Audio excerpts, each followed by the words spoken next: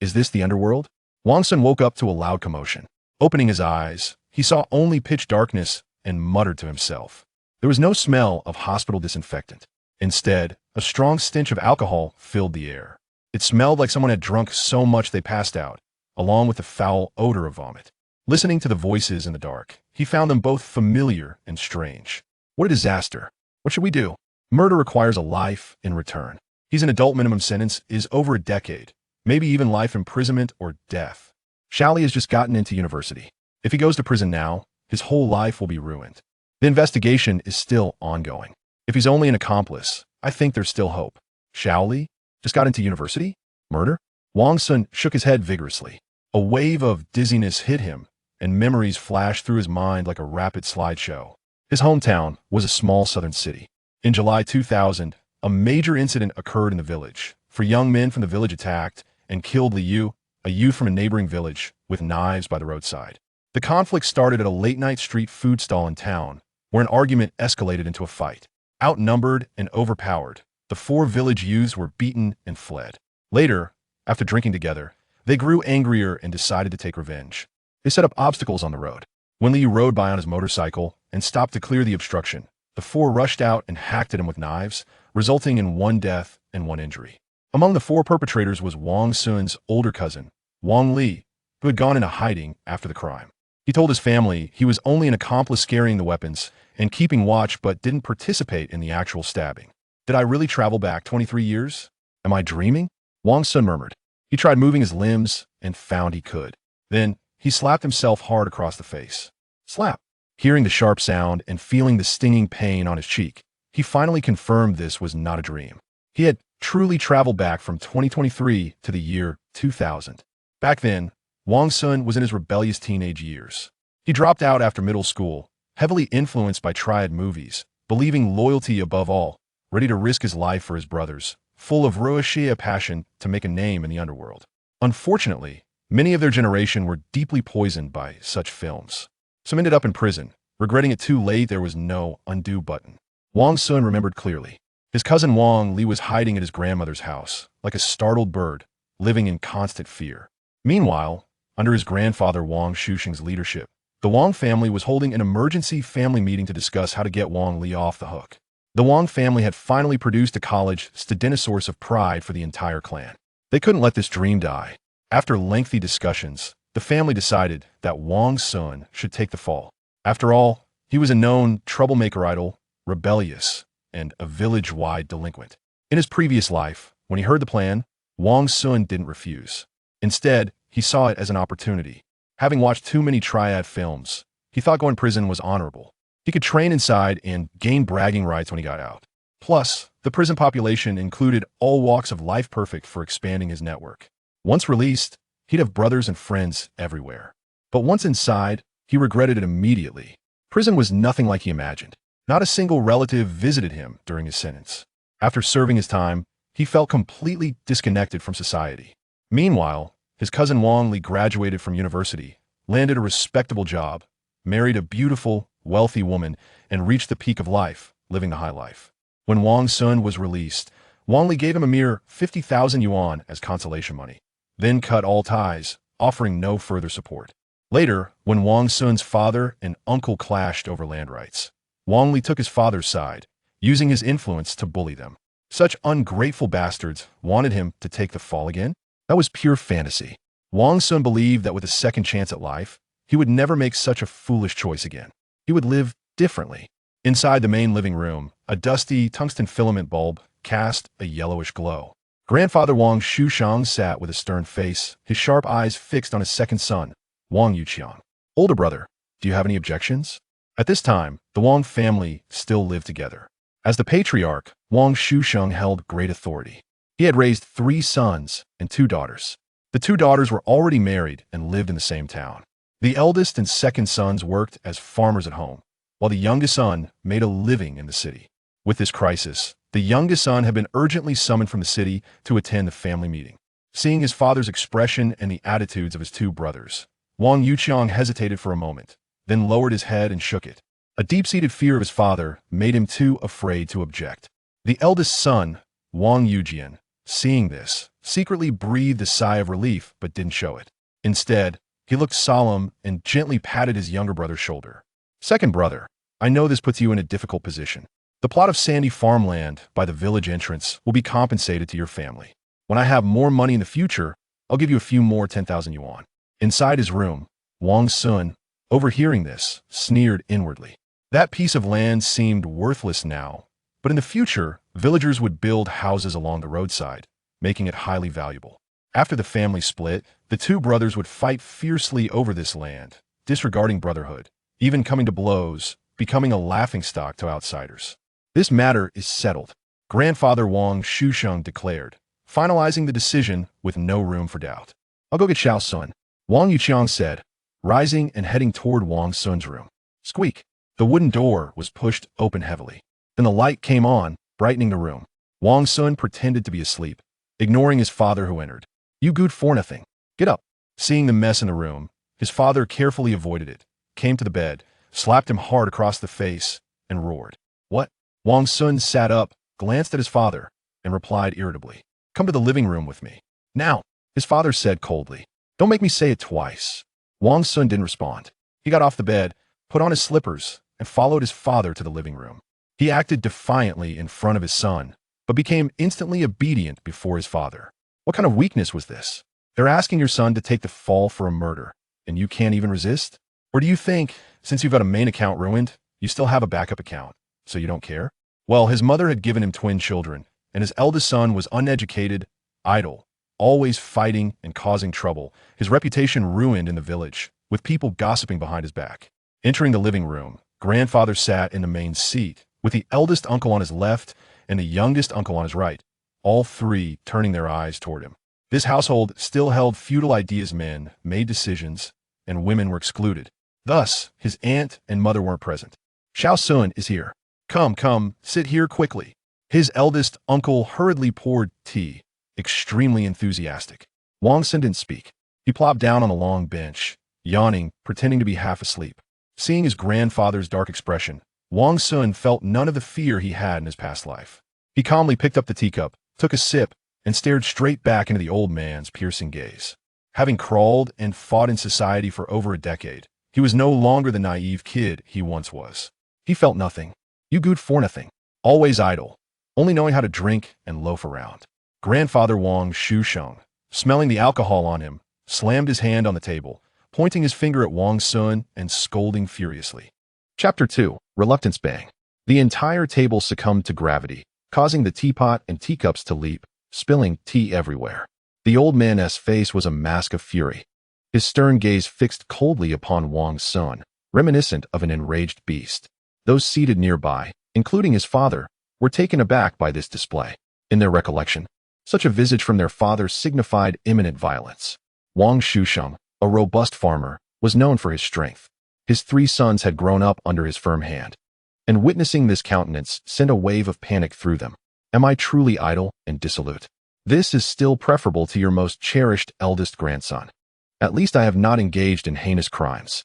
Wang Xun remarked lightly, setting down his teacup. Cousin Wang Li, the eldest grandson, was deeply favored by the old man in their three-generational household, receiving the finest food and ample pocket money. In contrast, Wang Xun often faced scoldings, and at times, a beating under the guise of educating the grandson.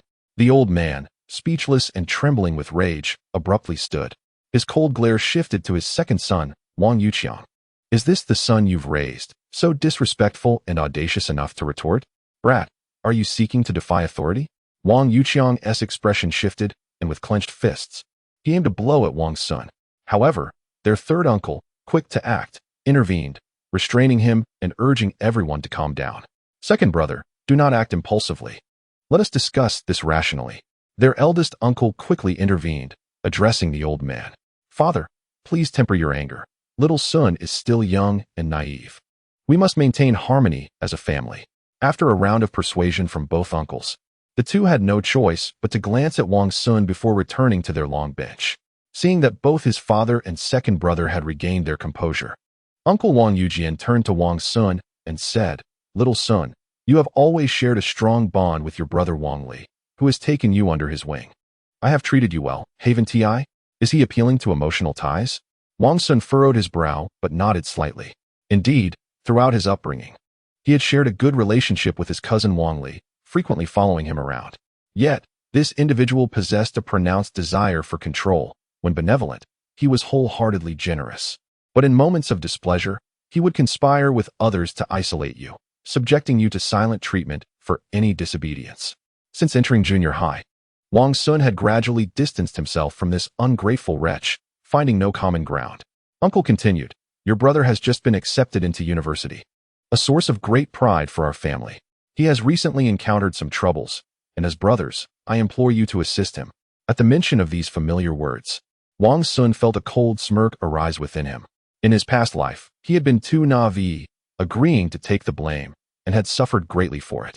Now, having been granted a second chance, he was not so easily deceived. No matter how eloquently they spoke, he would not acquiesce. Wang Xun's expression remained impassive as he took a sip of tea to moisten his throat. "Uncle, I am indeed idle and unproductive. I fear I cannot be of any assistance. You might want to seek someone more reliable." With that, he cast a glance at the old man. The old man wore a grim expression, yet refrained from striking the table again. With a cold snort, he turned his head away. No, Xiao Sun. Only you can assist in this matter. Your brother has gotten himself into trouble, associating with a group of ruffians and committing violence. If he is apprehended, his life will be ruined. Your uncle has always treated you well, hasn't he? Now I implore you to save your elder brother." As he spoke, Uncle Wang rose and shifted his stool, feigning an intention to kneel before Wang Xun. However, Wang Xun showed no inclination to assist him and continued sipping tea, his face devoid of any expression. Observing this, Uncle Wang Yujian was slightly taken aback. Contrary to his expectations, Wang Xun did not offer support to prevent him from kneeling. Cursing inwardly, he glanced at his father and brother, ultimately succumbing and kneeling heavily.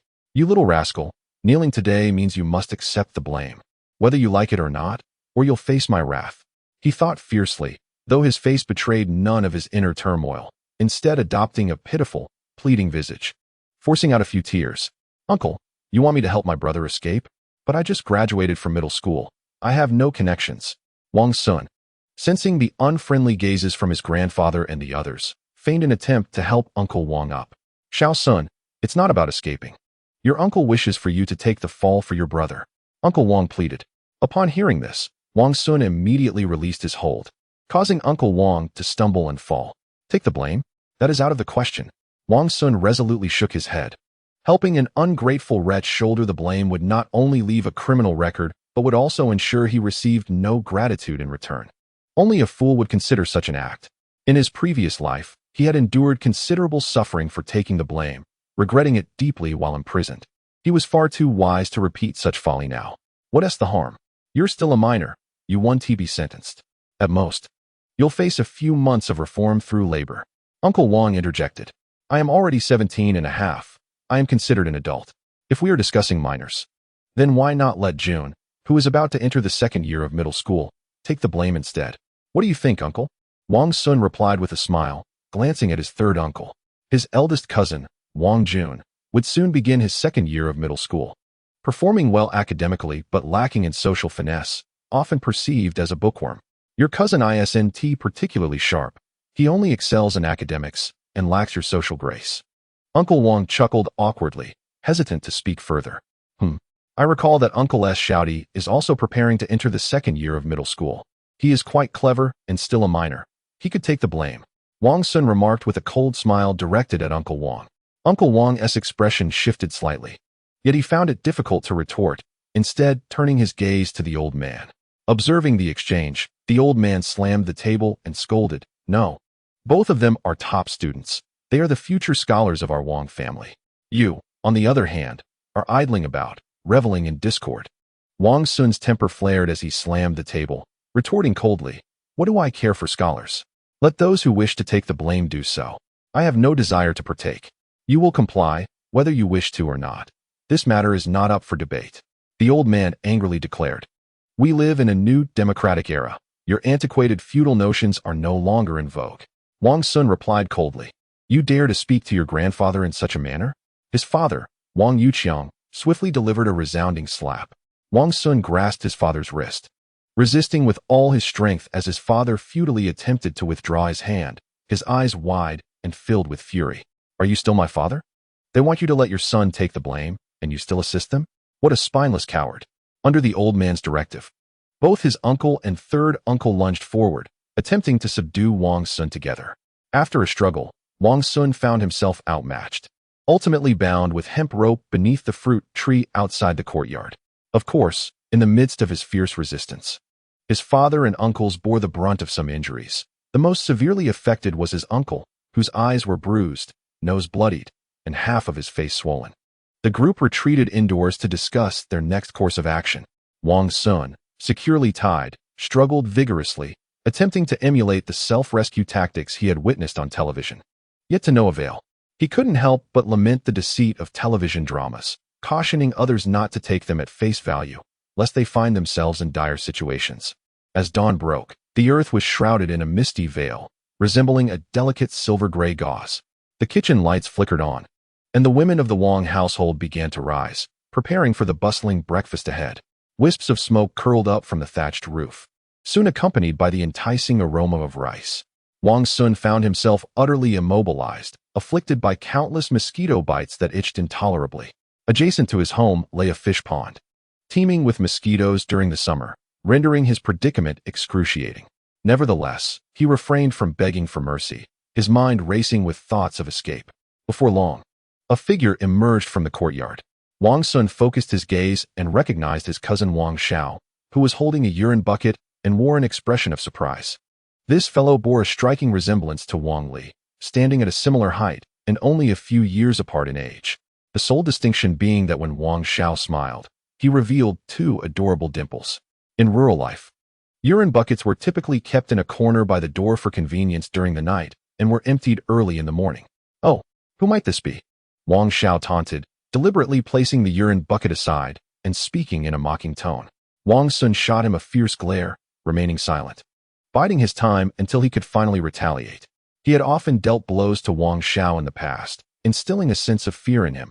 However, after Wang Xiao grew taller and stronger upon entering junior high, Wang Li had become wary and no longer dared to provoke him. Noticing Wang Xun's silence, Wang Xiao maliciously tipped the contents of the urine bucket toward his cousin's feet, intent on causing disgust.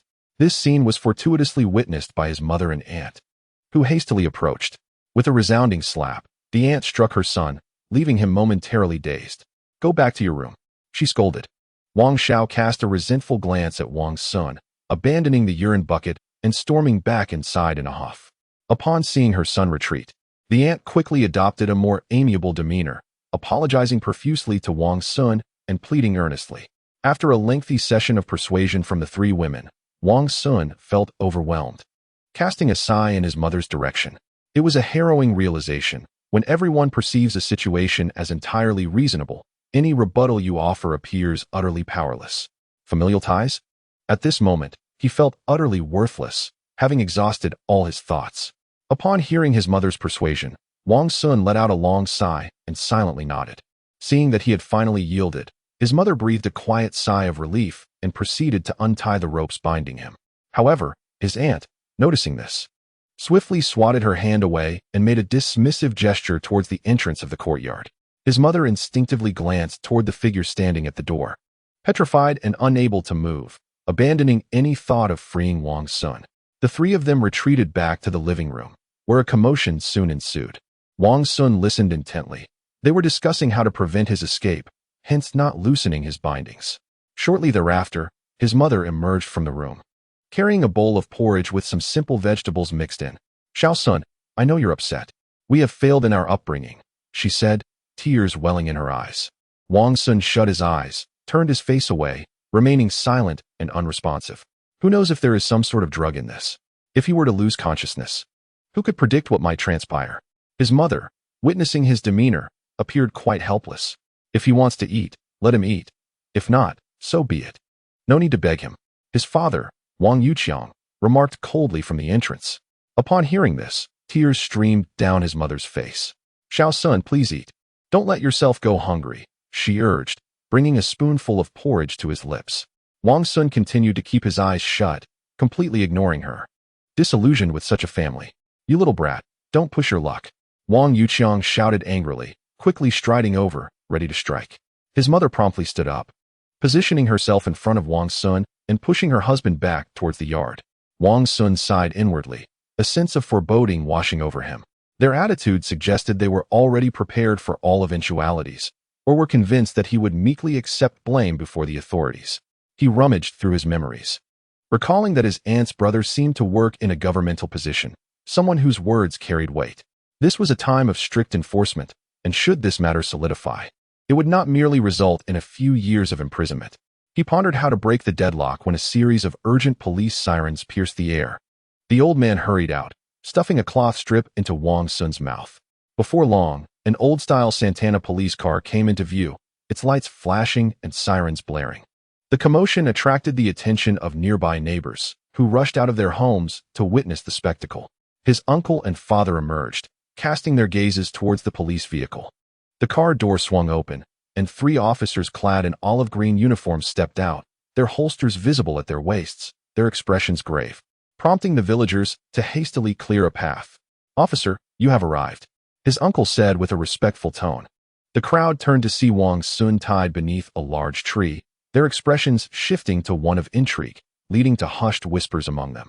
The old man, noticing this, shot Wang Xun a warning glare and, with a forced smile, addressed the 4 officers. "Officer, this scoundrel has committed a heinous crime.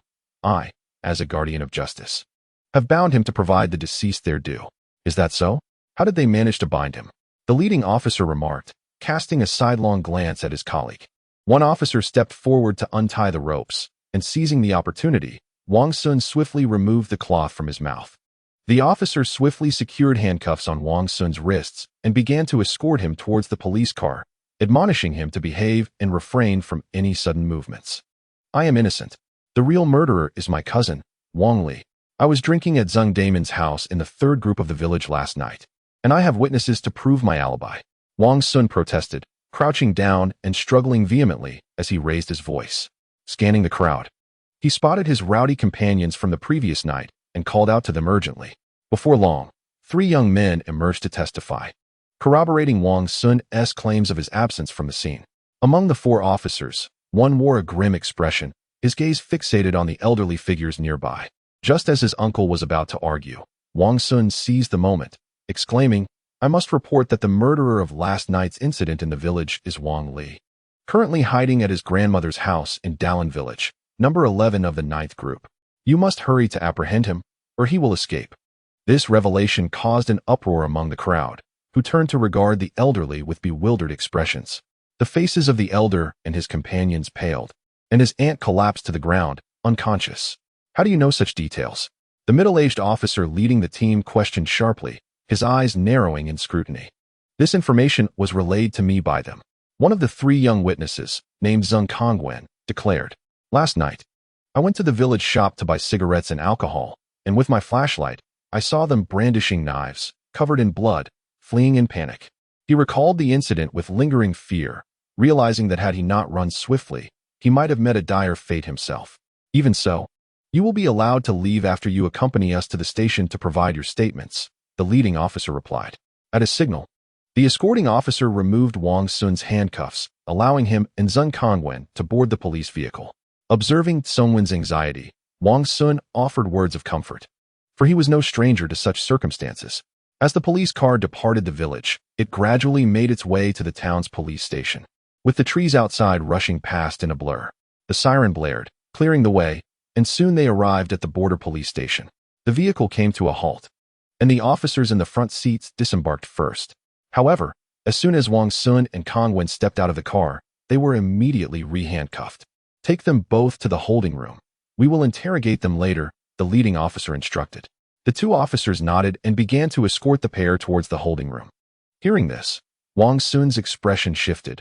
He pondered whether they intended to use him and Kongwen as scapegoats or if he was indeed trapped in a web of deceit. "What does this mean?" he demanded loudly. "You can leave when we say so. There's no need for all this chatter," the officers replied sternly, pushing Wang Xun and Kongwen forward. Just then, a Santana police car drove in, coming to a stop as 2 individuals emerged from it. The 2 individuals in question, both in their early 30s, sported neatly trimmed crew cuts. Although they were not clad in police uniforms, they exuded an air of competence. Upon seeing the tall officer among them, Wang Xun recalled that this was the policeman dispatched by the Municipal Bureau to oversee the investigation of a murder case. This assignment was meant to provide him with practical experience and enhance his credentials, as he came from a well-connected background. In a previous life, he had foolishly taken the fall for his cousin, having been interrogated multiple times by this very officer to confirm whether he was indeed a scapegoat. Now, seeing him again, Wang Xun felt as though he had grasped a lifeline and called out urgently, "Officer Yang." Wang Xun's voice was naturally loud, and his shout immediately drew the attention of both officers. The two policemen escorting them paid no heed to Wang Xun's plea and continued to shove him toward the holding room. "Wait." Officer Yang and his companions swiftly approached to block their path. "Officer Yang, these are two petty thugs we just apprehended, and we are taking them to the holding room," one of the escorting officers, who was dark-skinned, announced. With their hands restrained behind their backs, Wang Xun and his companion felt a sharp pain as they were roughly pushed. A clear warning to remain silent or face dire consequences. "Did you just call for me?" Yang asked, curiosity etched on his face as he scrutinized Wang Xun. "Yes. Officer Yang, my name is Wang Xun, a villager from Daxican, and I wish to report the murderer responsible for the homicide at the village," Wang Xun replied earnestly.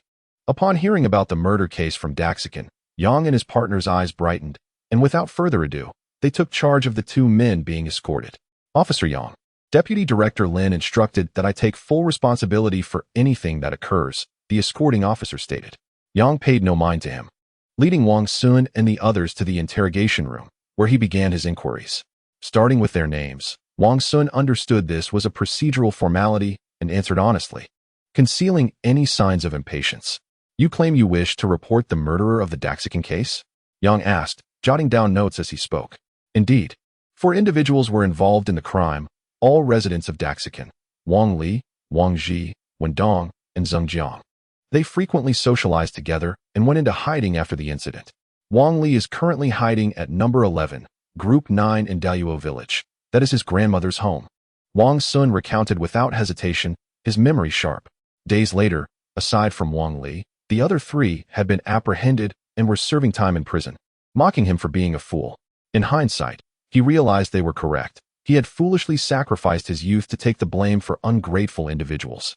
"How do you know all this so precisely?" Yang countered, skepticism evident in his gaze.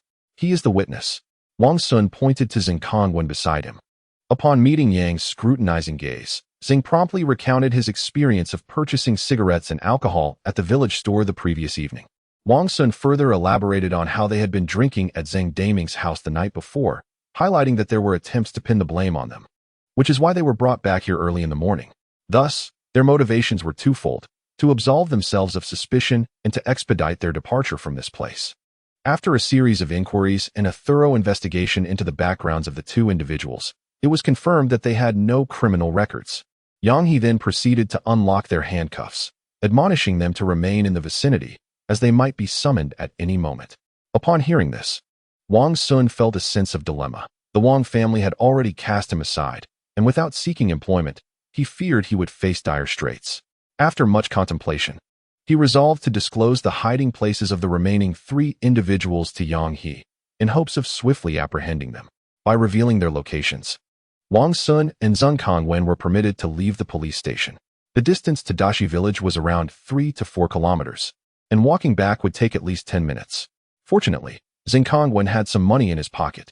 The two made their way to a nearby bus station and quickly found a tricycle, returning to Dashi village in no time. As they entered the village, Wang Xun caught sight of his cousin, Wang Xiao, playing with the local children from a distance. Without a moment's hesitation, he approached and delivered a sound thrashing, causing the boy to wail in distress. After dealing with him, Wang Xun headed straight home. Upon stepping into the courtyard, he heard his grandfather and uncles conversing in the living room. Opting for the back door to avoid the main area, he entered his sleeping quarters and packed a few articles of clothing into a bag, ensuring he had his identification before making his way outside. "You have the audacity to return?" His grandfather, Wang Shusheng, had sharp eyes. Upon seeing Wang Xun, he sprang to his feet, slamming the table and reprimanding him. Wang Xun merely scoffed, disregarding the old man's ire as he continued toward the exit of the courtyard. "Where do you think you're going? Stop right there." His father, Wang Yuqiang, stormed out, followed closely by his uncle, who appeared ready to resort to violence. Wang Xun halted, turning to regard his uncle with indifference, his eyes narrowing slightly as he revealed a glinting object from his pocket. At that moment, his grandfather and third uncle and aunt emerged, their expressions betraying a chilling indifference. Let him go, second. The Wang family will have no such person from now on. You insolent wretch, his grandfather bellowed, seething with anger. This family, with its skewed values, is one I refuse to be a part of, Wang Xun retorted coldly, striding away from the village without a backward glance. After taking a few steps, he paused to address his father and third uncle. Father, third uncle, seeing how biased grandfather is towards uncle, I advise you to partition the family promptly. Otherwise, all the benefits will be monopolized by uncle's household, and you will have no grounds for complaint. Do not regret it. Observing the grim expressions on their faces, he turned away, a cold smirk playing on his lips, and continued his path forward. Behind him, he could hear the furious voices of his grandfather and uncle, though none dared to pursue him. As he departed, he had taken a knife with him, revealing it earlier as a means of intimidation. There was no other choice. Should his uncle resort to violence, he would be at a disadvantage, and thus he wielded this as a deterrent. When he reached the spot where he had earlier assaulted his cousin, he found the boy still sitting on the ground, crying. Wang Xun delivered a kick to his chest, sending him tumbling backward. The boy, upon rising, grabbed a piece of broken brick, intent on retaliating. Wang Xun showed no leniency. He snatched the brick from the boy's hands, seized him by the throat, and delivered several resounding slaps, leaving his face swollen and bruised. After discarding the boy, he made his way directly to Zhang Tsungwen's home. Wang Xun's parents were both working away from home, leaving him as a left-behind child, dependent solely on his grandparents. He intended to stay at their home for a couple of days, waiting for his cousins to be apprehended before venturing into the city to seek a livelihood. His reputation in the village was tarnished, and having been cast out, he was reluctant to remain a dependent in such a place. There was a risk that if any poultry or other livestock went missing in the village, or if his home were to be burglarized, he could be unjustly blamed. Son. At that moment, a familiar voice called from behind him. Chapter 5. The Foolish Filial Piety of a Father. Wang Xun instinctively turned to look back, spotting his mother hurrying towards him. Years of toil in the fields had etched numerous wrinkles upon her face. Her eyes were red and swollen, clearly having been recently wept. Wang Xun glanced behind her, seeing no members of the Wang family following, and he repressed his cold demeanor, forcing a smile. Mom, what brings you here? My child, I know you have suffered, his mother replied, dabbing her tears. She had married into this place from a distant city, her hometown hundreds of kilometers away, and without family support, she was forced to endure the whims of her in-laws. His mother was not favored in this household, primarily because they had initially wished for Wang Xun's father to marry a wealthy widow from the city, thus opposing their union. Wang Xun's two aunts had married affluent men, one a widower and the other a respectable individual. In contrast, the wives of the first and third branches of the family hailed from influential families, with many holding positions of authority in the county town. From these circumstances, it was evident that his grandparents were rather superficial. Wang Xun understood that his aunt's family wielded considerable power locally, and given that the Wang family had finally produced a college graduate, it was unlikely that his grandfather would allow anything to thwart his future. Therefore, he believed his cousin Wang Li would be safe. The only secure choice now was to leave this small town behind. Mom, Wang Xun began to explain, but she interrupted him. I know you are suffering. Take this money and lay low for a while. Once your father has calmed down, you can return. His mother, glancing around cautiously, pulled out a crumpled stack of bills from her pocket and pressed it into his hands.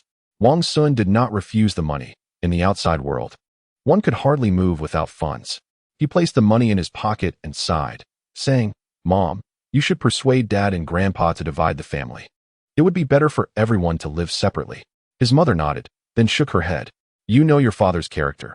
He would never agree to such a division. Mom, I am doing this for the sake of our family. Grandpa has always favored the first and third branches and disregards our contributions, Wang Xun replied helplessly. Before he could finish his sentence, a furious voice erupted nearby. You scoundrel! How dare you speak such words?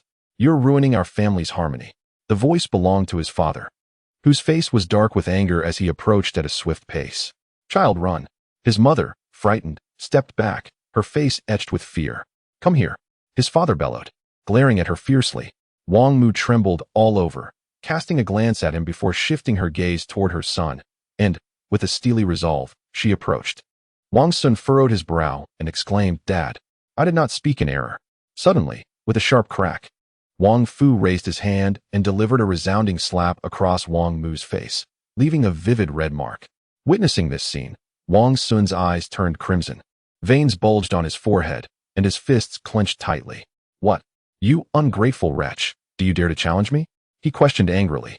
Wang Mu rushed forward, positioning herself protectively in front of her son, casting a fierce glare at her husband. "Humph!" Wang Fu snorted, nostrils flaring as he glared at his wife, declaring, "Do not shield him, this wretched spawn. Today, I shall make you pay dearly." With that, he forcefully shoved Wang Mu to the ground and lunged at Wang Xun, raising his hand to strike his son's face. Quick as a flash, Wang Xun seized his father's wrist, twisting it behind him, rendering him immobile, and retaliated with a stinging slap. "How dare you strike your father?" Wang Mu rose and reproached her son. Wang Xun looked at his mother, exuding a sense of helplessness as he replied, "Mother, he dared to strike you. You scoundrel."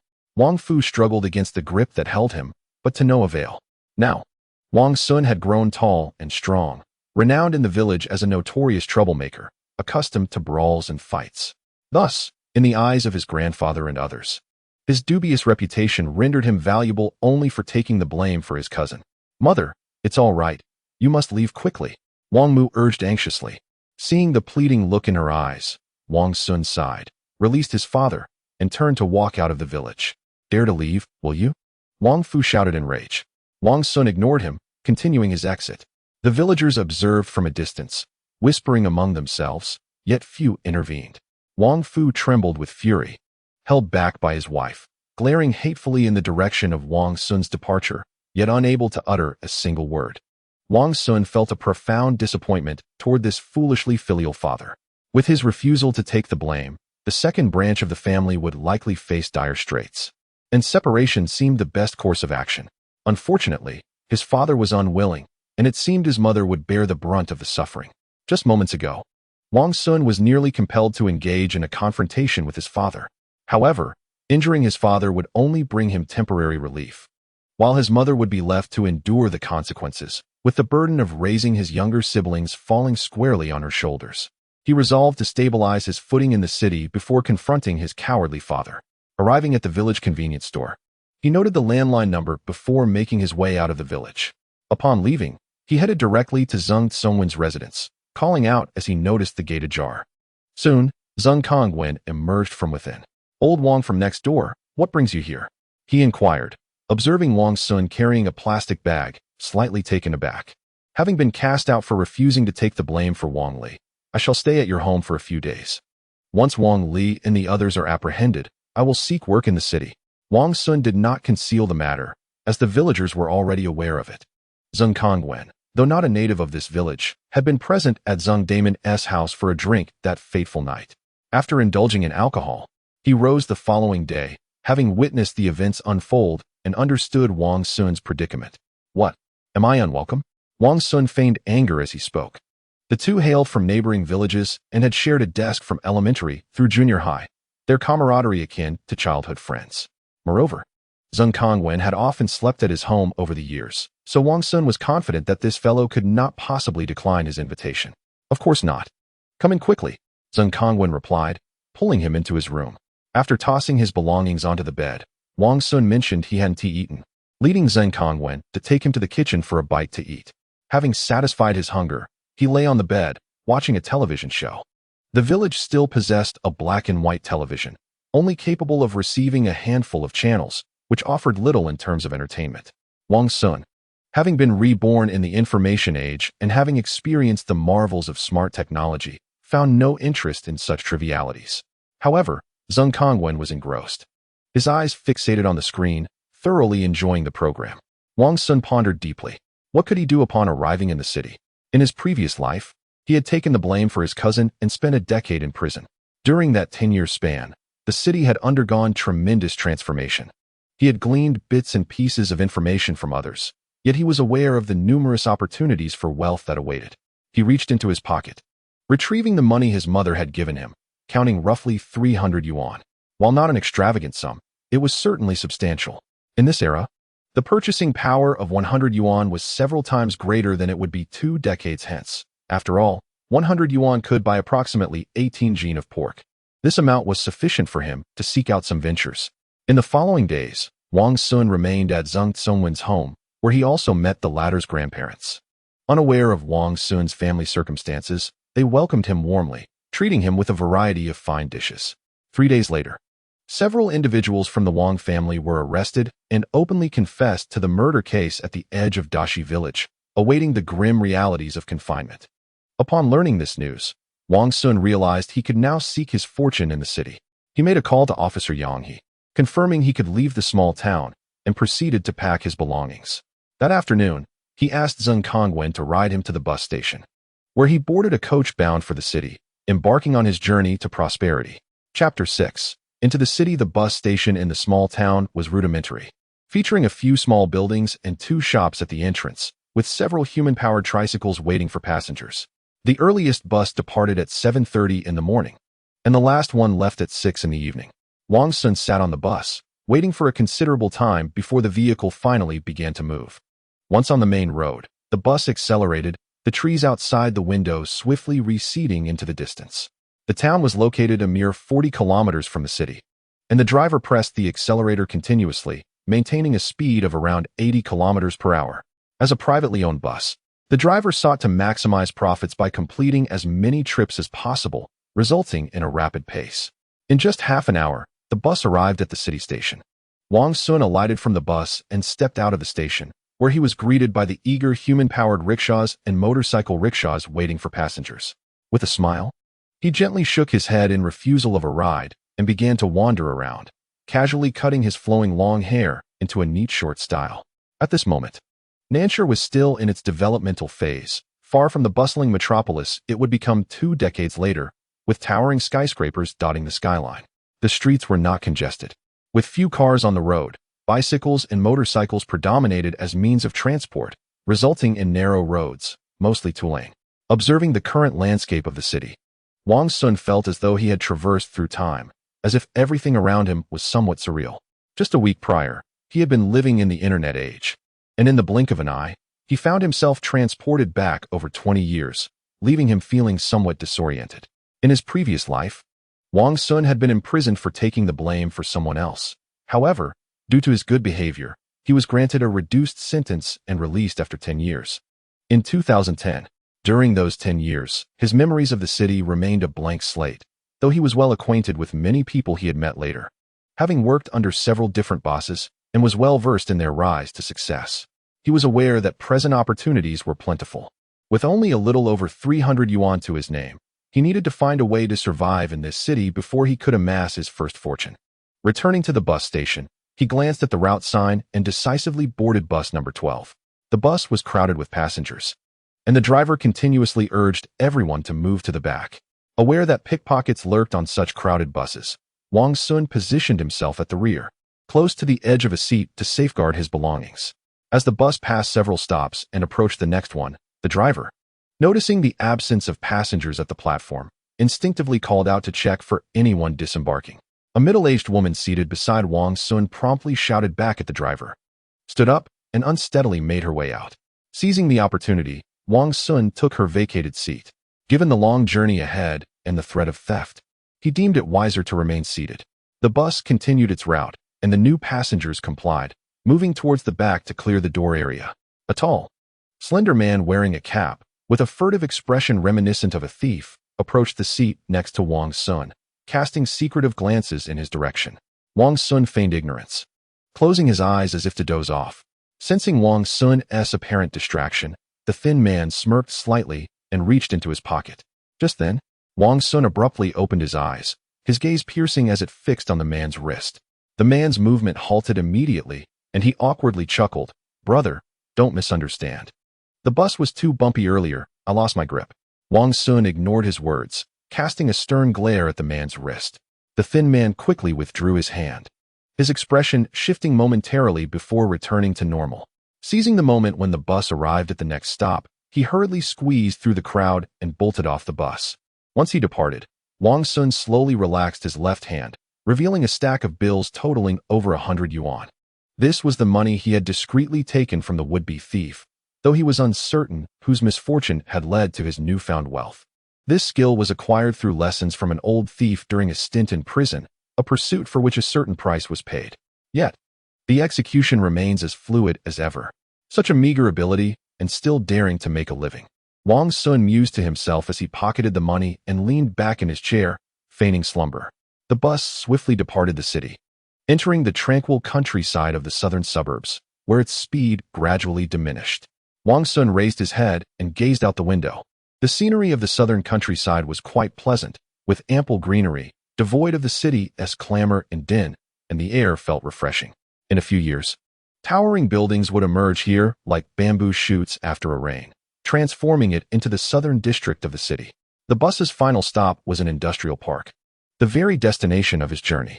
Passengers disembarked one after another, and although there were pickpockets at work, Wang Xun chose to remain uninvolved in the outside world. Blending in was akin to paying for experience. After a full hour, the vehicle arrived at its terminus, leaving him as the sole occupant. How desolate it was. Stepping off the bus, he was greeted by stretches of barren land, with only a few factories scattered about, rendering the area almost deserted. This locale bore little resemblance to what it would become in a decade, a transformation that promised to be monumental. At present, the industrial park was newly established. The municipal government was actively soliciting investments, having opened only a couple of factories, with many yet to break ground. A decade later, this place would be bustling with various factories, complemented by food streets and supermarkets, offering a complete array of amenities. Yet now, apart from the desolation, there was naught. Typically, some residents would inhabit such areas, but presently, not even a shadow could be seen, likely due to relocation. Wang Xun scanned the surroundings, his gaze settling on the pristine factory several hundred meters away. He wondered if this place would become pivotal for his future endeavors. In a previous life, he had met a businessman who recounted how he had amassed his wealth by selling breakfast from a stall at the factory gate, gradually expanding his enterprise until he possessed millions in savings and numerous real estate holdings. This thought brought a smile to Wang Xun's face as he began to contemplate his own path. If the man had spoken truthfully, he ought to be the proprietor of a breakfast stall here now. This new factory, devoid of surrounding shops, relied entirely on mobile vendors pushing carts to sell at its entrance. Observing the factory's considerable scale, with thousands of employees, he saw potential for small business ventures. Approaching the factory gate, he noticed the absence of mobile vendors, but did not display disappointment. Upon reaching the security hut, he saw a middle-aged guard leisurely reading a newspaper. "Hello, sir. May I inquire if your factory is still hiring?" Wang Xun asked with a smile. "We're fully staffed, not hiring anymore," the guard replied curtly. Casting a glance at Wang Xun, "Do you happen to know where there are rental properties nearby?" Wang Xun, feeling at ease, offered the guard a cigarette. The middle-aged guard, recognizing Wang Xun's savvy, accepted the cigarette, noted its quality, lit it, and exhaled a puff of smoke, thus opening up a conversation. Through their exchange, Wang Xun gleaned information about the factory, named Jeddah, which had recently opened and operated on a two-shift schedule. After a series of significant events, the workforce has dwindled to approximately 3,000 employees. The factory boasts a large cafeteria, categorizing it as a medium-sized establishment. The schedule for breaks is fixed. Typically, day shifts commence at 7:30 in the morning, with employees released from the workshop at 11:30 for lunch, and the evening shift concludes at 7, while the night shift allows for dinner at 10:30. The factory features two entrances, one for employee access and another for the ingress and egress of goods. Currently, there are no job openings here. However, there is a shoe factory nearby that you might consider, suggested the security guard. "Thank you, my friend." Wang Xun expressed his gratitude, handing the guard a pack of cigarettes before hastily making his way to a nearby village to secure a place to stay. Chapter 7. Renting a room, how hasty. Wang Xun muttered to himself. Traversing through a grove, he could discern a small village approximately a kilometer ahead. Looking back at the factory, it was indeed a full kilometer away. Residing in this village would entail a trek of at least 2 kilometers. The security guard had mentioned another village nearby, but the dense woods posed safety concerns, making this village a more viable option. With the sun setting and dusk approaching, Wang Xun was reluctant to waste time in back-and-forth travel, as he would otherwise be forced to spend the night outdoors. Steeling himself, he proceeded toward the village. After about 15 minutes of walking, Wang Xun finally arrived at the village entrance, where he noticed several houses available for rent, with prices varying widely. One entire courtyard was available for merely 100 yuan per month. As he ventured deeper into the village, he spotted a sign hanging from a tree that piqued his interest, prompting him to approach it. "Young man, are you looking to rent a room?" inquired a cheerful elderly woman with a head of white hair. Wang Xun nodded in response. The woman scrutinized him for a moment and, sensing he was not a stranger, asked, "Young man, I see you're from around here. Are you working at a nearby factory?" Wang Xun nodded again, opting not to elaborate, as revealing his lack of legitimate employment might dissuade her. "If you're interested in renting this house, it will cost you at least 200 yuan a month," the elderly lady stated. 200? Wang Xun exclaimed in astonishment. "You could easily demand more, yet you charge for a room." It was the year 2000, and he was taken aback by the steep price for a mud brick house. Upon closer inspection of the sign, he noticed an additional character that indicated a lower price. He couldn't help but marvel at the lady's cunning. She was playing word games. "Young man, look around. What other rental houses in this vicinity offer more than one room? I have an entire courtyard available, but we must negotiate if you wish to rent it." She elaborated. "Do you have anything more affordable?" Wang Xun inquired tentatively. "Affordable? Certainly." The elderly woman nodded. "This is a small courtyard in the village, comprising 3 tiled rooms with kitchen and bathroom facilities. The price naturally won't be too low. Typically, it remains unoccupied unless rented jointly or for a family. Could you show me?" Wang Xun asked. "Of course." The woman responded enthusiastically, leading the way as Wang Xun followed her, walking approximately 100 meters before entering a large courtyard. Within the premises, there were 5 large tile-roofed houses, while the others remained securely locked. Only one modest, low-roofed house was ajar. "This one is the cheapest, at 50 yuan per month," the elderly woman remarked. A sense of disappointment filled Wang Xun's heart. Although the price was appealing, the lack of natural light and the dampness within suggested that prolonged habitation could lead to illness. "Are there any other options?" he inquired once more. "None left," the old woman shook her head.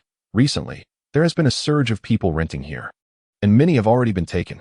"Well, let us have a look at that courtyard," Wang Xun suggested, after a moment of contemplation. He intended to inspect the house first and, if it proved satisfactory, negotiate the price with the elderly lady. "All right." She nodded in agreement.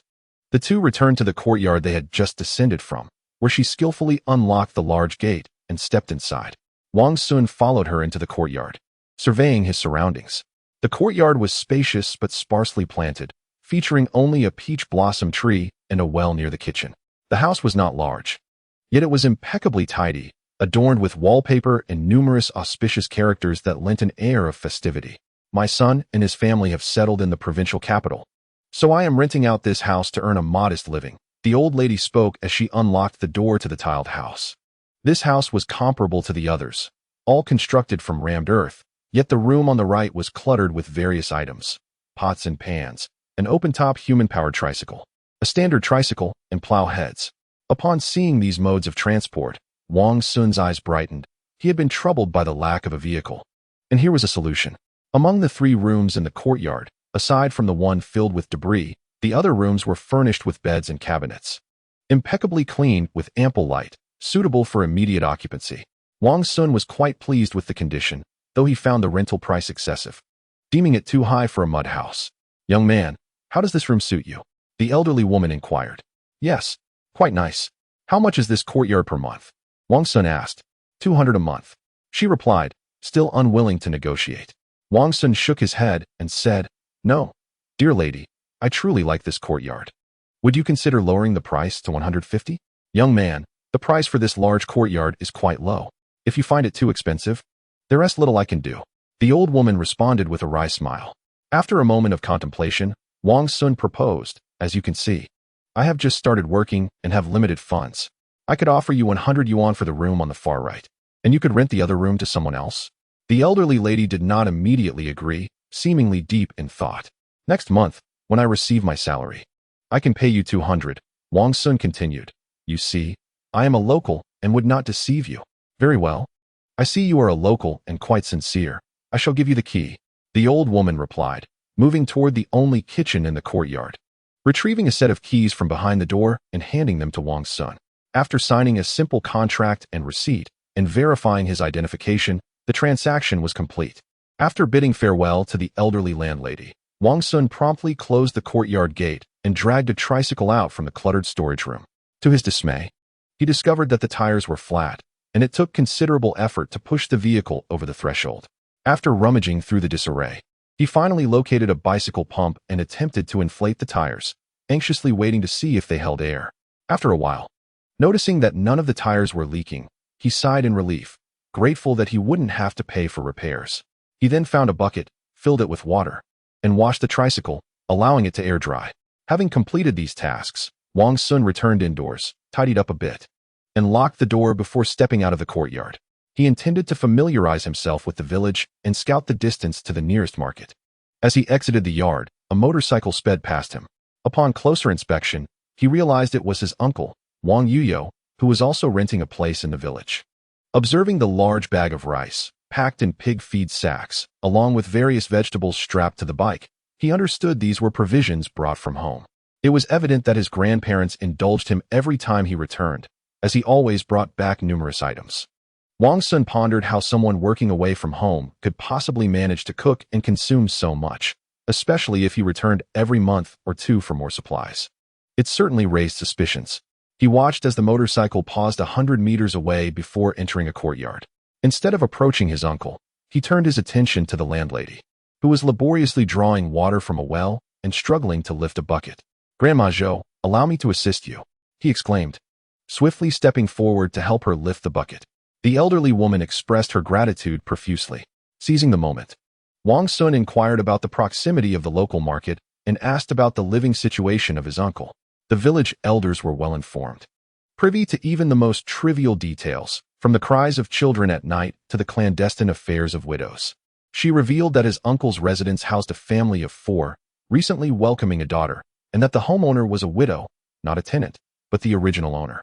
Wang Xun was taken aback, realizing that his uncle had become involved with a widow and fathered a daughter. It seemed that while the family flag remained steadfast, external affairs flourished.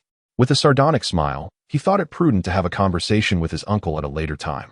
He found the prospect of holding this information over his uncle quite satisfying, and he anticipated the entertainment it would provide upon returning home with his earnings. As night had yet to fall, he rode the tricycle out of the village to explore the nearby market, intending to purchase some daily necessities and perhaps enjoy a dinner. Chapter 8. Investigation. The following day, as dawn broke, Wang Xun was awakened by the clamor of a clock being sold at the market. After a brief moment of disorientation, he leapt from his bed. Glancing at the time, he realized it was already 6:30. He hurriedly washed up and set off toward the entrance of the Jetta factory. Along the way, he observed workers heading to their jobs. Many rode bicycles, while only a few traveled by motorcycle. Wang Xun paid no heed to their peculiar gazes. After all, he was no longer the 17-year-old soul overly concerned with appearances. He mounted his tricycle and swiftly made his way to a spot just 100 meters from the factory entrance, where he secured his vehicle beneath a large tree before striding towards the gate. At the factory entrance, only 2 vendors offered breakfast, steamed buns, and various northern delicacies. Perhaps due to the lack of competition or the unpalatable fare from the factory cafeteria, these 2 stalls enjoyed remarkable business, with quite a number of patrons queuing for their meals. Both stalls were operated by couples, busily engaged in their trade, their hands deftly handling cash. Wang Xun recognized one of the breakfast stall owners as Liao Wan, who would become his boss 20 years hence. In this moment, Liao appeared youthful, free from wrinkles and lacking a beer belly, his physique rather lean and devoid of opulence. Who could have imagined that the future big boss would start his entrepreneurial journey selling breakfast at the factory gate? Though Wang Xun knew Liao Wan, the latter did not recognize him. Their destined encounter was inexplicably advanced in time. Wang Xun pondered that if he were to approach Liao Wan now and proclaim that in 20 years he would be a prominent figure in the city, Liao might very well consider him insane. At this juncture, they stood on similar ground. Wang Xun believed that his advantage of future knowledge would undoubtedly enable him to thrive, potentially surpassing Liao Wan. After observing the breakfast stall for an hour, he returned to his tricycle and departed. Upon arriving back at his rented room, he consumed his breakfast and resumed his slumber. By 11 o'clock, he ventured out again to survey the market at the factory entrance. Upon his midday arrival, Wang Xun discovered that Liao Wan and his wife were still operating their stall, now offering self-service fast food, with customers aplenty. It was evident that Liao Wen's ascent to becoming a big boss was no mere happenstance. It stemmed from tireless effort and hard-earned money. Most importantly, he was supported by a devoted partner, laboring alongside him without a hint of complaint. In addition to them, several mobile fruit vendors were present, attracting a fair number of buyers. Wang Xun understood their secret to wealth. They lured customers with prices below market value, often skimping on quantity. Those with a semblance of integrity weighed out 9 taels, while the unscrupulous offered only 7. As night fell, he returned to the factory entrance for further observation and noted the variety of food stalls selling snacks such as stinky tofu and barbecued treats. After approximately 7 days of continuous observation, he recorded the weekly foot traffic and discerned certain patterns. Business thrived from Monday to Saturday, while Sunday saw a marked decline in patrons. After these days of scrutiny, Wang Xun resolved to embark on his own breakfast venture. In his rented room, he compiled a list of necessary items and calculated the costs involved. Given his limited funds, he knew that every penny must be meticulously accounted for. Otherwise, he risked facing homelessness. He needed 2 large aluminum pots, a sizable iron wok, coal and a stove, folding tables and chairs, as well as rice oil and various seasonings. As Wang Xun gazed at the densely packed items on his list, he felt that a trip to the market would likely overwhelm even a tricycle. He pedaled his tricycle out of the courtyard and swiftly made his way to the market, located 4 kilometers away. After 2 consecutive trips, he had procured all the necessary items, leaving his money nearly depleted. After taking a brief respite, Wang Xun began to clean the pots and pans, subsequently heating a large iron wok. He tossed in some fatty pork to render out some oil, then meticulously brushed the wok inside and out before washing it again. In the following days, he embarked on a quest to perfect his porridge, striving to achieve a level of satisfaction that he deemed acceptable. In his previous life, having just emerged from prison, Wang Xun had undertaken numerous jobs to survive.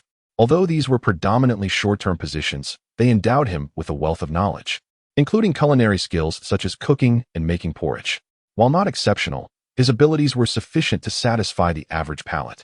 After approximately 3 days of experimentation, during which he concocted porridge a good 10 times, he finally managed to replicate the flavor reminiscent of the breakfast shops in the city from his previous life. Wang Xun knew he was ready to set up a stall and conduct business. However, before doing so, he needed to address the issue of having small change, as it would be quite awkward if customers arrived to make purchases, but he had no coins to provide as change. Currently, his funds were limited, prompting him to seek assistance from his uncle, aiming to procure some financial support. After having dinner as night fell, Wang Xun ventured out of his courtyard towards his uncle's residence. After a few minutes of walking, he arrived at a spacious yard, where a dog barked incessantly. As he scrutinized the yard, he concluded that this household was relatively well off. The yard was expansive, featuring several fruit trees, a cemented ground, a small 2-story prefabricated building, and even a kitchen constructed from blue bricks and large tiles. His uncle's motorcycle was parked in the yard, and he distinctly remembered the license plate number. There was no chance of error. "Who are you looking for?" A boy of around 10 years old emerged, sizing up Wang Xun with a shy inquiry. "I seek your elder." Wang Xun responded with a smile. The boy, upon seeing Wang Xun enter, dared not obstruct him and merely called out for his mother. Upon hearing the commotion, a woman in her 30s emerged from the house, cradling an infant. Dressed in simple loungewear, with a fair complexion and a tall stature, she possessed a grace surpassing that of his aunt. Though she appeared to be an ordinary woman, her bright, keen eyes betrayed her as a shrewd and capable individual. She regarded Wang Xun with a cold gaze and inquired, "Who are you looking for?" Wang Xun replied with a smile, "I am Wang Yuyo's nephew." "Wait here," she retorted with a dismissive huff before turning back into the house. After her departure, Wang Xun stood in the yard for a moment before hearing footsteps approaching. Soon after, his uncle emerged, clad in shorts and a long shirt, wearing slippers, with damp hair that suggested he had just bathed. Upon seeing Wang Xun, he froze momentarily, his expression shifting, but he quickly regained his composure. He cast a cursory glance at Wang Xun and inquired coldly, "Do you need something?" Noting his uncle's unfriendly demeanor, Wang Xun suppressed a sardonic smile and replied, "Indeed. I have matters to discuss." His uncle chuckled, "I can't afford the burden of having you as a relative. We have little to do with one another." With a sardonic chuckle, Wang Xun dismissed his interlocutor, striding directly into the house. His third uncle, infuriated by such insolence, bellowed, "Hey, halt right there." Wang Xun paused, turned, and squinted at him, asking, "What? Do you wish to engage in a confrontation?" The third uncle, seething with anger at Wang Xun's arrogance, took a deep breath to regain his composure, retorting coldly, "Have you forgotten your current predicament? Swept out like refuse, struggling to make ends meet. And yet you come to your third uncle to beg for a few $100s. Wang Xun, with a smile, replied, "Dream on. You wish." The third uncle shouted furiously, "Were you aware that my cousin, whom I just saw, is rather plump and fair, resembling you quite a lot? I wonder if Aunt San at home is aware of this." Wang Xun sighed, eliciting a worried expression from his uncle. "What are you trying to do?" "Do not speak carelessly," the third uncle warned. "Considering your sincerity, $300 is not too much. If you refuse, I might have to return home and bow my head before grandfather to admit my mistakes if I inadvertently divulge this matter." Wang Xun shrugged nonchalantly. "Damn it." The third uncle gritted his teeth, conceding, "Fine. I will give you the money." He turned and re-entered the house, emerging moments later with 300 yuan bills adorned with the portraits of 4 great leaders. He handed the notes to Wang Xun, saying solemnly, "Take this, but remember, it is a one-time offer, and this matter must remain buried." "Generous of you, third uncle." Wang Xun accepted the money with a nod and strode away. "Bah." The third uncle spat on the ground, muttering curses as he watched Wang Xun distance himself, his face dark with rage as he concocted a plan to teach Wang Xun a lesson. Chapter 9. The first stall at dawn, precisely at 5 o'clock, the alarm rang. Wang Xun jolted awake, leaping from his bed. After freshening up, he busied himself with preparations. Following over an hour of diligent cooking, he finally produced 2 large pots of porridge, promptly followed by frying some dough sticks and stir-frying various pickled vegetables to accompany the porridge, allowing himself a moment's respite. As the sky brightened, he loaded everything onto a cart and, pushing it, set off toward the factory gate. The 2-kilometer journey proved laborious, taking nearly half an hour due to the cumbersome load. By the time he arrived, Liao Wen and his wife, along with another breakfast stall, had already established their setups, eagerly awaiting customers. Their surprise at Wang Xun's arrival was palpable. The previous division of 2 vendors had now transformed into a triad of competition. However, as the 3 stalls were spaced apart, there was little to discuss. Each vendor offered distinct fare and relied on their own merits to attract business. Wang Xun hung his sign, and immediately, customers approached. With only a few breakfast stalls at the factory gate, even the most delectable offerings could become tiresome, prompting a desire for variety. "How much is the porridge? What kinds do you offer?" 2 young men inquired after securing their bicycles. "Plain white porridge is 1 yuan, while lean meat porridge is 15 yuan, both served in large bowls. Dough sticks are 50 cents each, and pickles are complimentary," Wang Xun responded. Soon, the 2 individuals ordered 2 bowls of plain congee, accompanied by a generous serving of pickled vegetables, and settled at a nearby table to indulge in their meal. With their initiation, more patrons gradually began to arrive. Given the limited number of tables and chairs, many chose to squat by the roadside to eat, drawing numerous curious glances. "Today, let us forego solid food and nourish our stomachs with congee. Let us give it a try. It is quite affordable." Some workers, initially intending to visit Liao Wen's breakfast stall, changed their minds halfway and opted for Wang Xun's offerings instead, requesting 2 bowls of lean meat congee. Despite this shift, Liao Wen's stall remained bustling, showing no signs of decline in business. Observing this, Wang Xun grew increasingly impressed with both breakfast stalls. Their ability to recognize the business opportunity here highlighted their keen insight, enabling them to seize the moment and profit handsomely. After the workers finished their meals and returned to the factory, the crowd at the stall dwindled significantly. Seizing this moment, Wang Xun swiftly cleaned the bowls, rebagged the remaining items, and prepared for the next wave of customers. After a brief wait, the night shift workers began to emerge in a steady stream, a sight that seemed never-ending. Soon, these weary-eyed laborers dispersed towards the 3 breakfast stalls. Wang Xun, managing the stall alone, truly experienced the whirlwind of busyness, feeling as though his hands and feet were utterly insufficient. Before 8 o'clock, he had sold out of everything, including all the side dishes. Even so, there were still inquiries from potential customers, to whom he could only regretfully respond that he had nothing left. After packing up all his goods, Wang Xun pushed his tricycle back to his rental accommodation. Once in the courtyard, He unloaded the items and meticulously cleaned everything before breathlessly returning indoors.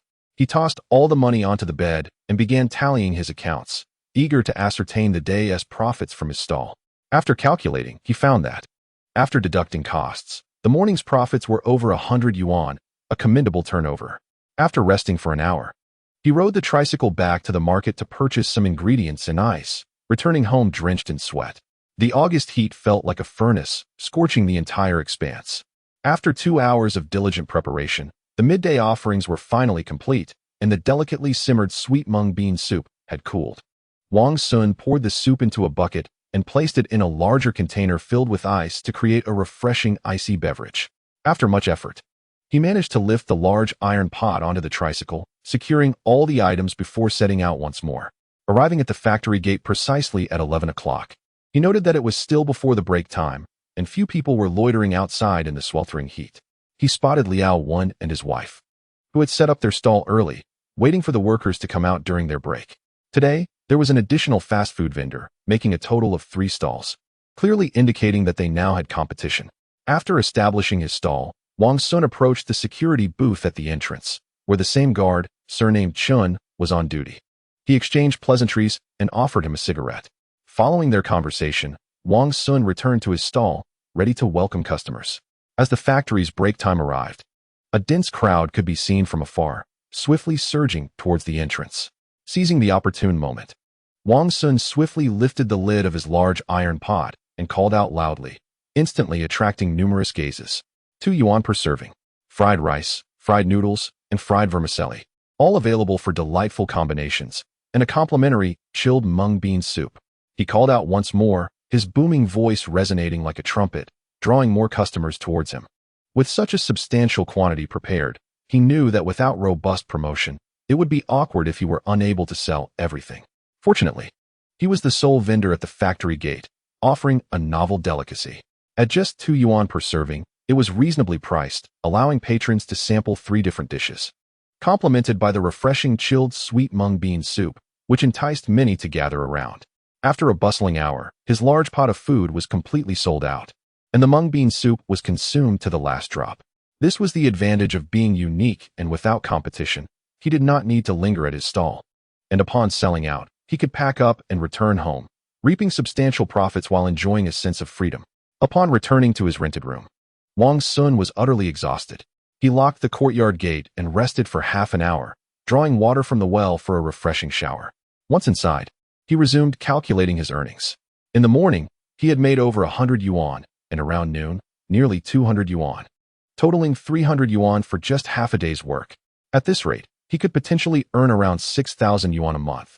However, he felt that this pace of earning was still too slow. He needed to set up his stall again in the evening, striving for a monthly income exceeding 10,000 yuan. Accumulating enough wealth would allow him to plan for other business ventures. Otherwise, solely relying on this labor-intensive work might lead to exhaustion and illness. He entered the kitchen to soak red beans, barley, and mung beans in warm water before returning to his room to set an alarm and catch up on sleep. He awoke around 6 in the evening, not to the sound of his alarm, but to the pangs of hunger that roused him from his slumber. Glancing outside, he noticed that it was still not completely dark, so he got out of bed, cooked dinner, and attended to other tasks. After satisfying his hunger, he began his preparations, and after an hour of diligent work, everything was ready for his evening stall. As night fell and darkness enveloped the village, devoid of streetlights, the surroundings were shrouded in shadows. Wang Xun, armed with a flashlight, slowly pulled his tricycle along the path. The village's dirt roads made it much easier once he reached the main road, requiring less effort to push. Unbeknownst to him, 2 young men, reeking of alcohol, emerged from the courtyard of his uncle and the widow's house, stealthily following his retreating figure. Chapter 10. The nightlife of the factory with a gentle puff. Wang Xun finally reached the main road, taking a moment to catch his breath before lighting a cigarette and leisurely proceeding forward. Ahead lay a small grove, once a camp for drug users, littered with discarded syringes. Generally, few would venture down this path alone at night. Unless in groups, one risked robbery or worse, their very lives. In the early 2000s, a severe crackdown had taken place, resulting in the apprehension of many criminals, including those with prior offenses and no connections, all taken away without exception. The surrounding security has remarkably improved, though the streets remain sparsely populated. This time, the cargo on the vehicle is minimal, requiring little effort to transport. Wang Xun hums a cheerful tune as he pedals his tricycle swiftly towards the factory entrance. In his view, evening business is the most lucrative. The factory is secluded, far from the city center, making round trips quite arduous. The employees residing in the factory dormitories, with disposable income and nowhere to spend it, naturally indulge in food and drink. Upon arriving at the Jeddah factory, he observes from a distance that the streetlights illuminate a bustling scene at the factory gate, filled with stalls and lively chatter. Most vendors operate open-air stalls, many selling food, creating a vibrant atmosphere. Arriving later than others, Wang Xun could not secure a spot directly at the entrance and had to set up his stall several dozen meters away. This time, he is selling sweet soups, with only 5 or 6 varieties available, which can be complemented with seasonal fruits, all at reasonable prices, giving him a competitive edge. In southern cities, sweet soups are immensely popular, often considered a late-night snack essential for romantic outings. The affordability makes it accessible to young consumers, akin to bubble tea. At the factory entrance, there is only one other vendor selling sweet soups, whom Wang Xun has patronized before. Their offerings were mediocre, resulting in lackluster business and a poor reputation. Once his sign was displayed, customers began to approach. Nearby, there was a stall selling roasted sweet potatoes and barbecued items, the enticing aromas drawing in a considerable crowd. "What is fruit salad?" 2 young women dressed in factory attire curiously inquired as they approached. Behind them, several young men in similar work uniforms, clearly suitors, lingered. Wang Xun's stall sign prominently displayed fruit salad and sweet soup, easily visible from afar, serving its purpose as an advertisement. It's a delightful combination of fruits and sweet soup, offering a unique flavor at an affordable price. "Would you care to try?" Wang Xun replied with a smile. "Are you buying?" asked the sweet-faced girl, looking back at her companions. "I'll treat." "Boss, 5 servings, please," proclaimed a tall young man with an air of extravagance. "Certainly," Wang Xun responded, opening several containers to reveal the fruits and sweet soups within. After inquiring about their preferred fruits and sweet soups, he prepared 5 generous servings with ample portions. The group was taken aback, thinking to themselves how generous the vendor was. Seated at a nearby table, they sampled the offerings and unanimously praised him. Wang Xun's portions were substantial and flavorful, surpassing those of the other vendor, making 1 serving here equivalent to 2 elsewhere. As it was his first time selling this delicacy, and he intended to continue for a considerable time, he understood the importance of establishing a good reputation to attract repeat customers, thus ensuring a sustainable business strategy. With the first customer served, more patrons began to approach. Although numerous food stalls operated at night, offering a plethora of choices, making it less straightforward to close up compared to morning and afternoon. Nonetheless, thanks to his unique flavors, Wang Xun attracted a steady stream of customers. Before the night shift workers could take their breaks, he had sold out of sweet soup and was able to pack up and return home. Throughout an entire day of relentless activity, Wang Xun felt no fatigue. Rather, he was enveloped in an indescribable joy. This was perhaps the delight of earning money, a promising future that filled him with vigor. After securing his valuable belongings and clearing away the surrounding debris, he leisurely made his way to the rented accommodation 2 kilometers away. Though it was just past 9 in the evening, not too late, he still needed to prepare a meal and set aside some food for the next day's lunch of fried rice. Rising at 5 in the morning left him with little time, compelling him to hasten home for a bit of extra sleep. As he walked for a while, he caught a glimpse of 2 young men on bicycles tailing him at a distance of several dozen meters. Wang Xun quickened his pace, curious to ascertain whether they were indeed following him. Observing his increased speed, the 2 cyclists responded in kind, pedaling vigorously to keep up. Realizing this, Wang Xun slowed down and came to a stop by the roadside, pretending to relieve himself. The bicycles whooshed past without any intention of stopping, disappearing into the nearby thicket. "Perhaps I was overthinking it," Wang Xun murmured to himself. Lighting a cigarette, he exhaled a few smoke rings to alleviate his tension. He chose not to resume cycling, instead pushing his tricycle slowly towards the woods. Upon traversing the thicket, he would only have to walk another kilometer to reach the village. This was Wang Xun's first nighttime journey along this path, and he was unaware if anyone lurked in the woods, waiting to ambush. Before setting out, he had placed a steel pipe on his tricycle for self-defense, to avoid falling victim to robbery. As he entered the thicket, The surroundings were eerily quiet. He shone his flashlight in every direction but saw no one. Remaining vigilant, he opted to ride the tricycle cautiously, fearing that someone might suddenly leap out, leaving him no time to escape. However, as he neared the edge of the woods, he spotted a bicycle parked in the middle of the path, with a figure standing ominously nearby. A chill gripped Wang Xun's heart. He scanned his surroundings and noticed another silhouette emerging from behind him. To his shock, the figure had concealed itself in the underbrush, evading the beam of his flashlight and executing a pincer maneuver. He halted his tricycle, gripping the steel pipe tightly, and focused on the individual ahead. The figure behind him advanced swiftly, closing within 3 meters. In an instant, Wang Xun brandished the steel pipe, turning to strike at the approaching assailant. With a resounding crack, the pipe struck the attacker's shoulder, and the sheer force sent him staggering back, accompanied by a cry of pain. Presumably, his arm was fractured, significantly diminishing his combat effectiveness. Seizing the opportunity, Wang Xun swiftly pivoted, swinging the steel pipe towards the other assailant who was now lunging forward. The second attacker hesitated, narrowly evading the blow, but then lunged at Wang Xun like a starving tiger. Wang Xun quickly sidestepped, bringing the pipe down heavily upon the assailant's back, eliciting a cry of anguish.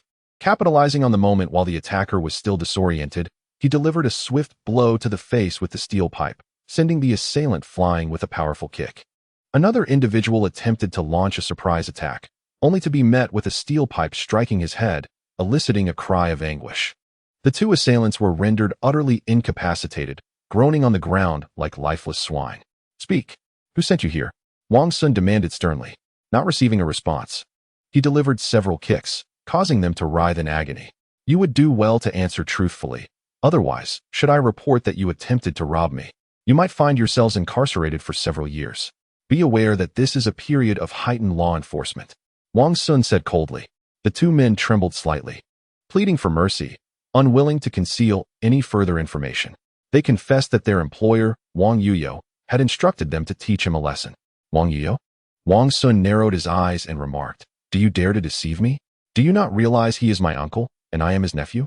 Upon hearing this, the two men were momentarily taken aback, unable to fathom that an uncle would send someone to chastise his own nephew. "This is the absolute truth. If we lie, may lightning strike us," they exclaimed. "Indeed, we swear it was he who sent us. If you doubt us, we can confront him in the village right now," they quickly added. Wang Xun pondered for a moment, feeling their words bore an air of authenticity. His uncle, feeling aggrieved from their previous encounter, had sought revenge. "Convey a message to him. I shall pay him a visit for a discussion," he declared ominously. The two men nodded vigorously, eager to appease this formidable figure.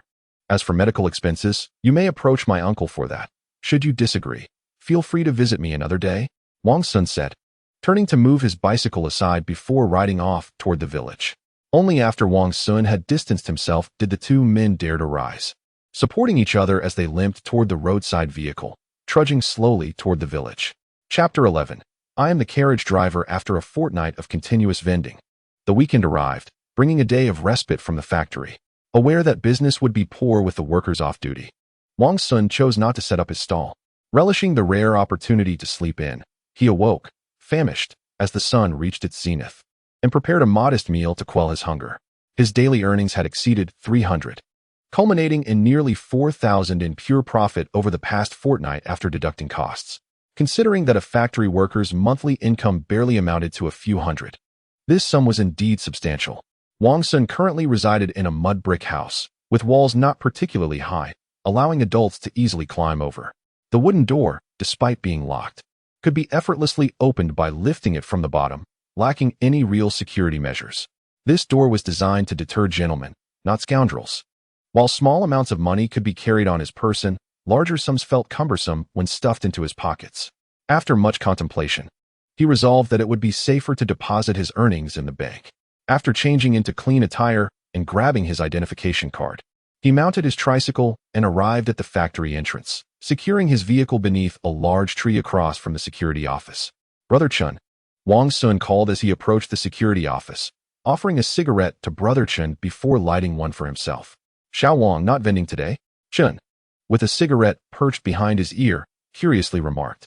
To him, this young man appeared to be the most industrious. tirelessly setting up his stall 3 times a day from dawn till dusk, showing no signs of respite. At times, he pondered whether to resign from his security job and venture into business, for although the work was easy, it offered meager pay, merely providing a sense of security. However, considering the hardships faced by his family, he dismissed such thoughts. It was the weekend today, and with the factory closed, business prospects were dim. "I think I shall take a day off and return to my stall tomorrow," Wang Xun said with a smile. He intended to park his vehicle here, ask the security guard to keep an eye on it, and then take the bus into the city to deposit his money in the bank. He would also take the opportunity to stroll around before returning, thus avoiding the walk back to his village. "Oh, I almost forgot. Today is the weekend. The factory seems to be closed for about 3 days." Chen mused. 3 days off? Wang Xun replied, somewhat surprised. "If I hadn't struck up a conversation, I might have ended up with unsold food tomorrow. Indeed, today is a day off, and tomorrow and the day after are inventory days at the end of the month. So the factory will be closed for approximately 3 days." Chen explained, gesturing towards the calendar hanging on the wall. Wang Xun followed his gaze and noticed a large paper calendar, with each day being torn off, a device sometimes utilized in rural areas for more practical purposes. "Thank you, Chen," Wang Xun said as he offered another cigarette before turning to leave. Chen felt a bit perplexed, about to speak, but noticed that Wang Xun had already walked away. Wang Xun hopped onto his tricycle and swiftly returned to his rented room, securing the vehicle before opening the left door. He pushed out the human-powered tricycle once used for transporting passengers, donned a woven straw hat suitable for rural labor, and set off towards the city. This tricycle had once belonged to the former landlord, who had used it for his livelihood. It was well maintained and, after inflating the tires, was still operational. With 3 days of not setting up a stall, Wang Xun felt the urge to keep busy and experience the life of a rickshaw puller.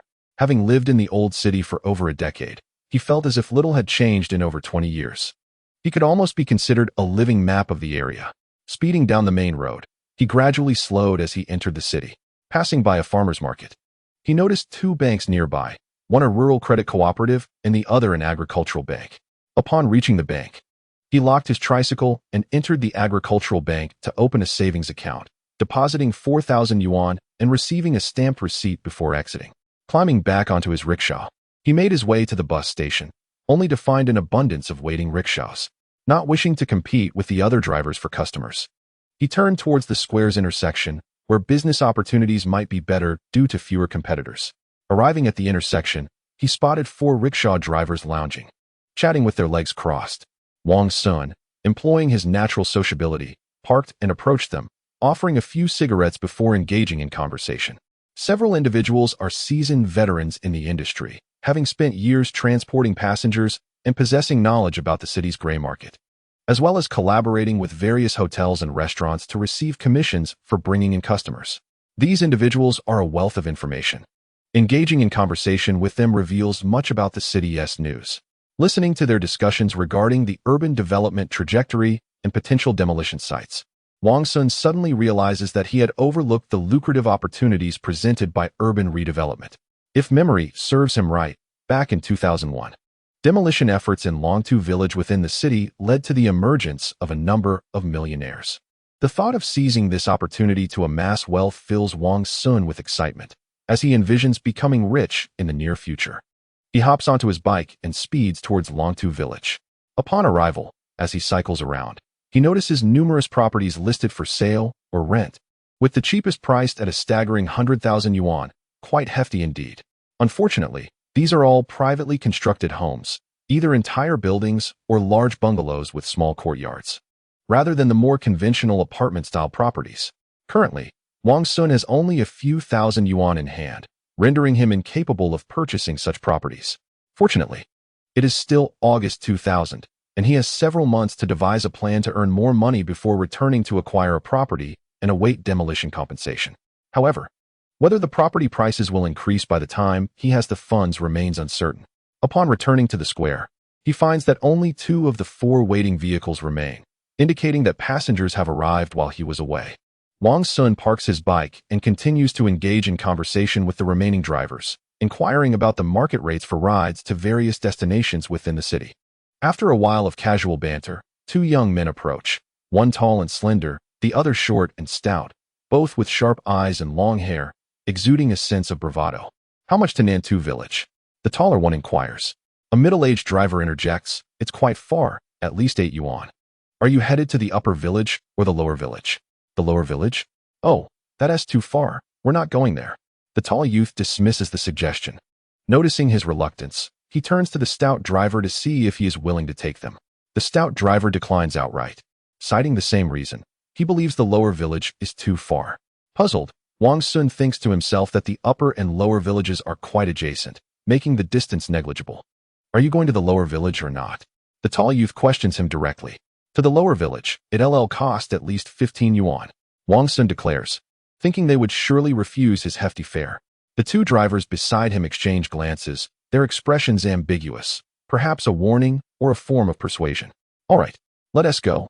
We're in a hurry, the tall youth responds, gesturing for his companion to board Wang Xun's vehicle. Surprised, Wang Xun hadn't anticipated their acceptance. Noticing the two drivers still exchanging looks, he nods and insists on collecting the fare before departing.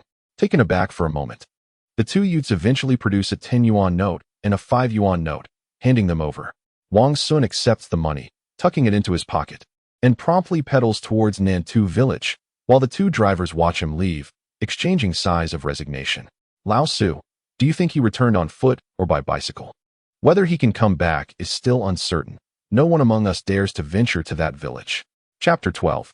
To the village in the suburbs, Nantu village, located in the eastern outskirts of the city, is divided into upper and lower villages, approximately 13 kilometers from the city square. Wang Xun pedaled a human-powered tricycle, carrying two young men as he departed from the square, navigating along the main road. Approaching around 1 in the afternoon, the streets were nearly devoid of vehicles and pedestrians, allowing for an uninterrupted journey. He attempted to engage the two in conversation to alleviate the fatigue of pedaling, but they showed no inclination to respond, compelling him to abandon the effort.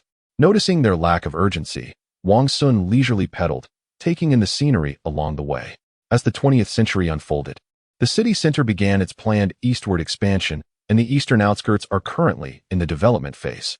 Upon leaving the old city district, he entered the eastern suburbs, resembling a rural landscape, with desolate fields stretching as far as the eye could see.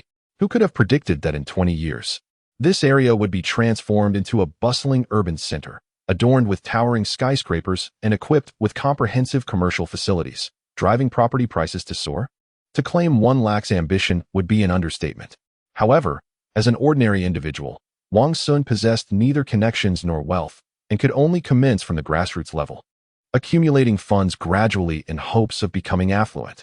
The main road in the eastern suburbs extends towards his hometown, a small town approximately 30 kilometers away, a considerable distance indeed. The route was frequented by vehicles entering the city, particularly rapid buses that raised clouds of dust in their wake. The trees lining the roadside were coated in dust, and a strong wind would only exacerbate the situation. Upon reaching the upper Nantu village, he could see the scattered houses from afar. Although the residents had long since relocated, leaving behind empty structures, several excavators were systematically demolishing the buildings, producing a cacophony that was unbearable to the ears. Unable to tolerate the noise any longer, Wang Xun pedaled vigorously, hastening his escape from the area. Ahead lay a fork in the road, with a sign indicating that the left path led to lower Nantu village. Turning onto this route, he was greeted by a vast expanse of woods, appearing somewhat secluded. Traversing through the thicket, he soon approached the village of Lower Nantu, a mere few hundred meters away. In broad daylight, the lush foliage shielded him from the harsh sun, bringing a refreshing coolness. Wiping the sweat from his brow, he intended to inquire whether the two wished to disembark at the village entrance or proceed deeper into the settlement, but suddenly felt something pressing against his waist. Judging by the sensation, it seemed to be a sharp object, perhaps a knife. He had been ambushed. Be compliant. Park by that crooked tree ahead, commanded the tall, lean youth in a low voice. Brother, please don't do this. I'm just trying to earn my daily bread. Let us talk this over. Please don't resort to violence. Wang Xun pleaded. Park by that crooked tree in front, and stop your nonsense, shouted the shorter, stocky youth, delivering a heavy slap to the back of Wang Xun's head. The impact left Wang Xun's head ringing. He replied affirmatively, but did not cease pedaling, nor did he brake. At that moment, they were on a downhill slope, maintaining a swift pace, while the tricycle jolted violently over the uneven terrain. The two individuals appeared to be quite familiar with the situation. One hand resting on Wang Xun's shoulder, while the other brandished a blade to prevent any sudden attempts to escape. Wang Xun rapidly calculated his chances of survival should he leap from the vehicle. Regrettably, the odds were non-existent. With both assailants gripping his shoulders, he found no opportunity to flee. Seizing the moment while the vehicle sped along, Wang Xun steeled himself, executed a sudden brake, and leaned forward due to inertia. Capitalizing on this brief opening, he clenched his left fist and, with a swift motion, turned to his left, using his arm to deflect the knife, and delivered a powerful punch directly to the taller man's face. A resounding crack echoed as his fist made solid contact, shattering the bridge of the man's nose and sending blood gushing forth. The shorter, stockier youth hesitated momentarily before retaliating, swinging his fist forcefully towards Wang Xun's head. Observing this, Wang Xun quickly raised his arm to block the blow and then leaped from the vehicle, retreating to the rear. "Old Mo, don't let him escape. I intend to incapacitate him," the lanky youth exclaimed, clutching his bleeding nose and tilting his head back. The stocky youth nodded in agreement. Picking up the knife and jumping from the car, Wang Xun retrieved a steel pipe from behind the vehicle and, without hesitation, swung it with great force at the head of the newly disembarked stocky youth. The youth hastily raised his arm to defend himself, but the pipe struck his forearm with a sharp crack. The impact was significant enough to force him backwards several steps. Had he not been robust, his arm might have dislocated. He grimaced in pain, yet his eyes glinted with fierce determination as he brandished the dagger, feigning an attack. Wang Xun remained undeterred. Leveraging the length of the steel pipe, he struck down on the youth's wrist. The searing pain caused the knife to slip from his grip and clatter to the ground. As the stocky youth bent to retrieve his weapon, Wang Xun would not allow him that advantage, delivering a swift strike to his knee. The youth collapsed onto one leg, but his hand had already reached for the fallen knife. Without a moment's hesitation, Wang Xun lunged forward, stepping on the youth's hand, and followed up with a knee thrust. The youth's face contorted in agony as he let out a wail reminiscent of a slaughtered pig.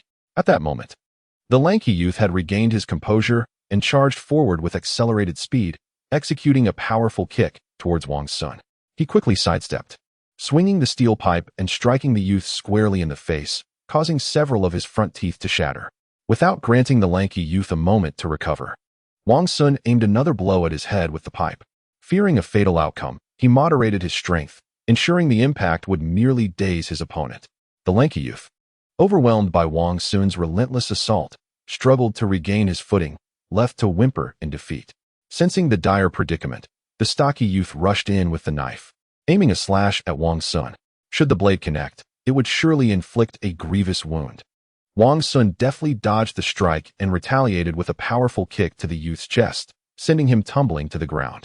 The stocky youth lay prone, groaning in agony. Wang Xun approached, disarming him of the knife with ease, and without a trace of mercy, unleashed a series of strikes upon him with the steel pipe.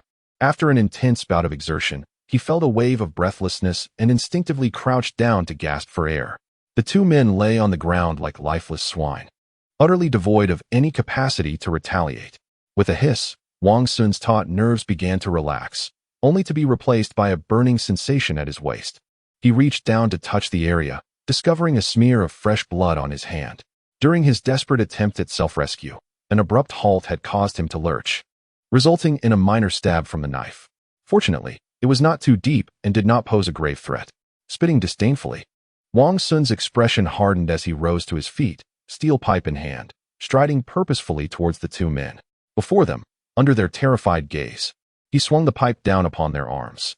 The sound echoed through the tranquil woods, reminiscent of slaughtering pigs, resonating through the entire forest.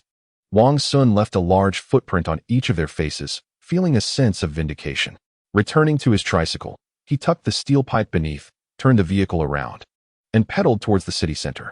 After a considerable distance, the two men finally regained their composure, struggling to rise from the ground while emitting a series of groans. "Brother Huang, are you all right? I think both my arms are broken," one exclaimed, exasperated. "Damn it, the folks from the southern village aren't to be trifled with. Let's head back to the village, tend to our wounds, and rally our brothers to reclaim our honor." They supported each other, cursing and lamenting, while hurling insults at Wang Xun's ancestors for his brutal assault. Chapter 13. A sea of chaos upon returning to the city. Wang Xun sought out a clinic to tend to his wounds and subsequently waited for passengers under the shade of a tree at a nearby intersection. Next to him, a small newsstand had few patrons, prompting him to purchase a newspaper to alleviate his boredom. "Master, how much for a ride to South University?" A gentle voice interrupted. Wang Xun glanced up to see two sweet-faced girls, around 18 or 19 years old, each hauling a suitcase. One of them sported a high ponytail, exuding beauty with her tall, slender figure and delicate features, though there was a hint of youthful naivete about her. Nevertheless, both girls appeared somewhat frail, visibly struggling with their burdens. "It's in the southwestern suburbs. It's a bit far, so it'll cost about 10 yuan. Wang Xun replied, quickly averting his gaze after a cursory glance. He would not lower the fare simply because they were attractive. After all, they were not his type, and he had no idea who might benefit from any discounts. "Ching, shall we hitch a ride?" the lively girl inquired, glancing at the more reserved one. "Sure. It's not much." Ching nodded in agreement. Upon hearing this, Wang Xun promptly tucked away his newspaper, dismounted from his vehicle, and assisted the two girls in loading their heavy luggage before allowing them to board. Being girls, they were relatively light, and pedaling did not pose a challenge. As the tricycle set off, the cheerful girl initiated a conversation, asking if he was a local. Wang Xun candidly replied that he was indeed a local, though from a rural household.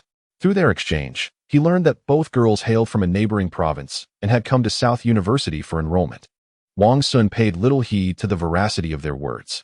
After all, they were merely transient encounters, and whether they would meet again was uncertain. "Master, you appear youthful. Surely you are still a student? What brings you to solicit customers?" inquired a vivacious girl, her curiosity piqued. Wang Xun observed her tall stature. Yet her face retained a youthful innocence, her complexion sun-kissed, exuding a certain youthful exuberance. She possessed an agreeable appearance, imbued with a robust vitality that instilled a sense of reliability. "Yes, if all goes according to plan, I shall be entering my first year of high school soon. Due to unforeseen family circumstances, I have had to seek a livelihood," Wang Xun replied without hesitation. He sensed that the two were from out of town and, without reservations, recounted his experiences to them. Upon hearing his tale, the two young women were incensed and greatly admired his self-reliance. It was no small feat to pursue a legitimate path and engage in honest work rather than resorting to unscrupulous means. They believed that, at their tender age, encountering such circumstances would likely only leave them with the option of acquiescence, lacking the capacity for resistance. During their conversation, Wang Xun soon arrived at the entrance of Nanda University. Observing the familiar gateway, he noted that it remained largely unchanged. In his previous life as an experienced driver, he had frequented this place, and now, returning, he wondered if placing a bottle of drink on the rickshaw's roof might attract the attention of a passing girl. The human-powered rickshaw seemed rather unrefined. It was likely that few would be willing to toil for such meager earnings. After parking the rickshaw, he awaited the two lovely ladies to disembark, assisting them with their luggage. As he lifted the suitcase, he glanced up at the school gate, momentarily taken aback by the sight of a familiar face. "Master, here is your payment," exclaimed the vivacious girl, handing him a 10 yuan note. Noticing his gaze upon her, her cheeks flushed as she reiterated her statement softly. Realizing her intent, Wang Xun quickly apologized, explaining that he had spotted his cousin. In a crowd so vast, it was indeed a stroke of luck to catch sight of his uncle and cousin. As the two ladies followed his gaze toward the entrance, they beheld the protagonist of his earlier narrative, Wang Li. Wang Xun accepted the payment, expressed his gratitude, and mounted his rickshaw, proceeding slowly forward. Before long, he picked up two more parents of students, hastily making his way toward the city center. Upon returning those two to the urban area, he was just about to find a street corner to await further customers when his vehicle broke down, necessitating a visit to the repair shop. While waiting for the repairs to be completed, Wang Xun sought out a nearby convenience store to use a payphone, calling back to the village to connect with his childhood friends. After inquiring, he learned that it was his uncle's younger son, Wang Xiao, who had landed in jail, indicating that there were indeed underhanded dealings allowing Wang Li to continue his studies along the same path. After hanging up, Wang Xun pondered whether to write an anonymous letter of denunciation. However, he realized that those capable of addressing the matter were likely well-connected, involving many individuals. He feared that such a letter would vanish without a trace, yielding no result whatsoever. In this contemporary era, we do not reside in a time of information explosion. The internet is not sufficiently advanced to facilitate widespread exposure or incite fervent public discourse. Furthermore, I find myself in a position of vulnerability, unable to withstand undue turmoil. And thus, I must refrain from further action. The sweltering weather compelled me to pedal vigorously on my tricycle, resulting in a considerable amount of perspiration. When Wang Xun settled the payment, he requested a bottle of water, which he consumed with great satisfaction. However, before he could exit the small shop, he noticed a group of young individuals, brimming with aggression, converging at the intersection and surrounding 3 or 4 tricycle drivers who were awaiting passengers. Shortly thereafter, a motorcycle approached leisurely from behind, carrying 2 youths, both adorned with injuries and encased in plaster casts. Upon seeing these 2, Wang Xun felt a surge of alarm and hastily retreated into the shop, feigning the need to purchase additional items. These 2 were indeed the very individuals who, just a few hours prior, had attempted to abduct him in the woods south of the village, only to be thoroughly beaten. It was astonishing to realize that they possessed enough influence to rally such a crowd seeking retribution. Fortune favored him, as his vehicle had suffered a flat tire. Leaving it at the repair shop while he sought refuge in the nearby store to make a phone call, had he been apprehended, he would likely have endured a lengthy confinement of 10 days to 2 weeks. The shopkeeper, having seldom witnessed such a spectacle, stood at the entrance, observing with keen interest. Moments later, he retreated back inside, murmuring to himself about the surprising lack of confrontation. Wang Xun, upon noticing this, approached the door to peer outside, only to discover that the crowd had dispersed, prompting a quiet sigh of relief. He exited the shop, refraining from hastening back to the repair shop for fear of being ambushed and ensnared. Observing a 4-story building at the corner, where a middle-aged woman was affixing rental notices to the door, he strode purposefully towards her. This woman, stylishly attired, inquired if he was interested in renting a room. Without hesitation, Wang Xun expressed his desire to view the top-floor apartment. Ascending the stairs together, they reached the 4th floor, where the oppressive heat became palpable. In the sweltering southern climate, top-floor rooms are invariably stifling. Within, one feels as though they are in a sauna, with the bed radiating warmth, rendering it nearly unbearable. Such top-floor accommodations are often the most affordable. Upon opening the door, the middle-aged woman entered first, promptly opening windows to allow air circulation, while providing an explanation of the premises. However, Wang Xun's intentions were not to rent a room. He paid little heed to her words, merely feigning a cursory inspection of the apartment before proceeding to the balcony to gaze down at the street below. The sight that met his eyes was indeed shocking. The street was teeming with people, a dense throng moving about as if searching for someone. Wang Xun surmised that they must have spotted his vehicle at the repair shop and likely inquired with the owner, thus they were now scouring the vicinity for him. It must be said, his luck was remarkably fortuitous, as he had narrowly escaped capture. Yet, he now found himself ensnared in this predicament, pondering how he might extricate himself and depart unscathed. Chapter 14. Spending to evade calamity. Young man. While this top-floor apartment is indeed inexpensive, it does tend to be a bit warm during the summer. The middle-aged woman, introducing herself as Sister Chun, candidly remarked, "The entire building has just been released for rent, with numerous rooms available from the 1st to the 4th floor. She believes that a rational individual would not opt for a top-floor apartment." Standing in the room with Wang Xun, she felt her back drenched. It was unbearable in the sweltering summer heat. Indeed, it was excessively hot. Winter was manageable, but summer was simply intolerable. Wang Xun returned from the balcony. The room contained only a wooden bed, devoid of any other furniture, let alone a fan. The conditions were worse than the dilapidated house he currently rented, as at least the appliances left by the previous owner in that house were still functional. "The 2nd and 3rd floors are not as hot. We can go check them out," Sister Chen suggested. Wang Xun nodded, indicating a preference to first inspect the 2nd floor, where a lower elevation would mean fewer stairs to climb. In truth, he had no intention of renting. He was merely passing time, waiting for those street loafers to give up their search and leave, allowing him to retrieve his vehicle and depart. Descending the staircase, they arrived at the 2nd floor, which featured a small living room, a shared bathroom, and 3 rooms facing south, north, and east, respectively. The south and north-facing rooms boasted balconies for drying clothes and received ample sunlight, while the east room, slightly less favorable, faced the alley and was separated from the adjacent building by more than 4 meters, making it the quietest of the 3. "What are the rental prices for the 3 rooms on the 2nd floor?" Wang Xun feigned inquiry. Merely observing without inquiring about the price might raise suspicion. It was time to engage in conversation to alleviate the atmosphere. The eastern room is a bit cheaper. The rent for the south and north rooms is 150. If you choose the eastern room, it will be 100, with utilities paid separately. Sister Chun replied with a smile. Upon hearing this, Wang Xun was taken aback. There were about 9 rooms in the entire building. If fully occupied, the monthly rental income would be at least over 1,000 yuan. In this day and age, being a landlord could be quite lucrative, provided one owned a building. It's not too expensive. Perhaps let's proceed to the 3rd floor for a look, Wang Xun suggested. Sister Chin nodded in agreement, not refusing his proposal. The two exited the apartment and ascended to the 3rd floor. The door to the 4th floor was locked, but the doors on the 2nd and 3rd floors were not secured. They merely needed a gentle push to open. Upon reaching the 3rd floor, Wang Xun first pretended to inspect the eastern room before moving to the southern room, stepping onto the balcony to glance below. The street was still filled with those street loafers, their figures scattered along the road. If you can't find anyone, why not go back? What does it mean to loiter on the street? Do you not want me to return to the Nanjiao Industrial Park? Wang Xun thought to himself, feeling exasperated. These loafers continued to linger even after failing to locate him, leaving him hesitant to exit the building. Being cornered by others was an unpleasant experience. After inspecting the house, if he decided against renting, he would have to leave the building.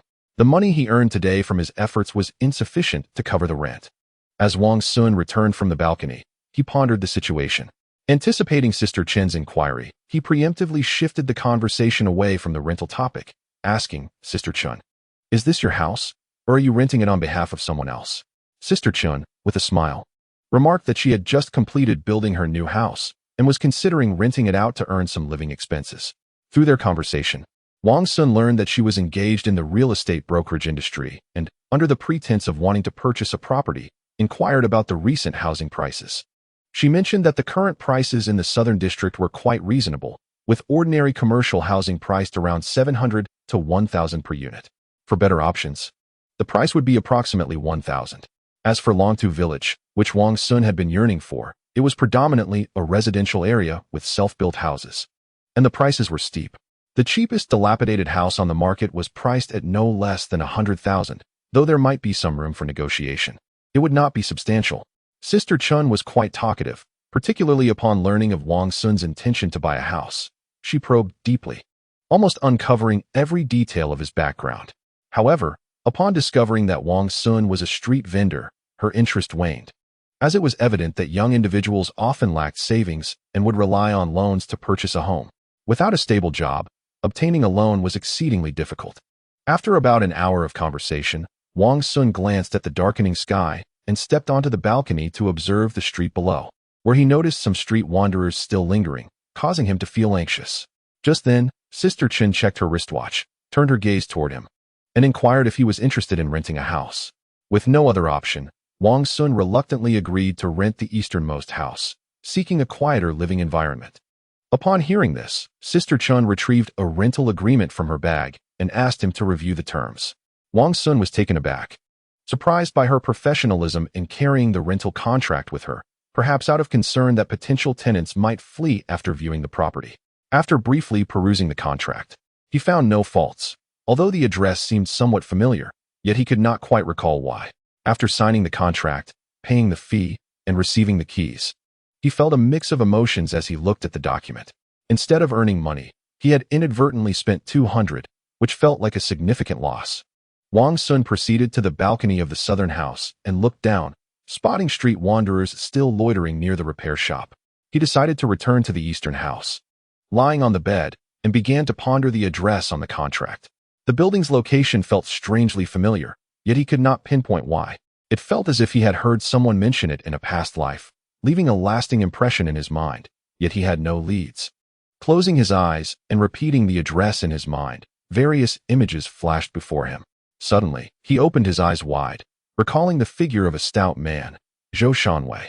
This was a boss he had followed in his previous life, who, during a drinking session, had mentioned this very address.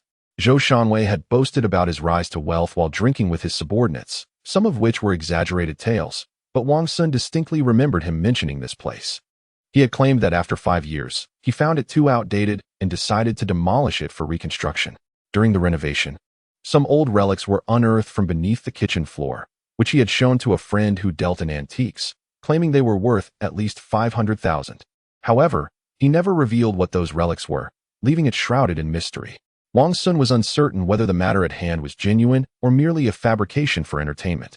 He pondered the possibility that if it were true, he might have intercepted the other's fortune, seizing this opportunity to exchange it for wealth and rise to prominence sooner than expected. Suddenly, he sprang from his bed and made his way to the kitchen on the first floor, surveying his surroundings. The kitchen was spacious, approximately a dozen square meters, still featuring an old-fashioned stove, and the floor had been treated with cement hardening. At that moment, he had no idea where the antique might be hidden, so he had to conduct a thorough search. This was a significant undertaking, and without assistance, the difficulty was considerable. The absence of tools posed another challenge. Wang Xun decided to spend the night there, biding his time until the commotion subsided. In the morning, he would procure some tools to commence excavation. Chapter 15. The Antique. After a sleepless night, plagued by mosquitoes, Wang Xun ventured into the bustling streets at dawn. He sought out a bun shop named Old Two, indulging in 2 steaming buns and a bowl of soy milk, a delightful comfort. Satisfied and nourished, he approached a miscellaneous goods store, only to find it yet to open for business, so he strolled nearby. The morning streets were alive with hurried pedestrians and cyclists on their way to work, occasionally catching sight of a small car, which was quite a spectacle. Such a vehicle now commanded a price of at least 200,000, a sum that seemed exorbitant to Wang Xun. He mused that it would be wiser to invest in 2 more properties in Longtu Village and await demolition compensation.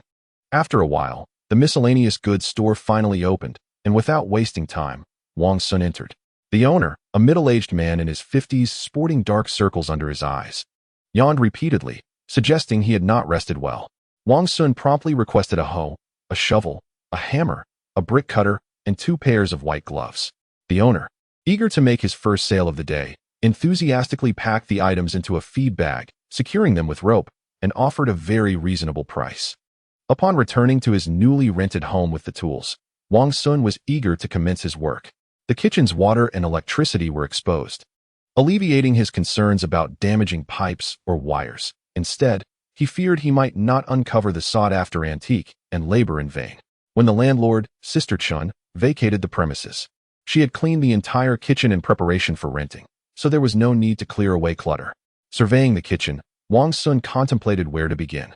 Typically, hiding places are chosen in inconspicuous corners or near the entrance.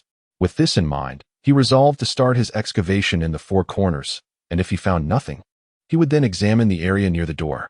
He attacked all 4 corners, breaking the floor which cracked to reveal yellow sand beneath. Afterward, he used the shovel to clear away the cement chunks and began scraping away the earth with the brick cutter. After digging approximately 50 centimeters, he found nothing of interest.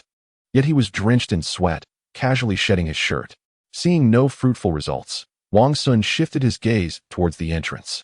With a mighty swing of his hammer, he struck repeatedly, shattering the cement slab. After clearing away the debris, he commenced his search.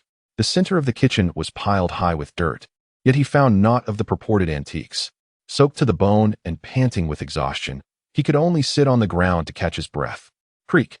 The main door of the building was gently pushed open. Moments later, the voice of the landlord, Sister Chun, could be heard, accompanied by 2 others, a man and a woman. Wang Xun's heart raced, and he dared not move, fearing that any sound might draw them into the kitchen. Should Sister Chun discover the chaos he had wrought in the kitchen, financial recompense would be the least of his worries. He dreaded the possibility that she might suspect there were valuables hidden beneath. Footsteps gradually receded, as they did not linger on the first floor but ascended to the upper levels, their voices fading into the distance.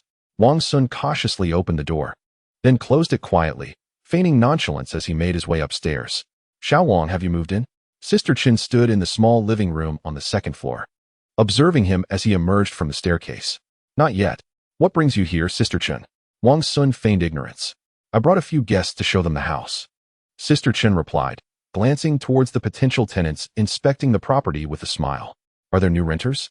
Wang Xun hurried over to take a look, only to find a young couple viewing the place. They were dressed conventionally, appearing to be intellectuals, fresh graduates embarking on their careers, only slightly older than him. The woman possessed a certain charm, while the man was tall and slender, adorned with glasses, exuding a refined demeanor. Noticing Wang Xun's bare torso, with his shirt draped over his shoulder, the couple seemed momentarily taken aback, their eyes darting towards Sister Chun as if inquiring about his identity. Sensing their curiosity, Sister Chun quickly clarified that he was the tenant residing on the third floor, having just leased the apartment the previous afternoon. She subtly gestured for Wang Xun to retreat to his own room, urging him not to disrupt her business. Understanding her intent, Wang Xun ascended to the third floor, washed his face in the communal bathroom, donned his clothing, and descended once more. Upon arriving on the second floor, he found no trace of Sister Chun or her guests, and when he reached the first floor, he spotted her ushering them out the door. "Sister Chun, have they left?" Wang Xun approached, mustering his courage to inquire. Let them go. There are more people coming to view the house later." Sister Chun replied nonchalantly. She was unconcerned, confident that her property, situated in a prime location with convenient transportation, would attract prospective tenants. Upon hearing this, a torrent of frustration surged within Wang Xun. If prospective renters continued to arrive unceasingly, he would be unable to carry on his work. After weighing his options in his mind, he resolved to take a bold step and consider renting the entire building, hoping to transform a bicycle into a motorcycle.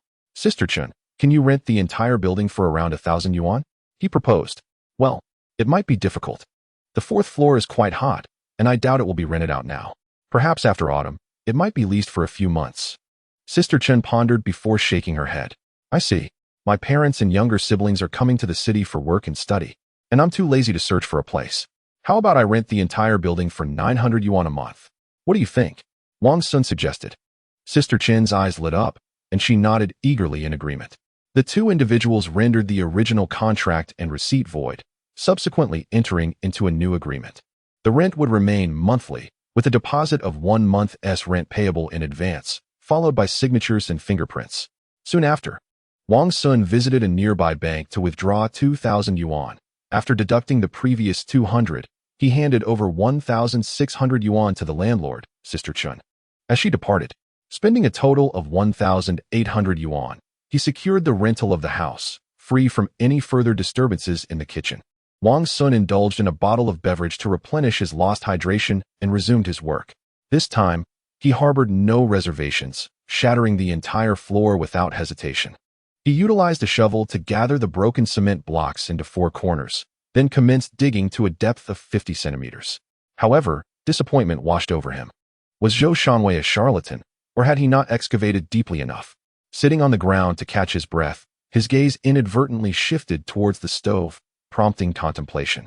Moments later, he raised his hammer and began to strike the stove vigorously. In a short while, the entire stove was reduced to mere fragments, entirely obliterated. As he cleared away the debris, Wang Xun employed a hoe to loosen the soil, then continued to dig with the shovel. Upon reaching a depth of 50 centimeters, he sensed he had struck something solid. The shovel could penetrate no further into the earth. With a determined effort, he excavated the soil, revealing a dark metallic object that resembled a small box. The exterior of this box was coated in grime, appearing quite antiquated and seemingly metallic. Could there truly be relics buried underground? Wang Xun murmured in astonishment. With this thought in mind, he meticulously dug around the box, loosening the surrounding soil before cautiously lifting it. The box's outer layer was corroded and rusted, and the copper lock on it was covered in verdigris. Attempting to tug at the lock, Wang Xun found it crumbled at his touch, evidently having oxidized and decayed after years of being buried. With excitement coursing through him, he carefully opened the box to discover its contents, wondering if they might be valued around 500,000. Chapter 16. Currency exchange. This dark, rusted metal box had lain buried deep underground for an unknown number of years. Wang Xun gingerly pried it open with minimal force, yet it still fell apart. Inside the metallic box, he found a smaller wooden box secured with a lock. Upon extracting the inner box, he noted it was wrapped in a thick layer of sheepskin, and the lock had also decayed, shattering at the slightest touch. As he opened the box, he was greeted by 4 palm-sized wooden containers, exquisitely carved with intricate patterns, exuding an air of refinement. Eagerly, Wang Xun opened each wooden box, revealing white jade bracelets, necklaces, earrings, and pendants. These 4 items, though aged, were crafted with remarkable artistry and appeared to be jewelry intended for women. He surmised that these treasures could not belong to Sister Chun's family, for otherwise they would not have remained buried and undiscovered. After retrieving the 4 small boxes and securing them in a bag, he filled the excavation site back in. Wang Xun carried all the digging tools to the second-floor room, washed his face in the bathroom, and then stepped onto the balcony to survey the view below. Not far from the nearby auto repair shop, 2 street urchins lingered under the shade of a tree, occasionally glancing toward the establishment. He had little inclination to retrieve his vehicle. Instead, he grasped a bag and stepped out of his abode, making his way up the alley to the small entrance of the city park. There, a few rickshaws awaited passengers, accompanied by a newspaper stand and fruit vendors. "Hey there, need a ride?" As he reached the intersection, a rickshaw driver inquired. Wang Xun shook his head, opting against the rickshaw and proceeding directly to the bus stop across the street, where he awaited the arrival of the bus. After several minutes, a bus approached slowly. Once aboard, he settled into a window seat at the rear of the vehicle, placing his bag beside him. This bus route traversed the antique street, ultimately destined for the university town in the western suburbs. During this time, the bus was sparsely populated, offering numerous vacant seats. The driver, noticing the absence of passengers at the stops along the way, neglected to halt, continuing onward. When the next stop, Antique Street, arrived, Wang Xun quickly called out and made his way to the door. As he alighted, the driver accelerated, and a cloud of black smoke enveloped him. "Damn it!" Wang Xun cursed under his breath, steadying himself against the bus stop sign, spitting a few times in disgust. He suppressed the urge to retch, inhaling deeply before heading toward Antique Street. This thoroughfare was relatively lengthy, with a moderate flow of foot traffic, dotted with various stalls showcasing an assortment of authentic and counterfeit antiquities that left him momentarily dazed. After a considerable while of browsing, he finally arrived at a shop that appeared to possess some historical character, and he stepped inside. The proprietor, a young man in his 20s sporting gold-rimmed glasses, emanated a refined demeanor. Noticing Wang Xun enter with a bag in hand, he quickly approached, recognizing the intent to sell. "Brother, do you have something to part with?" Wang Xun nodded, raising the bag slightly. The young man, exceedingly cordial, gestured for him to follow, leading him to a small table on the right side upon entering. Shortly thereafter, a middle-aged man emerged and took a seat opposite Wang Xun. The young man offered Wang Xun a cup of tea, but when he attempted to serve the middle-aged man as well, the latter declined, prompting the young man to retreat and stand respectfully to the side. The middle-aged man surveyed Wang Xun before leisurely stating, "I am Zhou Yu, the appraiser of this Xianyao studio. May I inquire what you wish to sell? I can provide an evaluation, and should you find it satisfactory, you may sell it to us." Wang Xun opened the bag, extracting 4 small wooden boxes and placing them on the table, opening each one in turn for inspection. Zhou Yu's expression remained inscrutable as he donned gloves and meticulously examined a white jade bracelet. Wang Xun quietly sipped his tea, listening as Zhou Yu discussed the item's age and value without interjecting. He was aware of the worth of these items, estimated to be around 500,000. Should the man attempt to deceive him, he would simply seek another appraiser for a more honest valuation. After Zhou Yu examined all the items, he offered a fair price. Recognizing the reasonableness of the offer, which was not far from 500,000, Wang Xun did not hesitate and readily agreed to the sale. Once the transaction was settled, Wang Xun departed from the antique street. At that moment, he felt a sense of newfound wealth, an impulse to indulge himself. Spotting a human-powered rickshaw at the corner, he waved it down and, once aboard, instructed the driver to take him to the electronics market.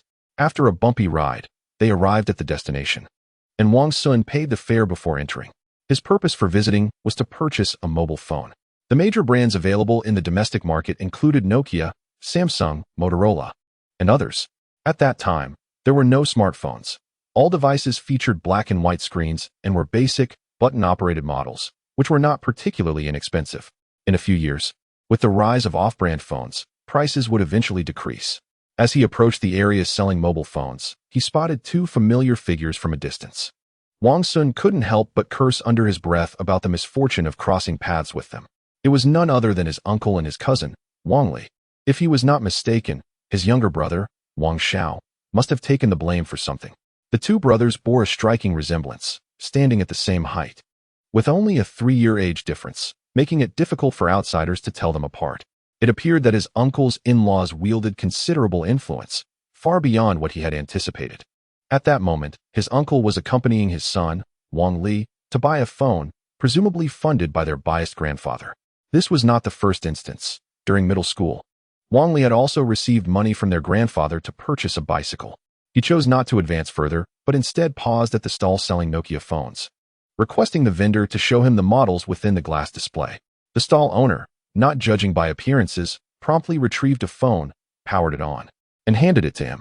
Wang Xun examined it briefly and found it satisfactory for making calls. After all, this classic model boasted exceptional durability and was quite resistant to drops. However, the price had risen to over 3,000 yuan, a sum that ordinary citizens would hesitate to spend. Without negotiating the price, Wang Xun made the purchase, and the vendor generously included a SIM card with some credit. Just as he exited the electronics market, he furrowed his brow as he felt a hand reaching into his pocket. Swiftly, he turned and seized the individual by the neck. This person seemed familiar. Wang Xun was slightly taken aback. It appeared to be the same pickpocket who had attempted to steal from him on the bus not long ago. He glanced around, noticing the astonished gazes of passers-by, and also spotted the accomplice lurking in the crowd. Such thieves typically operated in pairs, one overt and the other covert, ready to flee at the first sign of trouble. Wang Xun withdrew the object from his pocket and pointed it at the accomplice, feigning innocence. As the man in his grip struggled, he tightened his hold. The accomplice hesitated, intimidated by Wang Xun's imposing stature and fierce demeanor, finding himself in a precarious position. In deference to the esteemed Mr. Jiao, I shall overlook this matter. However, I require your assistance in a certain task. Wang Xun narrowed his eyes as he spoke. Mr. Jiao is a prominent figure in the realm of pickpockets in Nanshur, currently still at large, wielding considerable influence. Yet, in a few years, he would undoubtedly find himself behind bars. In his previous life, Wang Xun had encountered this seasoned individual while serving time, learning a few tricks of the trade under his tutelage. Upon hearing the name Mr. Jiao, the two men's expressions shifted subtly, and they nodded in acknowledgement. Wang Xun released the tall and slender pickpocket, returning his tools of the trade before articulating his request. Upon hearing his proposition, the two men's eyes brightened, and they eagerly acquiesced. The trio made their way to the entrance. Wang Xun gestured discreetly towards his uncle and cousin, whispering a few words. The two men comprehended and nodded in agreement, then proceeded towards the electronics market. He observed as they approached his uncle, feigning interest in their phones, waiting for the opportune moment to pilfer. After a considerable interval, the two emerged from the market. As they approached Wang Xun, he waved his hands in a hurry, urging them to leave swiftly. The two men, elated, nodded repeatedly and hastily exited the electronics market. Wang Xun watched from a distance as his uncle and cousin fell prey to the theft. The moment his cousin secured the phone and his uncle reached for his money only to discover it had been lifted. The expression of shock on his face brought Wang Xun a sense of secret delight. Exiting the electronics market, he planned to return to his rental in the city to arrange for workers to renovate the kitchen, laying new flooring and constructing the stove without leaving a trace. Chapter 17. Viewing properties. Upon returning to his rental, Wang Xun sought out a nearby eatery, indulging in a bowl of inexpensive pig-s trotter noodles. After satisfying his hunger, he ventured to a building materials market, browsing leisurely until he found two renovation workers, purchasing some materials before heading back to his rental. The two workers carried the supplies into the kitchen, clearing away the cement debris, and promptly began their work, mixing cement and sand to lay the kitchen floor. During the wait, Wang Xun entertained himself with his newly acquired phone, playing a few rounds of Snake. Approximately an hour later, the two workers had completely relayed the kitchen floor, thoroughly obscuring all traces of their prior activity. After settling their payment and bidding farewell to the workers, Wang Xun retrieved the folded rental agreement from his pocket and dialed the number left by the landlord, Sister Chun. A few minutes later, a black Jetta pulled up smoothly at the entrance of the building. Upon seeing Sister Chun seated in the car, Wang Xun couldn't help but marvel at her affluence. Although the Jetta appeared ordinary, at that time in 2000, it was valued at over 100,000, a luxury few families could afford. He had anticipated that Sister Chun might arrive on a motorcycle, but was surprised to see her driving a car instead. Noticing the absence of a passenger in the front seat, Wang Xun opened the door and took a seat, fastening his seatbelt promptly.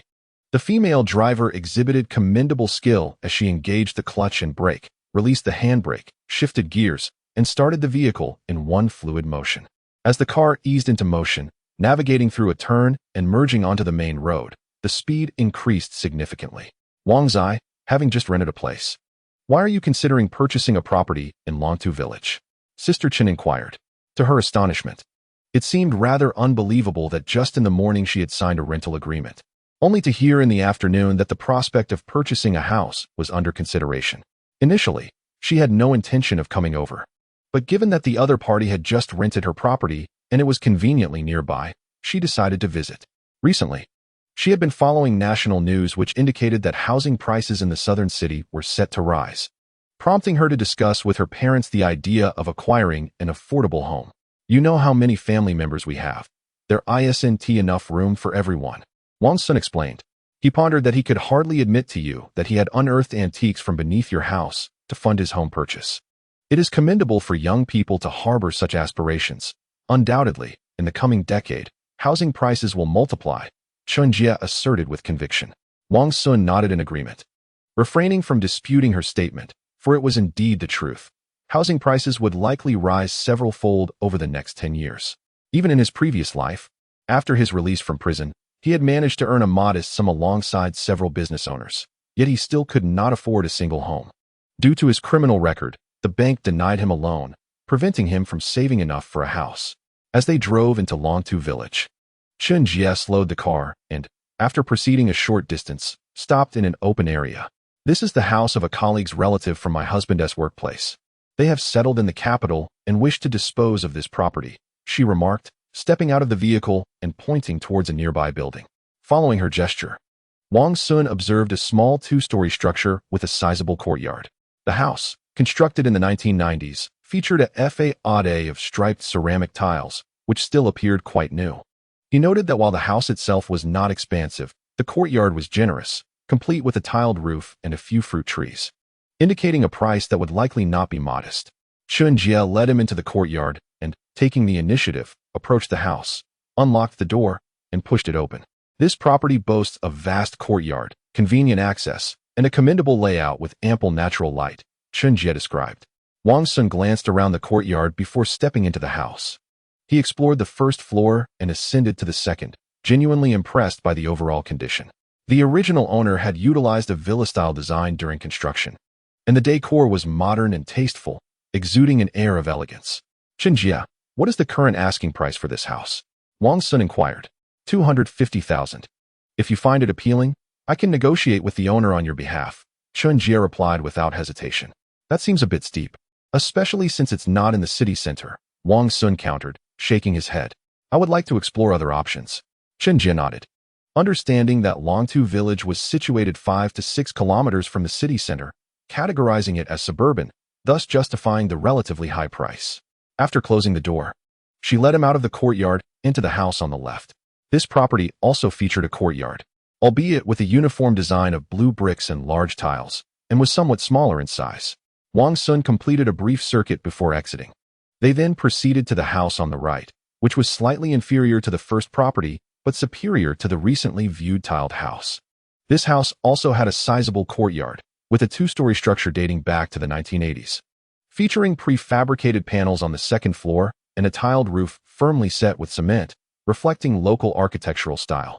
From Sister Chen, Wang Xun learned that the three houses were all owned by relatives who had settled in other places and were being sold together, each at a different price. He felt somewhat exasperated. Had he been informed earlier, they could have simply inspected the first property instead of sequentially viewing the good, the bad, and the average. Was this a sales tactic? The prices of the three properties were 25,000, 13,000, and 20,000, none of which were inexpensive. Wang Xun returned to the first house he had viewed and gazed at the spacious yard, contemplating the possibility of erecting 2 additional tile-roofed rooms against the walls on either side. As for the rooftop, he considered adding another floor to expand the living area. At that moment, 2 cars entered the courtyard, coming from a distance. Wang Xun managed to dodge just in time, narrowly avoiding a collision. The doors swung open. From the left car emerged a middle-aged couple, while from the right stepped a fashionable middle-aged woman accompanied by a young man in his 20s. The middle-aged man exuded an air of affluence, sporting a prominent belly, clutching a briefcase, and holding a mobile phone as if to flaunt his status. Fong Rome, how could you drive like that? You almost hit us. Sister Chen scolded the fashionable woman. Chen Ting, Are you bringing someone to view the house? The stylish woman, Fong Rong, responded with a smile. Her gaze inadvertently swept over Wang Xun, standing beside Sister Chun, before she quickly averted her eyes, allowing the young man to lead the middle-aged couple into the house for a tour. Sister Chin remained silent, though her face betrayed a barely concealed expression of disdain. This house is over 20,000. Not just anyone can come to see it. Fong Rong mocked with a sneer. Sister Chin huffed lightly, disregarding her, and turned to Wang Xun, suggesting, Wang Zai, we have seen enough of this house. Shall we leave? Not yet. I wish to take another look. Wang Xun flashed a bright smile and ventured further into the house. Sister Chin hurriedly followed. Observing this, Fong Rong hastened to keep pace behind them. The layout of this house is quite impressive, the middle-aged man remarked. Jianggu, this house employs a villa design. The layout is excellent and exudes grandeur. The accompanying young man eagerly chimed in. Sister Chun, there are water stains on the roof and walls. It appears there is some leakage. This issue cannot be easily remedied. The outer wall must be stripped and repaired, which would require significant work. Wang Xun pointed to the corners of the wall and ceiling. His words resonated, capturing the attention of the middle-aged couple. The courtyard gate, house door, and back door are aligned. According to feng shui, doors facing each other create a piercing heart effect, which is quite problematic. Wang Xun explained. The group observed his gestures, finding his insights quite compelling. The fashionable woman and the young man's expressions turned sour, their eyes betraying an unfriendly demeanor. Sister Chun, is that a deity's altar? Wang Xun inquired, pointing to a large tree opposite the house. It was an ancient tree adorned with red fabric strips, with several large stones placed beneath it, and an incense burner positioned in front, remnants of burnt firecrackers scattered about. Sister Chun was momentarily speechless, unsure of how to respond. The gravest taboo in purchasing a home is when the property faces a shrine or temple. It is said that such a location diminishes one's fortune, leading to unrest and instability. The consequences can range from a decline in one's fortunes to the gravest of outcomes. While the earlier mentioned piercing heart calamity may be avoided or altered, the presence of a deity's altar is an inescapable reality. Upon hearing this, the middle-aged couple, who had intended to linger, exchanged a glance and promptly exited. Without exchanging a word, they hastily entered their vehicle, reversed out of the courtyard, and sped away. Fong Rong and the young man were rendered speechless, their expressions darkening as they cast a malevolent glance at Wang Xun. The youth, brimming with fury, seemed ready to act. Chapter 18. I bought it. Damn it. I will not tolerate your reckless words. The young man, with eyes ablaze, charged forward, swinging his fist. It is often said that obstructing someone's means of livelihood is akin to slaying their kin. Anger had overtaken all reason, compelling him to strike. However, he appeared oblivious to the fact that his petite frame was no match for the towering Wang Xun. As he lunged forward, Wang Xun delivered a swift kick to his abdomen, causing him to double over in agony, resembling a cooked shrimp. Observing this, Wang Xun raised his hand and struck him hard across the face, producing a resounding crack. The young man stumbled, disoriented as if intoxicated, before collapsing to the ground, a distinct imprint of 5 fingers marking his cheek. Brother Wang, do not act impulsively, Chun Jia interjected, swiftly blocking his path, concerned that a misstep might lead to severe consequences, both financially and legally. Wang Xun halted, casting a scornful glance at the youth being assisted by Fong Rong. He was confident that he could easily contend with 5 of such stature. Damn it, I will make you pay. The young man, recovering from his shock, felt a burning pain on his face, akin to a furious beast, and attempted to charge again. At such a youthful age, pride often prevails, and one cannot easily accept humiliation. Chun Jia, recognizing the tension, positioned herself protectively in front of Wang Xun, determined to shield her client. Wang Xun frowned, aware that with Chun Jia present, it was unwise to escalate the situation. The young man, attempting to advance once more, was firmly restrained by Fong Rong. As he struggled to break free, Fong Rong delivered a sharp slap, admonishing him, "Are you seeking death?" Faced with Chun Jia's icy glare, the young man subdued his rebellious spirit, lowering his gaze in silence. She was not someone to provoke. A moment of folly could jeopardize his standing in Nan City. Humph. Had you charged at me earlier, I would have ensured you were carried out horizontally. Wang Xun taunted coldly. You youngsters should be wary. Your words may invite misfortune. Fong Rong added with a mocking smile. Feel free to try. Let us see if I can arrange for both of you to be carried out like that. Wang Xun's eyes gleamed with a chilling resolve, exuding an aura of streetwise ferocity. The two, witnessing this, exchanged uncertain glances but chose not to engage further, retreating in defeat. "This house is mine. There is no need for you to bring anyone else to view it," Wang Xun declared with a chilling finality. The two individuals paused momentarily, issuing a soft grunt before swiftly departing in their vehicle. Sister Chen watched them leave, letting out a sigh as she remarked, "Wang Zai, your impulsiveness was excessive. That woman is far from harmless." Unable to contain himself, Wang Xun chuckled awkwardly to mask his embarrassment. The other party harbored a grudge against Sister Chen, believing her to be the instigator, which unjustly added a new vendetta to their list. After securing the door, they exited the courtyard. As they passed a grand tree directly opposite the house, Sister Chen felt compelled to take a closer look, discovering it was indeed the village's shrine. Typically neglected, it garnered a crowd during festive seasons. Living in proximity to such a site not only subjected one to the disturbances of firecrackers, but also instilled a sense of unease. "Wang Zai, I sincerely apologize. I hadn't noticed this unsettling presence across from the house," Sister Chen expressed with genuine regret. "Not a problem. I find these two properties quite appealing and am interested in purchasing them. However, the price is slightly exorbitant. Could you possibly negotiate with the owner for a more favorable rate?" Wang Xun suggested. The intent behind acquiring these residences was purely for investment, anticipating future demolition, thus rendering any spiritual associations irrelevant to him. Currently, they are affordable, but next year, those privy to insider knowledge may come to acquire these houses discreetly. "Are you certain you wish to proceed with the purchase?" Sister Chen inquired, her eyes widening in disbelief. Southerners are particularly superstitious regarding such matters, often refusing even if offered for free, rendering her astonishment understandable. "Of course, otherwise, what purpose would there be in my visit? That would be a waste of our time." Wang Xun replied with a smile. "What is your intended price range?" Sister Chen asked. "If it is too outrageous, the owner may be unwilling to sell. Let us settle on this. For both buildings, a bundle price of 420,000, Wang Xun proposed. Seeing that his offer was not excessively unreasonable, Sister Chen still appeared somewhat conflicted as she replied, "This price might be slightly low. If we draft a letter of intent and you provide me with a deposit of 10 to 20,000, it would ensure a more secure negotiation." This was a precautionary measure for both parties. She feared that after agreeing on a price, Wang Xun might back out or seek alternative options. Such practices are standard in the second-hand real estate industry, deemed quite fair. Wang Xun accepted her terms without hesitation. They returned to the car and soon arrived at a branch of the agricultural bank in the city center. It was afternoon, and the bank was relatively empty, allowing them to avoid any queues. Wang Xun withdrew 10,000 yuan, promptly handing it to Sister Chen in exchange for a handwritten receipt bearing her fingerprint, along with 2 copies of the purchase intent contract.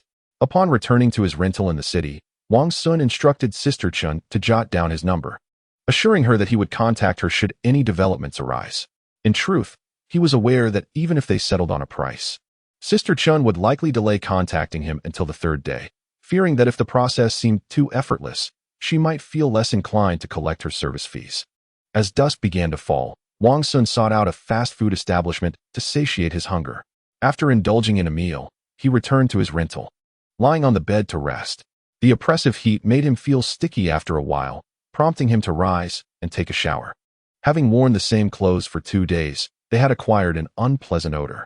Wang Xun contemplated visiting the night market in the city to purchase a few new outfits. After stepping outside, he arrived at a small entrance of a park in the city and boarded a rickshaw. A mere 10 minutes later, he found himself at the bustling night market street. The vibrancy of the night market was palpable, with throngs of people creating a scene of near congestion. The street, stretching about a kilometer, was lined with vendors selling an array of goods, exuding a sense of prosperity. Wang Xun was not inclined to wander aimlessly. He headed directly to a clothing stall and began to browse through the garments. These clothes were sourced from the provincial wholesale market at remarkably low prices, often marked up initially, allowing for substantial negotiation. After a thorough selection, he chose 2 sets of casual attire and promptly entered into a spirited bargaining phase. Once he departed, the stall owner was momentarily taken aback, marveling at the young man's adeptness in haggling. Having completed his purchase, Wang Xun did not linger. He gradually maneuvered through the throngs of people. With fresh clothes in hand, He needed to return home to change out of his current attire and wash them. After considerable effort, he finally squeezed out of the crowd and onto the steps of a nearby shop, letting out a sigh of relief. As he scanned the bustling night market crowd, his gaze was drawn back to a familiar figure, prompting a soft exclamation of surprise. Has she already made it to the South City? He murmured to himself. Without hesitation, he followed, eager to discern her purpose for being there. Chapter 19. Enemies. The woman navigated through the crowded throng, her sharp eyes surveying the surroundings, seemingly oblivious to the goods displayed at the stalls. Wang Xun chose not to plunge into the bustling street, but instead walked along the steps of the shops on either side. This woman, known as Sister Hua, was notably portly, with a round face and a swaying gait. She was a notorious human trafficker, a figure from Wang Xun's past whom he considered a formidable adversary, having narrowly escaped her clutches once. That encounter had marked his first poignant brush with death, so close that had luck not been on his side, he might not have survived. In his quest for vengeance, he had scoured the entirety of South City to no avail, as she had seemingly vanished without a trace. Now that fate had brought them together once more, he felt compelled to settle the score. Wang Xun scrutinized her surroundings and noticed a suspicious middle-aged man whose gaze remained fixated on her, suggesting a hidden accomplice lurking in the shadows. The two appeared to meander aimlessly, yet were clearly on the lookout for a potential target. However, the sheer volume of people at the night market made it difficult to act, and after a prolonged search yielded no suitable prey, they departed. In this lifetime, their paths had yet to intersect, so neither recognized the other. Wang Xun surmised that even if he passed right by her, she would regard him merely as a passerby, devoid of any reaction. This was advantageous for him, allowing him to operate from the shadows while she remained visible, making it an opportune moment for a stealthy strike.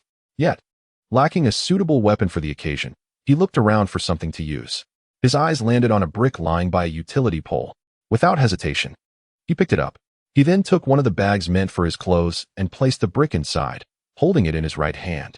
Ready for action at a moment's notice, he stealthily trailed behind them, maintaining a distance to avoid arousing their suspicion. The two individuals exited the night market and continued southward, traversing through residential areas until they reached the central square of the city, where they began to meander aimlessly.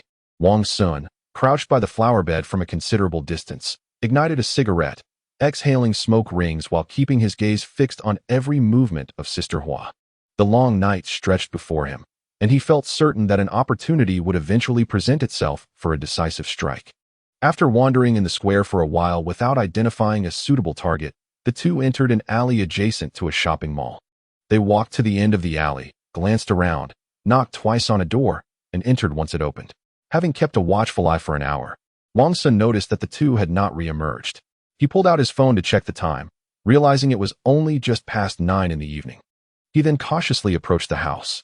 This particular residential area was quite unique, with houses constructed in a U-shape, leaving a spacious courtyard of about 10 square meters in the center. Upon entering through the main door, one would find the kitchen directly ahead, with a storage area to the left and a cooking and dining area to the right. The main entrance consisted of large double wooden doors wide enough for a tricycle to pass through. Wang Xun had previously rented a house in this area, so he was quite familiar with the layout. The vicinity was shrouded in darkness, with no lights illuminating the houses, leaving him uncertain whether they were unoccupied or simply asleep. Pressing himself against the wall, he strained to listen to the sounds within. Inside, two individuals were engaged in conversation. Sister Hua was on the phone, her voice tinged with excitement, as she seemed to be coordinating with a supplier. Wang Xun was taken aback to hear the coded language being used. Two unmarried women. Could it be that they had entangled themselves with two individuals? Do not entertain any misguided notions. This is premium merchandise. If you mishandle it, it will lose its value, Sister Hua asserted. It was evident that Brother Pao could no longer contain his desire, suggesting she find someone near the square, assuring her it would not cost much. Wang Xun listened intently, sensing that there were at least 4 individuals inside. Besides Sister Hua and the middle-aged man, there were 2 others, a man and a woman. Sister Hua mentioned that the supplier would arrive at 11 o'clock in the evening, coming directly to the entrance to load the goods and leave. In this local courtyard, there were typically both a main gate and a side entrance. He wondered which they intended to use for their exit. Contemplating the possibility of alerting the authorities to apprehend them all and send them to the small dark room, he was interrupted by a voice from within. suggesting someone go out to buy some late-night snacks. Shortly after, the sound of footsteps echoed. Realizing the danger, Wang Xun swiftly concealed himself in the drainage ditch that separated this courtyard from the adjacent house, a narrow space of about 50 centimeters, shrouded in darkness.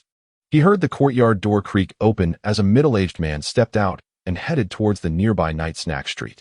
Once he had disappeared into the distance, Wang Xun emerged from the shadows, following him for a short distance.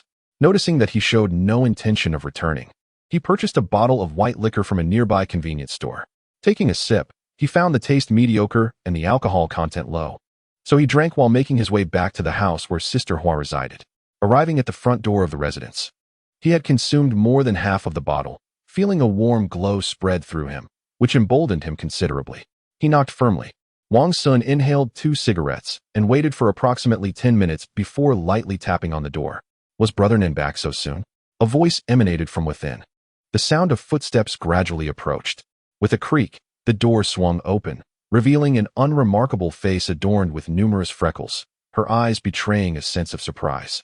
Seizing the moment of her bewilderment, Wang Xun abruptly pulled her out and threw her to the ground, groping indiscriminately.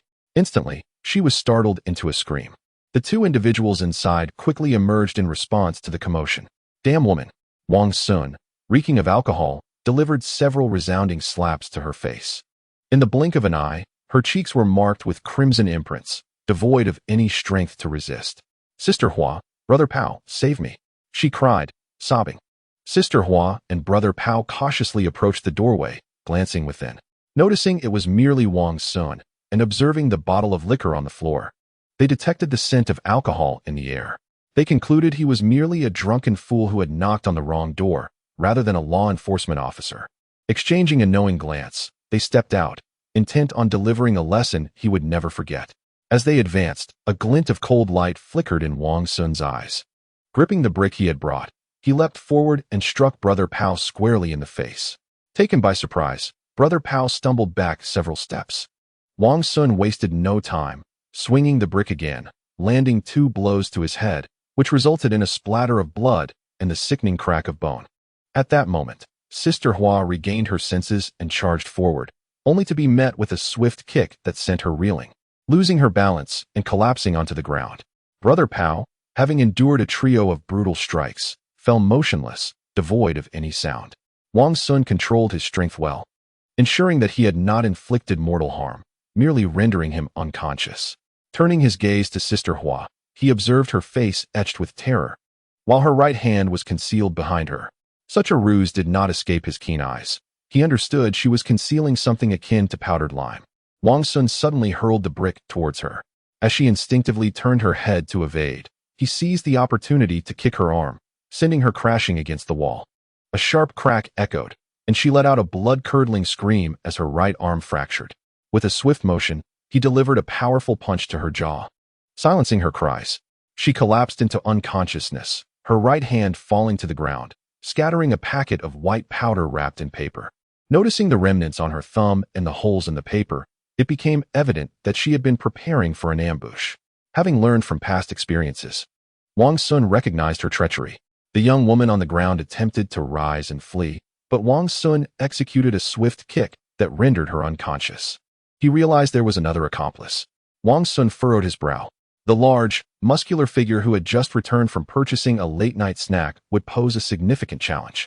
After a moment of contemplation, he resolved to drag all 3 back into the room, clean up the evidence, and prepare for another ambush. Chapter 20. Ruthless Individual Dam. This must weigh at least 160 pounds. If I weren't so sturdy, I truly wouldn't be able to drag it. Wang Xun grasped Sister Hua's 2 feet, bending his body as he exerted himself to pull her through the doorway. The 3 individuals were unceremoniously tossed beside the stove, lying motionless like dead pigs, devoid of any sound. He stepped outside, meticulously cleaned the traces, closed the door, and sought out a length of rope to bind their hands behind their backs, stuffing cloth strips into their mouths. Sitting on the ground, he lit a cigarette to alleviate his tense emotions, then rose to inspect the interior. Apart from the main room, there were 2 additional rooms on either side, and to the right of the courtyard, there was a small door. Wang Xun pushed open the main room's door, revealing a living room furnished with solid wood sofas and a tea table, alongside a black and white television broadcasting a martial arts drama. Beneath the television, there was a device with its indicator light glowing. To the left lay a bedroom, furnished only with a large bed and a wardrobe, appearing quite rudimentary. Not seeing Sister Hua's yellow goods, Wang Xun proceeded to the left room, pushing the door open but finding it empty. He then moved towards the right room. No one. This is impossible. Wang Xun meticulously searched again, even examining beneath the bed, yet still found no one. Suddenly, he recalled the large wardrobe in the main bedroom and hurriedly made his way over. As he swung the wardrobe open, he was met with the sight of two girls, bound and with terrified expressions. Judging by their faces, they appeared to be around 14 or 15 years old, still possessing a youthful innocence. Both had fair complexions and were quite attractive, just as Sister Hua had claimed, truly top-quality goods. Had they not crossed paths with him while seeking revenge on Sister Hua, they might have remained oblivious to their fate, either becoming wives for older bachelors or engaging in other dismal trades. Do not be afraid. I am here to rescue you. Wang Xun reassured them, noticing their pale faces. As he extended his hand, fear flickered in their eyes, prompting them to huddle in the corner. Do not fear. I harbor no ill intent. I merely wish to free you from your bindings, he hastily explained. Once their emotions stabilized, he removed the cloth strips from their mouths. Observing that they did not scream, he let out a quiet sigh of relief and then proceeded to untie their hands. Knock, knock. Two loud raps echoed from outside the door. Wang Xun's expression shifted subtly as he hushed the girls, whispering, "They have another accomplice. You must untie the ropes from your feet. I will handle him. Wait until you can safely open the small door, and, if things seem amiss, flee." With that, he exited the main house, picked up a brick, and swiftly approached the front door. As he pulled back the bolt, the door swung open just as a tall, burly man named and stepped inside. The moment he straightened up, Wang Xun swung the brick directly at his face. Smack! Caught completely off guard, the man's face was struck heavily, causing him to stumble backward, colliding forcefully with the doorframe, producing a resounding thud. Seizing the opportunity while he was disoriented, Wang Xun adhered to his principle of combat, strike decisively. With one successful blow, he swung the brick again, relentlessly targeting the man's face. This individual exhibited a far swifter reaction than that of the boisterous fellow, promptly raising his right hand in a defensive posture to shield his head and other vital areas. While his left hand flung away the late-night snack he was holding, Wang Xun stepped back to evade the incoming food, noticing his adversary charging forward in a swift motion, prompting him to strike with the brick he held. He halted his advance, tilting his head to evade the blow, opting instead to retreat towards the doorway. Was he attempting to flee? Wang Xun pondered, somewhat taken aback. This man was robust and remarkably resilient, even more so than the portly Sister Hua. He refrained from intercepting, believing that should his opponent escape, he would still be unable to elude the fate of being pursued. Brother Nan's cold gaze fixated on Wang Xun as he reached behind himself, feeling for the door, and with a forceful shove, he closed it and secured the latch.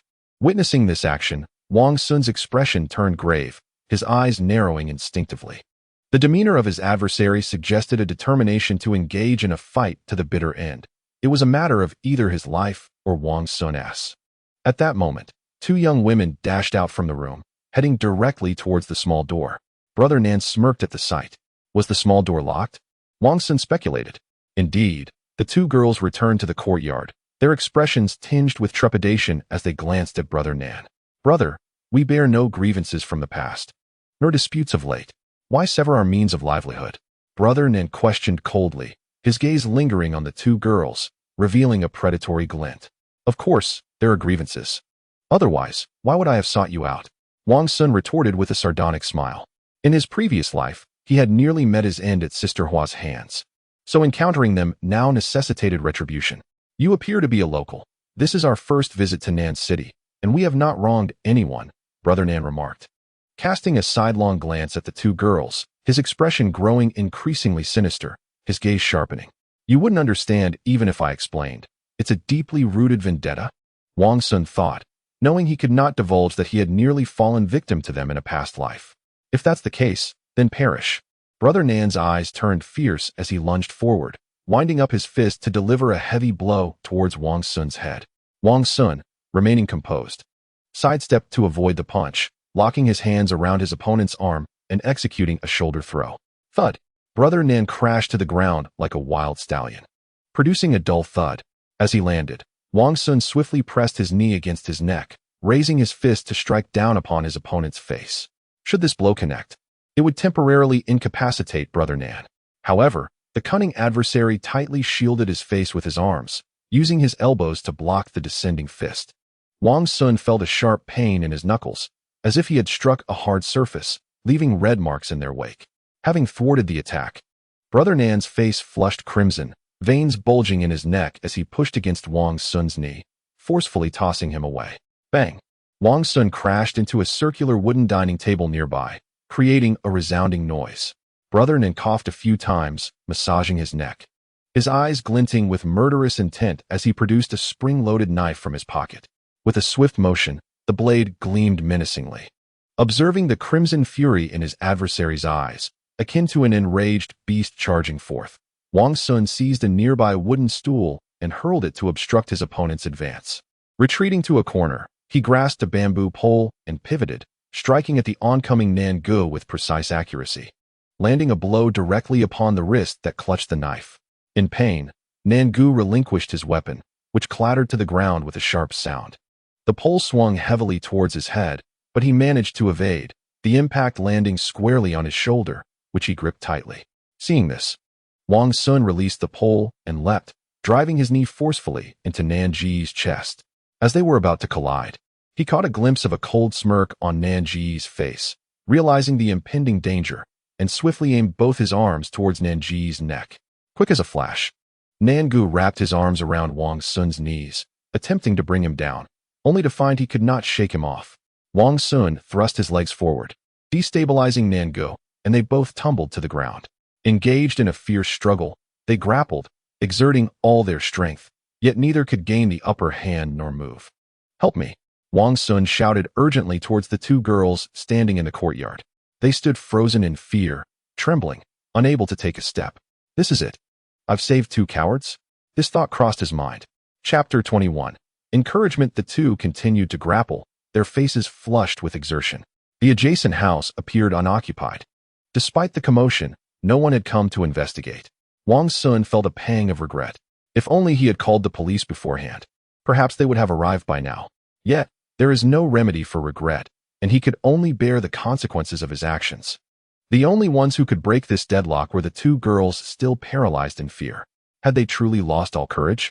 Wang Xun, still doubtful, called out again. "If you don't come help, we might all perish here." His words struck them like a heavy hammer, causing them to tremble uncontrollably. They exchanged a glance, summoning their courage to approach. Upon witnessing this, Wang Xun felt a surge of hope, gripping Nan Gu tightly to prevent any movement. The girls approached cautiously, surveying the scene. One picked up the pole, while the other retrieved the wooden stool. Yet their frail forms still quivered, the fear evident upon their faces. "Strike him on the head. Quickly!" Wang Xun urged insistently. "You dare strike? I will flay your skin off." Nan Gu threatened with a monstrous glare. The girls froze momentarily, fear reflecting in their eyes. Wang Xun sighed, saying, "Before you lies two paths. The first is to await your fate at his hands, destined to be sold to decrepit old men as wives, living a life of confinement, never to see your parents or hold any hope." Before he could finish, a scream escaped Nan Ji's lips as the pole and wooden stool struck his head with a resounding thud. With fierce determination and faces etched with fury, the two individuals wielded their makeshift weapons with all their might. Before long, Nan Gu fell silent, succumbing to unconsciousness. Wang Xun released Nan Gu, freed himself from his grasp, and hastily intervened to prevent further harm, fearing that the other might meet his demise. The two girls, drained of their strength, collapsed onto the ground, sobbing quietly. Wang Xun, unable to spare a moment to console them, swiftly bound Nan Ji's hands behind his back with rope and dragged him towards Sister Hua and the others, finally collapsing onto the ground himself. "Stop crying. You are safe now. The police will arrive shortly to take you home," Wang Xun reassured them, pulling out his phone to dial the authorities, providing the location before hanging up. Noticing their continued tears, Wang Xun felt a pang of helplessness and approached to gently pat their backs in comfort. He acknowledged that he was taking advantage of the situation, yet the girls had not objected. After a brief period, it seemed the girls had released their pent-up fear and ceased crying, only to be interrupted by the growling of their empty stomachs. Upon inquiry, Wang Xun learned that the two had been abducted and brought here 2 days prior, surviving on a mere meal each day, leaving them in a state of disorientation from hunger. He recalled the burly Nango, who had just stepped out to buy a late-night snack, only to be repurposed as a weapon after the ambush. Uncertain if the food he had purchased had been damaged in the scuffle, he surveyed the surroundings and his gaze landed on a plastic bag atop the stove. Rising to his feet, he made his way to the stove, retrieving the late-night snack, discovering 2 bags were intact while the rest had spoiled. Unsure of the contents, he knew it was food, enough to temporarily satiate their hunger. He presented the late-night snack to the girls, urging them to eat quickly before the police arrived. The girls timidly accepted the bags, opening them to reveal steaming stir-fried rice noodles. Glancing at Wang Xun, they noticed him stepping outside to light a cigarette, and they discarded any pretense of decorum, devouring the food voraciously. 5 minutes later, 3 police cars approached with flashing lights, but without sirens. Wang Xun hurried back inside, tearing the cloth strips from Sister Hua and the others' mouths. The vehicles halted at the entrance, and 6 armed officers disembarked, rushing inside with urgency. Leading them was a middle-aged man in his 40s, his demeanor solemn and imposing. "Nephew and I," cried a girl in a blue checkered shirt, throwing herself into his arms and weeping. "It's all right now," the middle-aged man reassured her. His gaze swept over the 4 women, who lay motionless like dead pigs, ultimately landing on Wang Xun, whom he queried, "Young man, did you call the police?" The officers beside him were taken aback by the scene, silently pondering whether the assailants had been too brutal. "Yes, I made the call. These 4 are human traffickers who have been operating in various locations. The leader is Sister Hua, and they are all implicated in heinous crimes," Wang Xun affirmed, with a decisive wave of his hand. The middle-aged man instructed his team to take the 4 women into custody, his voice laced with determination. "Make sure to interrogate them thoroughly." As a key witness, Wang Xun accompanied them onto the police vehicle, returning to the station together. After completing his statement at the precinct, he was retained, with the mention that Captain Ni needed to see him. After waiting for around 10 minutes, the officer named Ni Yang approached him. "Young man, I apologize for the delay," he said with a hint of regret. "You are too courteous. Cooperating with the police is a duty," Wang Xun replied with a smile. After exchanging pleasantries, Ni Yang expressed his gratitude for Wang Xun's heroic act in saving his niece, then swiftly moved to the crux of the matter. He informed Wang Xun that the suspects were still in a state of unconsciousness, and once they regained consciousness and their identities as human traffickers were confirmed, it would be a significant achievement. He intended to award Wang Xun a commendation for his bravery, along with an interview by the local television station. Upon hearing about the interview, Wang Xun quickly shook his head in refusal, expressing his desire to remain low-key. "I do not seek accolades. A monetary reward would be appreciated," he added. He understood that the officer had ulterior motives for the conversation. Superficial fame was of little value, and it was better to maintain humility. Ni Yang, relieved by Wang Xun's response, assured him that he would strive to advocate for him and would inform him by phone later. After a bit more casual conversation, Ni Yang summoned a young police officer to drive Wang Xun back to his rented apartment in the city. Wang Xun initially intended to decline, but could not resist the officer's enthusiasm and ultimately agreed. The young officer was quite talkative, and they enjoyed a pleasant conversation filled with trivial matters during the ride. Upon arriving at the apartment, Wang Xun took a shower, changed into clean clothes, and laid down on the bed, quickly succumbing to a deep slumber. The next day, the alarm clock roused him from his dreams. Upon rising, he felt a wave of soreness coursing through his body, remnants of the previous night's scuffle. As expected, the areas of pain were nearly all bruised. After freshening up, he stepped outside, had breakfast, and then went to retrieve his vehicle from the repair shop. At 7 in the morning, with no street loafers in sight, Wang Xun knocked on the door of the repair shop, paid for the repairs, and handed over some extra cash for the 2-day storage, successfully riding away on his bike.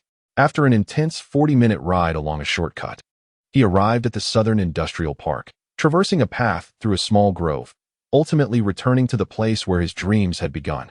Upon entering the courtyard, he wheeled his tricycle inside and parked it in the left side room. Stepping out, he made his way to the kitchen and was taken aback. "Where are my 2 aluminum pots and my large iron pot? What happened to all my kitchenware?" His tools for business, including the coal stove, honeycomb coal, and various oils and seasonings, had all been stolen, leaving the kitchen utterly bare. Rushing to the bedroom, he discovered clothes strewn about, clearly having been ransacked. Damn it. If I find out who did this, I will break your dog paws. He cursed vehemently. Chapter 22. Seeking someone after being away for 2 days. He returned to find his home ransacked. The entire courtyard he rented had been emptied. Although the items were not valuable, even if sold for scrap, they wouldn't fetch more than 100 yuan. He could not fathom the motive behind such an act. Sitting at the door, he took a drag from a cigarette, slowly calming himself, and soon realized that something was amiss. If a thief were to stealthily enter with the intention of pilfering, it is likely they would dismiss these humble possessions. After all, even in thievery, there exists a certain moral threshold. One wouldn't stoop so low as to abscond with pots, pans, and the essential ingredients of life. He meticulously pondered the situation and surmised that it might be the work of an adversary. Yet, having come here merely to engage in minor trade, he believed he had not offended anyone. The only lingering grudge was with his uncle, who had been wronged when he had struck his bamboo pole, and who had sought to teach him a lesson. The 2 individuals he had previously bested could also be suspects, but the most likely culprit remained his vindictive uncle. Gathering the scattered garments from the floor, Wang Xun promptly exited his home, making his way toward the widow's residence in the village. The clock struck 8 at this hour. Those not reporting to work were typically partaking in breakfast. Upon reaching the widow's gate, the ever-vocal dog barked incessantly, affirming its presence. Noticing the gate was ajar, Wang Xun entered without hesitation, proceeding to the large tiled house adjacent to the small building. In rural architecture, the kitchen and living quarters were still distinct. His uncle and the widow's family were seated at the dining table, savoring rice porridge accompanied by salted fish and greens. Upon Wang Xun's arrival at the door, their expressions varied, and their conversation abruptly ceased. What brings you here? His uncle's expression shifted slightly as he hastily rose from the kitchen and gestured for him to step into the yard. Nothing of great importance.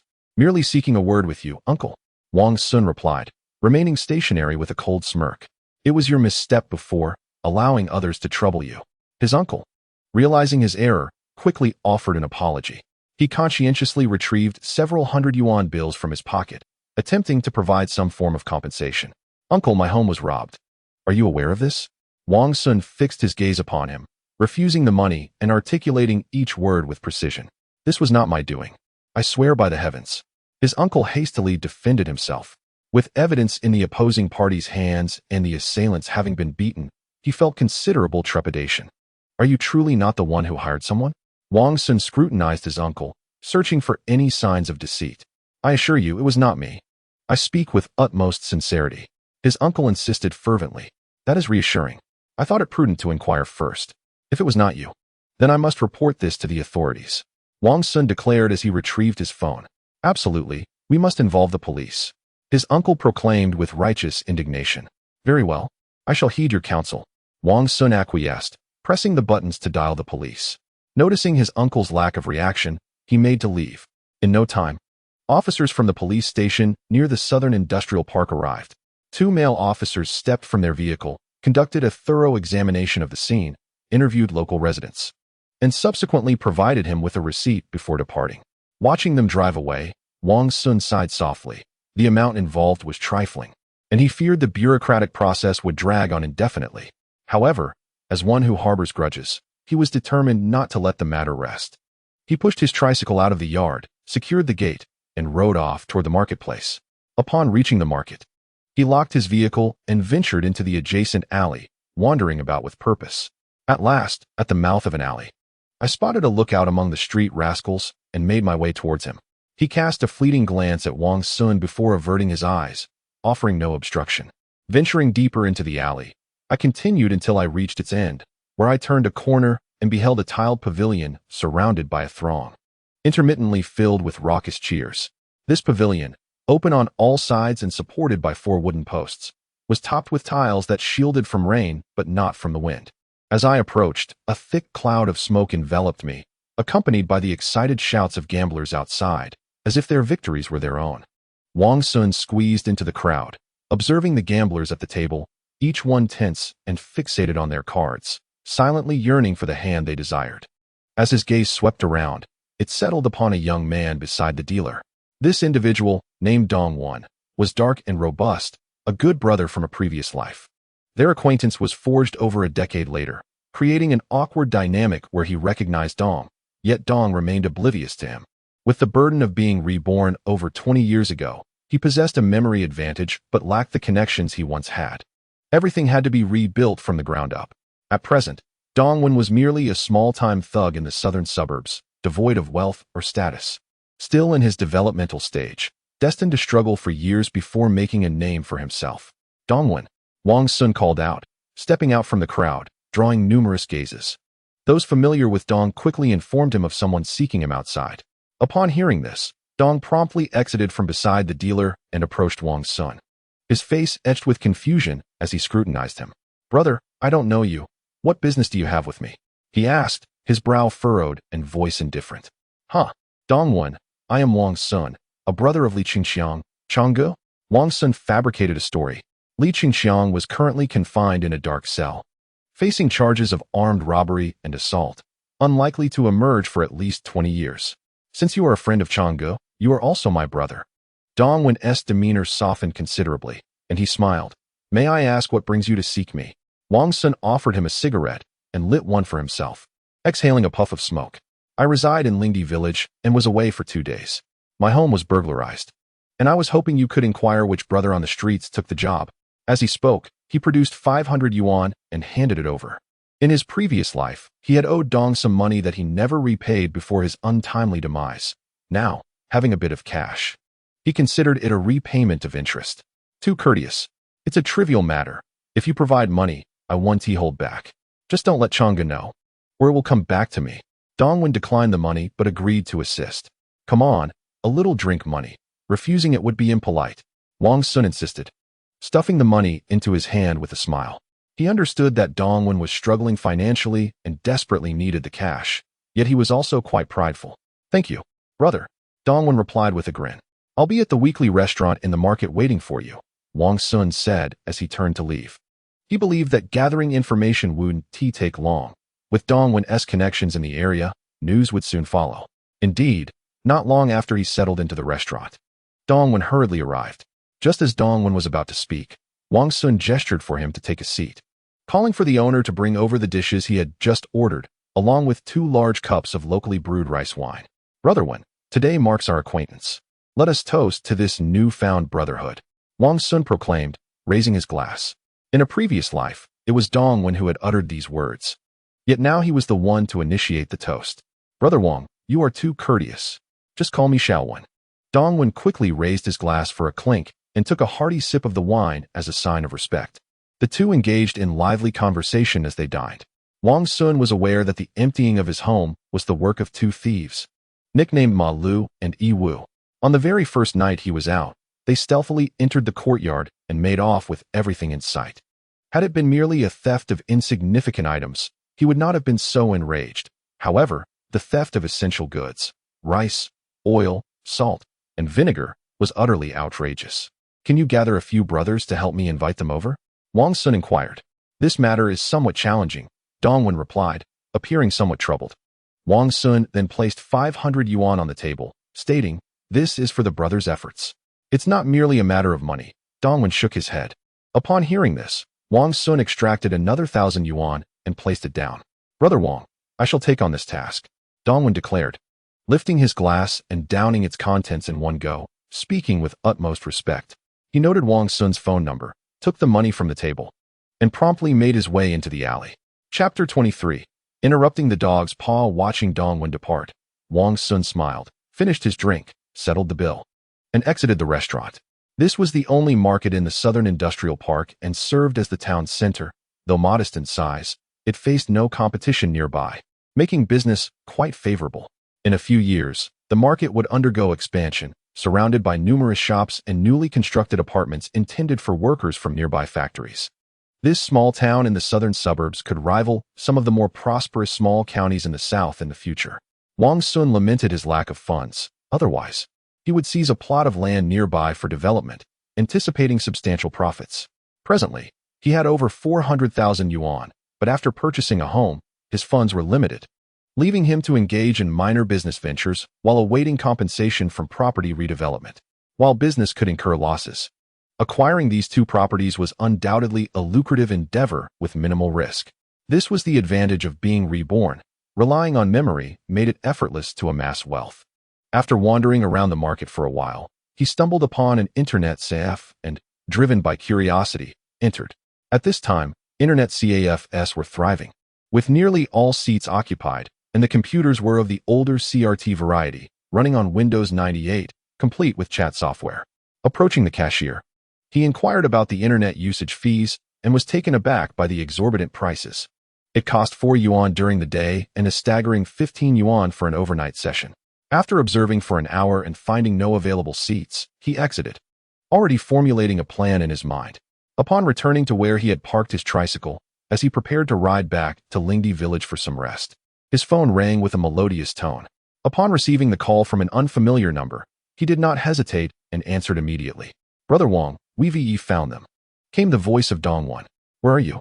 "I'm on my way," Wang Xun replied hurriedly. "We are at Nanao village. Where are you?" "We'll bring them to you," Dongwon informed him. "I'm still at the vacant lot behind the market." Wang Xun relayed his location. "Great. We're heading that way now," Dongwon said before hanging up. Sitting in a tricycle, Wang Xun waited patiently for about half an hour when an old-fashioned van drove past, turning into the vacant lot behind the market. As the vehicle rolled into the shade of the trees and came to a stop, the door swung open, and Dongwon jumped out, scanning the area for Wang Xun. Observing this, Wang Xun quickly alighted from the vehicle and walked briskly towards him. "Brother Wang, I apologize for the wait," Dongwon said with regret. "It's nothing. Nothing at all," Wang Xun replied, promptly offering a cigarette. "Where are they? Bring them out," Dongwon shouted towards the van, and soon 3 men emerged, escorting 2 young men who were forced to kneel on the ground. At that moment, the driver also exited and approached, making a total of 5 individuals, all of whom were known to associate with the underworld. Their bare arms bore numerous scars, and some appeared quite menacing, creating an intimidating presence. Wang Xun distributed cigarettes to each of them. Then his gaze fell upon the 2 young men. From their furtive glances, it was evident they were cunning, unmistakably thieves. "Ma Lui Wu?" Wang Xun inquired. The 2 looked up at him, astonished. They did not recognize him and believed they had not wronged anyone. So they wondered why they had been summoned. "Damn it, Brother Wang is asking you a question," Dongwon interjected, taking a puff of his cigarette before kicking Ma Lu, sending him tumbling. "I'm Yi Wu. I'm Ma Lu," they hastily proclaimed, trembling with fear. "Very well, I shall ask you questions now. And you would do well to answer truthfully. Otherwise, heh, Wang Xun said coldly. Seeing this, Dongwon quickly admonished. "Did you hear what Brother Wang said?"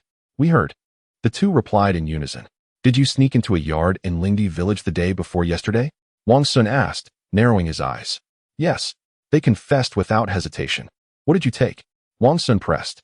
2 large aluminum pots and 1 large iron pot. Ma Lu replied. "Rice, oil, a coal stove, and coal balls," Yiwu added. Wang Xun nodded.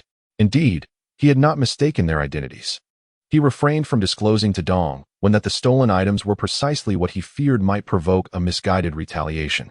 "Now, tell me, who instructed you to do this?"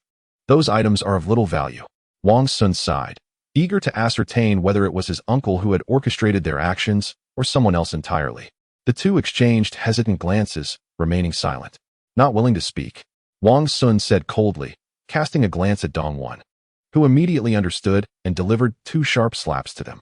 Before long, the 2 began to divulge their secrets. Upon hearing the name Liao when slipped from their lips, Wang Xun was momentarily taken aback, realizing that the mastermind behind it all was indeed him. The very same Liao one, who set up a stall at the factory entrance, had orchestrated the theft of his own home. Viewing Wang as a rival, he resorted to underhanded tactics. It was no surprise, for this individual had risen from a mere street vendor at the city gate to a formidable businessman, not one to be trifled with. In his past life, Wang had feared him. However, in this incarnation, he felt no trepidation. After all, Liaowen was now merely a vendor, devoid of the influence that could shake the southern city with a mere stamp of his foot. Wang Xun regarded the 2 individuals before him in silence, lost in contemplation. The duo, acutely aware that their fate rested in Wang's hands, appeared increasingly anxious, pleading for mercy.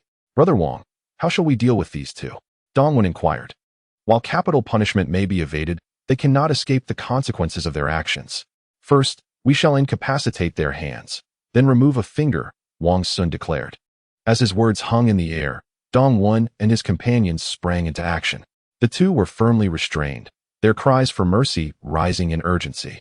The sharp sounds of strikes echoed, followed by anguished wails akin to that of a slaughtered pig.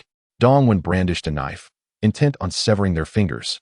"Brother Wang, spare us," they implored, tears streaming down their faces. "Your lives may be spared, but only under certain conditions." Wang Xun interjected, prompting Dongwon to halt. "If you grant us this chance, we shall do anything you ask," they exclaimed, desperately clinging to the hope of salvation. "Very well. I present you an opportunity. I demand that you clear out everything from Liao Wen's residence," Wang Xun commanded. Without a moment's hesitation, they nodded in agreement. "Do not attempt to deceive me, for should you fail, the consequences will be far graver than mere finger severance. You may not escape the southern outskirts," he threatened. Their expressions shifted, acknowledging the gravity of his words, and they assured him they would not flee, vowing to fulfill the task. Satisfied, Wang Xun instructed Dongwon to release them. As they departed, he bestowed upon Dongwon a sum of money, urging him to treat a few companions to a fine meal as a reward. This time, Dongwon did not decline. After accepting the money, he invited Wang Xun to join them. Wang Xun excused himself, citing urgent matters to attend to, promising to host them on another occasion. Before parting, he mentioned that he hoped to engage in business soon and that he would not neglect their contributions. Dongwon nodded enthusiastically. Venturing into the marketplace, Wang Xun approached the area where tricycles were parked, unlocked one, and set off towards Lingdi village. Upon returning to the village, he received a call from Ni Yang, compelling him to head to the factory entrance and board a bus to the city. Chapter 24. Returning to the village, the midday bus was sparsely populated, allowing Wang Xun to find a seat by the window. After an hour of jostling, he finally arrived in the city, disembarking at a stop near the Public Security Bureau, and leisurely made his way to his destination. Upon reaching the entrance of the bureau, Wang Xun refrained from entering immediately and instead called Captain Ni before proceeding inside. Just as he reached the door, Ni Yang emerged with a beaming smile, warmly welcoming him inside. "Xiao Wang, why have you arrived at this hour?" Uncle Ni inquired. "I apologize for keeping you waiting. I encountered a few delays on the way," Wang Xun replied with a smile. "Haha, no worries. Come into my office," Ni Yang said, leading the way into the building, with Wang Xun hastily following. "Xiao Wang, please take a seat. There's no need to be formal." Ni Yang gestured towards the nearby sofa, smiling warmly. "Thank you, Uncle Ni." Wang Xun expressed his gratitude as he settled down. "The bonus we discussed has been approved," Ni Yang announced, retrieving an envelope and a certificate for bravery from his drawer and handing them to Wang Xun. Upon receiving the certificate, Wang Xun glanced at the name inscribed upon it and felt a surge of excitement upon touching the thickness of the envelope. While the accolade held little value to him, he was far more interested in the monetary reward. He mused that he would gladly exchange the certificate for cash if it were possible. "This matter has not been made public. I apologize for any inconvenience it may have caused you," Ni Yang said with sincere regret. "Thank you, Uncle Ni. I prefer to keep a low profile," Wang Xun replied earnestly. "You have rendered us a great service this time," Ni Yang remarked with a smile. "Indeed. Well then, Uncle Ni, I shall take my leave." Wang Xun rose to bid farewell. Ni Yang accompanied him to the door, politely suggesting that Wang Xun could call him if he encountered any insurmountable troubles in Nanshur. Wang Xun nodded appreciatively. After exiting the police station and walking a considerable distance along the sparsely populated roadside, he eagerly opened the envelope to take a glance inside. The amount was modest, approximately 2,000 yuan, which would adequately cover the expenses incurred in hiring Dongwon and his associates.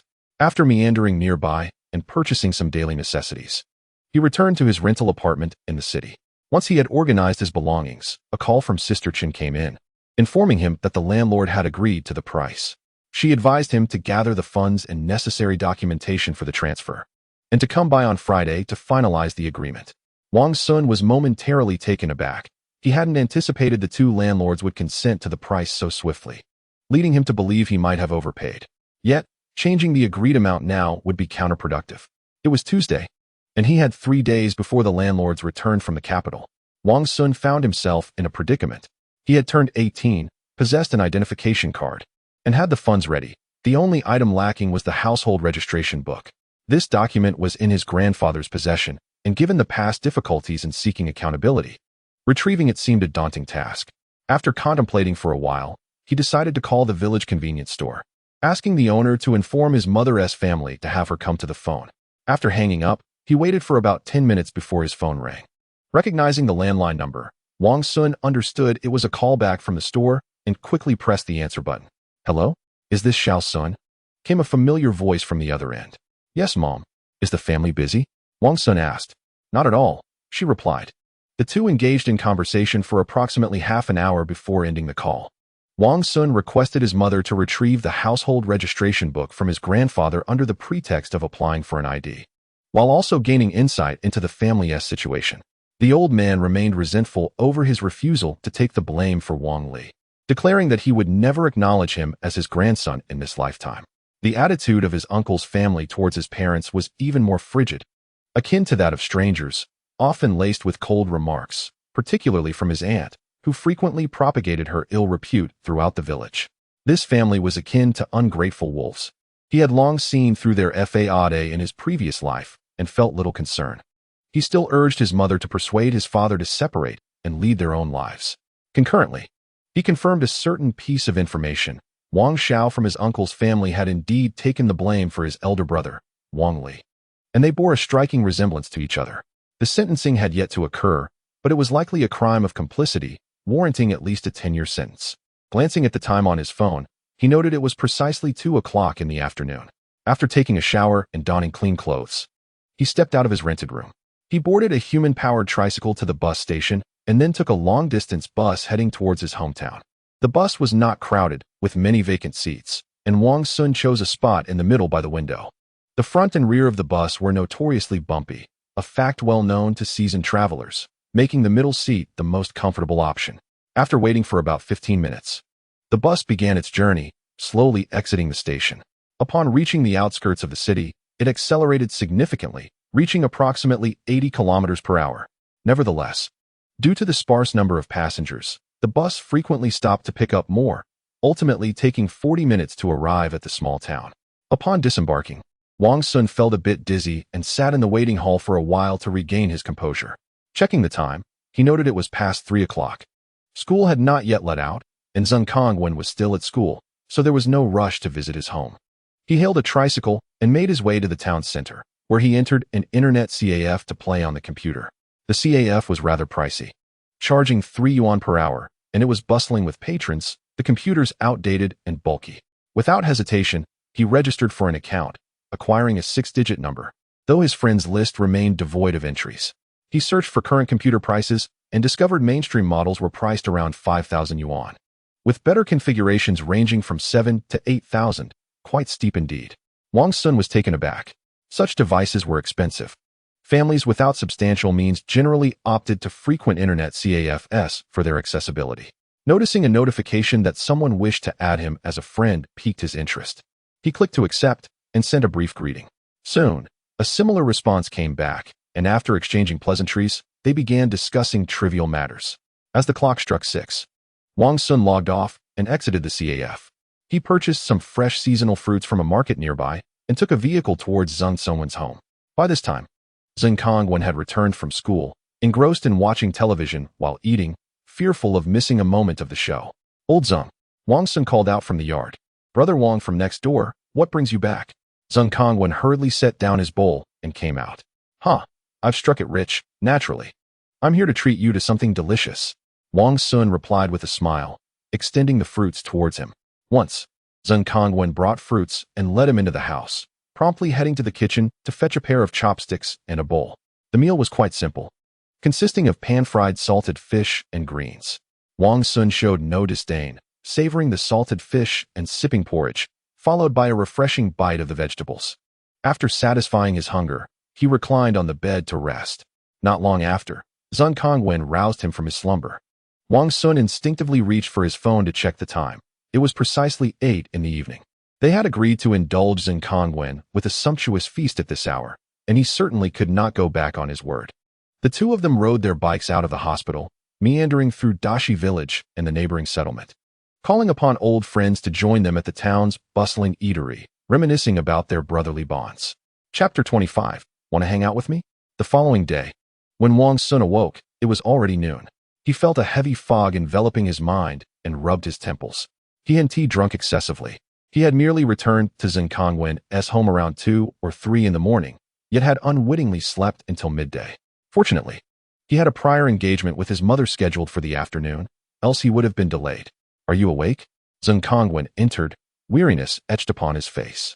It seemed he had returned late and had not slept for long before needing to rise for school, a true ordeal. "Just woke up and saved your family a breakfast," Wang Xun jested. "In our affluent household, we never lack for provisions. We eat to our heart's content. Hurry and wash up for your meal." Zhengkongwen emerged from the kitchen with the dishes, ready to eat while watching television. Alas, he was a television aficionado. Whenever he had a spare moment, he would indulge in his favorite shows. Wang Xun responded affirmatively and went outside to the well to freshen up before returning to the house to enjoy a makeshift breakfast lunch. After their meal, Zhengkongwen lay back on the bed to watch television, quickly succumbing to sleep again. Observing this, Wang Xun promptly turned off the television, for he had little interest in the program. The current drama featured outdated costumes, which he found quite unaccustomed. Bored, he decided to engage with a game on his phone, playing a version of Snake. Time slipped away, and soon the alarm clock beside the television rang. Without needing to be called, Zhengkongwen, ever disciplined, opened his eyes and sat up in bed. "Brother Wang next door, I truly envy your freedom from school," Zhengkongwen lamented. Wang Xun was at a loss for words. "It's not that I didn't get into high school. I'm just not cut out for academics.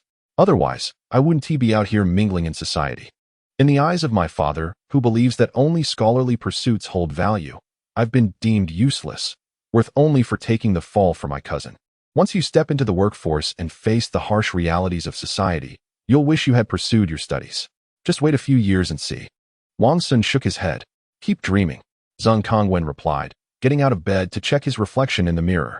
Finding his hair somewhat disheveled, he stepped outside to wet it slightly and comb it back into place.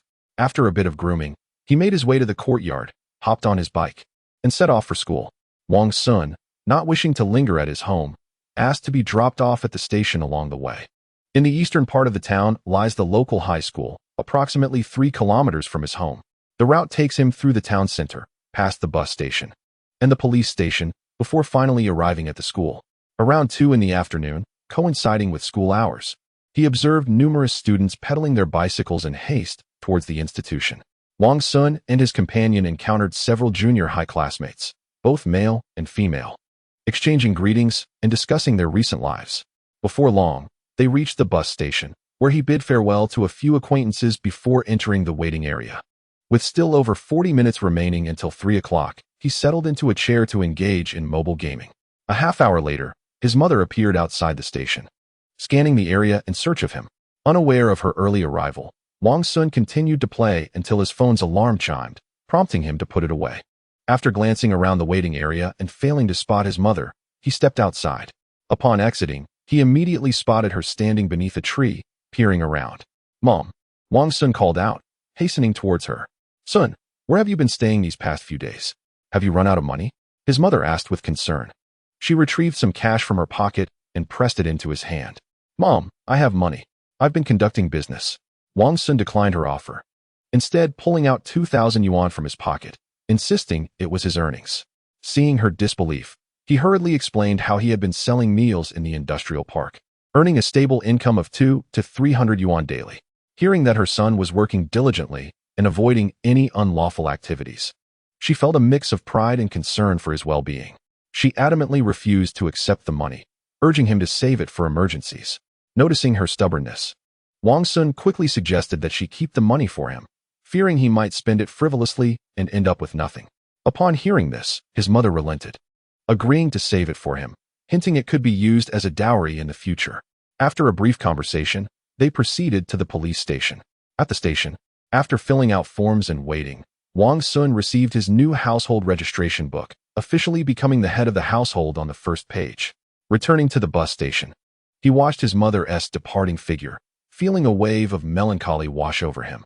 As long as his father did not separate from his grandfather, he would not be able to return home without facing the judgments of others regarding his work. He contemplated asking his third uncle to persuade his father to discuss the matter of dividing the family assets during the upcoming new year, confident that his uncle would not refuse, especially since he held leverage over him. With everything settled, Wang Xun no longer lingered in the town and boarded a bus heading towards the city. The bus, which which departed every 15 minutes, soon left the station. Making its way to the urban area, he had intended to catch a quick nap, given the sparse crowd, but his phone rang, interrupting his plans. Noticing it was an unfamiliar local landline number, Wang Xun hesitated before pressing the answer button. Hello? Who is this? Brother Wang, it's Pang Zhe. Wang Xun paused momentarily, recalling the previous night spent drinking together, during which they had agreed to venture into the city to engage in business and amass wealth. The two individuals were his middle school classmates, Pang Zhe and Pei Yuan, close companions with whom he shared a genuine bond, capable of standing by each other in times of need. Both had not progressed to high school, opting instead to leave their studies and assist with agricultural work at home, occasionally taking on odd jobs for some income. Upon hearing of Wang Xun's success in the city, they were eager to join him in his endeavors to save up for a future with their wives. Wang Xun did not decline their request, instructing them to meet him at the bus station the following afternoon after he completed his errands. However, he forgot about the arrangement and boarded the bus after bidding farewell to his mother. Brothers, are you still at home? Wang Xun inquired. Old Pei is at my place. I didn't see you call, so I'm reaching out to check when we're heading out, he responded. I'm already on the bus. You should come to the station now, and we'll head to the city together. All right, we'll head back to the station right away. Pang Zhe exclaimed before abruptly ending the call. Wang Xun returned his phone to his pocket and gazed out the window for a moment before closing his eyes to rest. The bus journey was filled with stops that made him feel nauseous, and after approximately 40 minutes, they finally arrived at the bus terminal. Upon exiting, he sought refuge under a tree's shade, smoking a cigarette to alleviate his queasiness while awaiting the arrival of his friends. After a full hour, Pang Zhe and Pei Yuan emerged from the station, laden with bags. Old Pei, over here, Wang Xun called out, his loud voice drawing the attention of several passers-by. Upon spotting him, the two quickly maneuvered through the throng of pedicabs and approached him. Brother Wang, they greeted. Wang Xun nodded and hailed a taxi to take them to Lingdi village in the southern suburbs, where he intended to take over his business and confront the unscrupulous Liao Wan. Chapter 26. The successor. Brother Wang, do you live here? Pei Yuan asked as they arrived at the rental house in Lingdi village, gazing at the spacious courtyard. What?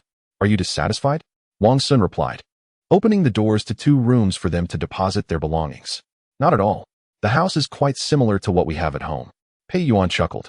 You have no idea how wonderful this place is. The entire village is filled with workers from nearby jobs, and there are plenty of girls around. You might even have the chance to woo a couple. Wang Xun jested. The two friends expressed their surprise and could not help but inquire whether he had already begun to indulge in romantic pursuits. Wang Xun shook his head, confidently declaring the classic phrase, I have no interest in discussing any romantic tales right now. My sole focus is on making money. The two nodded in agreement, acknowledging the wisdom in his words. Let us take a break, and then I'll take you to the market to buy some tools. Wang Xun suggested as he returned to the house, laid down on the bed, and plugged in his phone to recharge its nearly depleted battery. An hour later, seizing the early hour, he took his friends to the nearby market to familiarize them with the route. Next, he had them trim their long hair into crew cuts before purchasing some vegetables and necessary tools. The quantity of goods purchased was considerable, requiring 2 trips for transportation. On the return journey, Wang Xun requested Pang Zhe to ride the bicycle and ascertain whether he could navigate back to the rental house in Lingdi village. They refrained from taking shortcuts through the woods, as those areas might harbor unsavory characters, prioritizing their safety for the future. Following the main road, Pang Zhe was able to recognize the way and successfully returned to the village. Observing this, Wang Xun instructed him to ride to the market once more to fetch Pei Yuan and the remaining goods. Meanwhile, he remained in the courtyard, igniting a fire to render lard from fatty pork in a large iron pot, while also boiling some water to clean the pots and pans. After a considerable while, Pang Zhe and Pei Yuan finally returned with the goods. Hearing Pei Yuan's grievances about taking a wrong turn halfway and having to backtrack, Wang Xun offered words of encouragement, assuring him that familiarity would come with repeated journeys, alleviating future confusion at the market. They prepared several dishes and gathered around the kitchen table, clad only in their bare arms, to indulge in a drink. Once their hunger was satiated and their spirits lifted, Wang Xun began directing the two in the art of cooking rice, teaching them how to prepare porridge, as well as the stir-fried noodles for their midday stall and the sweet soup for the evening sale. Both men, hailing from rural backgrounds, were self-sufficient from a young age, and thus, they quickly grasped the cooking techniques, producing dishes of commendable flavor. Their endeavors continued until approximately 10 o'clock in the evening, at which point Wang Xun instructed them to wash up and retire for the night, emphasizing the need to rise early the next day to set up their stall and engage in commerce. At 5 in the morning, when the alarm rang, Wang Xun climbed out of bed, only to find that they were already awake. "So early? Did you not sleep well last night?" he inquired, somewhat taken aback. "It's just that we are not yet accustomed to this place. We will adjust in due time," Pang Zhe replied with a forced smile. "All right then, let us get to work. I will take you to the stall shortly to familiarize you with the surroundings, and eventually, you will manage it on your own." Wang Xun nodded, having resolved to step back from the stall operations, allowing them to become his successors and maintain a foothold at the factory entrance. With their presence, it would be less easy for the Liao couple to profit from their trade. This time, Wang Xun refrained from intervening, instead observing from the round wooden table as they independently prepared the porridge and fried dough sticks, along with various side dishes. One focused on cooking the porridge while the other prepared the dough sticks and stir-fried pickled vegetables, their roles clearly defined without any discord. After about an hour, both types of porridge were ready, and Pang Zhe served 2 bowls to Wang Xun for his assessment. After tasting the bland porridge, Wang Xun remarked, "This lacks flavor. A bit more salt is necessary." In response, Pang Zhe nodded and approached the large aluminum pot to adjust the seasoning. After sampling the dishes prepared by the two, Wang Xun found no significant issues and advised them to eat something to tide them over until they set up their stall.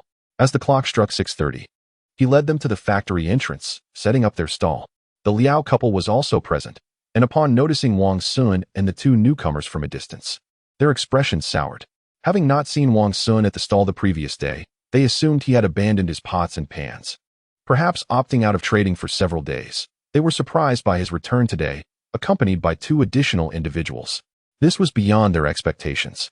They thought to call Ma Lu and his companion later, suggesting they seize another opportunity to visit his courtyard. Wang Xun glanced at Liao Wen and his wife's stall, realizing they had originally sold steamed buns, but now offered porridge and fried dough sticks as well, prompting a cold smile within him. With few stalls at the factory gate, everyone relied on their own skills to earn a living, and resorting to underhanded tactics was utterly unacceptable. "Does he hold a grudge against you?" Pang Zhe inquired, noticing Wang Xun's unwavering gaze on Liao Wen and his wife. "It's a minor grievance. He is quite cunning and must be approached with caution." Wang Xun nodded in response. "Let us find out where they live and teach them a lesson tonight," Pei Yuan said, narrowing his eyes. "No need. Someone else will take care of it." Wang Xun shook his head. These 2 hot-headed youngsters lack restraint and might even cause serious harm without realizing it. I want to allow them to handle this matter. Moreover, those 2 little thieves are already suitable thugs. They will certainly not dare to refuse the task. Resolute in his decision, he planned to call Dongwen around 10 o'clock to inform the 2 of them to handle the situation. After a short wait, the number of people arriving for work began to increase, and Pang Zhe and his companion became busy. Wang Xun assisted them by tidying up the dishes. Perhaps due to the night shift workers still being on duty, not many arrived for work, allowing the 2 to manage effortlessly. Unlike the earlier chaos when he operated the stall alone. After 7:30, a wave of people began to stream out of the factory, leaving the 2 momentarily astonished. Having set up his stall for a month, Wang Xun had built a solid reputation, resulting in a long queue of customers. As Pang Zhe and his companion busily served porridge, beads of sweat began to form on their foreheads. By 8 o'clock, the 2 large aluminum pots were nearly empty, having sold out entirely. Wang Xun instructed them to pack up, then headed to the security booth to fetch a pack of fine cigarettes for Brother Chen. Without Chen's earlier reminder, he would not have ventured into the city and thus missed the chance for a windfall. In Wang Xun's view, Chen deserved recognition for his contributions, and gifting him 2 packs of fine cigarettes seemed only fair. Upon returning to the village, Pang Zhe and his companion were elated, eagerly calculating their earnings and discovering they had made over 100, their smiles wide. "Take a break first, and later we will head to the market to buy some ingredients. At 10 o'clock, we will prepare the food for sale at noon and set up the stall again," Wang Xun declared, then retreated to his room to lie down. When the clock struck 10, Pang Zhe and his companion rode their bicycles to the market, while Wang Xun made a call to Dongwen. "Hello, Brother Wang," came Dongwen's enthusiastic voice from the other end. "I have some free time tonight, and plan to treat you to dinner," Wang Xun replied. "Absolutely. Just let me know the time and place, and I will be there." Wang Xun casually mentioned the two petty thieves, suggesting they had failed to accomplish their task, and prompted Dongwen to deal with Liao Wen. Understanding the implication, Dongwen quickly assured him he would discuss it with his brothers shortly. After exchanging a few more words, they ended the call. Shortly thereafter, Pang Zhe and his companion returned from the market, having purchased ingredients for lunch. Wang Xun emerged from the house, commencing his instruction on how to prepare two enticing varieties of stir-fried noodles and a fragrant fried rice. Chapter 27, Retribution. After an hour of diligent effort, the trio finally completed the midday offerings. Upon setting up their stall at the factory entrance, Wang Xun observed that the Liao couple had already established their own. Beside their food truck, they displayed an identical array of stir-fried noodles and a small iron pot of fried rice. They had entirely replicated Wang Xun's culinary creations in a bid to attract business and secure more customers. Wang Xun furrowed his brow. It was evident that they were targeting him, attempting to undermine his livelihood. "Brother Wang, their offerings are identical to ours," Pang Zhe remarked, eyeing the Liao couple's stall. "I see it. No worries. We are all in the business world. There are no rules dictating who can sell what. It's a matter of skill and craftsmanship," Wang Xun replied. The two nodded in agreement, choosing silence as they began to set up their stall. As Wang Xun glanced towards the Liao couple, Liao Wen also turned to look, and when their gazes met across a distance of roughly 10 meters, Wang Xun detected a cold smirk playing at the corner of Liao Wen's mouth. Was this a provocation? Wang Xun narrowed his eyes, his expression darkening. "I haven't come to demand an explanation, yet you dare to overstep." At that moment, the factory's break time commenced, and soon a throng of workers rushed out to eat. The crowd diverted, but many still gravitated towards Wang Xun's stall, causing Pang Zhe and his companion to flounder in confusion. Wang Xun intended to assist with collecting money, but just then, his phone rang. Upon checking, he saw it was a call from Dongwen, and he promptly answered. "Hello? Brother Wang." Calling me at this hour indicates urgency?" Wang Xun inquired. "Brother Wang, those two from Ma Lu have returned to their hometown. They likely won't dare to show their faces in Nan City for a while." Wang Xun's brow furrowed. The turn of events was unexpected. Fortunately, he had instructed Dongwen and his group to incapacitate them that day. Otherwise, they might have escaped unscathed. Upon reflection, he suspected that Ma Lu had informed Liao Wen of their retreat, explaining his demeanor. "Hello, Brother Wang?" Seeing Wang Xun remain silent, Dongwen hastily continued. "I'm listening." Wang Xun acknowledged, yet his thoughts wandered. Ma Lu and his companion would rather flee than offend Liao Wen. Could it be that Liao Wen had connections in the underworld? "Brother Wang, do you need me and my brothers to deal with those who have wronged you?" "Very well. Find a reliable ally and ensure absolute confidentiality. I will call you shortly," Wang Xun concluded, hanging up and making his way toward the security office. The security job was rather relaxed. Brother Chun, having finished his lunch, sat in the security office at the factory entrance, casually crossing his legs while perusing a newspaper. Wang Xun approached, offering him a cigarette, and initiated a conversation. With the 2 packs of cigarettes from the morning, Brother Chun was exceedingly cordial, even pouring him a glass of water. Through their exchange, Wang Xun learned that Liao Wen resided in a village called Miaoling, which was not far from here, at most a kilometer away. After a few more idle exchanges, he excused himself and departed. In a secluded area, Wang Xun took out his phone and called Dongwen. After ending the call, he looked up to see that the two had already packed up their stall. "Brother Wang, we've sold everything. Let us head back," Pang Zhe exclaimed upon noticing his return. Wang Xun nodded and walked alongside them towards their rented accommodation. Following the two throughout the day had left him feeling quite fatigued. Fortunately, he had no intention of continuing this business, thus liberating himself from the toil. Seated at the kitchen table, watching the two tally their earnings, Wang Xun was reminded of his own first experience selling goods, a thrill he had not forgotten. "Brother Wang, after deducting the cost of ingredients, we made over 200 yuan today. You should keep this," Pang Zhe said, pushing the money towards him. To them, the expenses for pots, bowls, and ingredients had all been covered by Wang Xun, so it was only right to return the earnings first.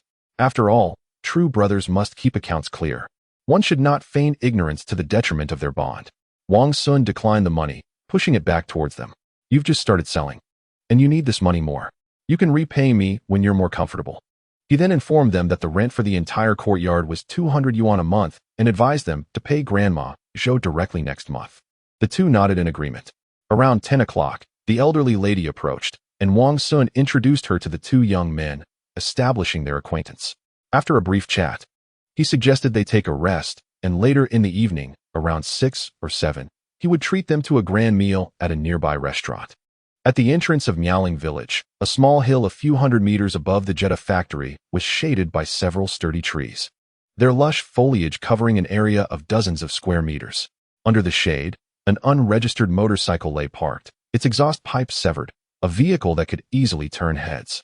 Two burly youths sat atop the bike, bare-chested, their bodies marked with scars, exuding a palpable aura of defiance. The ground around them was littered with cigarette butts, a testament to their lengthy stay. These two were Dong Xun and his close ally, Li Hai. Brother Dong. We've been waiting for nearly an hour without a sight of him. Is the intel faulty? Li Hai inquired. Let us wait another half hour. And if we still don't see him, I'll call Brother Wang, Dong Xun replied, shaking his head. Lighting another cigarette to ease their impatience, they reminisced about past exploits. In their world, fighting was as commonplace as drinking water. Surviving was merely a stroke of luck, yet they yearned to carve out a name for themselves. After half an hour had passed, Dong Xun was about to call Wang Xun when he spotted two figures entering their line of sight. Doesn't that truck over there say Liao Ji Fast Food? He indicated towards the slowly approaching food truck. I can't see clearly. We'll have to wait until it comes closer, Li Hai replied, shaking his head. I'd wager it's likely. Let us get ready. Dong Xun spoke as he discarded his cigarette, but pulling out two steel pipes from the vehicle and handing one to his companion. Armed with their makeshift weapons, the pair mounted their motorcycle and sped towards the two individuals ahead. Liao Wen was pushing his food cart, while his wife incessantly lamented that today's earnings paled in comparison to yesterday's, and that they still had plenty of leftover food. Oblivious to the imminent danger approaching, they deliberated on cooking less for their evening stall to avoid incurring losses. At that moment, Dong Xun, driving the motorcycle just a few dozen meters away from the food cart, discerned the cart emblazoned with the name Liao Ji Fast Food. Noticing the distinct features of the man pushing the cart, particularly the prominent mole near his eye, they confirmed their target was correct and accelerated, the exhaust belching forth a thick cloud of black smoke. The noxious fumes overwhelmed Liao Wen and his wife, who had just begun to curse when the motorcycle halted, and its riders dismounted. Before they could react, they were struck down by a surprise blow, collapsing to the ground. Subsequently, the steel pipes descended upon them like rain, accompanied by agonizing cries reminiscent of a slaughterhouse. The assailants unleashed a frenzied assault, and once finished, swiftly mounted their motorcycle and fled without hesitation, displaying an unsettling familiarity with their escape. Although Dong Xun and his accomplice did not deliver fatal blows, they ensured that Liao Wen and his wife would be incapacitated for at least a week. After the motorcycle had vanished into the distance, Liao Wen slowly regained his composure, only to discover his arm was fractured, causing him to wince in pain. Witnessing his wife in tears from her agony, Liao Wen was engulfed by a mix of fury and despair. With reddened eyes, he promptly retrieved his phone and dialed the number of an acquaintance from his contacts. Chapter 28. Recruitment. Around 6 in the evening, Wang Xun arose to wash his face. Then, accompanied by two individuals, he mounted a tricycle and made his way to a nearby market. This was a small town in the southern suburbs, with a wide main road cutting through the center, flanked by self-constructed houses of about 3 stories, housing numerous restaurants and street stalls. Wang Xun selected a bustling eatery named Hao Kulai, requested a private room, and ordered a lavish spread of hearty dishes. After placing a call to Dong Xun and waiting for a short while, a van arrived, parking at the roadside, and 4 or 5 burly men disembarked. Dong Xun emerged from the front passenger seat, leading the group up to the second-floor private room. Their imposing demeanor resembled that of a leader making a grand entrance, exuding an air of authority, though their pockets were notably empty. Brother Wang. Upon entering the private room, Dong Xun greeted warmly, ushering in his companions. All the brothers are here. Come in and take a seat. Wang Xun rose, beckoning the men. The two individuals seated nearby, Pang Zhe and his companion, appeared somewhat flustered, seemingly intimidated by the imposing presence of Dong Xun's entourage, who were seasoned individuals from the underworld, exuding an intimidating aura. These men had all previously assisted Wang Xun, so Dong Xun's entourage was not overly large. Once they were seated, Wang Xun produced a pack of cigarettes, distributing one to each of them. Thank you, Brother Wang. Dong Xun and the others expressed their gratitude. After the cigarettes were handed out, Wang Xun called out to the outside, instructing the proprietor to promptly bring in the food and drinks. As his command echoed, a waiter entered, carrying a selection of beverages. While waiting for the dishes to be served, Wang Xun poured some wine and raised his glass with Dongwon and the others, downing the contents in one swift motion. He then proceeded to introduce Pang Zhe and his companion to Dongwen's group, suggesting that they could offer assistance should any matters arise. Pang Zhe and his companion, displaying their understanding, rose to offer a few flattering remarks and toasted with the 6 attendees. The speed of the eatery was impressive, and soon a table laden with sumptuous dishes was laid out before them. The sight of such a bountiful spread left Dongwon and his companions utterly astonished, reflecting their surprise at Wang Xun's generosity. As everyone began to enjoy the meal, Wang Xun took the initiative, deftly picking up a piece of meat with his chopsticks and savoring it. Observing his actions, the others followed suit, eagerly joining in the feast. As the flavors of the dishes mingled and the wine circulated, the atmosphere grew more convivial, and they engaged in a spirited game of rock, paper, scissors, drinking as they played. Wang Xun participated briefly but deliberately lost a few rounds, consuming a couple of glasses before stepping back from the game. If he had retained the mentality of his 18-year-old self, he might have engaged in a relentless contest, either leaving his opponents sprawled under the table or himself being carried away. However, having returned to this life, he no longer possessed the competitive spirit that once dominated his drinking encounters. "Brother, we didn't manage to find Ma Lu and the others this time. Next time we encounter them, I'll make sure to give them a good thrashing for you," Dongwen said apologetically. "Thank you for your thoughtfulness, my friend." Wang Xun raised his glass to clink with Dongwen's, but as the wine coursed down, discomfort gripped his stomach. Aware of his limited tolerance for alcohol, he sought an excuse to slip away to the restroom.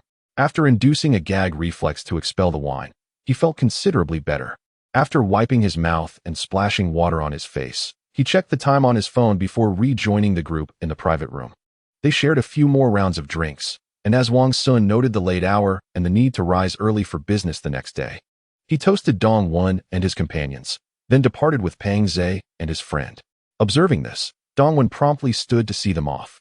"Brother, how much can you earn here in a month?" Wang Xun inquired with a smile as they stepped out of the private room and onto the street. "Not much. Between the gambling stall and maintaining market order, it's only a few hundred yuan a month," Dongwon replied, shaking his head. That's rather modest." Wang Xun nodded thoughtfully. "As I mentioned last time, I plan to start a business in the city. Once I open, I would like you to bring your friends to assist me. I can offer you 2,000 yuan a month, with plenty of cigarettes for them, and they could receive 1,000 each. What do you think?" "Thank you for your generosity, Brother Wang. I need to discuss this with the others." Dongwen's eyes brightened as he responded eagerly. "All right, I'll await your call." "You head back now," Wang Xun said, not rushing him for an answer, confident that his proposal would be difficult to refuse, especially considering the generally low wages in Nan City, where most people earned only a few hundred yuan, rarely exceeding 1,000.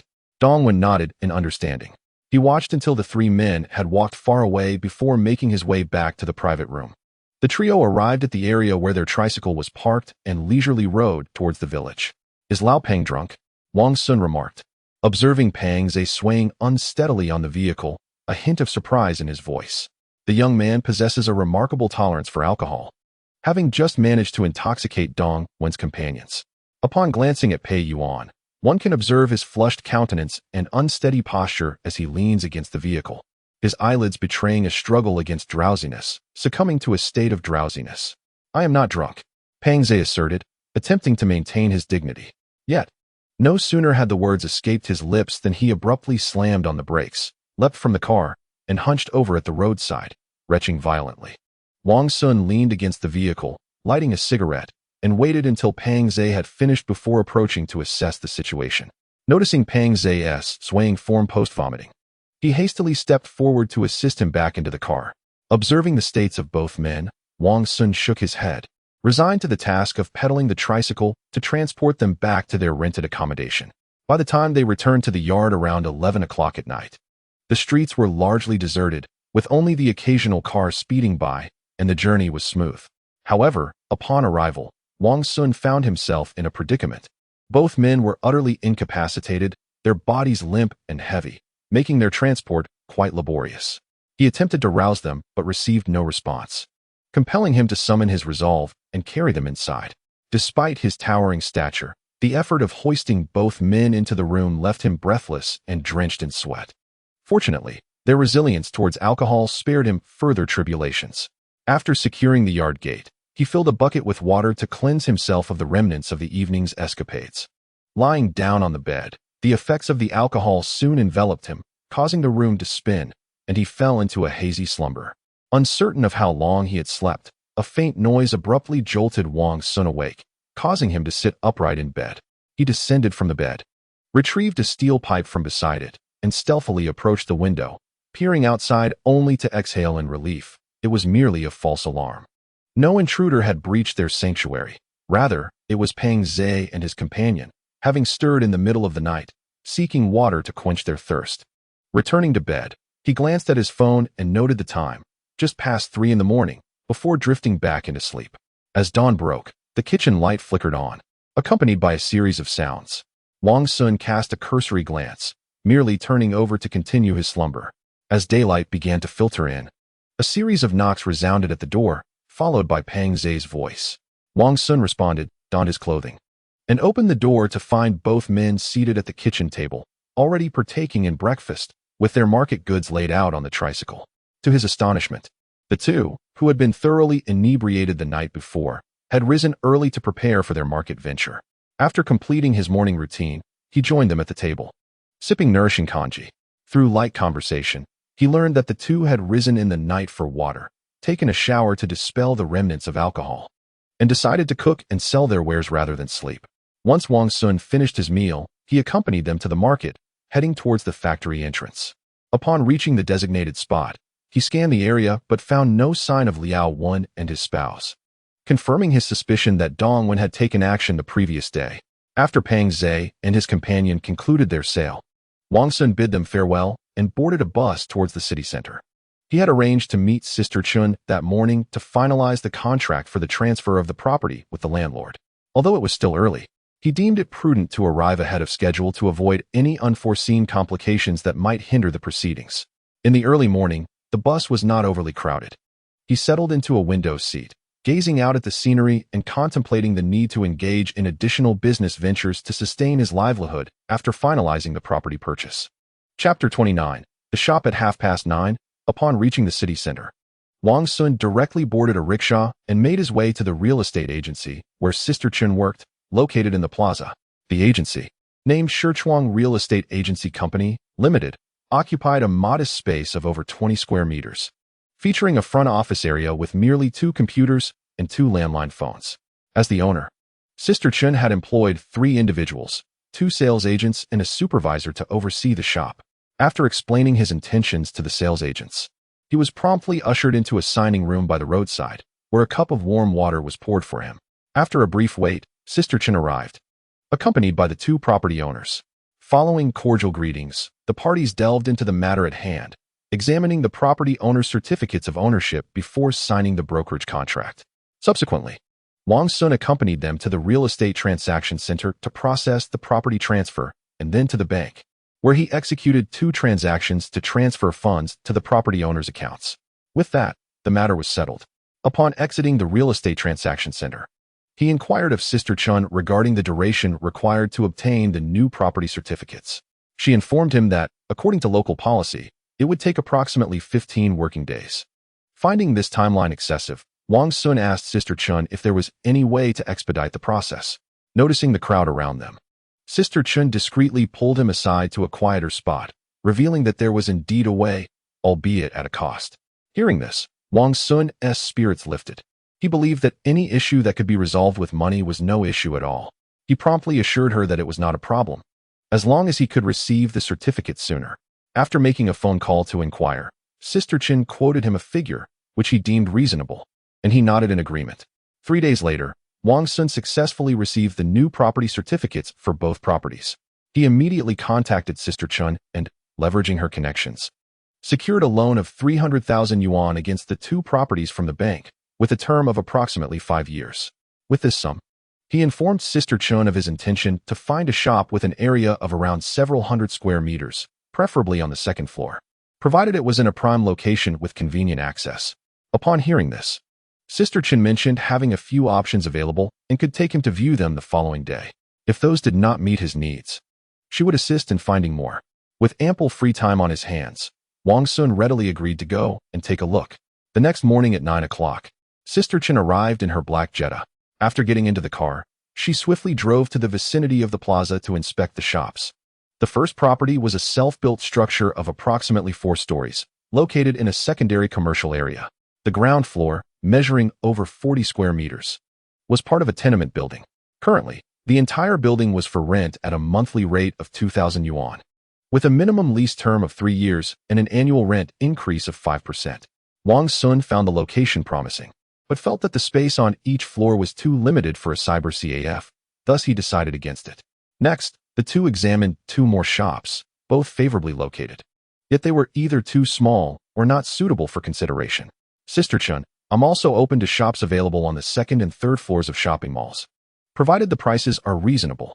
After pondering for a moment as they exited the last shop, Wang Xun spoke up. There are indeed spaces available, yet their sizes are rather substantial, with the smallest being approximately 500 square meters, Chen Jie remarked. No worries, we can take a look first. Wang Xun responded with a smile. Chen Jie did not decline and drove him to a market. Upon seeing the market's name, Wang Xun was slightly taken aback. It seemed to be located not far from the apartment Chen Jie had rented to him, roughly 200 to 300 meters away. The 3rd floor here is for rent, while the 1st and 2nd floors currently house a department store, and there is a parking lot nearby. Chen Jie indicated toward the adjacent building. Chen Jie, this floor must be at least 1,000 square meters, right? Wang Xun furrowed his brow. The location was indeed favorable and aligned with his requirements, but the size was excessively large, far beyond what he could manage, and the annual rent would be considerable. This one is a bit too large. The one across is slightly smaller, probably around 500 square meters, Chen Jie said, pointing to a nearby building. Following her gesture, Wang Xun noticed a large edifice opposite the market, named Nanju Commercial Building. This building occupied an area of approximately 500 to 600 square meters and had about 4 stories. The 1st floor contained 5 or 6 shops, all of which were fully leased, while the 2nd and 3rd floors were currently available for rent. Let us go check it out, Wang Xun urged eagerly. Hold on, Wang Zai, no need to rush. Let me make a quick call to inquire about it. Chen Jie intercepted him and promptly took out her phone to dial the number displayed on the red banner. After a brief inquiry, she relayed the details regarding the rental area and costs for the 2nd and 3rd floors to Wang Xun. The 2nd floor comprised over 600 square meters, but it had been partitioned, with 200 square meters leased to a restaurant, leaving just over 400 square meters available. There were 2 independent staircases leading to the 2nd and 3rd floors. One faced the main road, while the other connected to a rear parking lot, suitable for operating an entertainment venue. Shall we take a look first? Wang Xun suggested. Chen Jie nodded and called the contact to express their interest in viewing the space, leading him there. Upon reaching the staircase, they waited briefly until a middle-aged man in a suit approached them. After a brief introduction, he led Wang Xun and Chen Jie to the 2nd floor, unlocking the gate with a large iron key. Upon touring the premises, Wang Xun felt quite satisfied. The space was ample, the ceiling not too high, and it faced the main road, making it ideal for a cyber CAF. After the visit, he refrained from expressing an eagerness to rent, instead opting to say he would consider it further. Once outside the commercial building, he asked Chen Jie to drive him around the vicinity to check for any competing cyber CAFs. After circling the area twice without spotting any rivals, Wang Xun informed Chen Jie of his desire to lease the 2nd floor of the commercial building, seeking a lower price. Without further inquiry, Chen Jie parked under a tree's shade and dialed the contact again. After some negotiation on Chen Jie's part, the rent was settled at 2,500 yuan per month, with a payment structure of 2 months deposit and 3 months payment in advance. The minimum lease term was set at 3 years, while the maximum extended to 10 years, with an annual rent increment. If a 10-year contract was signed, there would be no increase in rent for the first 3 years. Otherwise, the rent would begin to escalate starting from the 2nd year. Wang Zai, the 2nd floor spans over 400 square meters, and a rental fee of 3,000 yuan seems rather steep. If one were to engage in business, I believe a shop in a commercial building would be more advantageous. Chen Jie could not help but remind. Chen Jie, I intend to rent it for a cyber CAF.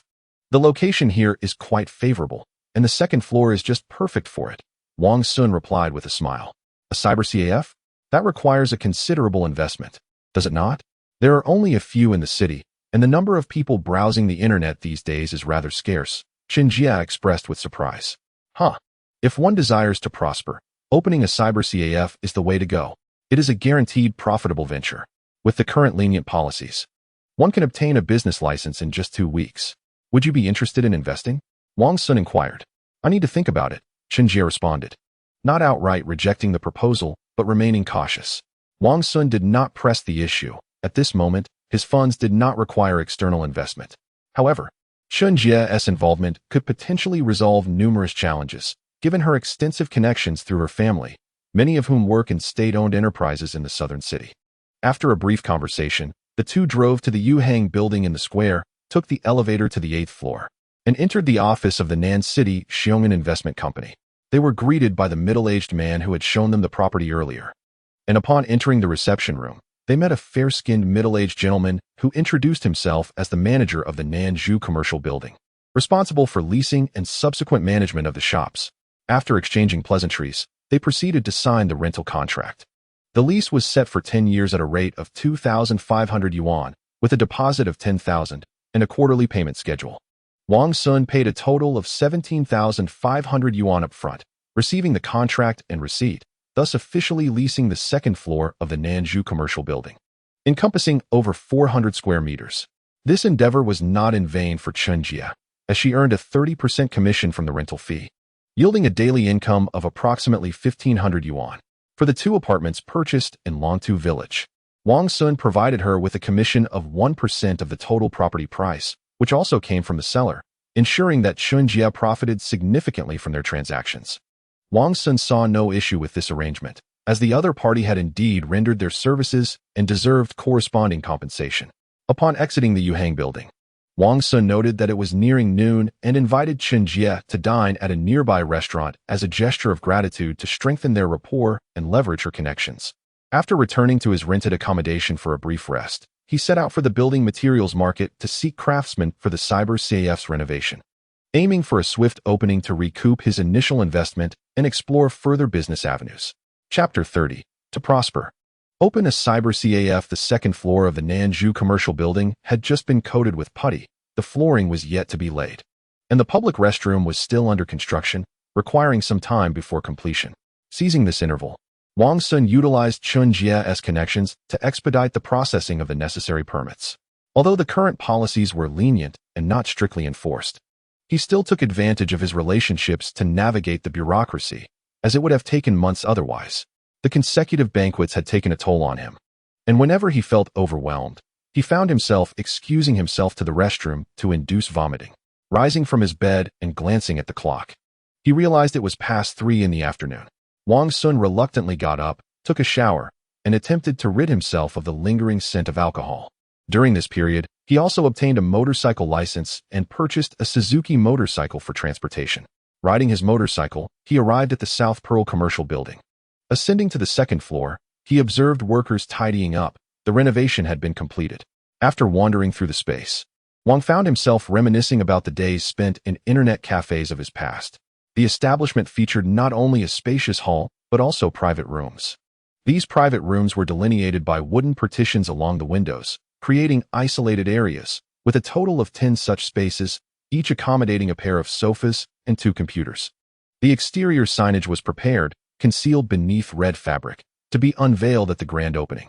At this point, only the computers and seating remained to be arranged, along with the hiring of network administrators and security personnel before the establishment could commence operations.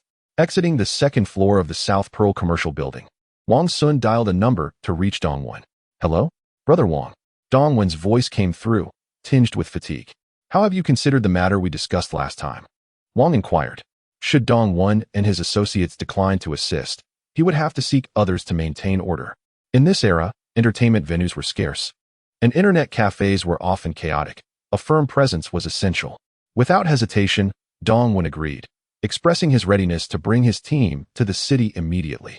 Wang Xun advised patience, suggesting they wait a couple of days until he finalized local arrangements. After ending the call, he reached out to the owners of the furniture and computer stores, requesting delivery of the necessary items. These acquisitions were made on a half-credit basis, with a repayment term of approximately 6 months and no interest. The individuals were referred by Sister Chun, and Wang Xun's terms were straightforward: half payment upfront with the remainder on credit. If they disagreed, he would seek alternative vendors, as their business was not the only one available. At this juncture, Wang Xun found himself in considerable debt, with expenses for renovations, computers, and furnishings totaling around 200,000 yuan. The largest debt was owed to the computer store, owned by a man named Su Cheng, for 64 computers, each at a mainstream price of 5,000 yuan, plus installation fees, amounting to a total of 330,000 yuan. Currently, he had only paid 16,000 yuan, with the remaining debt of 170,000 yuan due in a lump sum after 6 months. While he had sufficient funds to settle the debt, doing so would deplete his resources, leaving no capital for further investments. Moreover, in business, one felt remiss to call oneself an entrepreneur without owing money to banks or other business owners. After 3 days of computer installation and network adjustments, along with the hiring of several network administrators, all preparations for the internet cafe's opening were complete. Wang consulted a fortune teller, investing a modest sum to select an auspicious date for the launch. Once the opening date was confirmed, he contacted a printing house to produce over 1,000 promotional flyers, enlisting part-time workers to distribute them at bustling intersections. Subsequently, he arranged for Dong Wen and his associates to come to the city, utilizing Sister Chen's building as their base. In mid-October, the urban internet cafe on the second floor of the South Pearl Commercial Building officially commenced trial operations, offering complimentary internet access to all visitors on opening day. This news captivated a multitude of young individuals eager to seize the opportunity for complimentary internet access. On the day of the grand opening, Wang Xun donned a sharp suit and glasses, exuding an air of maturity and composure. The venue was abuzz with the presence of Dong Wen and his 6 companions. Several newly recruited staff members, as well as Sister Chun, invited by Wang Xun, alongside his creditors, representatives from the bank, the manager of the Nanju Commercial Building, and the proprietor of a small printing factory. To honor his supporters, Wang Xun had reserved 2 private rooms in a nearby hotel, where he laid out a sumptuous feast accompanied by fine wine. The Net CAF's opening day was a resounding success, with patrons flocking in droves to take advantage of the free internet access, leading to a bustling atmosphere and significant sales at the beverage counter. Fortunately, Wang Xun, drawing from his experience, had hired 6 staff members to work in shifts, each earning a monthly salary of 600 yuan, which was notably higher than the industry average. By 11 o'clock in the morning, after bidding farewell to Sister Chun and her party, Wang Xun spent the afternoon drinking with Dong Wen and the others until 3 o'clock. Before returning to their rented accommodation, he succumbed to slumber until 1 o'clock in the morning, rising to take a warm shower before heading back to the Net CAF to assess the situation. The complimentary service extended only until dawn, and he was keen to observe how many patrons remained post-midnight. The flow of customers at the CAF would ultimately determine his ability to repay his debts and plan future investments. Before the wave of Net CAFs surged, no one had uttered the phrase about striking it rich through this venture, and the absence of competitors nearby positioned his CAF as a veritable cash cow. Following the year 2000, the Net CAF industry experienced robust growth. Within the realm of the internet, there were avenues for chatting, gaming, and access to the latest free movies and music, creating an irresistible allure. This lucrative trend was expected to last for approximately a decade, until the advent of ubiquitous smartphones marked the decline of the Net CAF era. Upon arriving at the second floor of the Nanju Commercial Building and entering the CAF, Wang Xun cast a discerning glance around, his apprehensions alleviated. The CAF was bustling, with numerous individuals waiting for computer access, indicative of its popularity. Whether it was his competitive pricing of 3 yuan or the allure of brand new computers, a significant number of netizens were drawn to this establishment. Regardless of the cause, a full house signified the utmost success. Brother Wang, boss, called out the newly hired night shift staff and Dong Wen's friends in unison. Wang Xun acknowledged them and placed the late-night snacks he had procured on the bar, urging them to indulge. The bar area housed 3 computers. In addition to those designated for charging, 2 were available for Dong Wen's crew to enjoy. The remaining 60 computers were focused on generating revenue, while 1 was reserved for Wang Xun's exclusive use to monitor earnings. Wang Xun stepped into the small room behind the bar, dialed a number, and accessed the CAF management system to review the earnings from midnight onwards, discovering they had exceeded 500 yuan. if all patrons remained and consumed without requesting refunds. And considering the purchase of beverages and cigarettes, the profit would likely approach 800 yuan. On a typical day, the estimated revenue could reach over 3,000 yuan, indicating a remarkably lucrative industry.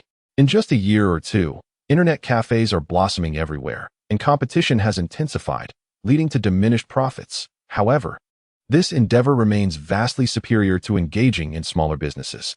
After examining the data for a while, Wang Xun exited the internet CAF and rode his motorcycle back to Longtu village.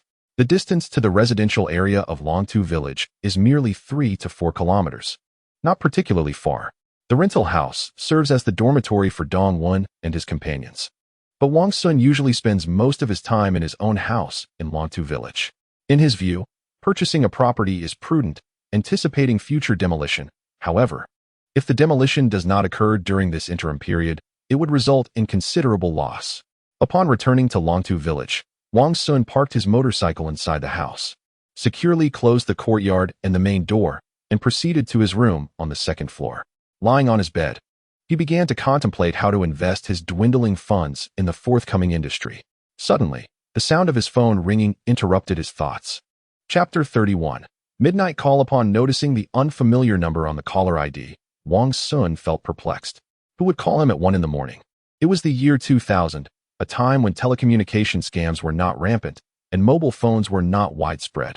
Who could possibly be so idle? After a moment of hesitation, he pressed the answer button, eager to discover the caller's identity. Hello, who is this? Wang Xun inquired. A voice emerged from the other end, accompanied by the sound of smoke exhalation.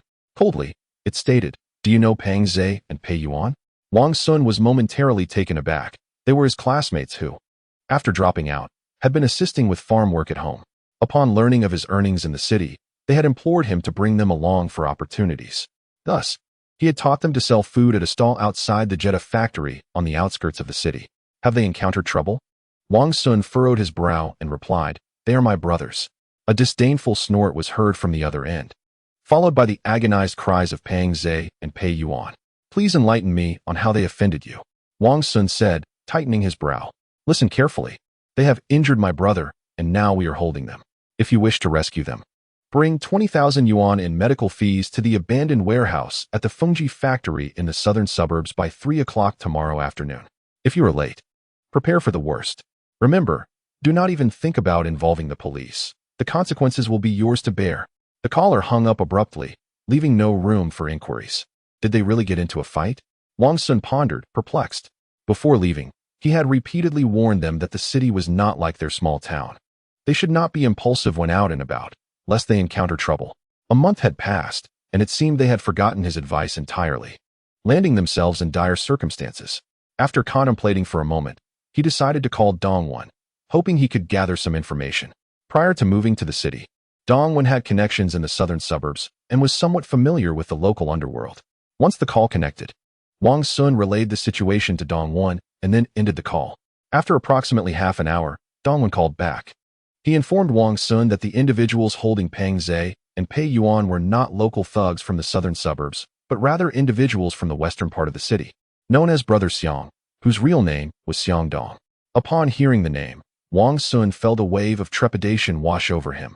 This was a figure of legend, notorious as the leader of the Shido gang, who, at the zenith of his power, commanded a cadre of several hundred followers. In his previous life, while serving time, he had crossed paths with this individual, whose fierce gaze bespoke a heart of stone, a man capable of ruthless actions. However, at this moment, he was merely beginning to gain notoriety, with no more than 20 or 30 followers at his command.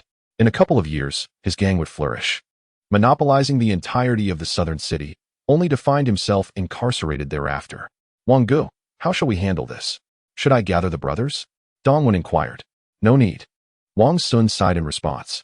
In their vernacular, gathering the brothers implied rallying support, spending a bit of money to treat people to a lavish meal, offering a little incentive, and enlisting their assistance. Wang Xun believed the demands were modest. 20,000 yuan for 2 individuals was a reasonable price. Moreover, he was unwilling to embroil Dongwon and his companions in perilous situations that could lead to violent confrontations, which would ultimately implicate him as well. Given the current crackdown Although not particularly severe in scale or intensity, should matters escalate and casualties ensue, no one would escape unscathed. Accompany me tomorrow afternoon, Wang Xun instructed. Certainly, Wang Gu. Dongwen replied after a moment's hesitation. After hanging up, Wang Xun reflected for a while before placing his phone on the desk to continue charging. The fact that Xiang Dong had evaded arrest during this crackdown suggested either he was in hiding or possessed some form of backing. In the underworld, few were truly innocent. Most had, to some extent, engaged in unsavory dealings. If the other party sought to extort him, it would inevitably come at a cost. The following day, Wang Xun emerged from Longtu village, made a phone call, and then meandered through the city. Around 2 in the afternoon, after withdrawing a sum from a bank near an internet CAF, he arrived at a rental property. Noticing a white van parked at the entrance, his brow furrowed slightly. Wang Gu. Upon hearing the roar of a motorcycle, Dongwen and his companions emerged. Wang Xun glanced over, estimating there to be about 7 or 8 individuals, all of whom were evidently social miscreants. If he were to take them along, a brawl was all but assured, leading to the risk of mass detainment. What is the meaning of this? Wang Xun asked, frowning. We thought it prudent to bring some backup for peace of mind, Dongwen replied sheepishly. That many is unnecessary. It's just you and me. Wang Xun shook his head. Tell the others to disperse. I'll host everyone for a gathering another time.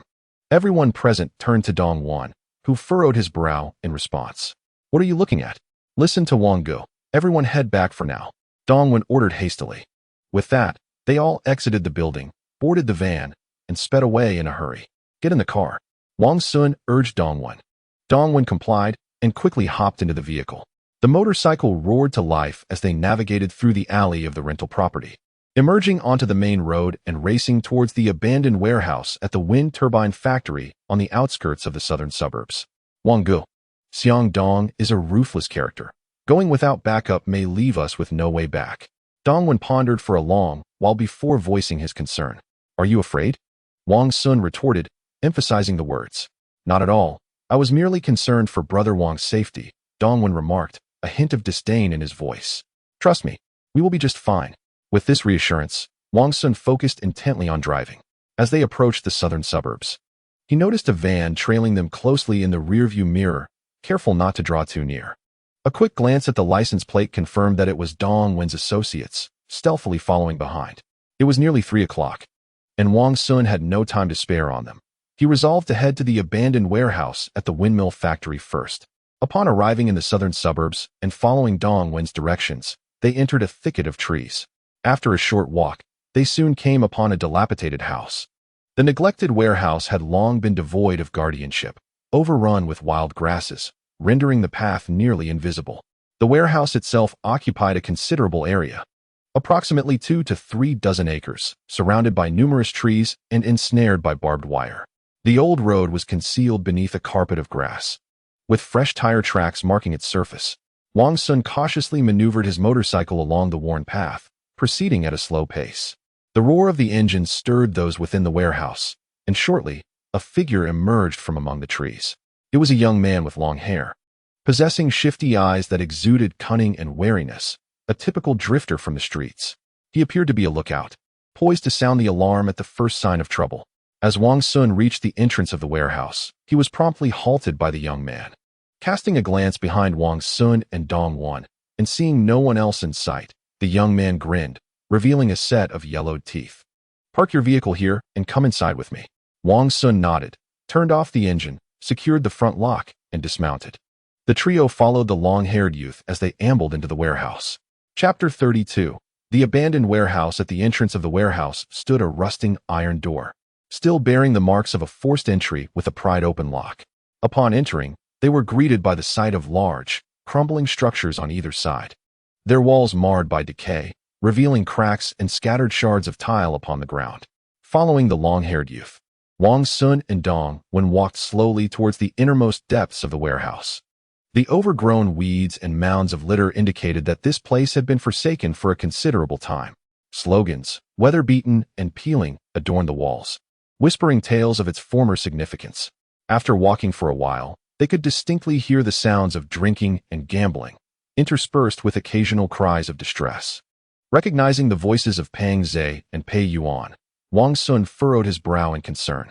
It was infuriating that these ruffians were using Pang Zhe and Pei Yuan as punching bags for their amusement while drinking and gambling. Upon rounding a corner, Wang Xun beheld a large, wall-less structure ahead, where about a dozen young men sat shirtless in a circle, flanked by two others whose hands and feet were bound. "Brother Xiang, are they here to ransom someone?" The long-haired youth called out loudly from a distance. Instantly, the crowd's attention shifted, scrutinizing Wang Xun and Dongwon. Wang Xun cast a glance at them, his gaze settling on a young man with a bandaged head, and felt a surge of astonishment. The individual in question is none other than Liao Wan, who once directed Ma Lu and others to steal from his home. Upon seeing him here, with an appearance reminiscent of a wounded soul, Wang Xun immediately deduced that the person injured by Pang Zhe and his companion was undoubtedly Liao Wan. It turns out that Liao Wan had connections with Xiang Dong, which explains his rapid ascent in his previous life to become a notable local merchant in Nan City. Liao Wan, inherently clever and cunning, capitalized on his association with a renowned underworld figure to manage various illicit enterprises, making it exceedingly difficult to attain wealth otherwise. "Bring the person here," commanded a man appearing to be in his 30s, bare-chested with tattoos and a scar marking his eye, exuding an aura that suggested he was not to be trifled with. Wang Xun's gaze shifted from Liao Wan to this individual, recognizing him as the ruthless leader, Xiang Dong. After graduating from middle school, Xiang Dong had forged an alliance with the infamous Shuangli brothers, and the trio frequently engaged in street brawls, extorting protection money to sustain their daily lives. Over time, this detritus of society gained notoriety, attracting a host of wayward individuals who sought to join their ranks, eager to partake in their exploits. Thus, the nascent form of the Western gang began to take shape, albeit still in its infancy, engaging in minor skirmishes. It would take a year for them to vie for a more substantial territory, expand their influence, and establish gambling dens where they would lend money at exorbitant interest rates to wealthy gamblers, ultimately draining their wallets and amassing a fortune in illicit funds, thereby reigning supreme in Nan City. Wang Xun, having traversed the underbelly of society in his previous life, was well aware of their rise to power. However, he noted the absence of the Shuangli brothers, which surprised him, for they were reputed to be Xiang Dong's right-hand men, one adept in strategy, the other in direct confrontation. The purpose of his visit was to extinguish their ambitions at the very outset. A young man with long hair acknowledged the command and promptly led Wang Xun and his companion forward. Observing their approach, the gathered crowd lost interest in their drinks, their eyes fixated on the newcomers, revealing a hint of amusement. Wang Xun discerned their thoughts. They likely underestimated the duo, given their small numbers. "Xiang Gu, you are trespassing on the territory of Zhao Laoa from the southern suburbs." Dongwen interjected, having established himself as a minor leader in this area, unperturbed by their presence. No sooner had he spoken than a youth of 18 or 19, brandishing a shotgun, pointed it at Dongwen's head. "How dare you speak to our boss like that?" His face flushed, heavy with the scent of alcohol. It was evident he was inebriated. Faced with the ominous barrel, Dongwen dared not utter another word, fearing the reckless youth might act impulsively. Wang Xun, recognizing the tension, quickly interjected, "Boss Xiang, my brother is ignorant and has overstepped. I beg your forgiveness. We have come solely to negotiate for the release of a captive, and in a gesture of sincerity, it is only the two of us who have arrived." He adopted a submissive demeanor, his tone laced with supplication. These ruffians, emboldened, were evidently armed with shotguns and various prohibited weapons. In this dire situation, both individuals found themselves utterly powerless to resist, ultimately compelled to submit. With a curt acknowledgement, Xiang Dong raised his hand to seize the young man's shotgun, wresting it away and handing it to a vigilant subordinate nearby. "Since you appear to understand the rules, I shall refrain from holding this matter against you," he remarked, casting a cold glance at Dong when before fixing his gaze upon Wang Xun. "Thank you, Brother Xiang." Wang Xun quickly stepped forward, pulling the towering Dong when behind him as he bowed in gratitude. "In the world we navigate, I too adhere to principles. Your two brothers have injured mine. Is it unreasonable to demand some form of compensation?" Xiang Dong's eyes glimmered with a chilling intensity as he spoke deliberately. "That is only fair," Wang Xun replied repeatedly. Just as Xiang Dong was about to respond, Liao Wan, standing nearby, leaned in to whisper several words in his ear. A flash of anger crossed Xiang Dong's face, his gaze turning icy as he pointed at Dongwon and commanded, "Let him leave first, then bind this man." The thugs behind him surged forward, brandishing their weapons menacingly at Dongwon, who, unable to resist, was soon subjected to a brutal onslaught of fists and kicks. Despite his efforts to shield his head with his arms, Dongwon emitted muffled groans, resolutely refusing to plead for mercy. "What is happening, Brother Xiang?" Wang Xun inquired anxiously. "He once repaired my brother in the southern outskirts, and now he wishes to take his leave. 20,000 won't suffice. It shall be 30,000, Xiang Dong declared, gesturing towards Liao Wen with a stern voice. As Wang Xun observed Liao Wen's smug expression, an exclamation of dismay escaped him. He lamented how he had overlooked this detail. On the day they hosted Dong Wen and his brothers for a meal, he had instructed Dong Wen to have Liao Wen dealt with. And now it seemed this wretch had recognized him. "Brother Xiang, 30,000 it is. Just let my brothers cease their actions, will you?" Wang Xun implored desperately. "Stop!" Xiang Dong bellowed, and the thugs surrounding Dong Wen immediately halted, retreating to stand behind him. Dong Wen lay on the ground, bloodied and battered, his face swollen grotesquely, presenting a pitiful sight. "Here is the 30,000, please count it," Wang Xun said, removing a bag from his person and unfastening the chain to reveal 3 bundles of cash. Xiang Dong's eyes gleamed with avarice as he reached out to accept the money, carefully inspecting one bundle before nodding in satisfaction. "Brother Xiang, regarding my 2 brothers," Wang Xun began, attempting to seize the moment. "This time, I shall overlook it." Xiang Dong signaled to a nearby lackey with a knowing glance. The thug promptly approached, lifting Dong Wen and his companions from the ground and unbinding their restraints. "Thank you, Brother Xiang." Wang Xun expressed his gratitude, exchanging a glance with Dong Wen before assisting Pang Zhe and the others as they prepared to exit. They aimed to leave this den of wolves before addressing any further matters. Seeing this unfold, Xiang Dong smiled and remarked, "As for this debt, I will not pursue it with them. However, as the mastermind behind it all, you too must bear some cost, no?"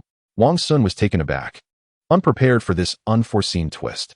The thugs, their eyes gleaming with predatory interest, began to close in on him, weapons raised. Chapter 33. Unable to escape as Wang Xun observed the thugs closing in around him, he realized that without shedding some blood, it would be impossible to leave this place. It was evident that this individual sought to extort him, and 30,000 yuan would not suffice to quench their greed. "Brother Xiang, I acknowledge my wrongdoing and wish to sincerely apologize to your companions. I will offer my Suzuki motorcycle, parked at the entrance, as compensation," he hurriedly declared, extracting the keys from his pocket and handing them over. "Boss, that bike is quite new, just recently purchased, and undoubtedly not inexpensive," remarked a young man with long hair. "Go fetch the bike and bring it in for a closer look," Xiang Dong responded, his interest piqued as he gestured for him to proceed. In response, the long-haired youth swiftly snatched the keys from Wang Xun's hand and dashed outside. Moments later, the roar of a motorcycle filled the air. The young man returned, expertly riding the motorcycle that had been parked at the warehouse entrance. Having been bought less than a month ago, it was still in pristine condition, even if its sale price was considerable. Pleased by the sight of the brand-new motorcycle, Xiang Dong turned his gaze back to Wang Xun and coldly stated, "You must transfer the ownership by tomorrow morning. Is that clear?" "Absolutely. Whatever Brother Xiang says goes," Wang Xun responded quickly. Xiang Dong nodded and waved his hand toward the thugs surrounding them. The fierce-looking individuals thoroughly searched both men, stripping them of every valuable item before finally allowing them to pass. Wang Xun's heart burned with anger, yet he maintained a facade of gratitude, appearing exceedingly humble. As Xiang Dong gestured for the thugs to clear a path, they obliged, and he, along with Dong Wen and the others, swiftly exited the warehouse. Behind them, raucous laughter echoed. Dong Wen, gritting his teeth, turned back to utter a few harsh words. "Don't speak, just get out first." Wang Xun shot him a warning glance, quietly urging him to remain silent. The 4 hastened their steps, sprinting from the derelict warehouse, only pausing to catch their breath once they confirmed no one was following. Pang Zhe and his companion remained silent, feeling immense guilt for the trouble they had caused Wang Xun, leading to his significant losses. Dong Wen wiped the blood from his face, seething, "I will undoubtedly make them pay for this." In the throes of youthful impulsiveness, he found it hard to swallow the humiliation inflicted upon them. "Let us move to the small grove ahead." Wang Xun inhaled deeply, his expression darkening. These individuals had rummaged through their belongings like bandits, leaving them with nothing, including their phones. Regaining their breath, the 4 resumed their hurried pace toward the grove. Upon entering the thicket, They spotted 5 police cars parked beneath the shade of the trees, their lights flashing silently. Upon seeing the police vehicles, Dongwon froze. Anxiety etched across his face.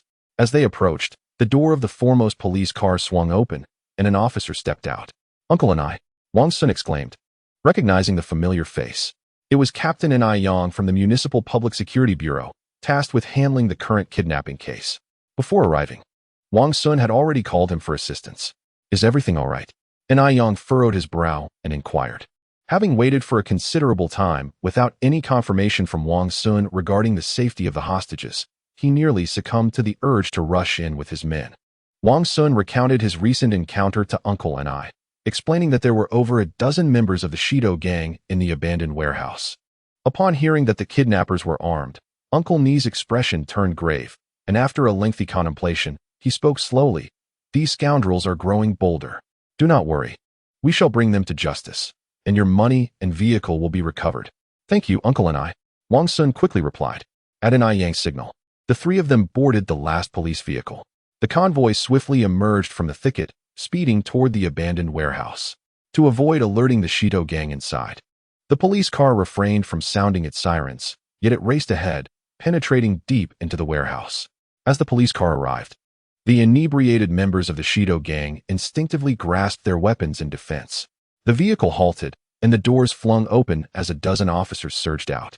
N.I. Yang fired a warning shot into the air, commanding them to drop their weapons or face lethal force.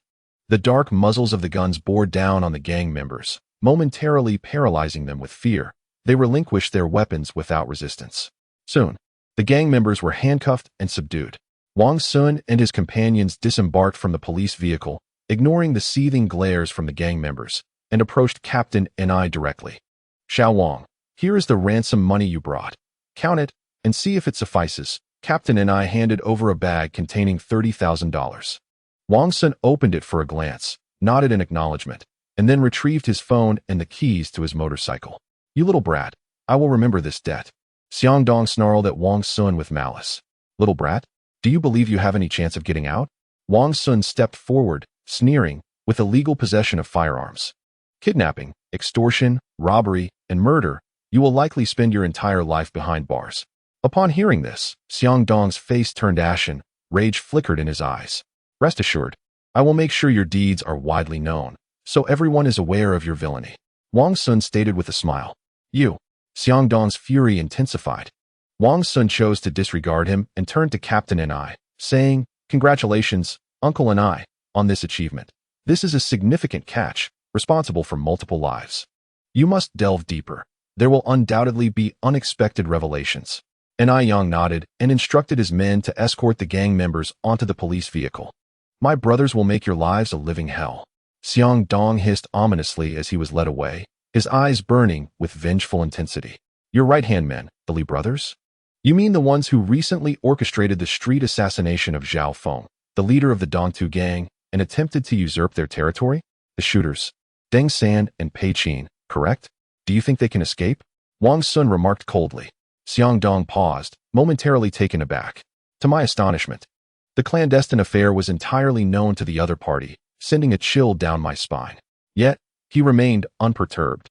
Deng and Pei had already fled, leaving no witnesses, rendering any accusations baseless. With a sinister grin revealing a set of yellowed teeth, he menacingly declared, "I will be out soon, just you wait." Before he could finish his harsh words, he was forcibly ushered into the police vehicle. Wang Xun shook his head, a cold smirk gracing his lips. Having ensnared Xiang Dong, there was no way they would allow him a chance to escape. The more chaos that ensued, the more he could be treated as a mere pawn, even if he truly had allies lurking in the shadows. As I watched Captain N.I. and his team drive away in their patrol car, I revved up my motorcycle, swiftly transporting the trio to the hospital. The Suzuki motorbike boasted a sturdy frame, capable of supporting 4 individuals, yet the speed was frustratingly slow. As I feared an accident and thus drove cautiously. Once Dongwon and the others had their wounds bandaged at the hospital, I took them to the municipal police station to give their statements. Upon exiting the station, Dongwon's comrades arrived to escort him away. I then drove Pang Zhe and the others back to Lingdi village in the southern suburbs, intending for them to gather their belongings before seeking refuge in Longtu village, located in the city, Chapter 34. Using a knife to kill Brother Wang. We truly owe you our lives. Otherwise, we might have met our end in that abandoned warehouse. Pang Zhe expressed his profound gratitude. Indeed, Pei Yuan chimed in. The two had been kidnapped from Lingdi village and subjected to a day of relentless beatings. Had Wang Xun not intervened to arrange their rescue, the consequences would have been dire. Those who roamed the underworld were capable of anything, including burying them alive. We are all brothers. If you find yourselves in trouble, I cannot stand idly by. Wang Xun reassured them, patting their shoulders. From their accounts, he learned that their abduction was orchestrated by Liao Wan, who had maliciously spread rumors about the unsanitary nature of their food, leading to a downturn in business. Naturally, they would not let this pass unchallenged and directly overturned Liao Wan and his wife's stall, administering a beating for good measure. That night, a gang of thugs invaded their rented quarters, delivering several slaps without a word and subsequently abducting them to an abandoned warehouse at the airfield. It's unsafe to stay here. Their accomplices are still at large. Pack your belongings. I will take you to stay in the city for a while to avoid the heat. Wang Xun instructed. With Xiang Dong's group apprehended, the Li brothers, who were second in command of the Shido gang, remained free. These two were vengeful characters. The elder was cunning and often operated from the shadows, while the younger was prone to violence. Through their network, it would be easy for them to uncover the reasons behind Xiang Dong's detention and, consequently, discover the whereabouts of Pang Zhe and his companions, leading to a potential retaliatory strike. For safety's sake, Wang Xun insisted they relocate, seeking temporary refuge in the city while scouting for new opportunities. Upon hearing these words, Pang Zhe and his companion promptly packed their belongings and approached Granny Zhou to terminate their lease, retrieving their deposit in the process. Brother Wang, should we take these pots and pans? Pang Zhe inquired, gazing at the large cooking vessels with a hint of reluctance.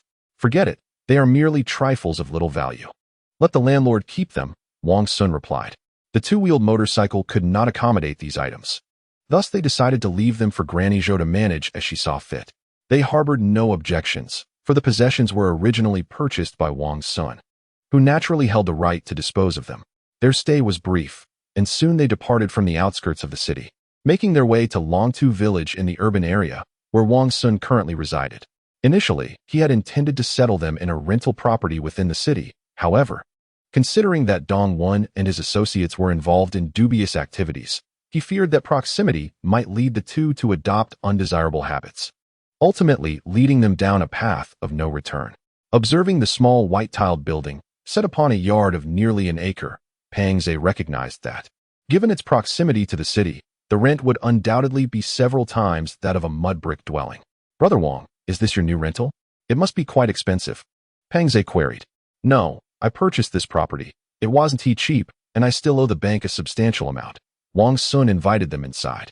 Constructing such buildings in this village would cost at least 100,000 or so.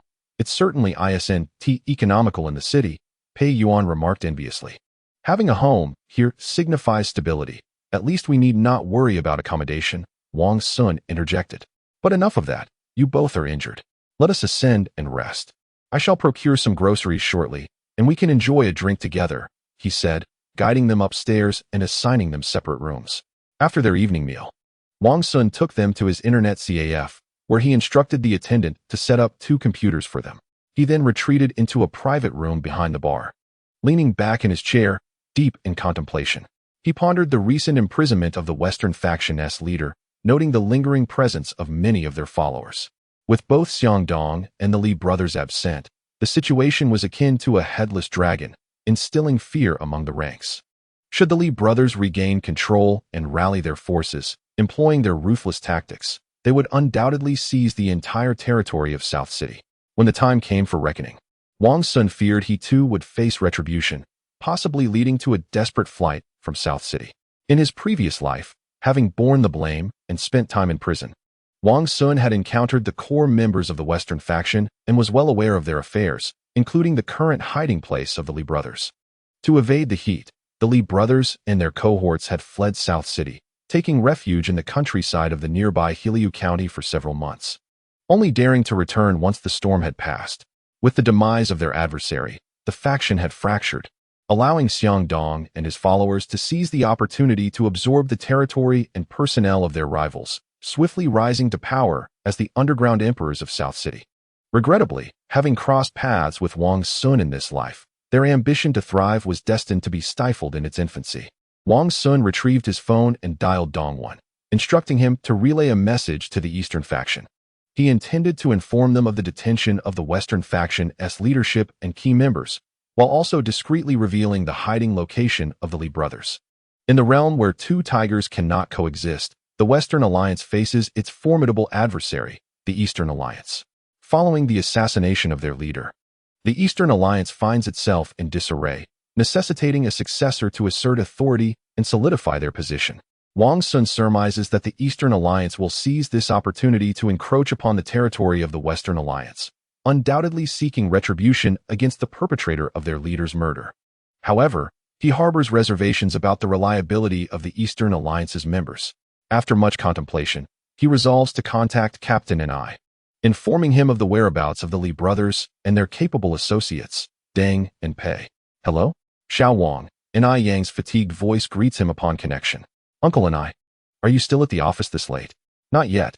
I'm still at the bureau, swamped with cases. I may not return home until dawn. After exchanging pleasantries, Wang Xun inquires about the shocking 902 blood case that recently gripped Nan City, which Ni Yang is investigating. Upon learning that Ni Yang is in charge, Wang Xun seizes the opportunity to offer crucial information regarding the masterminds behind the bloodshed, the Li brothers. In his past life, he shared a prison cell with Deng and Pei, the Li brothers' trusted aides, and thus possesses knowledge of many undisclosed matters concerning them. He recalls his naive admiration for them, having foolishly referred to them as brother while playing the role of a subordinate. In retrospect, he finds himself rather foolish, thoroughly indoctrinated by gangster films. Ni Yang remained silent upon hearing the detailed account from Wang Xun. Were it not for their acquaintance, he might suspect Wang Xun of being the principal culprit, as he speaks with such clarity about the details of the bloodshed, even down to the type of firearm used. Uncle and I, they are currently hiding in a village called Liaoyan, near the residential area by the Helu River. Wang Xun divulges the location of the Li brothers' concealment. How do you know this? Ni Yang inquires, unable to suppress his curiosity. I have a friend in the Eastern Alliance. They have just uncovered the hiding place of the Li brothers and are preparing to exact revenge for our leader, Chun Ledong. I thought I would share this with you. Uncle and I, in hopes of earning a reward, Wang Xun fabricates. If this is true, I shall certainly apply for recognition from above. You shall not be shortchanged. Ni Yang responds with a smile. Thank you, Uncle and I. Wang Xun expresses his gratitude. After a few more moments of idle chatter, Ni Yang hangs up. He exhales deeply, contemplating whether to mobilize police forces to Helu County. At that moment, he receives word from an informant that the Eastern Alliance has begun to wreak havoc, seizing territory from the Western Alliance. Moreover, as the successor, Chun Lida has taken 7 or 8 men and is driving towards Helu County to seek vengeance. Without hesitation, Ni Yang mobilizes his forces, leading a team to capture the Li brothers. Chapter 35. The capture in a secluded earthen house on the outskirts of Helu County. 4 men with fierce visages sit encircled under dim lighting, smoke from their cigarettes filling the air. The floor is littered with cigarette butts and discarded glass bottles. Xiang Gu has been apprehended. Has the plot been uncovered? It has come to light that they were assisting in resolving disputes, but after their release, they were caught off guard.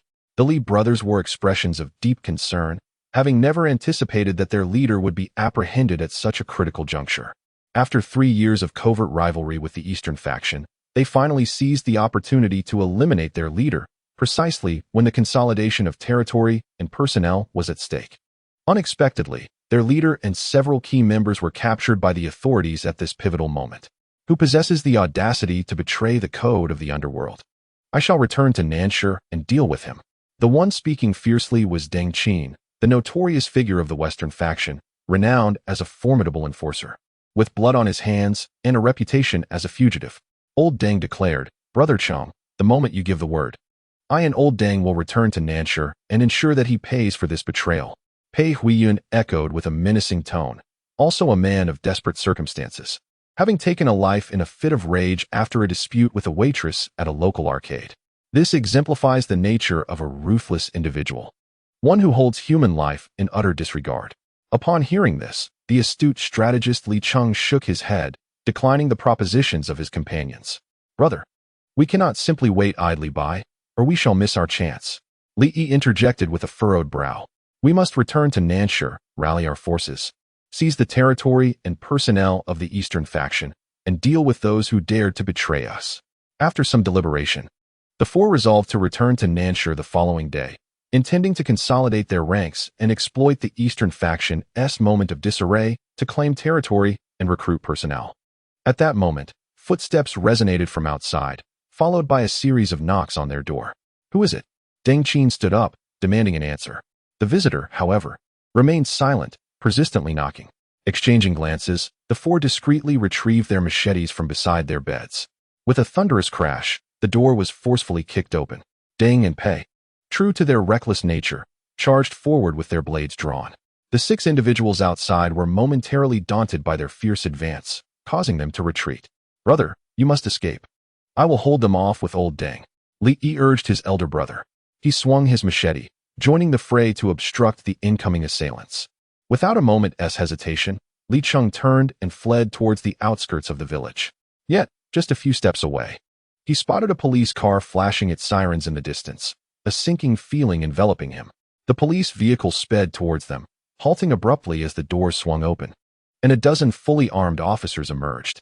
The ominous barrels of their weapons were pointed at everyone present, paralyzing them with fear. You are surrounded. Please drop your weapons and surrender, commanded Ni Yang, leading the operation. With no hope of escape, the desperate men discarded their machetes and raised their hands in surrender. 2 officers promptly advanced to cuff them, escorting them towards the police vehicle. Meanwhile, Wang Xun, engrossed in a computer game at an internet CAF in the city, remained oblivious to the unfolding events in Heliu County, browsing the local forum in search of the hottest topics of the moment. He harbored a genuine interest in creating a website and longed to possess one of his own. Unfortunately, he found himself burdened by debt, lacking the substantial capital necessary to recruit talent and embark on an entrepreneurial venture. Fortunately, the internet CAF generated a commendable daily revenue, and within approximately 6 months, he anticipated being able to settle the debts incurred from operating the CAF, after which he would address the outstanding obligations to the bank. Presently, he had around 100,000 in liquid assets, which, aside from daily expenses, could be allocated towards small projects. He had contemplated various industries, but had yet to identify a suitable one. He initially considered opening a branch of his internet CAF. However, with the lingering debts owed to the computer city, the possibility of further credit from them was uncertain, prompting him to abandon that notion. Suddenly, a notification chimed on his phone. Wang Xun picked it up to discover a text message. Upon opening it, he found a message from Ni Yang. Perhaps too late to make a call. He conveyed that the suspect had been apprehended, and the next step would be interrogation. Barring any unforeseen circumstances, he would apply for a reward on Wang Xun's behalf. After reading the message, Wang Xun exhaled deeply, feeling a significant weight lift from his shoulders. The capture of the Li brothers and their accomplices from the Western faction indicated that the gang's core members had been entirely apprehended, alleviating his concerns regarding potential retaliation. Having crossed them, he felt it was imperative to completely eradicate any threat. Otherwise, he would have no foothold in Nanshur. In the underworld, none were without sin.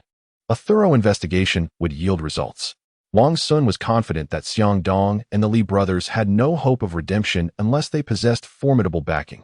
Otherwise, capital punishment or life imprisonment was inevitable. He was determined to ensure they would not be afforded any opportunity for release and would escalate the situation. Glancing at the time in the lower right corner of his computer screen, he noted that it was approaching midnight and deemed it time to return to Longtu village. He made his way to the lobby, calling for Peng Zhe and the others to join him in leaving the CAF. They rode their bikes to a nearby street known for its vibrant late-night dining scene, bustling with patrons until the early hours of the morning. This area was renowned for its diverse culinary offerings, all of commendable quality, making it quite popular among locals. The trio arrived at a barbecue stall, ordering their favorite dishes and, while waiting for their food, decided to indulge in a drink to wet their throats. With the Western faction dismantled and no imminent danger, do you plan to return to the Nanjiao factory entrance to conduct business, or would you prefer to seek other opportunities in the city? Wang Xun inquired, taking a small sip of his drink and feeling warmth spread through him as he looked at the two. Brother Wang, recently that scoundrel Liao has employed underhanded tactics, hiring people from within the factory to tarnish our stall's reputation. making business increasingly difficult. Pang Ze lamented. Indeed, had it not been for loyal customers informing us, we would have remained oblivious to why our business was declining. After inquiring, we discovered that this scoundrel was behind it. Now, returning home for business is challenging. Perhaps we should remain in the city to explore other ventures. Pei Yuan added. Very well. In the coming days, I will assist you in your search. Meanwhile, familiarize yourselves with the city and learn your way around. Wang Xun nodded in agreement. 3 individuals indulged in barbecued delicacies while sipping on spirits, and before they knew it, they began reminiscing about their days in the campus. Unlike those who had little regard for their studies and had ventured into society early, the others remained in academia, striving to alter their fates through education. Alas, my friends, I must share some explosive news. The Western faction has been entirely apprehended by the police. No wonder the Eastern faction commenced a counterattack at night, vying for territory. I nearly found myself in peril while playing at the arcade. Nearby, a group of young men were engrossed in discussions about the latest happenings on the streets. Wang Xun, overhearing their conversation, learned that the individuals from the Eastern faction might be released in a few days, causing him to furrow his brow. With the situation still unresolved, he lacked the inclination to invest in other ventures. He contemplated reaching out to Ni Yang the following day to inquire about the developments. Chapter 36. Adding fuel to the fire the next day, Wang Xun rose only when the sun was high in the sky, and after completing his morning routine, he lit a cigarette in contemplation. Pang Ze and his companion were still sound asleep. Given their tendencies, they would not stir until their stomachs began to grumble. Checking the time on his phone, which read around 10 o'clock, Wang Xun resolved to call Ni Yang to ascertain the progress of the case. Hello, Uncle Ni, he greeted. Xiao Wang, the case has encountered some resistance, Ni Yang replied. Uncle Ni, I wish to inquire about the developments concerning the Eastern faction, Wang Xun asked candidly. He was aware of his past grievances with the Eastern faction, and given the Western faction's penchant for vendetta, it was inevitable that retaliation would follow upon their release. This case is rather challenging. We are facing considerable pressure, Ni Yang sighed. The individuals have been apprehended, but there is no direct evidence linking them to the 902 homicide. Nor have we uncovered additional leads. Thus the case is currently at a standstill. Furthermore, during the investigation, we encountered significant obstacles, with calls being made on behalf of the Eastern faction, suggesting that it is not a major case and that a monetary penalty would suffice. What he did not realize was that the obstacles faced thus far were merely minor. Given another 2 years, the Eastern faction could potentially absorb the Eastern gang and emerge as a dominant dark force in the entire southern city, amassing sufficient connections that even apprehension would become problematic. After all, following the typical timeline, the Eastern faction was colloquially dubbed the second director and second prosecutor by the public, highlighting their peak influence. At that time, law enforcement from other regions would have to be mobilized, and only through meticulous planning could they achieve arrests. Uncle and I, we could investigate Deng and Pei. They have serious charges against them and have committed numerous acts of kidnapping and extortion. They could serve as a breakthrough point to secure their cooperation. Wang Xun suggested after some contemplation. In his previous life, Deng and Pei, fearing the death penalty, had willingly implicated and confessed to the crimes of the Eastern faction and the Li brothers.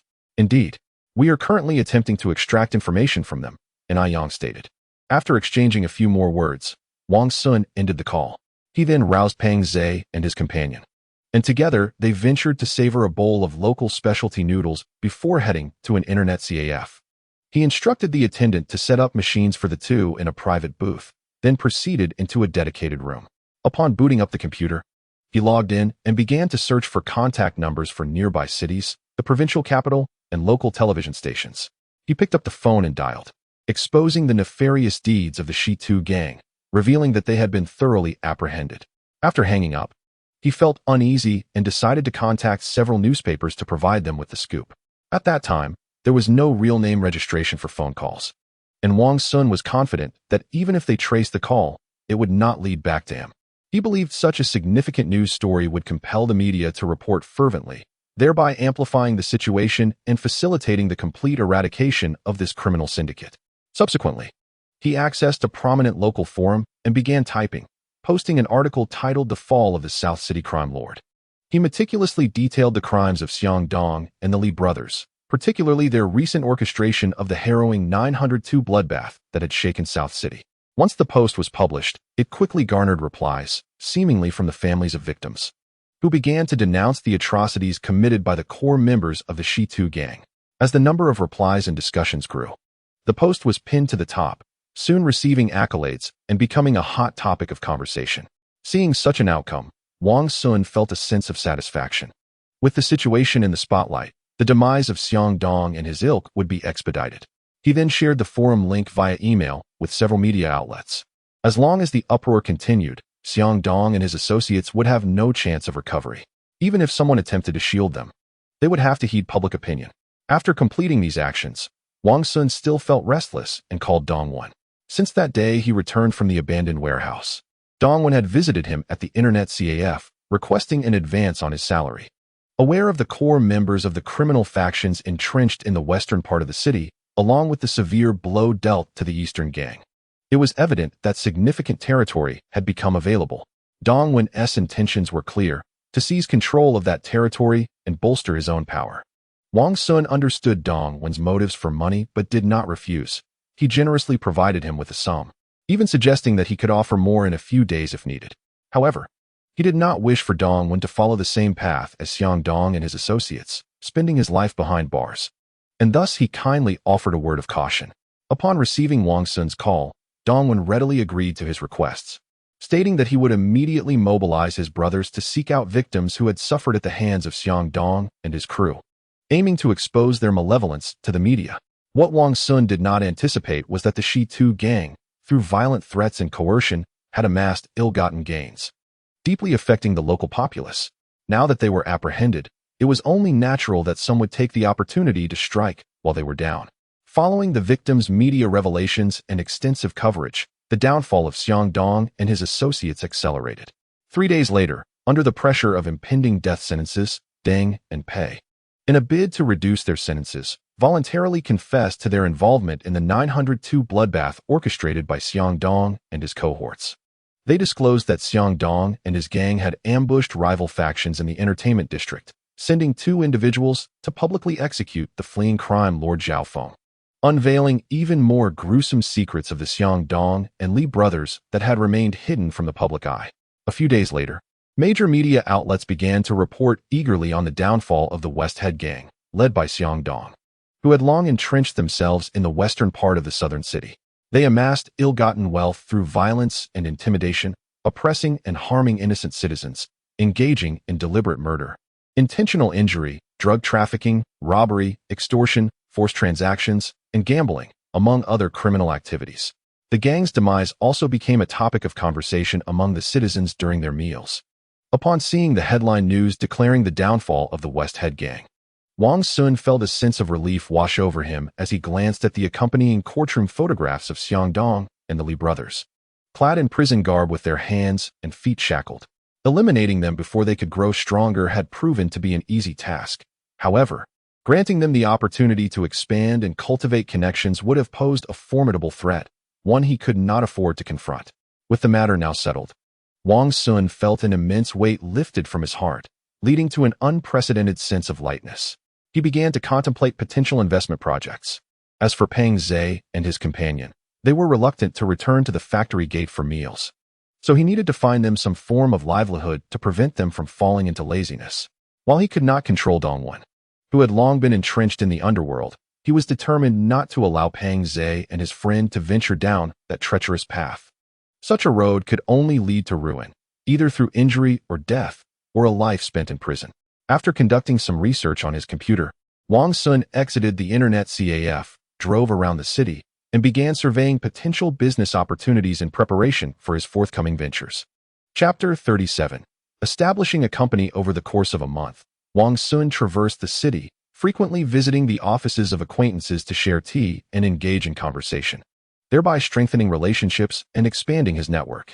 With only around 100,000 in capital, he found himself in a quandary, as it was insufficient for larger business endeavors.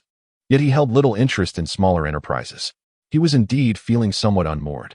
The Internet CAF's revenue was flourishing, and as he had anticipated, he would be able to repay his debts within a year. Initially, he had contemplated opening a branch. However, insufficient funds made this impractical, and attempting to purchase on credit seemed unfeasible. As autumn deepened, Wang Xun felt it was time to renovate the two properties in Longtu Village, awaiting impending demolition. He contacted Su Lu, the owner of the renovation company with whom he had settled debts, requesting that he send a team to inspect the houses in Longtu Village. The requirements were straightforward. On the foundation of the two-story buildings, an additional story of tiled roofing was to be constructed, the exterior walls painted, and tiled flooring laid. Furthermore, several new tiled houses were to be erected along the walls, transforming the area into a courtyard-style layout. In the yard, a few large trees were to be replanted, ensuring they would thrive in order to yield financial returns upon demolition. The entire project was not extensive, yet, if expedited, it would take approximately a month to complete. When discussing the renovation costs, Su Lu confidently assured Wang Xun that there was no rush for payment. He could settle the expenses once his financial situation permitted.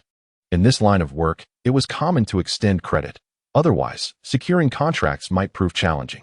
Moreover, having experience in the renovation of internet cafes, Wang Xun held a firm belief in the integrity of his counterpart, convinced that he would not default on his payment for the renovation. Nevertheless, adhering to the established norms, Wang Xun disbursed half of the renovation fee, leaving the remainder temporarily outstanding. Once construction commenced on the two houses in Longtu Village, he and Pang Zhe relocated to a rental apartment in the city.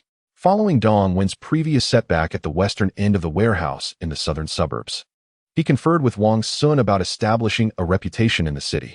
With Wang Xun's financial backing, he began to cultivate connections within the local underworld, occasionally returning to the rental apartment to rest, but spending the majority of his time socializing outside.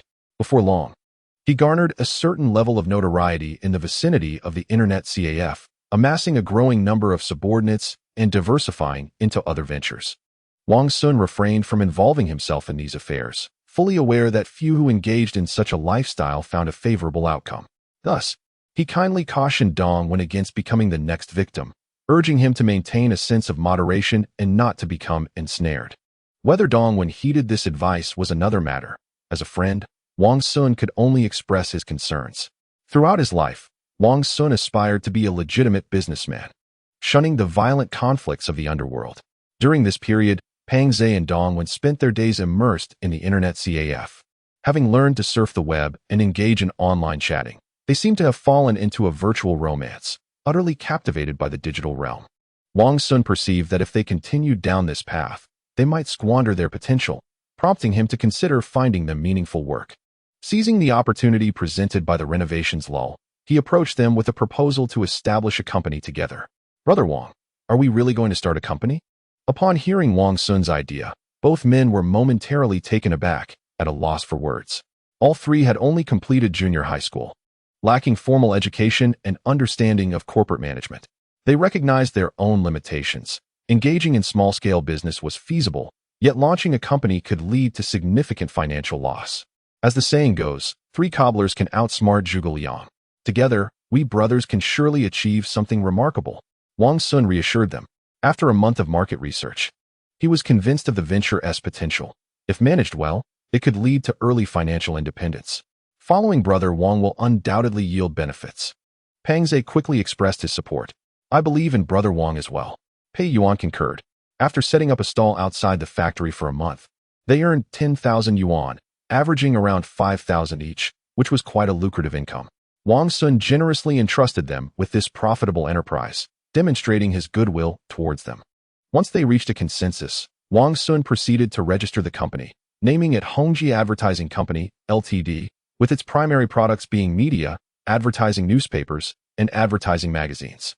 The legal representative was Pang Zhe, with a registered capital of 100,000 yuan, where Wang Xun held an 85 share, Pang Zhe 10, and Pei Yuan 5. With an initial funding of 50,000 yuan. Over the course of the month, he had been networking with known business owners to lay the groundwork for this company. In the recesses of his past life memories, Liao Wen owned an advertising company, established around 2003, primarily focused on operating a newspaper. Even 2 decades later, its revenue remained quite impressive, particularly in an era before the proliferation of smartphones, where advertising costs on television were exorbitant. The expense of advertising in newspapers was minimal, resulting in substantial profits. By founding this company in advance, he aimed to seize the initiative, ultimately dominating the market. Upon acquiring the company's business license, the renovations of the house in Longtu Village were also completed. Wang Xun returned to Longtu Village for inspection and was thoroughly satisfied, promptly settling the renovation fees. This time, instead of renting a storefront, he utilized a property in Longtu Village as the office, while another served as the residence for the trio. Naturally, the company would pay him a certain monthly rental fee, as it was not a gratuitous arrangement. After all, there were two other shareholders, and even brothers must keep their accounts clear. Subsequently, he arranged for a signboard to be made for the company, installed a landline telephone and internet connection, purchased several computers, and procured some desks and chairs. As long as the funds were in place, the efficiency of the operations was remarkable. Everything was set up within 2 days. Once all the essentials were in place, the house began to resemble an office. To expedite the company's operations, Wang Xun reserved a booth at the human resources market for recruitment. He arranged tailored suits for Peng Zhe and the others, and during the job fair, he brought them along, intending to offer salaries above market rates to attract professionals. Given that all three were only middle school graduates and lacked knowledge in newspaper design and layout, they had no choice but to invest in hiring talent. Upon arriving at the human resources market, they rented a booth and displayed the company's advertisement.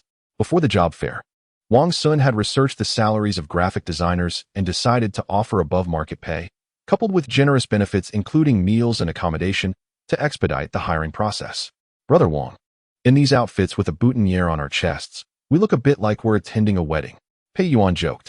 He had observed weddings in the village where the grooms donned suits. The two were not accustomed to wearing suits for the first time and felt somewhat awkward. Don't worry, we'll get used to it. Wearing these clothes makes us appear more professional.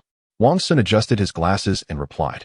The trio's faces were youthful, and to appear more mature, Wang Xun intentionally wore glasses and a watch. However, the glasses were merely a cheap decorative item bought from the night market, lacking substantial lenses. In contrast, the watch was genuine, albeit not high-end, costing several thousand yuan. As the clock struck 9 in the morning, the human resources market opened its doors to job seekers, and the crowd began to swell.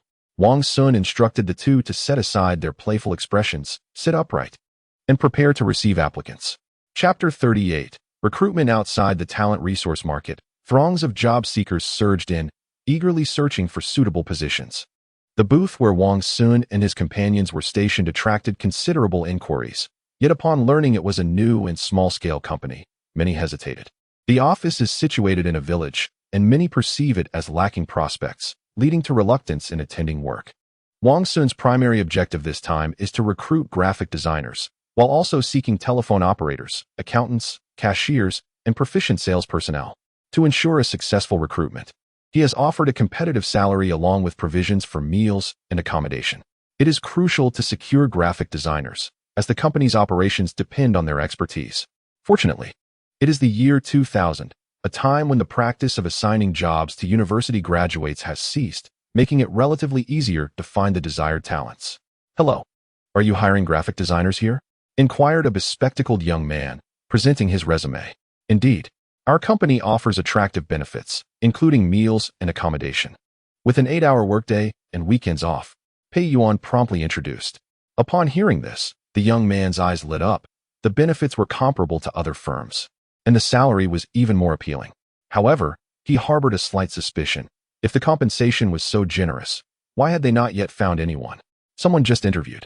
And I can tell you are not a fresh graduate, which gives you an advantage. Wang Xun discerned his thoughts and quickly added. The young man, encouraged by this, promptly took a seat and handed over his resume. Wang Xun received it, examining it with great care.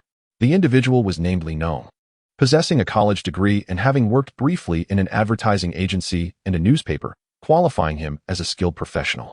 After a series of questions, Wang Xun confirmed his capabilities and retained his contact information, instructing him to report to the company the following morning.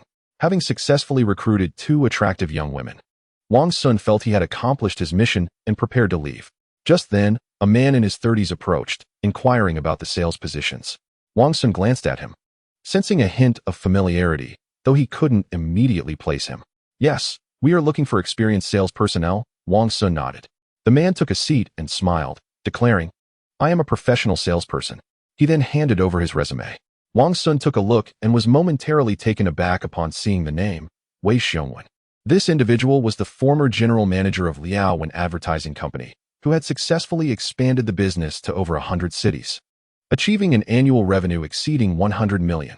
Unfortunately, he had failed to adapt to the internet era and the rise of smartphones, missing the optimal opportunity for transformation. Recognizing such talent, Wang Xun felt it imperative not to let this chance slip away and decided to bring him on board. Welcome to the company. Wang Xun did not pose any questions, but instead stood and extended his hand. This action left both Wei Xiongwen and Pang Zhe in a state of astonishment. It was noteworthy that Wang Xun had asked numerous questions before hiring the previous 3 candidates. Yet here he was, accepting Wei Xiongwen based solely on a glance at his resume. Wei Xiongwen, initially surprised, quickly regained his composure, smiling as he shook Wang Xun's hand and expressed gratitude for the opportunity. After noting his contact information, Wang Xun instructed him to report to the company at 9 o'clock the next morning. 4 individuals were recruited, bringing the total number of personnel in the company, including the 3 shareholders who also serve as salespeople, to 7. To commemorate the establishment of the company, Wang Xun signed labor contracts with them and arranged a celebratory banquet at a hotel. After a delightful meal and several rounds of drinks, Wang Xun began to paint a grand vision for the newly hired quartet. Despite the company's current modest size, he assured them that as it flourished and eventually went public, they would all rise to esteemed positions, earning corresponding shares in the venture. The 4 were taken aback, nodding in agreement but refraining from voicing any opinions. The following day, Wang Xun held a modest inauguration ceremony with the team, without inviting outsiders, and announced the official commencement of the company's operations. The first product launched was a newspaper entitled Urban Information Daily, primarily dedicated to publishing job listings, real estate rentals and sales, promotional activities, and a variety of other information for the public's free access. A brief meeting was convened to establish the company's developmental trajectory, corporate culture, and set a modest goal. After the meeting, Wang Xun summoned Wei Xiongwen, Pang Zhe, and Pei Yuan to the lounge on the 2nd floor for further discussions. He proposed dividing the city into 4 zones, with each person responsible for gathering recruitment information in their designated area. They were also tasked with visiting local newsstands to negotiate partnerships in preparation for the newspaper's release. Initially, the recruitment listings would be published free of charge, which many businesses and companies readily accepted. The information gathering process was straightforward and efficient, involving the recording of company names, contact numbers, and job positions available. Regarding real estate transactions, Wang Xun directly approached real estate companies, such as Sister Chin's, offering them free advertising for several issues, which was met with enthusiasm. Next came the paid advertisements. Leveraging his existing network, he managed to secure a modest influx of business. While the earnings were not substantial, they marked the company's first revenue, thus ensuring some financial influx. Within 3 days, all the information had been collected, and the photographs for the paid advertisements were taken, leading to the production of the newspaper. The success of a DM newspaper hinges on its layout design, content quality, and precise targeting of audiences to achieve effective advertising results. Following Li Nong's design and formatting on the computer, the newspaper layout was completed, leaving only the task of finding a printing house for production. Wang Xun approached a small printing company with which he had previously collaborated.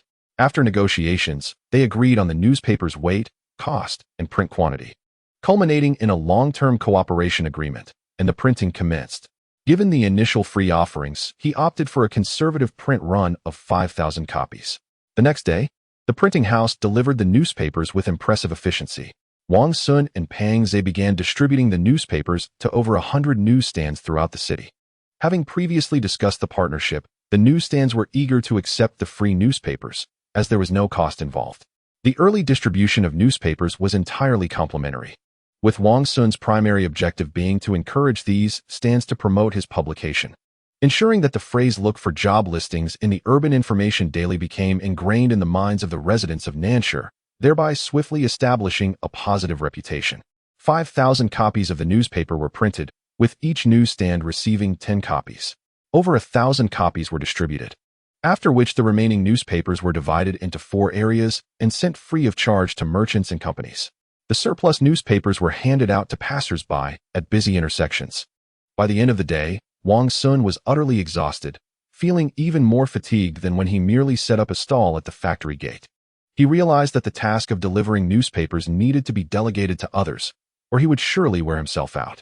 Upon returning to the company, he discussed the need to hire staff and encouraged everyone to make internal recommendations.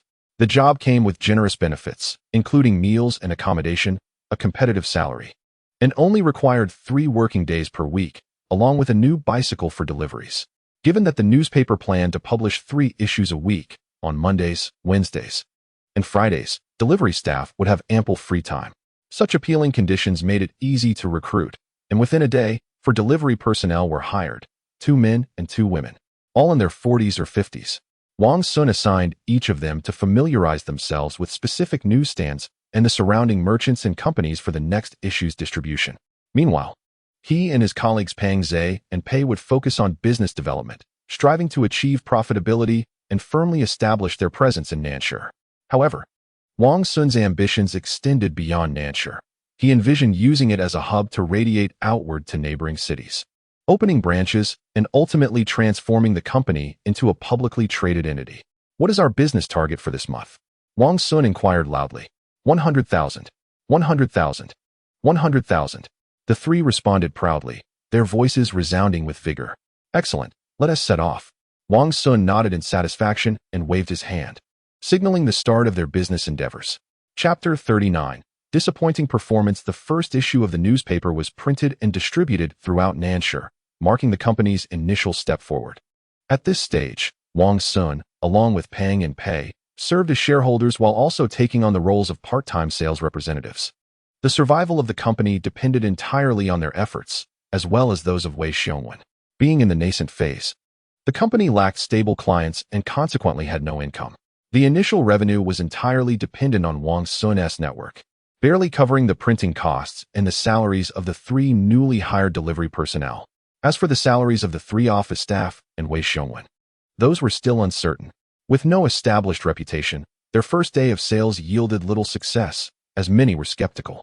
To address this, Wang Xun convened a meeting to strategize on how to quickly turn a profit. Our second issue of the Urban Information newspaper has been printed, totaling 10,000 copies. With a sample in hand, we can better promote our business, Wang Xun declared, holding up the first issue. However, given the limited number of issues published, our reputation has yet to be established. We cannot compete with the official Nanshi Daily, and it is unlikely that many will be willing to pay for advertising. Pang Zhe responded. At Wang Xun's request 2 days prior, the 3 had each taken a delivery person to familiarize themselves with the newsstands in their respective areas, as well as the small shops tucked away in corners, while also inquiring about the potential for recommending the free information newspaper to customers. The response received indicated that some customers purchased other newspapers, and the Urban Information newspaper was given away as a complimentary gift. As for whether they informed customers that job opportunities could be found in the information newspaper, that remains uncertain. Wang Xun was aware that their verbal commitments might not translate into genuine promotional efforts. Therefore, he insisted on including a phrase in the newspaper design that read, "For job postings and recruitment information, refer to the Urban Information newspaper." This phrase would be prominently displayed, ensuring that even if the newsstand owner did not mention it, it would still be effective. He believed this approach could be tried. Possessing the newspaper while conducting business would lend greater persuasiveness. Wang Xun concurred with Wang Xun, feeling that hesitating without trial was futile. Indeed, Wei's insight was astute. There are thousands of businesses and companies in the urban area, many of which would be willing to invest in advertising to boost their performance, especially those preparing for grand openings or promotional activities. These are precisely the clients they seek. Wang Xun analyzed that their advertising fees were reasonably priced, within an acceptable range for potential advertisers, given that they were still in the initial stages. Lacking accumulated reputation and recognition, the advertising costs were kept relatively low. However, compared to television advertisements and official media like the Southern City Daily, which demanded exorbitant fees, their Urban Information newspaper held a significant advantage and offered exceptional value. The 4 of them discussed their sales pitches with enthusiasm and set off to pursue business opportunities. Today, Wang Xun donned a suit and tie, complemented by mature-looking glasses and polished leather shoes, carrying a briefcase that embodied the essence of a sales elite. He insisted that the others dress similarly to project a more professional image. By enhancing their appearance, they could better attract business. Wang Xun's first stop was to visit the esteemed Chen Jie, aiming to secure clients from the real estate sector. Since arriving in the city, Chun Jia had proven to be his first benefactor.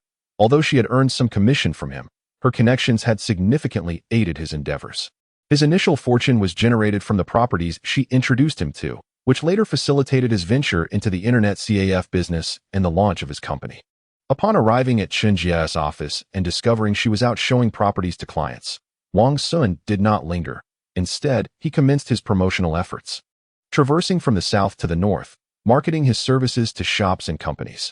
The initial few clients, upon hearing about the low advertising rates in the newspaper, were persuaded by Wang Xun's presentation and promptly made payments. This smooth start greatly boosted his confidence, making him believe that achieving his set performance targets was within reach. Spotting a high-end cosmetics store, he boldly pushed open the door and walked in. "Hello, how may I assist you?" Two young saleswomen stood at the cash register, their flawless complexion and exquisite makeup compelling one to take a second glance. Clad in sleek black professional attire and high-heeled shoes, they wore name tags identifying them as sales consultants, their smiles a testament to their rigorous training. "Greetings, I am from Hongjia Advertising Company, and I would like to speak with your store manager regarding a potential collaboration," Wang Xun said with a warm smile. The saleswoman, upon hearing that she was not a customer, paused for a moment before calling out to someone inside. Shortly after, a middle-aged woman in her 40s, with piercing eyes and a stern expression, emerged from within. Wang Xun hurriedly approached her, presenting his business card and introducing himself as a representative of Hongjia Advertising Company. Eager to discuss a promotional opportunity for their store, he showcased the first issue of their newspaper as a tangible example, initiating a conversation about potential advertising collaboration. The middle-aged woman cast a cold glance at him, effortlessly tearing the business card to shreds and tossing it back disdainfully while uttering a single word: "Get lost." At this remark, Wang Xun's expression changed. His fists clenched tightly as frustration surged within him. Had menopause arrived, causing her to exhibit such temper? He nearly lost his composure and retorted with harsh words. Suppressing his anger, he turned to exit the store, taking a deep breath to steady his emotions.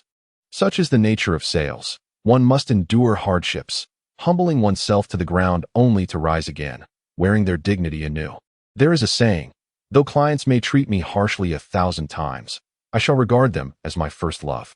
Wang Xun diligently noted the name and address of the store in his notebook, planning to return with a different approach for the next opportunity. Upon leaving the cosmetics shop, he noticed another establishment of similar nature ahead, its decor appealing and its name indicative of domestic goods. Recognizing the proximity and potential competitive relationship, he confidently approached the new store. Upon entering, he was warmly greeted by an attractive saleswoman. When she learned of Wang Xun's purpose, she displayed no signs of disappointment and promptly summoned their store manager. This woman, also in her 40s and exceptionally well-kept, was amiable. Initially resistant to the idea of spending on advertising, her interest peaked when she learned that their neighboring competitor was generously investing in promotions. After further inquiry revealed the advertising costs to be reasonable, she promptly agreed to fund several ad placements. As Wang Xun departed from the cosmetics store, he took stock of the area he was responsible for, his notebook filled with the names of businesses that had exhibited poor attitudes, leaving him with a sense of resignation. Some companies regarded him as a fraud. Upon calling the advertising number listed in the newspaper, they confirmed his identity yet remained uninterested. With each step, he faced rejection, his mood growing increasingly agitated. The newspaper his company had launched was still in its infancy, lacking recognition, and he needed to devise strategies to promote it effectively.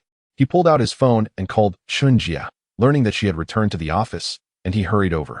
After engaging in casual conversation, he successfully made her a client, taking note of her property listings before planning to revisit his existing clients. Just then, a phone call interrupted his journey. After hanging up, Wang Xun frowned and hopped onto his motorcycle, heading towards Longtu Village. Upon returning to Longtu Village, Wang Xun noticed a group of 3 or 4 idle individuals squatting under the shade of a tree across from the office. Puzzled, he wondered what had drawn these drifters to the area. Longtu Village, situated to the south of the urban district, was not in the suburbs and lacked any gang presence. They come here to collect protection fees? Wang Xun did not stop, driving straight into the courtyard of the company. A few individuals smoking in the shade of the trees stood up abruptly upon seeing the motorcycle enter. "Boss, you're back." The 3 of them, Li Nong and his companions, emerged from the building. "I understand. You may continue with your work. I will handle things here, Wang Xun reassured them. Just as he stepped out of the vehicle, the group of street thugs approached the courtyard. Are you the owner of this company? A tall, thin young man asked, sizing Wang Xun up. I am indeed the owner. May I inquire as to your business? Wang Xun replied, unflinching as he met their gaze.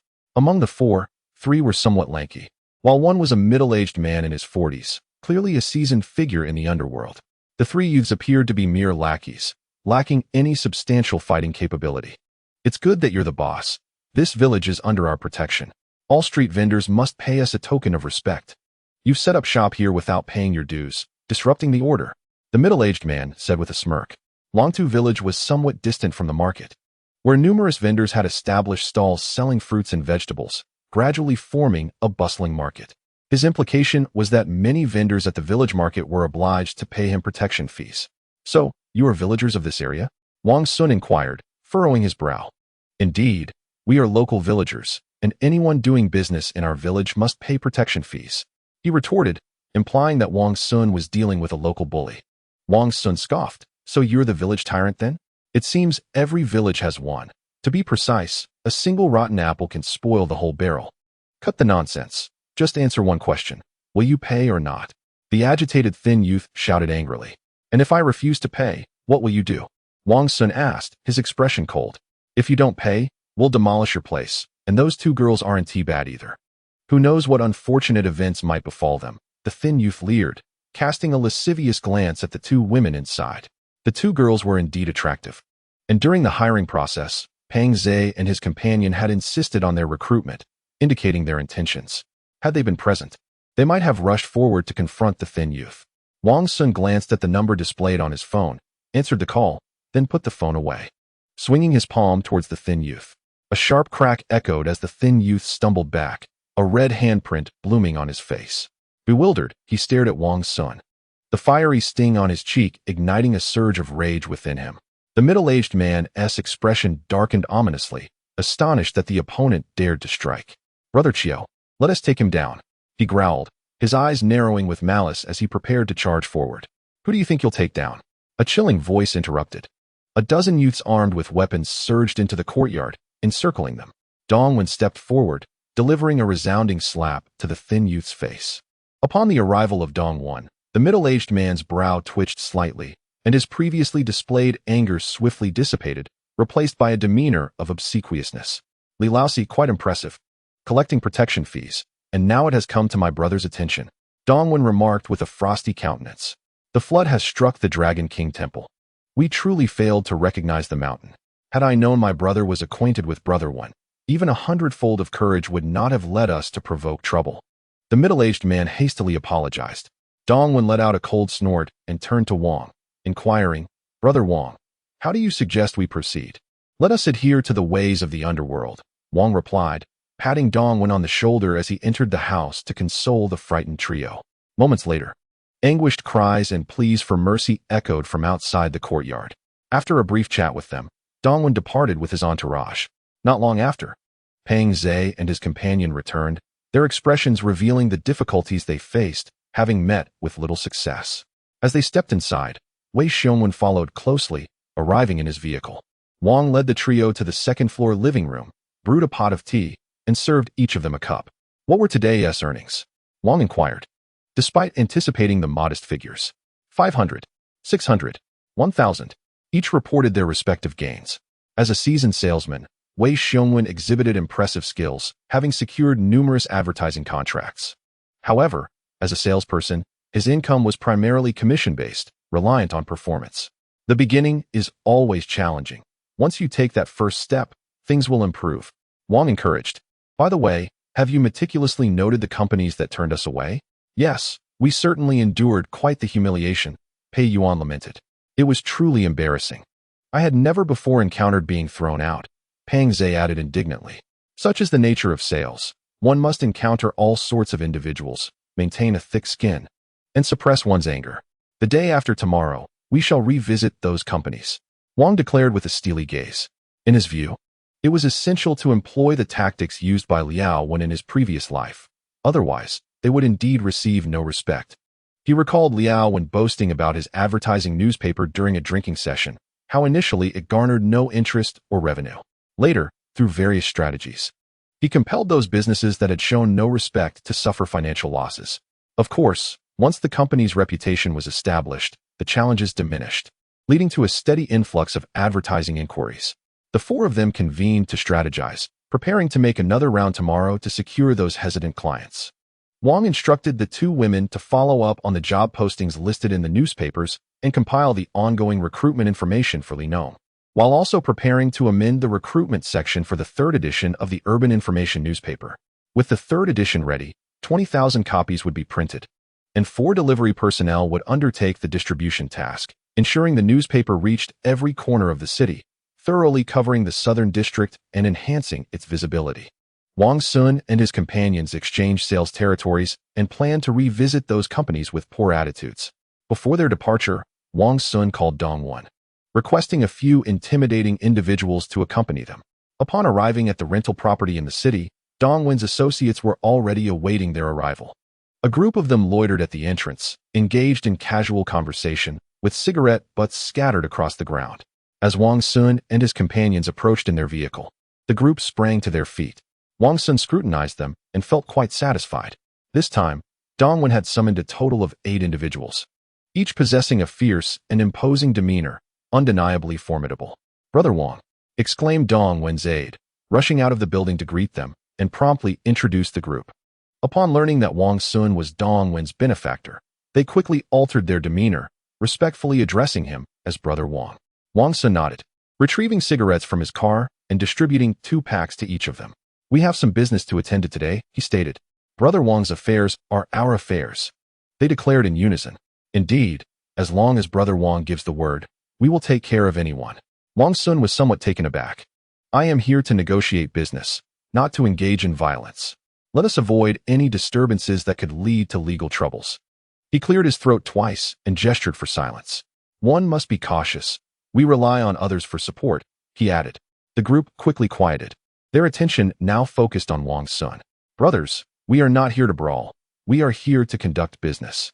However, if we encounter any disrespectful individuals, I still require your imposing presence," Wang Xun explained. After his clarification, the group understood that their mission was to project an intimidating front, entirely aimed at instilling fear. Their formidable appearance and inherent swagger were well suited for this task. "Rest assured, Brother Wang, we will follow your lead." A lanky individual with deep-set eyes and sharp eyebrows promptly replied, "Very well. Once the task is complete, I will host a banquet at the old comrade's restaurant to treat you all." Wang Xun nodded in agreement. Following the briefing, each of the 4 took 2 companions and drove towards the designated area for today's exchange, prepared to engage in discussions with the unfriendly clients.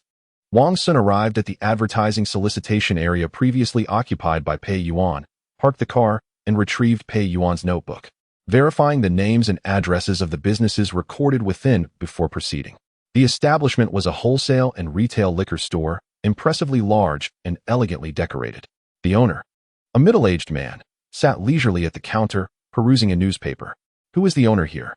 one of the accompanying individuals shouted as they entered. "I am the owner. What brings you 3 esteemed gentlemen here?" the middle-aged man inquired, setting down his newspaper and approaching them.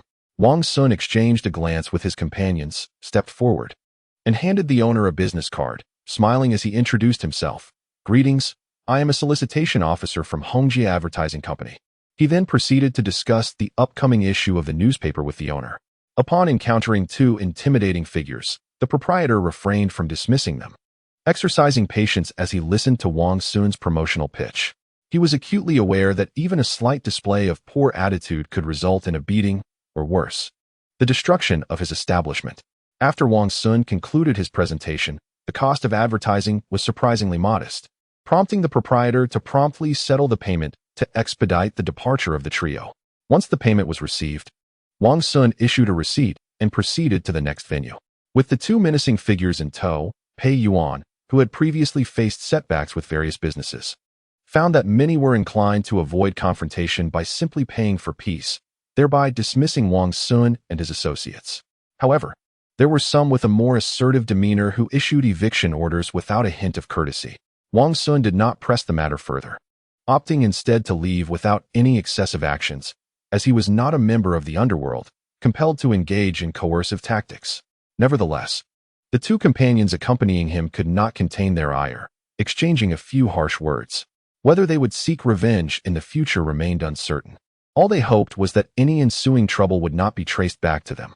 Their final stop was a commercial building, with retail spaces on the first floor, training rooms on the second, dance studios on the third, and various company offices on the upper levels. According to Pei Yuan's notes, the building housed several small enterprises that rented office spaces and displayed their company signs on the ground floor, approximately 10 in total. However, during Pei Yuan's earlier visit, he had been met with a closed door from one of the companies and was even escorted out by security. Wang Xun and his team entered the premises, where the security guard in the lobby merely cast a glance at them without daring to inquire further. Starting from the second floor, Wang Xun made his rounds, promoting his newspaper's advertising slots. He successfully secured 3 contracts, while others expressed a desire to consider the offer. Wang Xun left his business cards and newspapers with them before departing. The quartet's outing yielded numerous contracts, and coupled with the substantial deals facilitated by Wang Xun's connections, the advertising revenue would sustain the company's operations for an entire year. However, Wang Xun's ambition was to achieve an annual income of 1 million, necessitating an expansion of personnel. His vision extended beyond, focusing on establishing branches radiating from Nan City to surrounding cities. That evening, after treating his 6 companions to a celebratory banquet at an old friend's restaurant, he returned to his internet CAF. There, he configured all the computers with the dynamic desktop images designed by Li Nong, featuring the slogan, "Don't let a good job pass you by." For job hunting, read the Urban Information Report.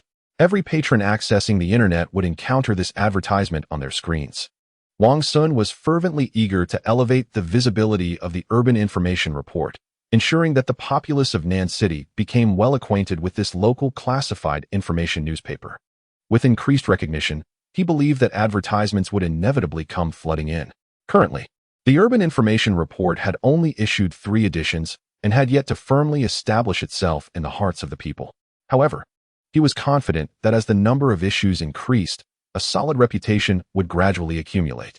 He envisioned a future where anyone seeking employment would instinctively turn to the Urban Information Report to contact potential employers. After wandering around the internet CAF, he discovered that all the desktops had been replaced with advertisements from newspapers, prompting him to retreat to the small room behind the bar.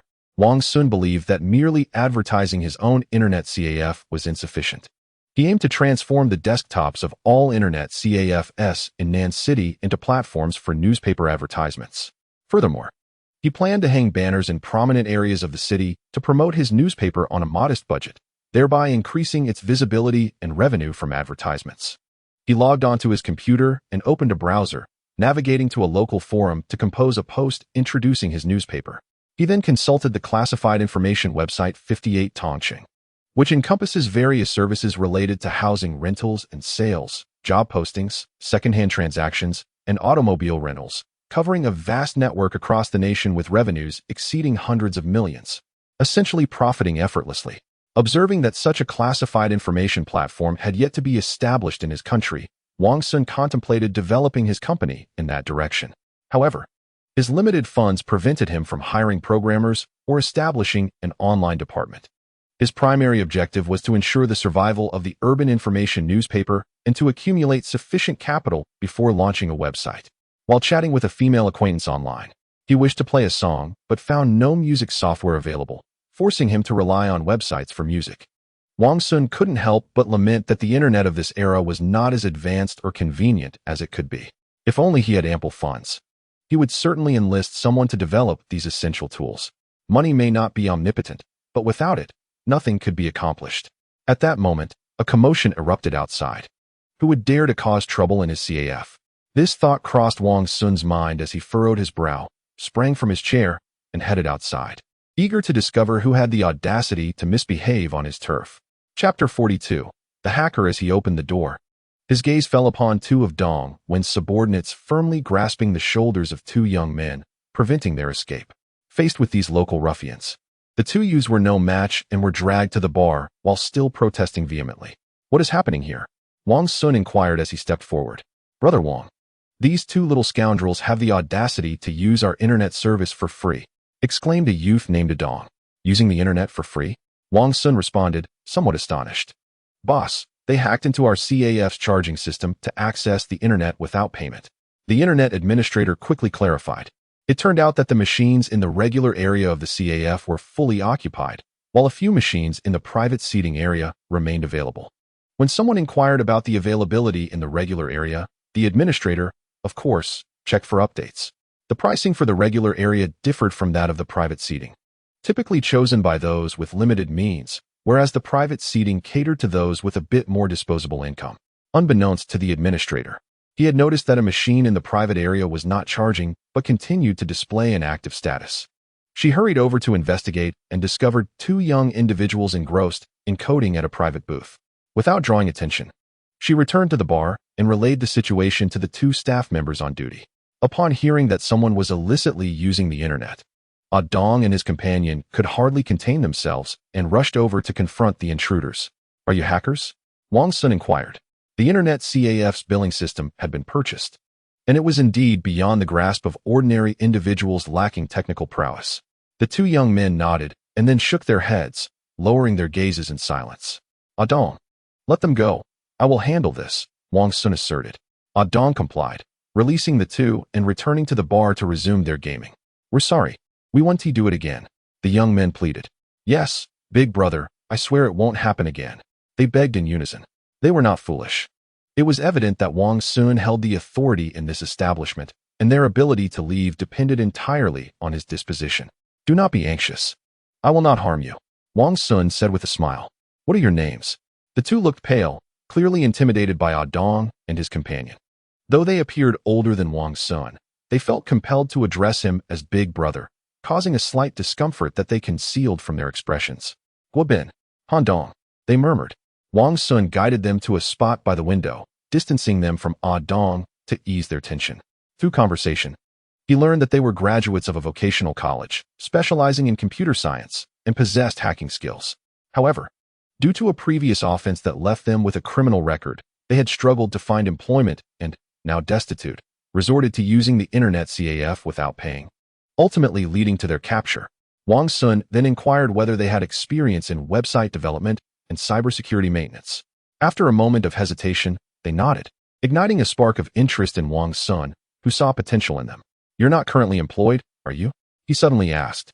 And no, they stammered, their faces betraying their embarrassment as they cast their eyes downward. Here's the deal. I wish to establish a website that will require ongoing development and maintenance. If you are willing, you could work for me, with a salary at market rates, including meals and accommodation. Wang Xun extended an olive branch. We are willing. Their eyes lit up as they exchanged glances and spoke in unison. Wang Xun nodded in satisfaction, collected their contact information, and instructed them to return in a couple of days after he arranged matters on his end. The following day, Wang Xun, accompanied by Chun Jia, rented a property near the South City Commercial Plaza to serve as their office. He subsequently commissioned a sign for the company, which was hung at the entrance. After setting up the necessary facilities, including computers and desks, Wang Xun contacted Guobin and Dong, inviting them to the South City Commercial Plaza. After a brief wait, the two arrived at the door, drenched in sweat, clearly having run there, exhausted from their exertion. Wang Xun, displaying genuine concern, poured them a glass of water. This gesture left them feeling somewhat flustered, as they repeatedly expressed their gratitude. This is the labor contract. Please review it before deciding whether to sign. Wang Xun retrieved the contract from his briefcase and handed it back. Since this is a hiring process, it is essential to adhere to formal procedures, articulating any potential issues up front to avoid future disputes. The working hours are from 9 in the morning to 5 in the evening, with meals and accommodation provided. The two individuals, uncertain whether it was due to trust or the rare opportunity of securing a well-paying job, merely glanced over the document. Noting the absence of any onerous clauses, they took up their pens, affixed their signatures, and pressed their handprints, effectively committing themselves to Wang Xun. However, to mitigate the risk of hiring unsuitable candidates, Wang Xun instituted a 3-month probationary period, allowing him to terminate their employment should they fail to meet his expectations. Welcome to the company's network department, and to our family, Wang Xun said with a smile as he tucked away the contract. Thank you, Brother Wang, for this opportunity. They exclaimed in unison. We will certainly strive to repay the company. The joy on their faces was unmistakable as they transitioned from unemployment to employment. This commercial plaza housed numerous office spaces for various companies, and being able to work here was a mark of prestige. The thought of working in such an environment filled them with immense satisfaction. Wang Xun discerned their feelings of vanity and believed that this sense of pride would motivate them to contribute diligently.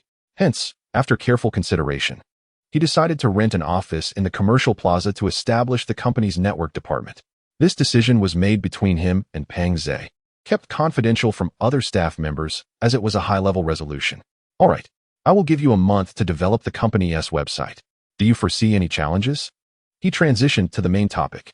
Brother Wang, this is simple. Adong and I will collaborate and can definitely complete it within a month. Guobin assured. Thumping his chest, Han Dong echoed. Rest assured, Brother Wang, we will fulfill our mission. Wang Xun observed their expressions with satisfaction, convinced they were a talented duo. He presented a newspaper to them, sharing his thoughts and ideas. The website, tentatively named Urban Information Network, was envisioned as a local free classified information service, encompassing various aspects of life. It would provide free listings for housing rentals and sales, job recruitment, vehicle transactions, dining, and entertainment information. Excellent. I entrust this to you. Wang Xun nodded approvingly. Brother Wang, too kind. We will not let you down. Guobin and Han Dong chorused. Very well. I look forward to the final product. I will host a celebratory banquet with the company's 2 shareholders and reward you with a generous bonus. Wang Xun painted an enticing picture. Their eyes brightened, and they nodded eagerly. After a brief conversation, Wang Xun departed from the commercial plaza. Upon returning to Longtu village, he intended to have Li Nong design a satisfactory company structure. His plan was to expand into new cities next year and establish branch offices, gradually transforming the company into a corporate group. Chapter 43, Threats. The year-end approached. In the bustling shopping districts, merchants are fervently engaged in promotional activities. And as the city's premier newspaper, we have naturally reaped a substantial amount in advertising revenue from them. After attending to company matters, Wang Xun mounted his motorcycle and journeyed to Lingdi village in the southern outskirts. The weather in southern December was marked by a fine drizzle and a biting cold wind that stung like daggers. Despite Wang Xun being clad warmly, the brisk ride still left him feeling a touch chilled. Fortunately, Lingdi village was a mere dozen kilometers away, and he arrived at his destination swiftly, navigating the road with great speed. With the eve of the Lunar New Year still over a week away, Wang Xun anticipated that his uncle would return to the village on that very day, compelled by the presence of his mistress in the city and a love child still in swaddling clothes. In a previous life, Wang Xun always thought his uncle was quite the diligent man, laboring in the city even as the new year approached. After all, his uncle had garnered a stellar reputation in the village prior to the scandal surrounding the illegitimate child. Before the division of the family estate, he had been among the first in the village to build a small villa, thus considered relatively affluent. In retrospect, Wang Xun realized he had been rather naive and had overestimated his uncle. This visit to Lingdi village was intended to persuade his uncle to return home for the new year, to initiate the conversation about dividing the family estate, and to gently influence his father's perspective on the matter of familial independence. Upon entering the village, he drove directly to the courtyard of his uncle's residence. The dogs in the yard barked incessantly, baring their teeth in a show of aggression. The son of the widow peeked out from the house to see who had arrived, but quickly retreated upon recognizing Wang Xun. What brings you here? His uncle inquired as he emerged from the house. Since learning that Wang Xun had moved away from Lingdi village, he had felt a sense of relief, as if a pestilence had departed, allowing him a few days of peace. Yet now, the unexpected visit caused a flutter of anxiety in his heart. Although he harbored some resentment, he feigned a warm demeanor. I missed you, so I thought I would pay a visit. Wang Xun replied with a cheerful smile. Oh, let us talk inside. It's drizzling outside and rather chilly. His uncle ushered him indoors and poured a cup of hot water. Once inside, Wang Xun took a glance around the living room and noted the commendable decor. The ceiling featured an elegant design, while the vintage wooden television cabinet was tall and lengthy, equipped with numerous small storage compartments, with curios displayed on either side. A landscape painting graced the wall, or rather, an electronic perpetual calendar that displayed the date. His uncle was engaged in the renovation business, and the widow, his mistress, owned a sizable furniture factory. Their business dealings had fostered a relationship, and together they were enjoying a modestly prosperous life. Little Wang has come? You should stay for dinner before you leave, the widow, Lu, exclaimed warmly upon seeing Wang Xun. After all, he was a client of her furniture factory, having conducted several transactions with them. When he had opened his internet CAF, he had personally ordered a batch of tables and chairs from her factory to save costs. He had not anticipated that the furniture factory introduced to him by Sister Chun belonged to the widow herself. Certainly, Widow Lu had not anticipated that the esteemed client introduced by a friend would turn out to be the notorious nephew of her lover. The moment they met was undeniably awkward. However, in the realm of commerce, one must pursue profit above all. There are no eternal foes, only everlasting interests. As a seasoned businesswoman, Lu greeted him with a warm smile, swiftly alleviating the tension with a few light-hearted remarks. Following a fruitful negotiation, they embarked on their inaugural collaboration, with the furnishings for the company predominantly sourced from her. Thus, the shift in their demeanor during this encounter was quite palpable. "Oh, I merely stopped by to discuss some matters with Uncle San. I have other commitments shortly, so let us postpone our meal for another time," Wang Xun remarked with a smile. "Is that so?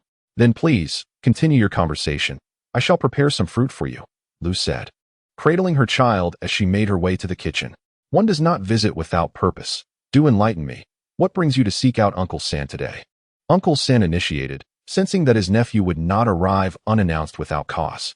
"Well, since you are perceptive, I shall be forthright. With the new year approaching, Uncle San will undoubtedly return to the village for the festivities. My intention is to persuade him to convince my father to jointly approach the patriarch about partitioning the family estate," Wang Xun stated plainly. It was evident to anyone with their eyes open that the elder favored the first branch of the family. Although Uncle San worked away from the village, he was not oblivious to the grievances expressed by Aunt San regarding the bias of his in-laws during his visits home. "This matter is quite complex.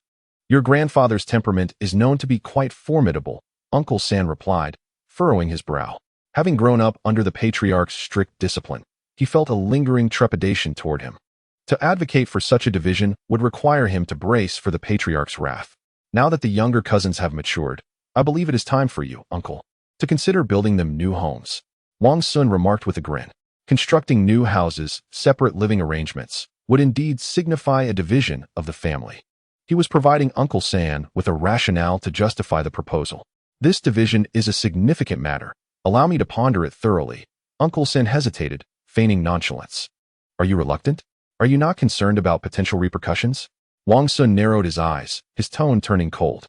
"Are you threatening me?" Uncle San's face flushed with anger, his voice rising.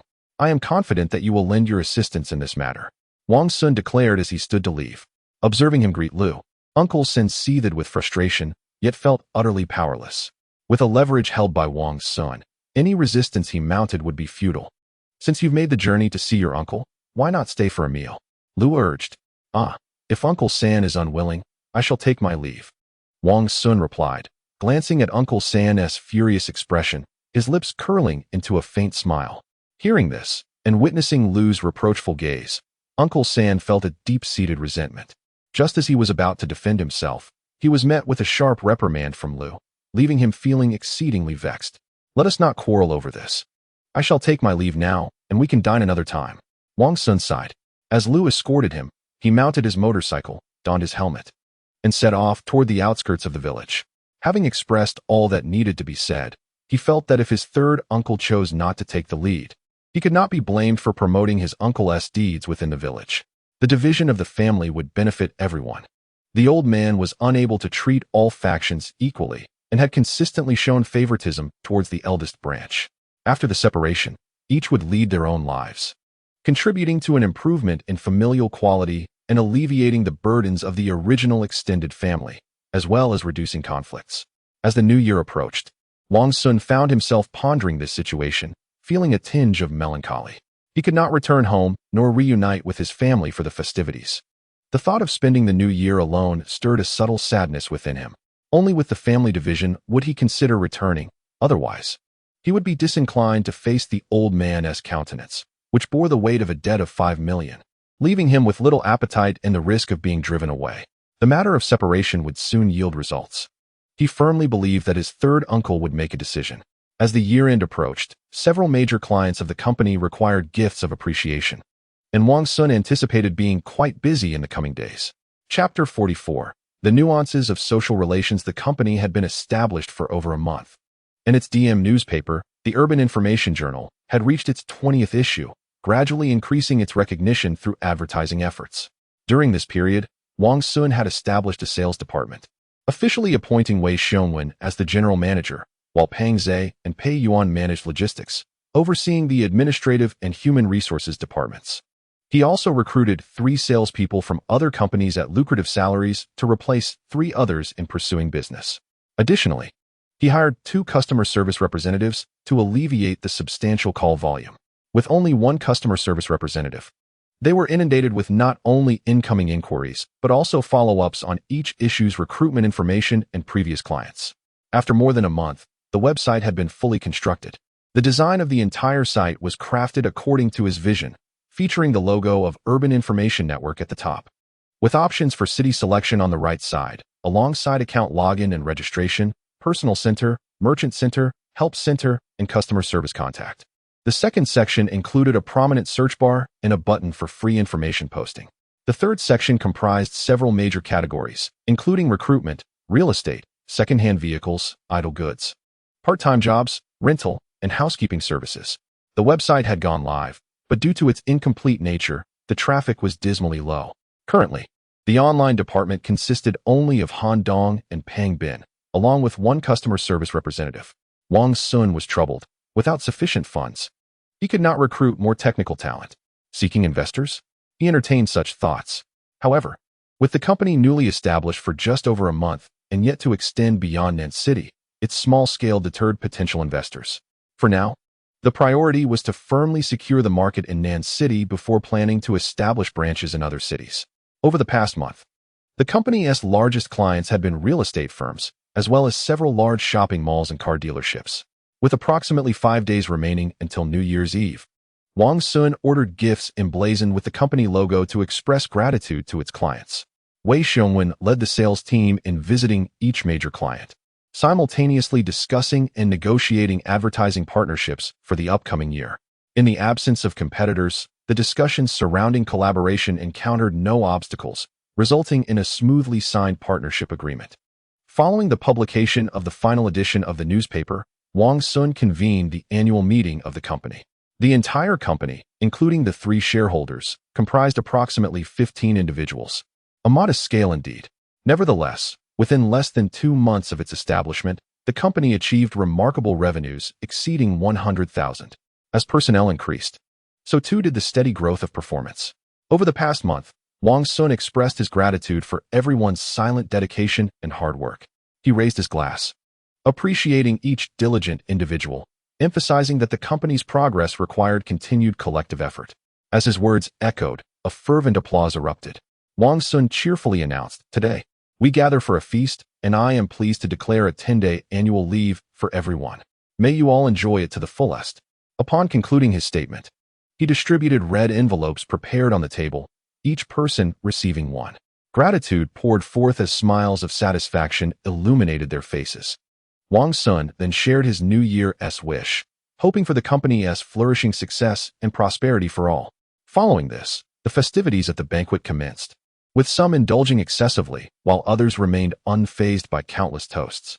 The next afternoon, Wang Xun was roused by Peng Zhe and another companion, his head feeling somewhat foggy. After all, as the guest of honor at the latest company gathering, he had received special attention. After refreshing himself, he felt revitalized and drove the 2 to the bus station for their return to the small town. After bidding them farewell, he proceeded to the market to procure vegetables and New Year goods, preparing to spend the Spring Festival alone. Following New Year's Eve, the market would close for 3 days, and restaurants would not reopen until around the 6th day of the new year. During this period, he needed to stock up on provisions. Otherwise, he would be left with nothing to sustain himself. After completing his shopping, he made a visit to the Internet CAF, distributing red envelopes to the staff and arranging the holiday duty schedule before returning to Longtu Village. Unfortunately, the company had not hired security. Thus, the responsibility of safeguarding the premises during the festive season fell upon him. As the office location, it contained not only computers and printers, but also important documents. It would indeed be quite embarrassing if the company were to be robbed during the holiday without anyone being aware. He recalled the early days of entrepreneurship near the Jeddah factory in the southern suburbs, where, after only 2 days in the city, he found himself stripped of all his cooking utensils. This experience left him with a lingering sense of unease, compelling him to remain vigilant to protect the company's assets. For 3 consecutive days, Wang Xun resided in the courtyard of Lantu village, occasionally practicing the martial arts techniques he had learned during his previous life in prison to stave off boredom. He also utilized the company's computer to connect with online friends and engage in lighthearted banter. On New Year's Eve, the entire city resonated with the sounds of firecrackers, imbued with a palpable festive spirit. Far away in Dax's Wang, the Wang family gathered after a ritual to honor their ancestors. 3 generations seated together for the New Year's dinner. The elder, Wang Xun, witnessed a thriving lineage, with a total of 14 family members present, including Wang Xun and Wang Xiao, who was still serving time, filling the space to its brim. The Wang family's customs are stringent. As the head of the household, the patriarch refrains from picking up his chopsticks until everyone else has done so. The younger children gaze longingly at the sumptuous spread before them, their mouths watering. Yet they dare not touch their chopsticks. "Everyone, please begin," the patriarch finally said, picking up a piece of food. Upon seeing this, the others eagerly followed suit.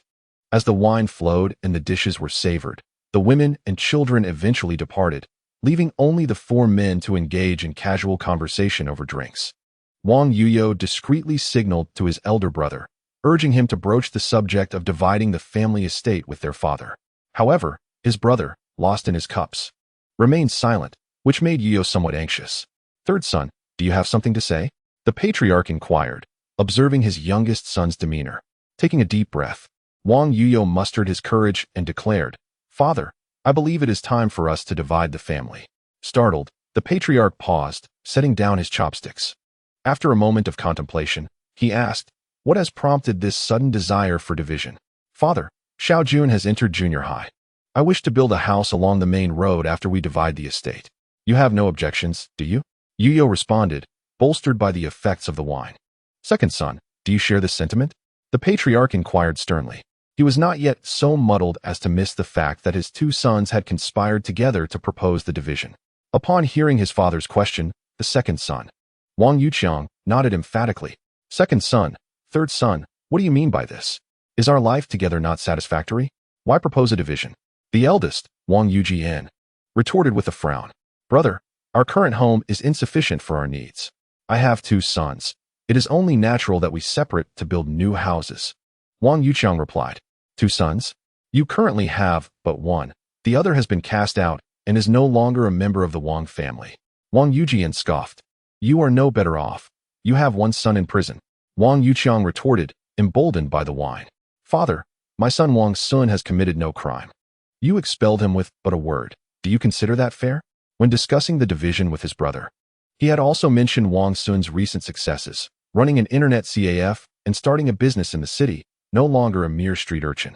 Thus, he believed it prudent to heed his younger brother's advice and separate so that his son might return to the family fold. "What do you mean by that?" Wang Yujian's expression darkened. "I mean no offense. My son, despite his shortcomings, is still my son. Besides, he has not engaged in any heinous acts." Wang Yuqiang replied with a hint of sarcasm. Hearing the rising discord from the hall, Wang Li emerged from his room to investigate. Upon hearing these words, he felt personally affronted and rushed forward. He pointed an accusatory finger at his second uncle, demanding to know if he was insulting him. "What? Do you wish to challenge your second uncle?" Wang Yuqiang sprang to his feet, confronted by the furious glare of his nephew, Wang Li. He raised his hand and delivered a resounding slap. The force was considerable, leaving a distinct 5-finger mark on the fair complexion of Wang Li's face. Wang Yuyo, standing nearby, instinctively took a step back, wearing an expression of one merely observing a spectacle. "Second son, how dare you strike my boy?" Wang Yuji charged forward in anger. In a moment, the table was overturned, and a chaotic melee ensued among brothers, fathers, and uncles, with the scene descending into utter disarray. Chapter 45. Grim tidings on New Year's Eve. Joyous laughter resonated from countless households. The streets echoed with the crackling of firecrackers, and the sky was adorned with a dazzling display of fireworks. The festive lights illuminated the celebrations, as laughter and merriment heralded the arrival of the new year. Gazing at the endless fireworks in the night sky, Wang Xun could not help but feel a pang of solitude rise within him. While families gathered in joyful reunion, he alone savored the bitterness of isolation. After standing in the yard for a while, he returned indoors, sending festive greetings to Chunjie and a few business associates before warming up to practice his martial arts. Beginning with the most fundamental stances, he meticulously honed his skills, preparing to reclaim the prowess of his previous life. In his past existence, he had been fortunate enough to earn the favor of an elderly man in prison, who imparted to him a set of martial techniques. This old fellow was no benign character. In his youth, he had traversed the land, leaving behind a trail of blood and enmity. Hoping to live out his remaining days in obscurity, he found himself besieged by a neighbor who, taking advantage of his solitude, sought to usurp his property. Had the neighbor been amiable, he might have bequeathed his home to them after his demise. However, this family, emboldened by their influence and recognizing his advanced age, relentlessly sought to provoke him, attempting to drive him to despair. Initially, he ignored their provocations, but soon the neighbor's hostility escalated from verbal insults to physical confrontations. Ultimately, on New Year's Eve, he seized a kitchen knife and, in a single night, eradicated the entire household of his neighbor. When the police arrived at the scene, they found him, exhausted and faint, wielding the knife as he struck down the last assailant. The investigating officers did not perceive him as the perpetrator, believing the true culprit to be someone else, for how could an elderly man, well past his prime, possess the strength to annihilate a family of over 10, including 5 vigorous young men? As for why he found himself in prison, it was due to his desire to evade exposure and the inevitable vengeance of his enemies. In imparting the martial techniques to Wang Xun, the old man had cautioned him against employing these lethal moves unless his life was at stake. The techniques were all deadly, intended to take lives rather than the mere decorative displays seen in films. Heeding this advice, Wang Xun seldom resorted to these lethal techniques, utilizing them primarily for physical conditioning. Yet, when confronted by the treachery of human traffickers, he had resorted to these brutal moves, incapacitating 2 adversaries in a life-or-death struggle. One could say that the old man's martial arts had indeed saved his life. If memory served him correctly, the old man had a daughter who had been missing for many years, a search that had yielded no results. Wang Xun contemplated how he might assist in her search in this lifetime, as a means of repaying the old man's kindness. He resolved that he would not live an unremarkable life. He aspired to rise above, to attain wealth and influence. Once he established connections and amassed fortune, he would be able to enlist help in locating her. After practicing all the techniques several times, he felt drenched in sweat, his clothes nearly soaked through. It appeared that his current physique was still inferior to that of his past life. Henceforth, he vowed to continue his physical training diligently. Wang Xun murmured to himself. Wiping the sweat from his brow with a towel, he took a moment to rest before stepping directly into the bathroom to indulge in a hot shower. After donning a fresh outfit, he prepared to call his mother to inquire whether she had received the 5,000 yuan that Pang Zhe had brought back for her. Wang Xun had unwavering faith in Pang Zhe's character. He merely used this matter as a pretext for his call. As he accessed his contacts to search for the phone number of the village's small shop, an unfamiliar landline rang in. Hesitating for a moment upon seeing the strange number, he ultimately chose to press the answer button. "Hello, who is this?" Wang Xun asked habitually. This number belonged to the local landline, not an outside line, and besides, receiving a call on New Year's Eve could hardly be dismissed as a frivolous prank. "Xiao Sun, it's Mom," came the voice on the other end, laced with tears. A heavy weight settled in Wang Xun's heart as he suppressed a surge of anger and asked in a low voice, "Mom, what happened? Did Dad get drunk again and take it out on you?" Throughout his life, he had known his father to be a chronic alcoholic, who could not go a day without indulging in liquor. Alcohol was detrimental to health. It dulled the nerves and, over time, accumulated toxins that could harm the brain. In the village, many seasoned drunks shared a common affliction. When inebriated, they would ramble incessantly, venting their grievances, and afterward, they would be entirely oblivious to their own words. This was not mere drunkenness. It was the culmination of years of toxic buildup within their bodies. Each time his father drank, he would invariably bombard his mother with his incessant rants, which she found tiresome. Occasionally, their exchanges would escalate into heated arguments, culminating in physical altercations. "No, your father has fallen into a coma and is hospitalized," his mother wept on the other end. From her words, Wang Xun learned of the events that had unfolded at the family home during the New Year's Eve dinner. They had initially been discussing the division of the family estate when, fueled by alcohol, his father confronted his grandfather, questioning the fairness of being cast out for not taking the blame for crimes he had not committed. What followed was a verbal altercation between his father and uncle, which escalated when his older cousin Wang Li intervened. Soon, a brawl ensued, with his father and uncle clashing, and both grandfather and Wang Li joining the fray. Outnumbered, his father was overwhelmed, and in the chaos, his uncle, consumed by rage, struck him violently on the head with a wooden stool, rendering him unconscious. Wang Xun understood the panic that had gripped his mother due to this incident. After reassuring her about his father's condition, he promised to return home immediately. Once the call ended, he rummaged for his bank card, pushed his car out of the yard, and secured both the doors of the house and the courtyard before driving towards Xihua town. Wang Xun could hardly fathom the turn of events at home. Unease gnawed at him, and he sensed something was amiss. Logically, with 5 men present, the 4 fathers and sons, along with cousin Wang Li, a physical confrontation seemed improbable. Yet, not only had a fight broken out, but it had also resulted in hospitalization, which was quite perplexing. He resolved to inquire further with his mother upon his return, and perhaps consult the neighboring residents as well.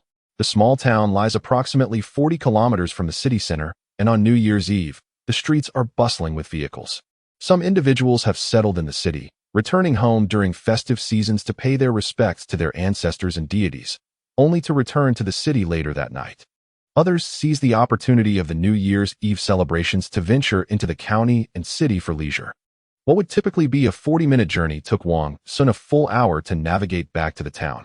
On this festive night, the town is vibrant, with various vendors occupying the streets, causing the main thoroughfare to be utterly congested.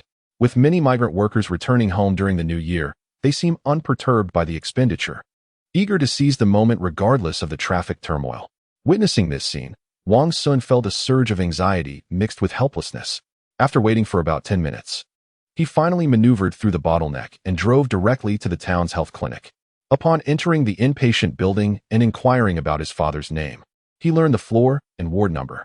He swiftly ascended the stairs to the 3rd floor, searching for the presence of his mother and others. The inpatient building of the clinic had only recently opened, comprising 5 stories, with a white brick façade and no elevator, necessitating the use of stairs. Wang Xun hurried up to the 3rd floor and glanced around. The row of patient rooms was dimly lit, with few lights on. Indeed, it was rare for anyone to remain in the clinic on New Year's Eve, as severely ill patients had been transferred to higher-tier hospitals in the county or city. He proceeded directly to the left side room that was illuminated and, upon nearing it, heard his mother's voice tinged with tears, causing his heart to tighten as he quickened his pace. Upon entering the room, he was met with the sight of his mother and a number of relatives. His father lay in bed, his head wrapped in a bandage, receiving an intravenous drip. Wang Xun's appearance at the doorway immediately drew the attention of everyone present. "Oh, the big boss has deigned to return," his 3rd uncle jested. Wang Xun found this remark somewhat ironic. Did they not realize he had been cast out by his father? His 3rd uncle was aware of this, but chose to speak frivolously. "I naturally wish to return. Unlike you, I cannot afford to," Wang Xun retorted coolly. Casting a pointed glance at his uncle, his words laden with significance. Being perceptive, his 3rd uncle recognized the underlying warning in Wang Xun's tone and laughed awkwardly. Masking his own discomfort, there was little he could do, as he was at the mercy of his nephew's hold over him. "Big uncle, little uncle, big aunt." Wang Xun scanned the relatives and promptly called out. On New Year's Eve, the relatives who visited his father in the hospital were either genuinely concerned or had ulterior motives. Observing that Wang Xun no longer sported long hair or exuded the demeanor of a delinquent, they began to believe his 3rd uncle's words. They nodded slightly at Wang Xun, their gazes soon returning to his father, Wang Yuqiang. Wang Xun did not see his grandparents or his elder uncle's family and felt a surge of anger. Indeed, his grandparents seemed biased. Their 2nd son was hospitalized, yet they had not come to offer a glance. And as for the instigators, his elder uncle's family, they had not shown their faces. Was it a case of bullying the 2nd branch for their absence? "Dad, are you all right?" Wang Xun hesitated for a moment before mustering the courage to approach the ward and inquire with concern. "I'm fine, just a little dizzy," his father replied. The father endeavored to muster a semblance of a smile, attempting to feign nonchalance. Upon learning from the third brother that his son had achieved success, he felt a swell of joy within, naturally altering his previously held demeanor. As the saying goes, there are no parents in the world who do not wish for their children to become dragons. Have you called the police? Wang Xun hesitated momentarily before tentatively inquiring. At this utterance, the relatives present exchanged glances, with several beginning to offer counsel. Their general sentiment was that familial conflicts did not necessitate involving the police and detaining individuals at the station. Little son, father is fine. It's just a minor injury. He can be discharged tomorrow.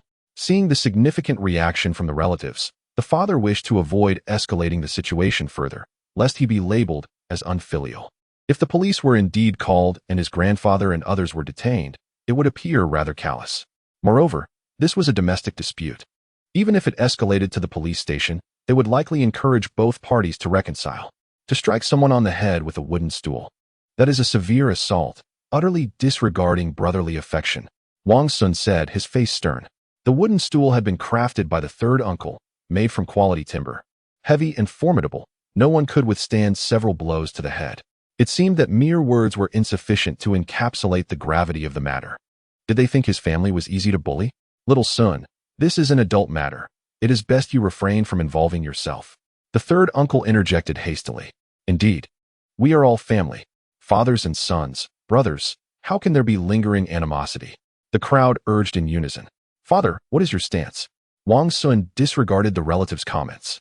Fixing his gaze upon his father, seeking clarity. The father cast a weary glance at the relatives, feeling helpless, and sighed. This is an adult issue. You need not concern yourself. Understood. Wang Xun nodded. He did not wish to make things difficult for his father and decided to placate them for the time being.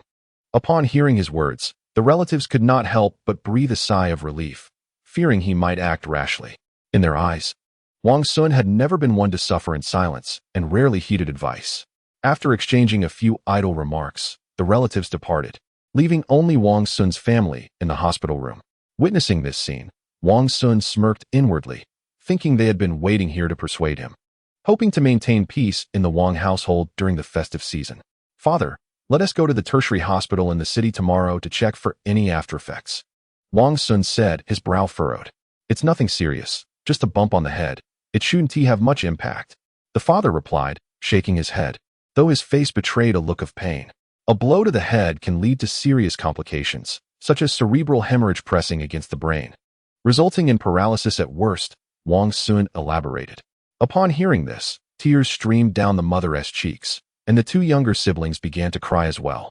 The father fell silent, yet did not acquiesce to the notion of going to the city hospital. A visit to a large hospital would incur significant expenses, rendering a year's labor futile. Let us go to the city hospital tomorrow. I have a place there, and I will cover the costs. Wang Xun, perceiving his father's concern over the money, quickly reassured him. At this, the father nodded, no longer resistant. After idling in the ward for a while, Wang Xun glanced at the time on his watch and concocted an excuse to meet up with his classmates, promising to return later for the night watch. Just as he reached the stairwell, his mother rushed out and called out to him. Mom, what's the matter? Wang Xun asked, perplexed. Son, this is an adult affair. Do not act impulsively or foolishly, his mother cautioned. Wang Xun understood this was his father's sentiment, likely fearing he would regret his actions upon returning. Mom, I understand. I'm merely going to gather with my classmates in town. Rest assured, I won't return to Daxican. Wang Xun replied. That is good to hear. On New Year's Eve, the town can be chaotic. Drink moderately and steer clear of conflicts. His mother advised. Yes, Mom, I know. Wang Xun nodded and then proceeded downstairs. This trip was undoubtedly for seeking an explanation. How could he not return to the Wang family in Daxican? After smoking a cigarette downstairs, he called Dongwon, asking him to find a trustworthy person to stay in Longtu village for a couple of days to prevent the company from being looted during the festive season. Before heading back to the town, he concealed a spare key beneath a stone at the entrance of the courtyard, ensuring that both his room and Pang Zhe's were locked, with no valuables inside. After ending the call and extinguishing his cigarette, he mounted his motorcycle and set off towards Daxican. The town's clinic is approximately 2 kilometers from Daxican, a mere few minutes' drive. Upon returning to Daxican, Wang Xun parked at the small shop, greeted the owner, and purchased a pack of fine cigarettes along with some candies and biscuits, exchanging a little change. However, he did not return home. Instead, he chose to visit neighboring families. By around 8 in the evening, many children were at home watching television, eagerly awaiting their elders' red envelopes. "Happy New Year," Wang Xun declared as he stepped into a neighbor's house, offering well-packaged cigarettes to those smoking and giving a bit of change as a token of the holiday to families with children. In the South, red envelopes are typically modest, seldom exceeding 20 yuan, serving merely as a formality. After visiting 5 or 6 households, Wang Xun had exhausted his cigarettes and spent most of his change. Through inquiries, he learned that several hours prior, a brawl had erupted at the Wang family home, during which his father was beaten by his grandfather and subsequently struck on the head several times by his uncle with a wooden stool. As for his third uncle, he appeared unconcerned, merely observing from the sidelines. It was only when the neighbors arrived that he feigned intervention, attempting to restrain his frenzied uncle. Clenching his fists tightly, Wang Xun silently walked back to where his motorcycle was parked, retrieving a steel pipe from his vehicle as he slowly approached the Wang family home. Chapter 47. Are you afraid? Upon arriving at the old Wang residence, faint sounds of the Spring Festival Gala could be heard, mingled with quiet conversations. Wang Xun did not rush inside. Instead, he paused in the shade outside the gate, carefully assessing the situation within. The entire Wang family courtyard was dimly lit. With only his uncle's house and the elder's residence illuminated, the other houses lay empty. It seemed his third uncle had taken his wife and children to the town for a visit, likely to return shortly. As for Wang Li, that little scoundrel, if he wasn't at home, he was likely out gallivanting. That was fine. He would deal with the elder first, then handle the little rascal. After observing in the shade of the tree for a while, he noticed that neither the old man nor the uncle's family had emerged. It became evident that they were inside, engrossed in watching the Spring Festival Gala, with no intention of venturing out. Initially, he had contemplated lying in wait for the uncle to conveniently appear, allowing for a stealthy escape. However, Wang Xun was now compelled to alter his strategy and adopt a more proactive approach. The rural courtyard gate was rather rudimentary, typically constructed from ordinary wooden planks that were quite thin. Yet, the third son of the Wang family possessed carpentry skills and had crafted a sturdy gate from quality materials, rendering it quite heavy. The courtyard walls stood 2 meters high, fortified with a mix of cement and sharp shards of glass atop, making it nearly impossible to scale. Emerging from beneath the tree's shade, he approached the courtyard gate and gently pushed it, discovering it was not locked. Perhaps it was intentionally left ajar. Knowing that his uncle's family was outside enjoying themselves, he managed to open a small passageway quietly, the sound masked by the loud television within the house. Even if a thief were to intrude, the noise would deter them from entering, as they would be aware of the presence of others. Once inside the courtyard, Wang Xun tread lightly, ensuring minimal noise. Spotting a half-piece of iron wire hanging from a pillar, an idea struck him, and he walked over to retrieve it. This wire, possessing remarkable hardness and resilience, could serve as a makeshift lock. He straightened the wire and proceeded directly to the old man's residence. Observing the tightly shut door, he could hear the muffled sounds within. The old man was voicing his discontent, chastising his second son for indulging in drunken revelry on New Year's Eve, causing a ruckus and wasting food. The old man's words were laced with bitterness, lamenting that his second son's family was inherently disobedient, having rejected his desire for them to marry into a wealthy widow's household in town. Instead, they opted to wed someone from outside, resulting in a grandson who defied expectations. How advantageous it would have been to align with that affluent widow who had only one daughter. Once a son was born, all her wealth would ultimately belong to the Wang lineage. Hearing such remarks ignited a fiercer anger within Wang Xun. Were it not for their blood relation, he would have been compelled to deliver a couple of sharp slaps. Since the old man harbored such blatant favoritism, it would have been far better to have separated earlier, rather than forcing a cohabitation under the pretense of familial harmony. The old man's door was adorned with an antiquated locking mechanism, which, when in use, made it difficult to relock from the outside. However, by entwining the iron wire around the lock, escape would become a challenge for some time. Wang Xun stifled his rage, threading the wire through the lock on the door and tightly binding it, effectively sealing it shut. "Who's outside?" the old man inquired, his voice low and tense. "Is it the children from the second son's family, come for their New Year's money?" the grandmother questioned suspiciously. In previous years, she would distribute red envelopes to her grandchildren after the New Year's Eve feast, but given the current circumstances, only the second son's family had not received theirs. while the first and third families had. She intended to rise and open the door, but the old man halted her. They need not be given anything. That family is inherently disobedient. Let us not waste our money, he retorted coldly. Upon hearing these words, Wang Xun scoffed inwardly, knowing that they still reserved a few coins for his cousin Wang Li, while he himself had no need for such trifles. Securing the old man within the house, he grasped a steel pipe and made his way to his uncle's residence. Noticing 2 bicycles parked beneath the eaves, he unleashed a flurry of strikes upon them with the steel pipe. The resounding clatter immediately startled the old man and his uncle, prompting them to investigate the commotion. Their first thought was that a thief had breached the yard, and they hastily opened the door to assess the situation. However, the old man struggled to open the door, realizing it was ensnared with iron wire. Wang Xun, the couple, upon opening the door, were taken aback by the furious figure before them. They attempted to shut the door, but it was too late. Wang Xun swiftly stepped forward, bracing himself against the door, denying them the chance to retreat like a turtle withdrawing into its shell. What do you intend to do? His uncle, unable to retreat, feigned calmness and inquired in a low voice. Why do you fear my presence? Wang Xun retorted with a cold smirk. Wang Xun, why are you vandalizing our bicycles? His aunt, eyeing the steel pipe in his grasp and then the mangled bicycles, felt a pang of sorrow and scolded him fiercely. Are you feeling remorse? Wang Xun seized his uncle and yanked him out. The uncle stumbled and fell to the ground, uttering a groan of dismay. Wang Xun, he is your uncle. Do not act recklessly. His aunt shouted, pointing an accusatory finger at him. Do not provoke me. I might just strike you next. You wander around the village all day, tarnishing my reputation. Do not think I am oblivious to your schemes, Wang Xun coldly declared, striking her hand away with the steel pipe. His aunt was momentarily speechless, unable to counter his words. Ever since Wang Xun had been cast out by the old man, she had harbored resentment for his refusal to take the blame for her son, spreading rumors to besmirch his name. For months, she had taken to meandering around the village, engaging in conversations to deliberately tarnish Wang Xun's reputation, as well as that of the second branch of the Wang family. Wang Xun, you insolent wretch. Dare to lay a hand on me if you wish. The old man's furious voice boomed from within as the door rattled violently. Unfortunately, the iron wire was tightly bound, and the gap in the door was too narrow for him to extricate it.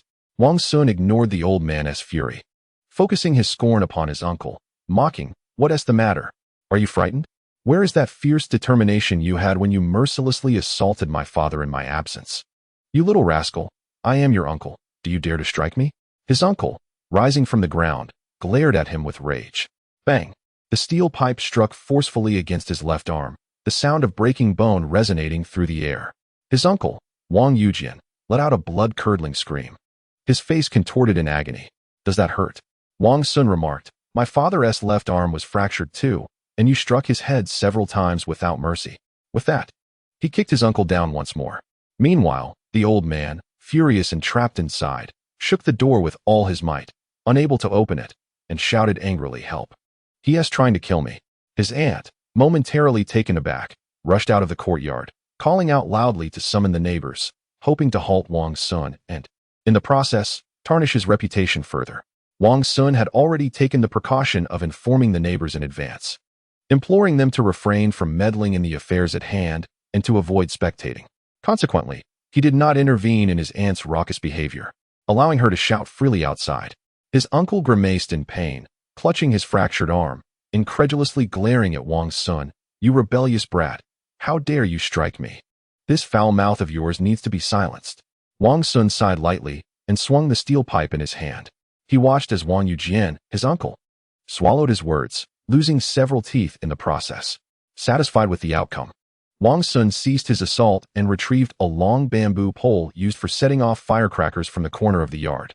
He entered his uncle's large tiled house and began to strike the roof with reckless abandon. In no time, several large skylights were created, tiles crashing down around him. Suddenly, a flurry of footsteps approached rapidly.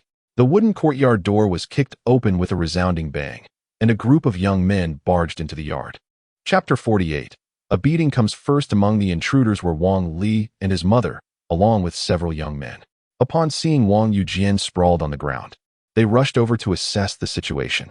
At that moment, Wang Yujian was bloodied and disheveled, with a fractured left arm, presenting a truly pitiful sight. Those unfamiliar with the scene might have assumed he had been grievously beaten, spitting blood profusely. Wang Xun, Wang Li, reeking of alcohol, observed his father groaning on the ground, and his eyes turned crimson with rage. Having been out drinking with his friends, he hurried back home upon hearing his mother's cries. Eager to understand the commotion, he dashed into the kitchen, seizing the knife from the cutting board, exuding an aura of menace that was truly frightening. Meanwhile, Wang Xun, who had been creating skylights inside, heard the commotion and dropped the bamboo pole, stepping out slowly while gripping the steel pipe. "I was just looking for you. How fortuitous that you've delivered yourself to me." Wang Xun scoffed. "Neither of you will escape today. If you wish to celebrate the new year, let it be from a hospital bed. This is your uncle. How can you be so ruthless?" His aunt, emboldened by the arrival of reinforcements, reproached him vehemently. "My father is his own brother, and he is also your son's uncle. How can they resort to such brutality?" Wang Xun retorted with a cold snort. "You've harmed my father. I will not let this go unpunished." Wang Li glared fiercely at him. "What? Do you intend to wield that knife against me? Last time you committed such a crime, your brother Wang Xiao took the blame for you. This time, no one will shield you from the consequences." Wang Xun declared boldly, unafraid. At this declaration, his cousin Wang Li momentarily faltered, but his anger flared even more intensely as he gripped the knife tightly. Wang Xun dismissed his cousin's presence, surveying the three young men who had accompanied him. Noticing their flushed faces, it was evident they had indulged in copious amounts of alcohol. "This is a family matter. It does not concern you. I advise you not to meddle," Wang Xun warned. The men exchanged glances, their eyes falling on Wang Li as if seeking his approval. Although they were called to assist, they recognized the validity of Wang Xun's words. This was indeed a family affair, and they were ill-suited to intervene. "Once more, the blade is merciless, and I find myself grievously injured. It seems I may have to spend the new year in bed."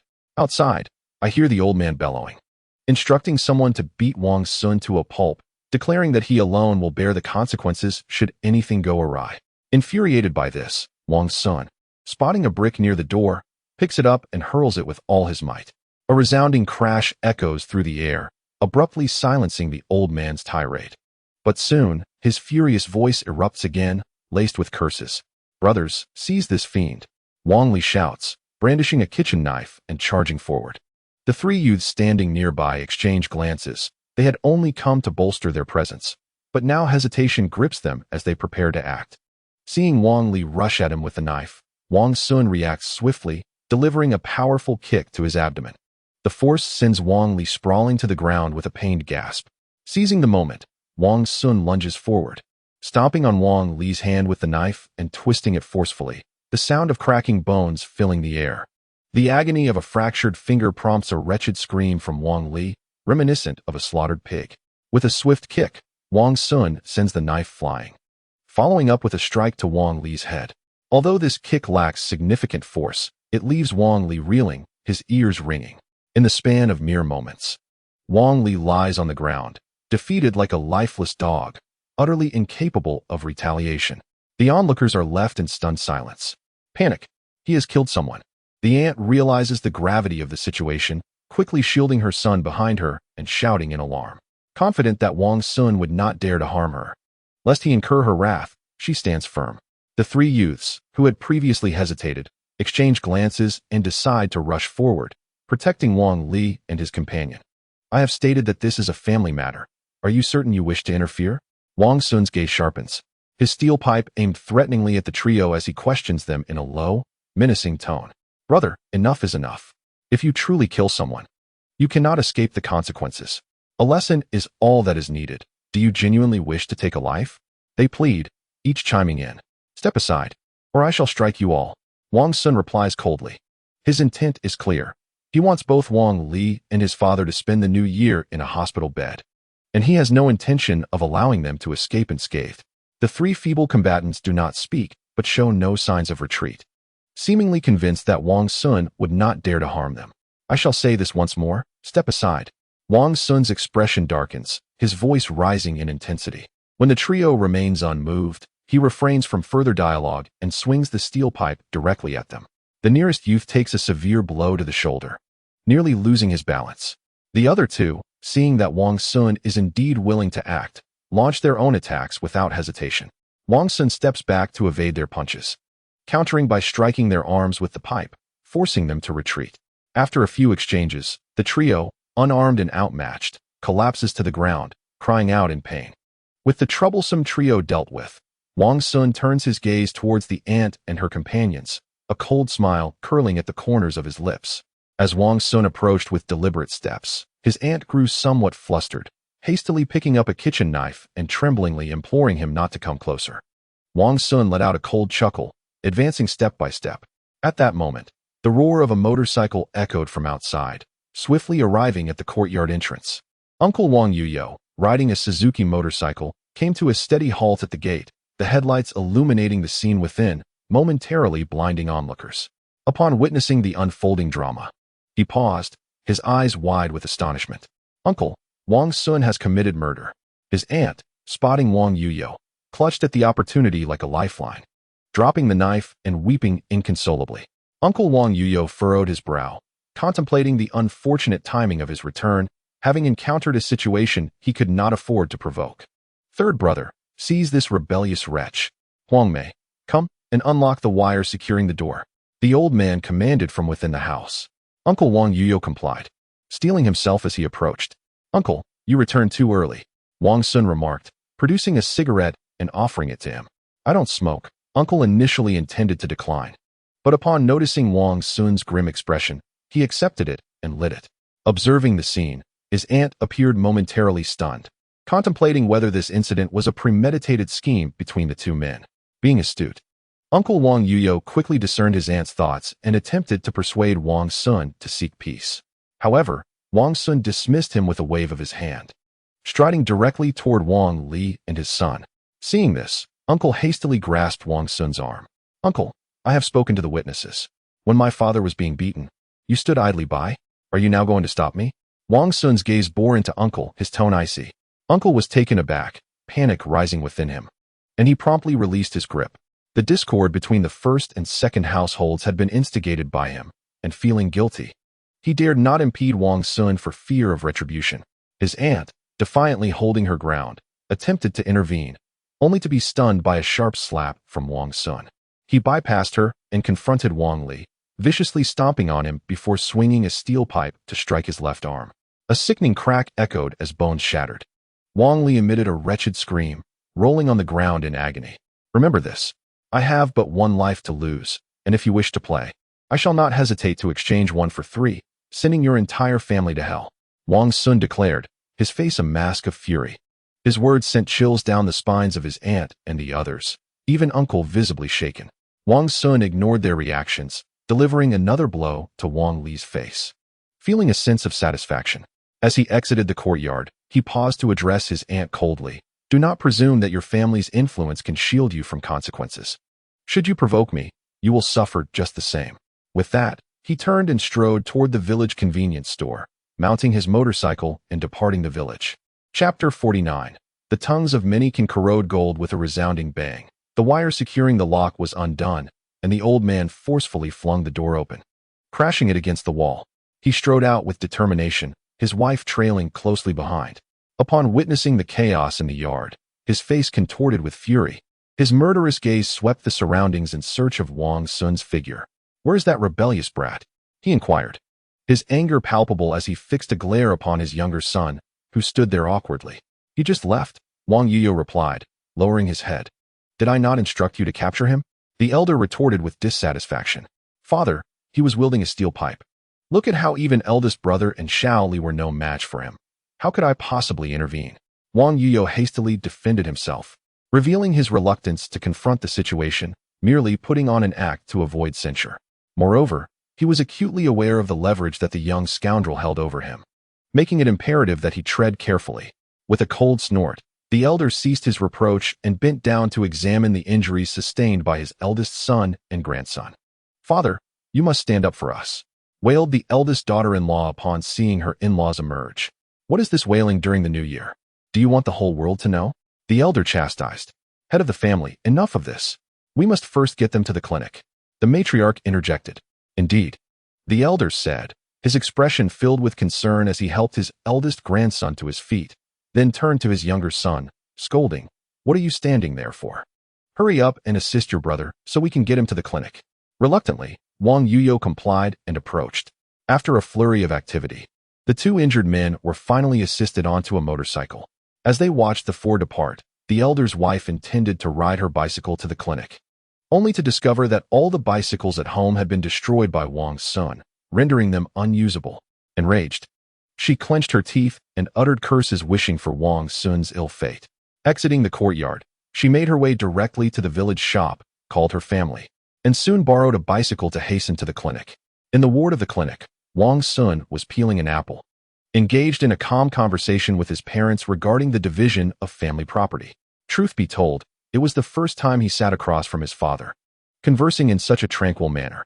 In his previous life, his father had barely spared him a glance, harboring extreme disdain. Back then, he had roamed the streets, embroiled in violence, drinking, and causing trouble, which surely justified his father's attitude. From his mother's words, Wang Xun learned of his business endeavors in the city, relayed by his third uncle, who had boasted of his success and wealth. Initially, Wang Xun thought little of it, but upon reflection, he realized the complexities of the situation. His third uncle, a cunning schemer, had undoubtedly stoked the flames of family discord, leading to this revelation. Wang Xun resolved to caution his uncle in the future against inciting his father to take the lead in conflict. Just then, a commotion erupted outside, with a cacophony of disordered footsteps approaching. Are there patients being admitted during the New Year? Wang Xun wondered, surprised by the disturbance, which suggested a significant influx of visitors. At that moment, a familiar figure appeared at the door of the ward, accompanied by a throng of relatives. Wang Xun frowned slightly. The very person he least wished to see had ultimately arrived. "Father, you are here," Wang Yuchang exclaimed, his face lighting up with joy.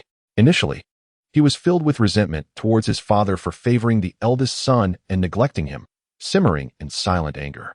However, upon seeing his father's arrival, a significant portion of his ire dissipated as he pondered that he still held a place in his father's heart. Yet, only Wang Xun understood the truth. Realizing that the old man had come not to visit him, but rather to confront him, his countenance revealing a stern intent. Wang Xun's younger siblings remained blissfully unaware of the tension and hurried over to their grandfather. "Get away, don't interfere," the old man barked, his expression dark and his gaze icy, causing the two grandchildren to burst into tears. "Father," Wang Yuqiang's eyes dimmed instantly, his fists clenched tightly, and his eyes reddened. Observing this, Wang Xun's mother quickly stepped in to separate her children, offering reassurances. With a resounding thud, Wang Xun coldly glared at the old man, slamming his palm heavily onto the bedside table, sending the fruits tumbling. "Shut your mouth," he spat fiercely. Favoritism had reached an unbearable level. How could he tolerate such disrespect? The old man seethed with rage, his beard bristling, glaring at Wang Xun but refraining from physical confrontation. His gaze shifted from the fruit knife in Wang Xun's hand to Wang Yuqiang, roaring, "You, second son, how dare you raise such a rebellious child who disregards his elders? Wang Xun, how can you speak to your grandfather in such a manner? On the eve of the new year, you have inflicted such harm upon your uncle's family. How could you commit such an act?" The relatives chimed in, voices raised in condemnation. "Son, did you truly assault your uncle's family?" Wang Yuqiang asked, astonished. "An eye for an eye. If our family cannot enjoy a peaceful new year, neither shall theirs," Wang Xun affirmed. He had anticipated his father's reproach, yet was taken aback by his father's approval of his actions. "You ungrateful wretch, causing chaos in the house during the new year," the old man reprimanded. The relatives echoed his sentiments, criticizing him for putting Wang Li and his son in the hospital. Suddenly, Wang Xun stood up, casting a cold glance at them, and remarked with a sneer, "When my father was hospitalized due to their assault, I saw none of you rushing to confront Wang Yujin's family. Yet now, you come here to scold me? How ludicrous. Regardless, he is your uncle and your elder cousin. How could you be so ruthless?" They argued. "Uncle, when they banded together to beat my father nearly to death, that bond was severed. Now, if there is nothing else, get out and do not disturb my father's rest," Wang Xun retorted, pointing at the old man and the others. "Are you planning to sever ties with your family?" His aunt and others questioned, their faces stern. "Family? You who cannot discern right from wrong, what use are you to me?" Wang Xun mocked. "Second son, is this how you feel as well?" the old man asked Wang Yuqiang in a low voice. Wang Yuqiang huffed, turning away in silence, tears spilling down his cheeks uncontrollably. This moment marked the complete disillusionment with his grandfather, shattering any lingering hopes. The old man, in a fit of rage, laughed bitterly, his expression turning increasingly grim. Unbeknownst to me, my second son, who has always obediently followed his heart, has chosen to sever ties for the sake of this rebellious child. So be it. This family is inherently rebellious, and if it must be severed, then so be it. After all, I have more than one son. What a lively scene it is. An aged voice echoed through the air. The crowd turned in unison, and upon seeing the newcomer, they parted to create a pathway. Director Pei, what brings you here? Both my uncle and aunt quickly donned expressions of flattery upon noticing the middle-aged man beside the elder. Being part of the local system in our small town, they understood the significance of this county director and thus sought to curry favor. Director Pei, the maternal relative of Aunt Wang? Wang Xun recalled that her cousin Wang Li had an uncle who held the position of county director, a man of considerable power. She had not anticipated that her maternal family would arrive so swiftly. Surely, they were here to demand accountability. In-laws, what brings you here? The elder rushed forward to clasp the old man's hand. How could I not come? Your good grandson, lacking respect for his elders, dares to act violently against his superiors and bully the family of my sick sister. The old man stated coldly. You arrived just in time. This rebellious child is no longer my grandson Wang Xun. You may deal with him as you see fit. The elder smiled ingratiatingly. Your words suffice. The old man replied with an impassive expression. Surrounded by a throng of people, he approached the door of the hospital room, squinting as he surveyed Wang Xun and her family within. Behind him were a dozen furious young men, glaring menacingly at Wang Xun, poised to leap into action at a mere command from the old man, ready to tear her apart. Chapter 50. A Life of Misery. Are you Wang Xun? The old man squinted, his voice frigid as if it were a shard of ice, sending shivers down spines. Wang Xun recognized him as her aunt's father. Currently the village secretary of Dalong Village, not someone to be trifled with. Dalong Village, adjacent to Helu River, is surrounded by several sand pit owners who bestow upon him generous tributes each month to ensure their operations run smoothly. I am. Wang Xun boldly met his gaze, casting a glance at the middle-aged man standing beside her. This so-called Director Pei, named Pei Qingtang, was someone she had not encountered in her previous life. Although she had heard of him, he had once ascended to the position of deputy mayor before eventually falling from grace. However, that was a matter of years in the future, and for now, Pei Qingtang was merely the county director. She had not intended to confront her aunt's family so soon. But the situation had escalated to a point where confrontation was unavoidable. Dad, you must stand for us. Aunt Wang squeezed through the crowd to the doorway, her face a portrait of grievance as she sobbed. The clear imprints of fingers on her face fueled her family's indignation. Do not worry. Your father will seek justice for you. The old man reassured her. He turned to the elder Wang Xun and coldly declared, In-laws, this disrespectful wretch. We are taking him away. You have no objections, I presume? This rebellious child has already been expelled from my family. You may deal with him as you please. The elder Wang Xun replied with a forced smile. The old man nodded and instructed his two towering descendants, take him outside first. Do not engage in any violence here. As the words fell, the scene grew tense. Two robust young men emerged from behind him. We live in a society governed by law, not the feudal mindset of your generation that resorts to vigilante justice. Wang Xun stated with a grave tone. Indeed, it is a society ruled by law, yet first, we shall teach you a lesson before delivering you to the police station. Scoffed the middle-aged man beside the elder, pushing up his glasses with a contemptuous smile. To him, Wang Xun's words were utterly laughable. Although the legal system was in place, in this small town, one's influence still held considerable weight. With a mere nod, even at the police station, they could ensure Wang Xun faced dire consequences.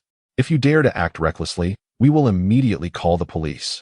Wang Yuqiang, suppressing a wave of dizziness, sprang from the bed and rushed to shield Wang Xun. The two young men, undeterred, advanced step by step, their eyes fixed intently on Wang Xun. Sister-in-law, this situation arose because of me. If you spare Xiao Sun, I am willing to do anything, Wang Yuqiang pleaded, looking at his aunt with desperation. Humph, so now you fear? It's too late for that. The aunt mocked. Her husband and son had been severely beaten, and the thought of letting this little brat off with a few words was utterly inconceivable. Seeing that their elders showed no intention of halting them, the two young men charged forward, forcefully pushing Wang Yuqiang aside. Losing his balance, Wang Yuqiang fell to the ground with a cry of pain. Dad! Wang Xun's heart tightened. A surge of anger flooding through him as he clenched his fists and launched an attack. The foremost young man, caught off guard, was struck squarely in the face by Wang Xun's punch, followed by a sharp crack of bone. The young man let out a scream and fell backward, blood gushing from his nose. The other young man, witnessing this, immediately raised his fist and charged forward.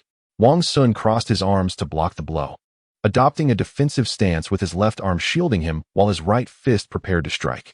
If this fellow did not fall for the feint, he would deliver a decisive blow to the opponent's jaw and other vulnerable areas.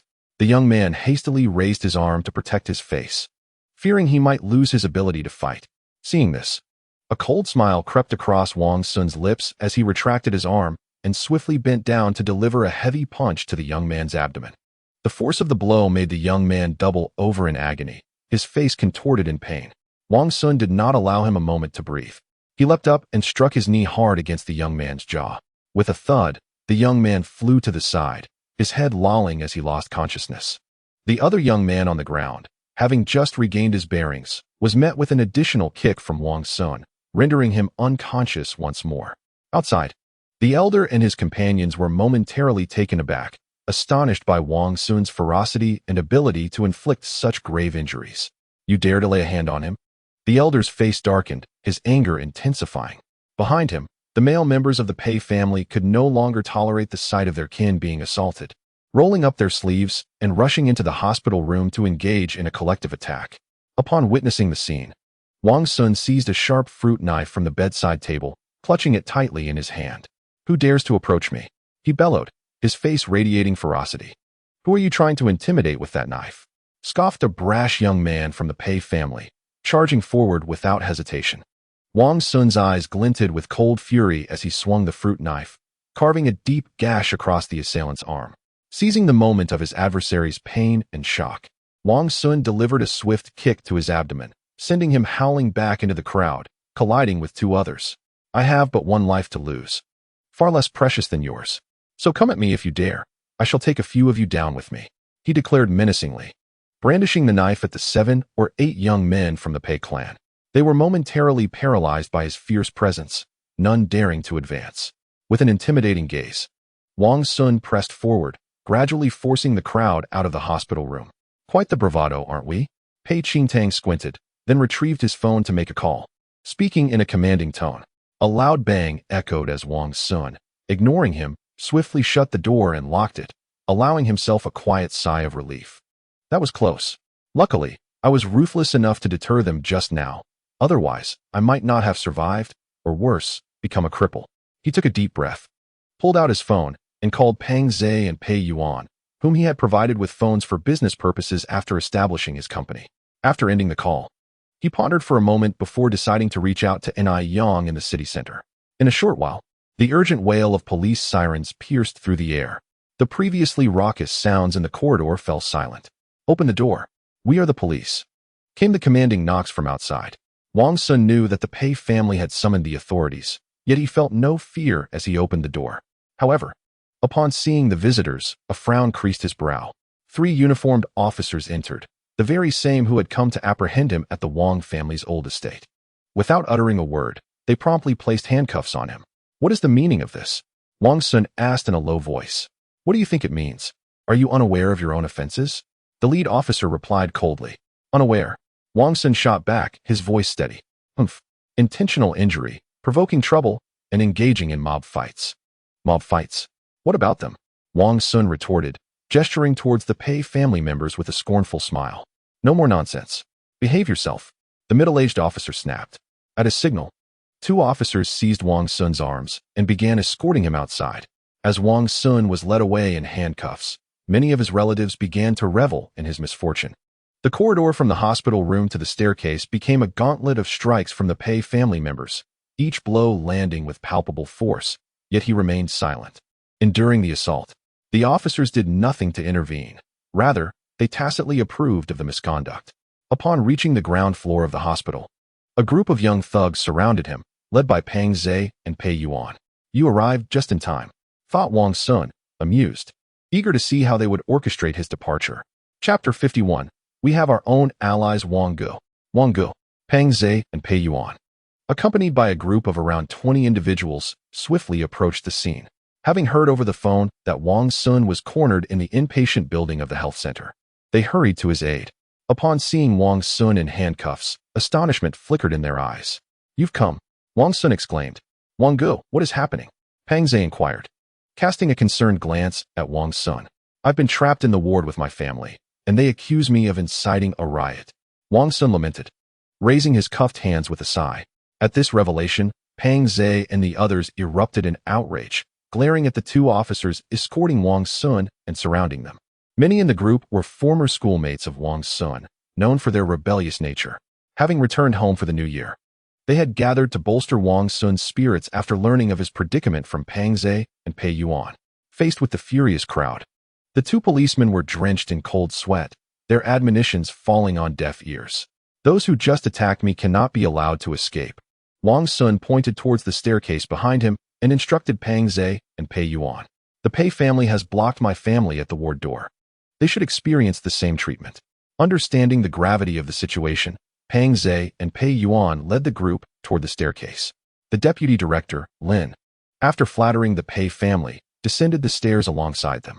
Upon seeing the gathering of around 20 individuals, a sense of dread settled in his heart. Realizing the complexity of the situation, the Pei family, too, turned pale, instinctively shielding the elder and Pei Qingtang behind them. They had not anticipated Wang Xun's ability to rally such a number of supporters. Many had been drinking, and their impulsive nature posed a risk of violence. "What do you intend to do?" Lin shouted, attempting to assert authority as he approached, noticing Pei Qingtang's grim expression. "Causing trouble? It seems you all have no regard for the new year." His words bore no weight, as Peng Zhe and the others remained unmoved, steadfast in their positions. Many in the group had been troublemakers during their school days, and now, several had dropped out, becoming drifters in society. Having faced numerous brawls and detentions, they were unfazed by such threats, fueled by a misguided sense of loyalty akin to that portrayed in gangster films. They felt compelled to come to their brother's aid in seeking justice. The two factions stood at an impasse, exchanging insults and gestures, with an undercurrent of impending violence. Lin, like a restless ant on a hot pan, was frantic, yet to no avail. If this escalated into a brawl, it would spell disaster for him. "What are you all planning? Stand down." Suddenly, a deep voice resonated through the air. The crowd turned to see a tall, commanding middle-aged man in his 40s striding forward. With a tall and upright stature, he walked with purpose, his expression stern and exuding an air of military discipline. Following him were 7 or 8 police officers, and Wang Xun was led into their midst. "Director Yang, your arrival is timely. These individuals are inciting trouble, and I am preparing to mobilize the police force to apprehend them all." Upon seeing the newcomer, Deputy Director Lin's eyes gleamed with renewed confidence as he pointed at Peng Zhe and others. This statement immediately elicited a chorus of murmurs from the crowd. "If we are to apprehend them, let us do so uniformly. There should be no preferential treatment. Precisely, let us not protect one another due to status." The crowd buzzed with discussion, resembling the clamor of a bustling market. Director Yang furrowed his brow and shot a fierce glare at Deputy Director Lin, then addressed the assembled individuals with a calming tone. "I am Yang Wendong, the chief of the police station. We will handle this matter fairly, so please rest assured." After attempting to placate the crowd, and seeing their indifference, he spoke sternly. "You all need to disperse immediately, or I will detain you all for disturbing the peace." Peng Zhe and his companion glanced at Wang Xun, seemingly seeking his approval. Noticing his nod, they promptly signaled to their companions to step aside and clear the path, though they showed no intention of leaving. "Director Yang, are we just going to let them go?" Seeing Pei Qingtang's ashen face, Deputy Director Lin asked hesitantly. "What other option is there? Will you take them back yourself?" Director Yang replied coolly, casting a sidelong glance at him. Lin was left speechless, forcing a hollow laugh before falling silent. Director Yang disregarded him and focused on Pei Qingtang, his brow furrowing deeper. After a moment of contemplation, he instructed his subordinate, "Cuff these individuals and bring them back to the station for questioning and documentation." Upon hearing this, Wang Xun let out a quiet sigh of relief. He had been on edge during the earlier hesitation. If they were indeed a group, his detention could lead to severe consequences, perhaps even a prison sentence. After all, A conviction for intentional harm could easily result in years behind bars. Observing this, Deputy Director Lin quickly leaned closer to Director Yang and whispered, "Director Yang, this is Pei, the county's director. Do you intend to treat them differently?" Director Yang questioned, his expression impassive. Lin was taken aback, glancing at Peng Zhe and the 20 or so others, his mouth opening, but no words emerged. "What are you all dawdling for? Go apprehend them." Noticing the officers behind him remained still, Yang Wendong frowned and barked. With that command, the officers sprang into action, swiftly handcuffing Pei Qingtang and the others, escorting them towards the parked police vehicle. "Yang Dongwen, you are quite impressive," Pei Qingtang remarked coldly. Yang glanced dismissively at him, not taking the comment to heart, and waved his hand for them to be taken away. To him, incurring the wrath of the county director for the sake of appeasing a municipal leader was a foolish trade. Redirecting his gaze, he personally escorted Wang Xun into the police vehicle, returning to the station. At the station, Wang Xun underwent a brief documentation process before being released, having faced no detention. In this incident, he was the victim, entirely innocent, thus escaping any punishment. He did not confess to assaulting his uncle's family, firmly stating it was a false accusation. The injuries were a result of a mutual altercation between them and his father, both of whom were now hospitalized, with his uncle serving as a witness. Upon exiting the police station, he glanced at the time and promptly called Peng Zhe and the others, requesting them to come and pick him up. While he and Peng Zhe indulged in revelry, Pei Qingtang and his companions were also released. Upon learning that Wang Xun had been released before them, Pei Qingtang and his associates seethed with rage, their teeth clenched in anger. "Father, this matter cannot simply be overlooked. Your grandson and son-in-law have been left in a pitiful state." Outside the police station, Pei Lu Mei could no longer contain her fury and resentment. "Rest assured, those who provoke the Pei family will not escape unscathed," the elder declared with a grim expression. Pei Qingtang remained silent, seemingly lost in thought, while his younger brother, Pei Qingyun, spoke up. "Father, leave this matter to me. I will ensure he understands the consequences of crossing the Pei family." Pei Qingyun's face darkened, his eyes glinting with a fierce determination as he spoke through gritted teeth. Observing the intense anger and ferocity radiating from his son, the elder felt a flicker of apprehension. However, he quickly regained his composure and nodded at his third son, advising, "Do not leave any evidence. Do not worry, father. I have already devised a plan. You need not concern yourselves with the details," Pei Qingyun asserted. The two individuals injured by Wang Xun were none other than his cherished sons. Given his vengeful nature, he would not easily let Wang Xun slip away unpunished. Hearing these words, Pei Qingtang gazed at his younger brother's cold visage and their father's underlying concern, and a sigh escaped his lips. "Qingyun, do not act impulsively," he cautioned urgently. Upon hearing his elder brother's words, Pei Qingyun turned, a fleeting glimmer of ferocity flashing in his eyes. "Rest assured, second brother, I will ensure every detail is meticulously handled, leaving no trace behind." Pei Qingtang scrutinized the fierce glint in his brother's gaze, his brow furrowing with concern.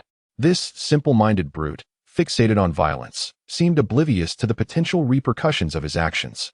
He harbored doubts about Wang Xun's connections and felt it prudent to investigate further to avoid any missteps. "I believe this matter should be entrusted to our third brother." "Indeed, I support letting third brother handle it." The other brothers chimed in unison.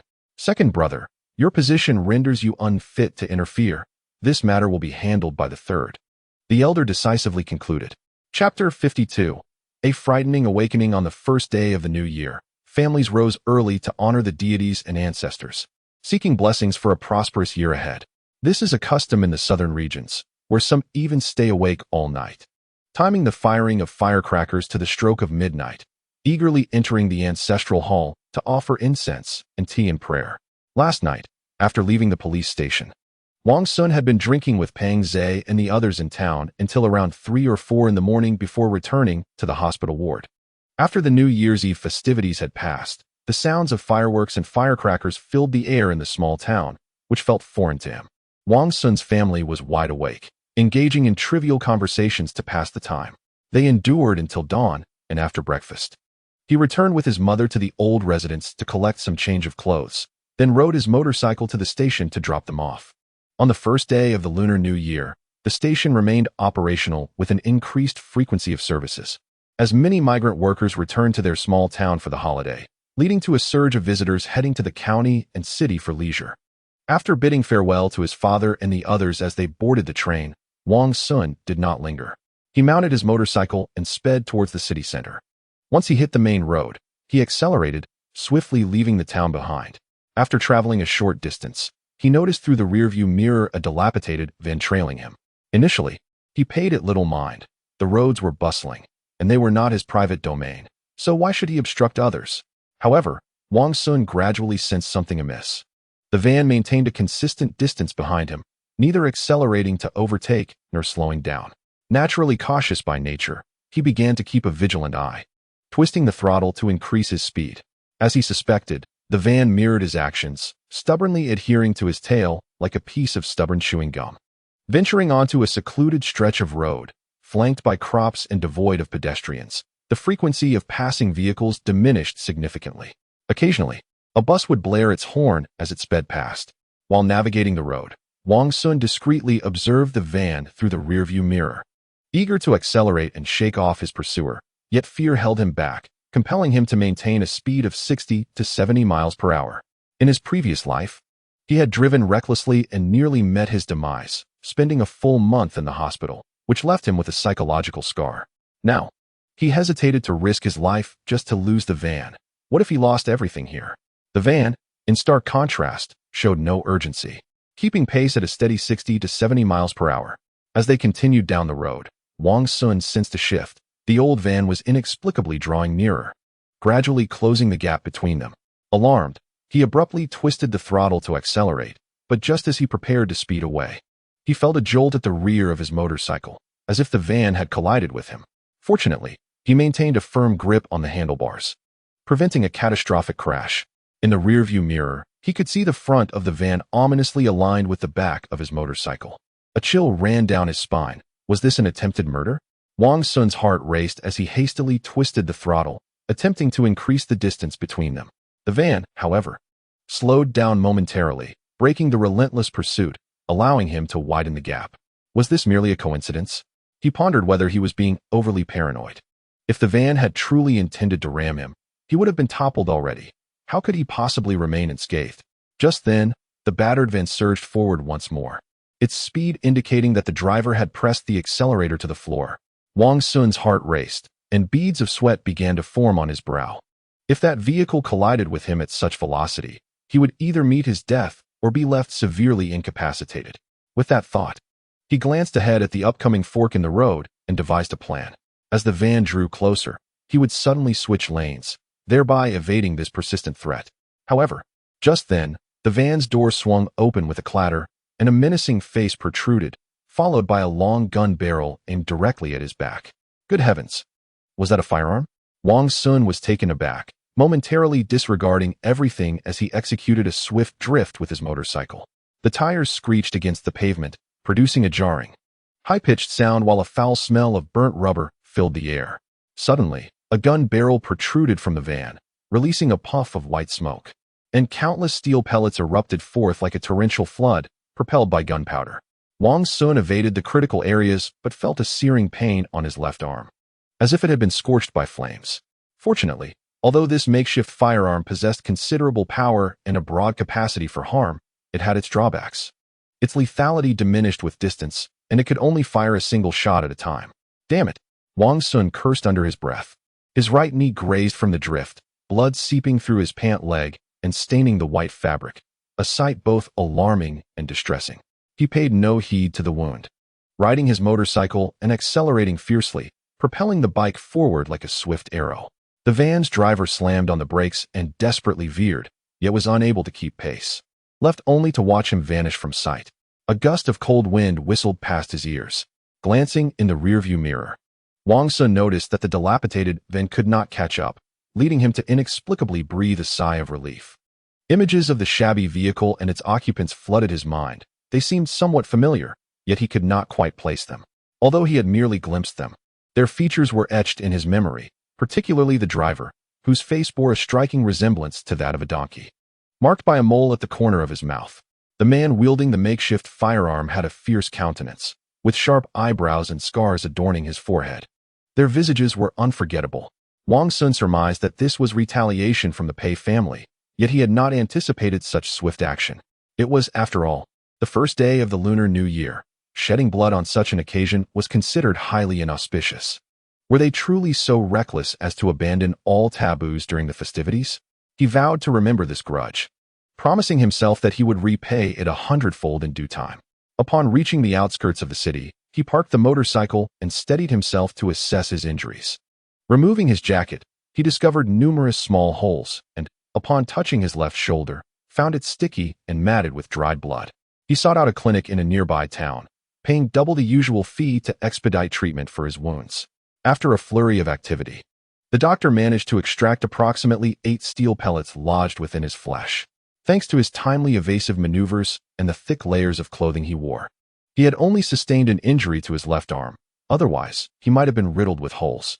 After being bandaged, Wang Xun wasted no time and drove directly to the First People's Hospital in the city, where his parents were. Although it was the holiday season, there were still doctors on duty. Following an examination, the physician determined that he had only suffered a mild concussion, requiring no medication, but advised rest, maintaining a positive mood, and avoiding jarring movements to protect his head. Wang Xun and his mother exchanged relieved glances upon hearing the news. After emerging from the hospital, he chose not to escort his parents to the station, but returned to Longtu village, where they would temporarily reside for a few days before jointly returning to divide the family estate. Given the recent events, the old man had no justification left to impede the division.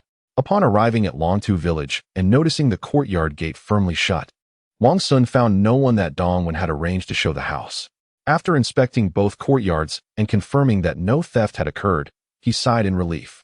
It was only after calling Dongwen that he learned the visitors would not be utilizing his stored provisions for the new year and would instead arrive to sleep at night, coming at irregular intervals during the day to check on the property, demonstrating their diligence. After savoring the sumptuous lunch prepared by his mother, Wang Xun intended to retreat to the bedroom for a brief rest before taking his family out for a stroll in the evening. However, as he lay in bed, the faces of the 2 thugs from the van involuntarily surfaced in his mind. He rummaged through his memories, attempting to discern who these individuals were and why they seemed so familiar. Chapter 53, The Big Dog. Prison mates? Individuals from the underworld? Wang Xun meticulously sifted through his past memories, seeking any information regarding the 2. Since his incarceration in his previous life, he had searched continuously but yielded no results. This puzzled him. It was unusual for someone who left a lasting impression on him to remain untraceable. Could they have been involved in a major news event?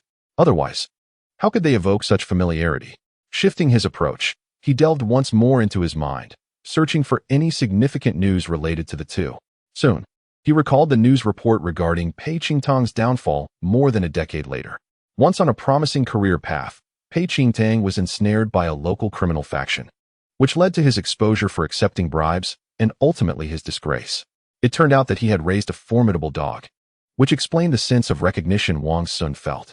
He muttered to himself, the 2 are named Rong Peng and Huang Jinlong, nicknamed Big and Small Dog. At present, they were inconspicuous small fry, but by 2001, they would leverage Pei Qingtang's influence to rise in prominence. If his memory served correctly, after the new year, they established a real estate development company. During the development of a large wholesale market in Qinghua town, they recruited idle individuals from society to form a security team, employing violence and threats to partake in coercive demolitions and forceful constructions. In April, Rong Peng and his associates forcibly dismantled the state-owned bus station, creating a severe social impact. Thus, the criminal organization led by Rong Peng and Huang Jinlong began to take shape. Their most significant patron was Pei Qingtang, who currently served as the head of the finance bureau in the county, alongside various connections facilitated by him. Years later, it was revealed that the benefits funneled to Pei Qingtang alone amounted to several tens of millions.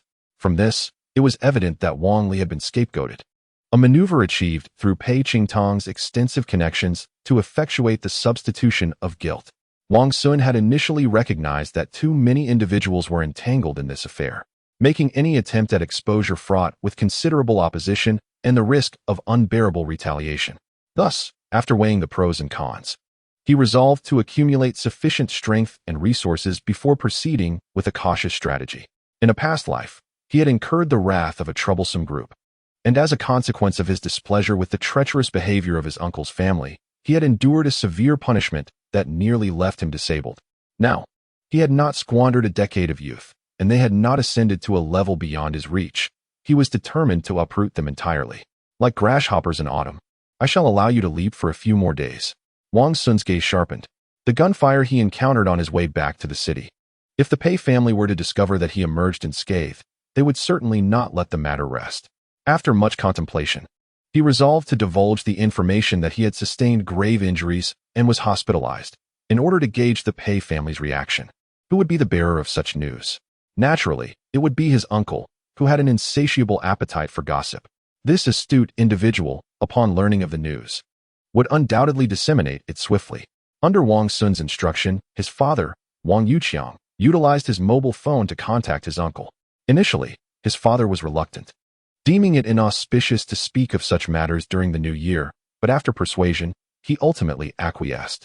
Hello, third brother. This is your second brother, Wang Yuqiang. Upon the call connecting, his father immediately revealed his identity. Wait a moment. The signal is poor in the village. I'll step outside. His uncle, Wang Yuyo, was seated in the living room of the old Wang residence, alongside the elder and others. He feigned a poor signal and made his way directly outside. Once beneath the fruit trees, he lowered his voice and said, "Second brother, what prompted you to call me? Father is still quite upset." He furtively glanced back into the courtyard, fearing discovery by the elder and the others. "Alas, third brother, I find myself with no alternative. Your nephew, Wang Xun, was shot while driving in the city, and he is currently in critical condition at the First People's Hospital." The expression on his uncle's face was one of anguish. And after uttering these words, he sighed deeply, as if utterly resigned to fate. "What? My nephew was shot? Where is he now, and what is his condition?" "He is in the hospital fighting for his life. The doctors advise that we should prepare ourselves for the worst," Wang Yuqiang said, unable to suppress his tears. His demeanor and tone were so convincing that even Wang Xun had to commend his father's acting prowess, feeling that his father was a thespian hindered by agricultural pursuits. "Second brother, do not weep. Your nephew will surely be fine." His uncle, Wang Yuyo, offered hollow reassurances, secretly reveling in the unfolding drama. As if the heavens were truly watching, Wang Yuqiang wiped his tears and continued, "Third brother, I shall not beat around the bush. Could you possibly arrange for some funds in this emergency?" With a resigned sigh, Wang Yuyo replied, "Second brother, you know our family has not divided its assets. A portion of the money has gone to mother, and the remainder is with your sister-in-law. Perhaps you could soften father's stance. He might relent and help with the funds." He was aware that even without the incident of the New Year's Eve dinner, the elder was not fond of Wang Xun and would be reluctant to part with money for his treatment, using this as a shield. "Then please convey my sentiments to father. After all, Xiao Sun is his own grandson, and blood is thicker than water. He cannot simply stand by and watch him perish." Wang Yuqiang said after a moment of silence. "Very well, second brother. I shall take care of this matter." After Wang Yuyo concluded the call, he swiftly hung up, wary of discussing the matter of lending money.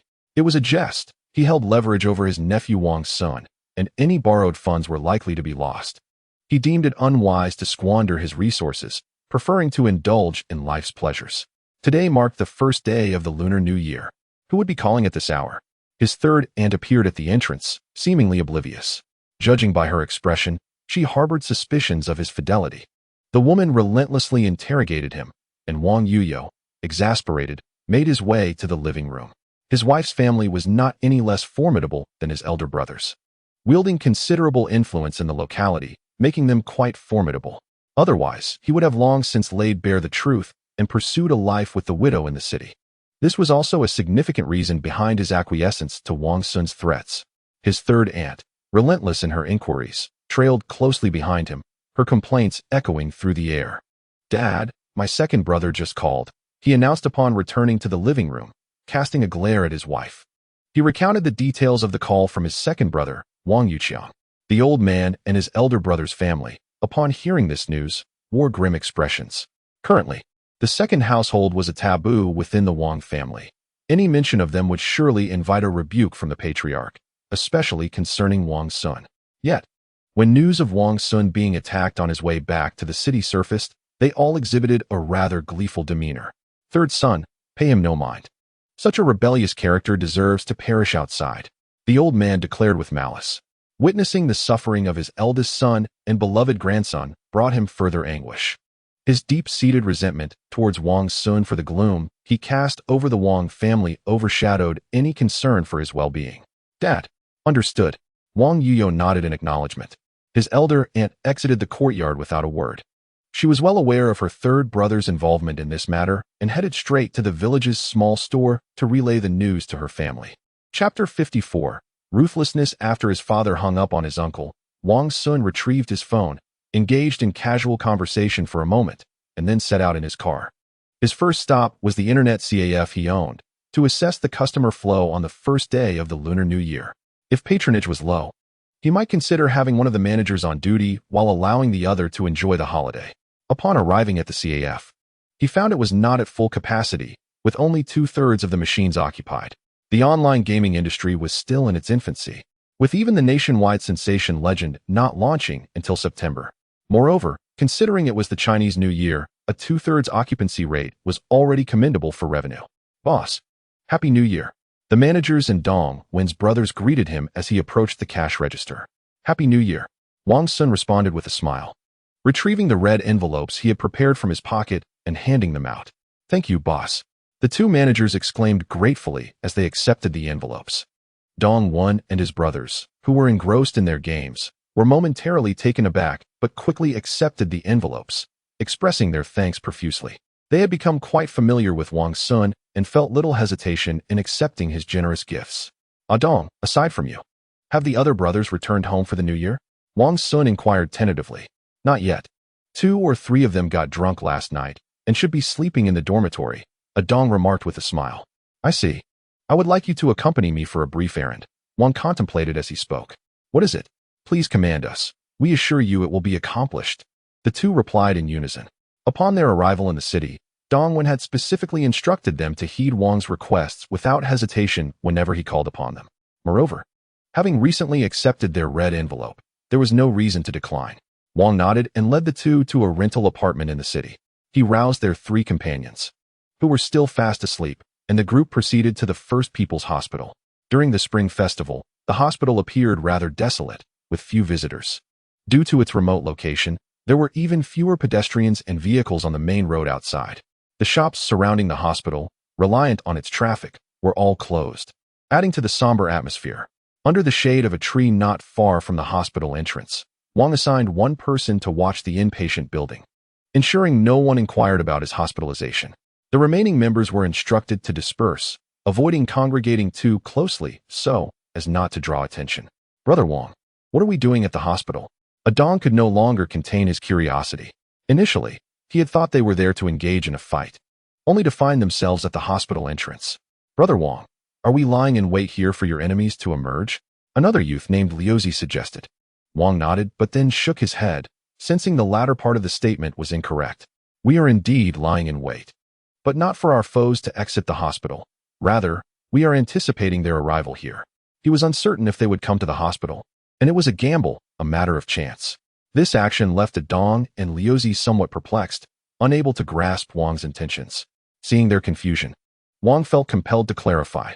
Liuzi is right. We are indeed lying in wait. He then recounted his recent ordeal to them.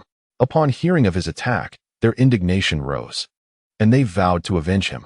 Wang patted their shoulders in gratitude while his gaze turned toward the hospital entrance. In truth, he too was unsure if his adversaries would arrive, believing the odds were not particularly high. His father had disclosed the fabricated news of his gunshot injury and hospitalization to their Uncle San, confident that Uncle San would relay it without reservation to the elder and others. Following this logic, Aunt would undoubtedly notify her family upon receiving the news. If the Pei family harbored murderous intent, they would likely send someone to verify whether he would survive. As they waited, the two boasted of their past exploits, their words flowing with enthusiasm. Wang listened without interjecting, occasionally glancing toward the hospital's main entrance. Soon, 2 packs of cigarettes were consumed, yet no suspicious individuals had appeared, nearly exhausting their patience. Brothers, let's hold on for another half hour. If we don't see anyone by then, we shall withdraw. Wang checked his watch, noting it was nearly 4 in the afternoon, and promptly spoke up. As the last words faded, A dilapidated, unlicensed van sped towards them. Upon reaching the entrance of the hospital, it screeched to a halt, tires screeching against the pavement with a piercing sound. A curse echoed from within the vehicle. And moments later, the door swung open with a loud clatter, revealing two individuals. Among them was the notorious Wang Xun, known as Little Wolf Dog. His unmistakable donkey-like face easily recognizable. They have arrived. Observing the two striding into the hospital, Wang Xun's gaze turned icy. As he had anticipated, members of the Pei family had indeed dispatched someone to verify the authenticity of the news. It appeared they were determined to pursue this matter relentlessly. Hearing his words, Adong and his companion turned their attention to the van parked at the hospital entrance, their expressions igniting with fervor. "Brother Wang, shall we charge at them?" Adong rubbed his hands eagerly. "First, let's secure the driver and prevent his escape.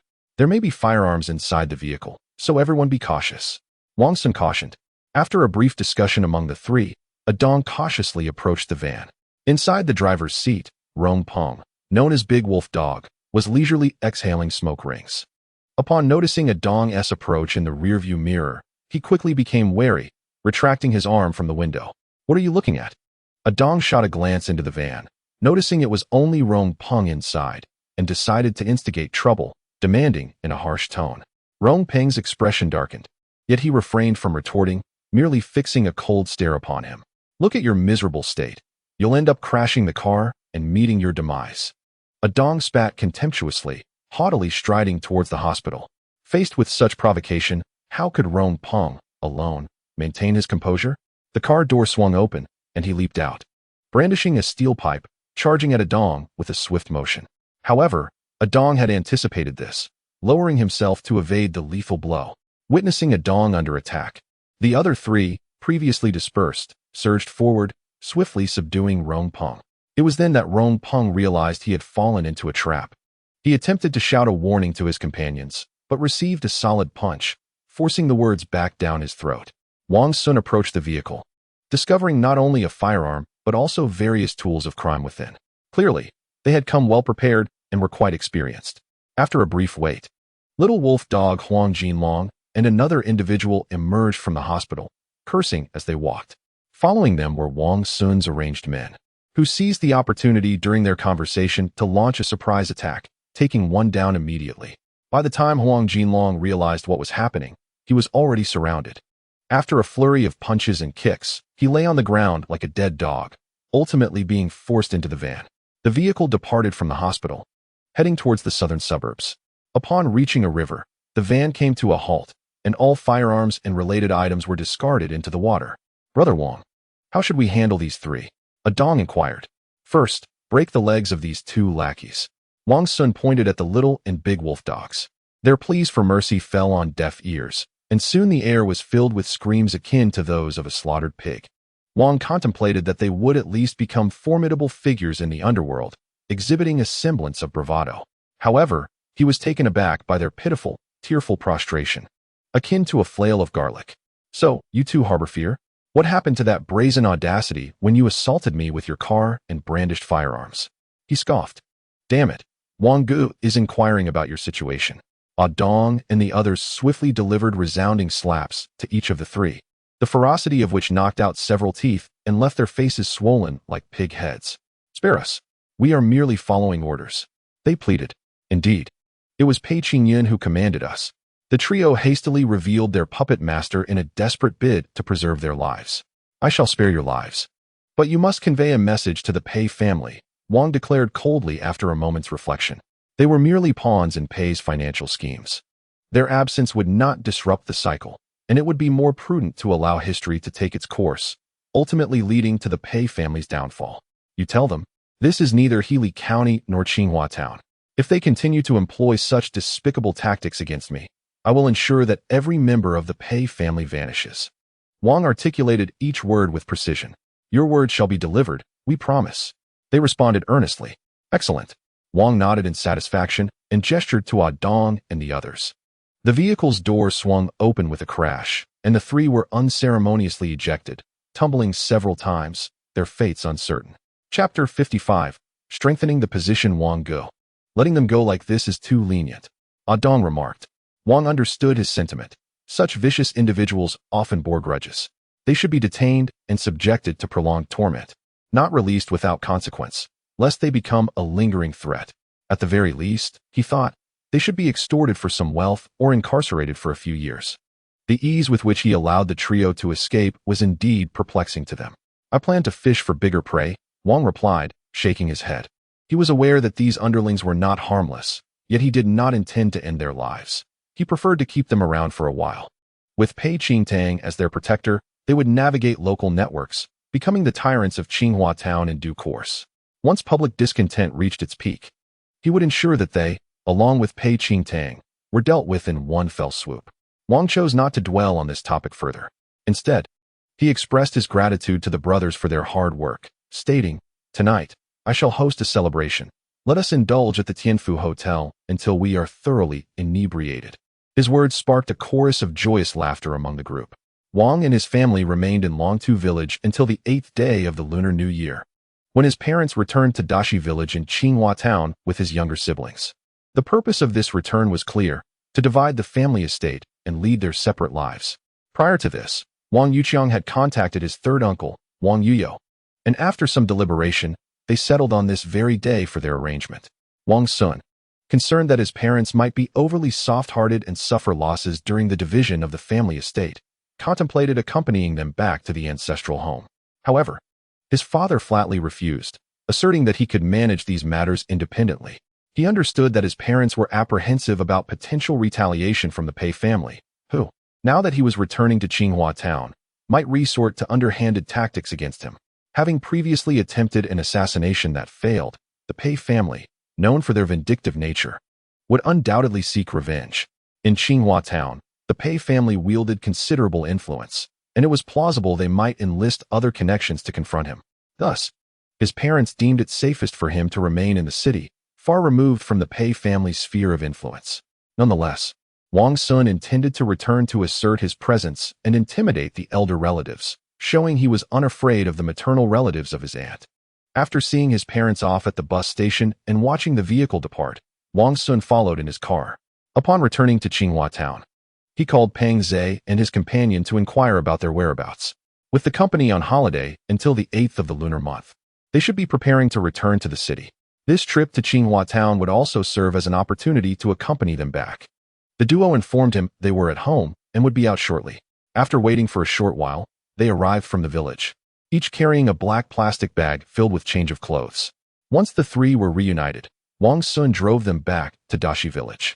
Parking in front of Zheng Damon's house. "What wind brings you here?" Zheng Damon joked as he emerged to greet them. He had been among those who confronted the Pei family at the town clinic previously. The group shared a camaraderie forged through their school days, often engaging in brawls together. "Damon, is your father home?" Wang Xun inquired, peering into the house. "Not likely. He must be at the village committee." "What do you need him for?" Zheng Damon responded, a hint of suspicion in his voice. "I'm dividing the family estate." "Isn't your father the village secretary?" "I need him as a witness," Wang Xun explained. "For that reason?" "Just wait here. I'll call him and have him come over," Zheng Damon said, sprinting back inside to make a call on the landline. In this day and age, having a landline suggested a fairly prosperous family. After Zheng Damon completed the call, the four of them chatted amiably as they made their way to the Wang family ancestral home. As they approached, the cacophony of voices grew louder. Motorcycles and bicycles cluttered the entrance, indicating a considerable number of people inside. Wang Xun furrowed his brow. The gathering of relatives for the family division boded ill.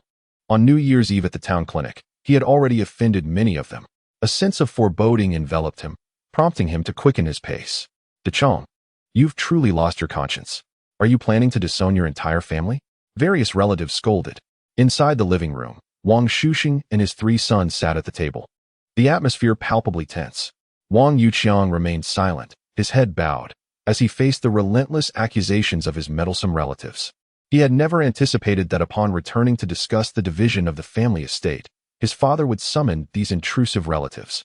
Overwhelmed by the sudden pressure, he realized that speaking up would either mean capitulating or severing ties with them entirely. Wasn't this merely a matter of dividing the family? It felt more like a public denunciation. Were they truly so idle? Wang Xun entered the living room accompanied by Peng Zhe and two others. As he spoke, all eyes turned toward him, drawn by the intensity of his gaze, which cut through the air like a blade. The expressions on his relatives' faces soured, and an uneasy silence enveloped the room. "Why have you returned?" His father, Wang Yuqiang, inquired, taken aback. "For such a significant matter as the division of our estate. My presence is essential. Otherwise, it may appear that our family is easily bullied, pressured by numbers," Wang Xun replied, moving closer to his father. As Wang Xun's gaze landed on him, his uncle, Wang Yuyo, felt a rush of apprehension. He feared becoming a pawn in this unfolding drama, unable to refuse the circumstances. The thought alone made his head throb. The elder's expression darkened, and he let out a heavy snort, indicating his displeasure. "Do you dare return?" His uncle seethed. His teeth clenched in rage. "What? Still unsatisfied? Are you looking for a fight?" Wang Xun's eyes were as frigid as ice. His uncle dared not utter a word, casting desperate glances toward the other relatives for support. Just as they were about to chime in, a sudden voice interrupted the tension. "Ah, how lively it is!" Zheng Huaiwen, the village secretary of Dashi village and father of Zheng Damon, strode confidently into the room. "Secretary, what brings you here?" The elder stood abruptly, and the other villagers offered their greetings. "You are dividing the family estate, and I was invited to witness the proceedings." Zheng Huaiwen replied, somewhat surprised. His gaze fell on his son, Zheng Damon, who stood alongside Wang Xun and the others, and he quickly grasped the situation. The circumstances of the Wang family were well known in the village, and as the village secretary, he was fully aware of the matter. He shot his son a disapproving glare, feeling that he had dragged him into this troublesome affair. However, with the situation at hand, he had no choice but to involve himself in the Wang family's division. Amidst the clamor, the division of the Wang family estate finally reached a consensus under the mediation of Secretary Zhang. The second and third branches of the Wang family were separated, their properties and land divided, and the necessary household registration changes initiated. Once the division was complete, the relatives dispersed like birds fleeing from a storm. "Second brother, I wish to discuss something with you." Uncle Wang Yuyo stood at the door, casting a glance at Wang Xun, yet steeling himself to speak. "What is it, third brother?" Wang Yuqiang replied, somewhat taken aback. "It is regarding my plan to build a house this coming autumn. I would like to exchange 2 rooms from the old residence for that piece of land at the village entrance." His uncle stated, "Is this your father's wish?" Wang Yuqiang inquired, furrowing his brow. At the village's edge, the land belonging to the Wang family, comprised of 4 sons, was modestly apportioned, each possessing only a few parcels of elongated, narrow land, merely 3 meters wide and several meters long. This piece of land was far too slender for construction unless 2 plots were amalgamated. "Heh, how astutely my third uncle calculates," Wang Xun remarked with a cold smile. "Why don't we trade our 2 rooms in the old residence for the land at the village entrance?" The land at the village's edge, adjacent to the road, boasted convenient access, making it ideal for building. In a previous life, both his third uncle and elder uncle had constructed homes at the village entrance, while his own family remained in the inconveniently located old abode. "That sounds feasible," his third uncle mused after a moment's contemplation. Upon hearing this, Wang Xun was momentarily taken aback, not expecting such a prompt agreement from his uncle. "Xiao Sun, what do you think?" his father inquired, turning his gaze towards him. "Father, since my third uncle has consented, we should proceed with the exchange. After all, relations with Grandpa have soured. Cohabiting under the same roof would be quite uncomfortable," Wang Xun asserted decisively. Such a rare opportunity from his third uncle should not be overlooked. After pondering for a moment, his father concurred, recognizing the rationale in his son's words. He sensed it was more about the old man's wishes. Separation would alleviate the discomfort of their strained relations.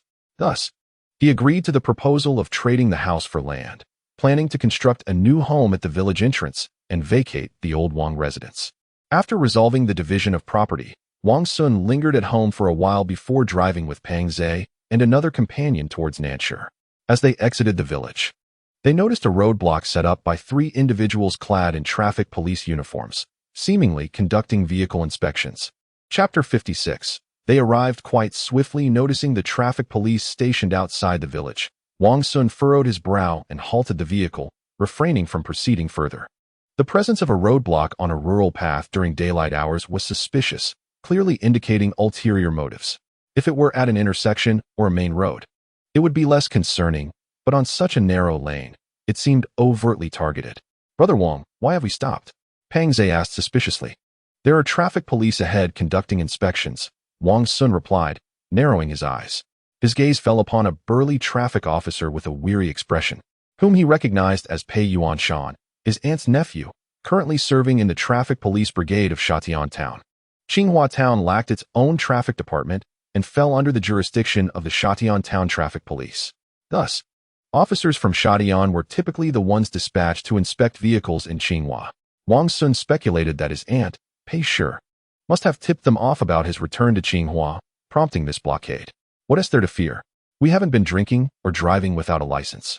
Let us just proceed, Pei Yuan foolishly remarked. That is nonsense. Setting up a roadblock on a rural path is clearly intentional.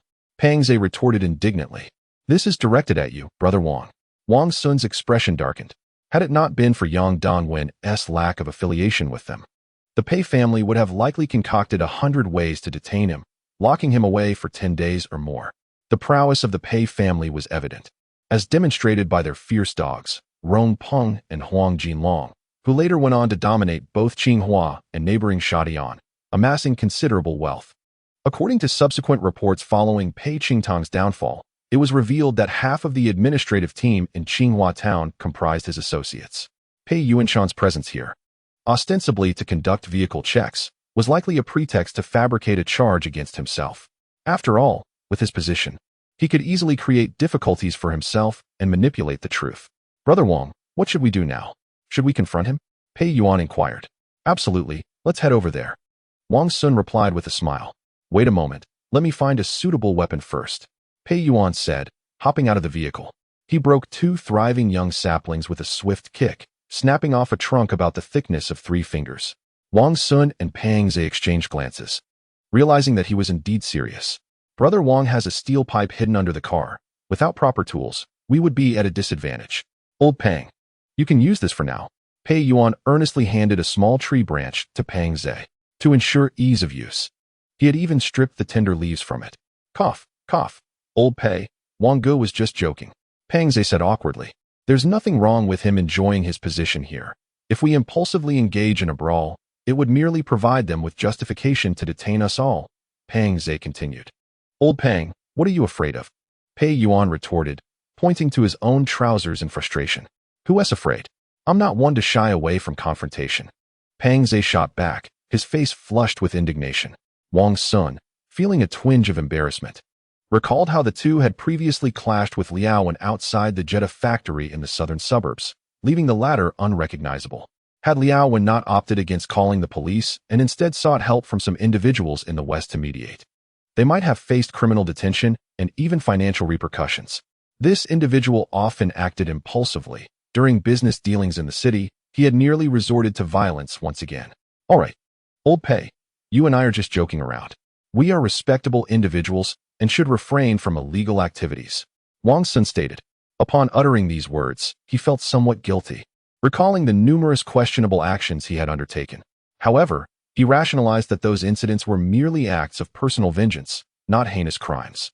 The 2 men exchanged glances, their expressions suggesting disbelief. Wang Xun rubbed his nose, contemplating the need to refrain from such behaviors in the future. Otherwise, he might find himself back on the path of his past life, becoming entrenched in unsavory dealings. Despite donning a suit, the essence of a street rogue still lingered within him. Brother Wang, should we head back to the village? Pang Zhe tentatively suggested. In the village, some residents were returning home, cycling or riding motorcycles. The trio at the entrance merely glanced their way without conducting any routine checks, allowing them to pass unimpeded. They were not in a police vehicle, nor were they on specially assigned motorcycles, but rather in a private car. Perhaps fatigued from standing for too long, they squatted on the ground smoking, occasionally casting glances toward the village entrance. Wang Xun drove to the village entrance and parked in the shade of a tree, ensuring they remained unnoticed. No need, they won't stay for long. Wang Xun shook his head. Glancing at his watch, he took out his phone and dialed a number. Hello? Who is this? The voice of Yang Wendong emanated from the other end of the line. Director Yang, this is Wang Xun. Wang Xun said with a smile. Is there something you need? Yang Wendong hesitated slightly before posing the question. He was no child. He knew that Wang Xun's call was unlikely to bear good tidings. Had it not been for the prior call from Ni Yang, the deputy director of the municipal police department and head of the criminal investigation team, urging him to look out for Wang Xun, he would have unhesitatingly terminated the call. It's like this. 3 individuals at the entrance of Daxican are impersonating traffic police and have set up a roadblock. Wang Xun recounted the situation. Yang Wendong felt an urge to curse under his breath. If there's an issue, why not call the police? Why bother calling me? Yet, he maintained his composure and replied, "Understood," before hanging up the phone. As the beeping sound of the call ending reached his ears, Wang Xun was taken aback and quietly tucked his phone away. "Wang Gu, are you calling for reinforcements?" Pang Zhe inquired, unable to suppress his curiosity. "Call the police," Wang Xun retorted, somewhat irked.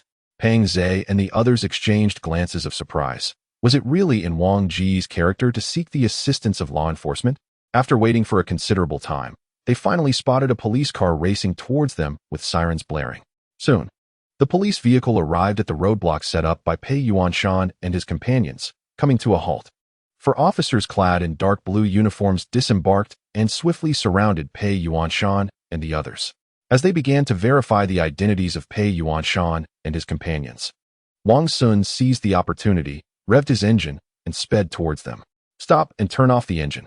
Pei Yuanshan, with sharp eyes, spotted Wang Xun speeding towards him on a motorcycle and shouted. However, before he could take action, the officers intercepted him, commanding him to refrain from moving and to present his identification. Wang Xun disregarded Pei Yuanshan's words, passing him at a reduced speed while displaying a cold smirk. How audacious people have become, daring to impersonate traffic police in broad daylight. Indeed, on such a remote road, setting up a checkpoint to catch vehicles? Who would believe that? Pang Zhe chimed in from the back seat. Pei Yuanshan's expression turned icy as he hurriedly searched his pockets for his identification, only to realize he had forgotten it. Unable to prove his identity, he could only watch helplessly as Wang Xun disappeared from sight. Once on the main road, Wang Xun did not linger. He pressed the accelerator, increasing his speed. He thought to himself that it was best to leave Qinghua town as soon as possible, for who knew what other unexpected events might unfold. Chapter 57. Collecting interest. Wang Gu, that fellow is blocking you at the village entrance. Is it possible you've been involved with his wife? Pei Yuan unexpectedly interjected.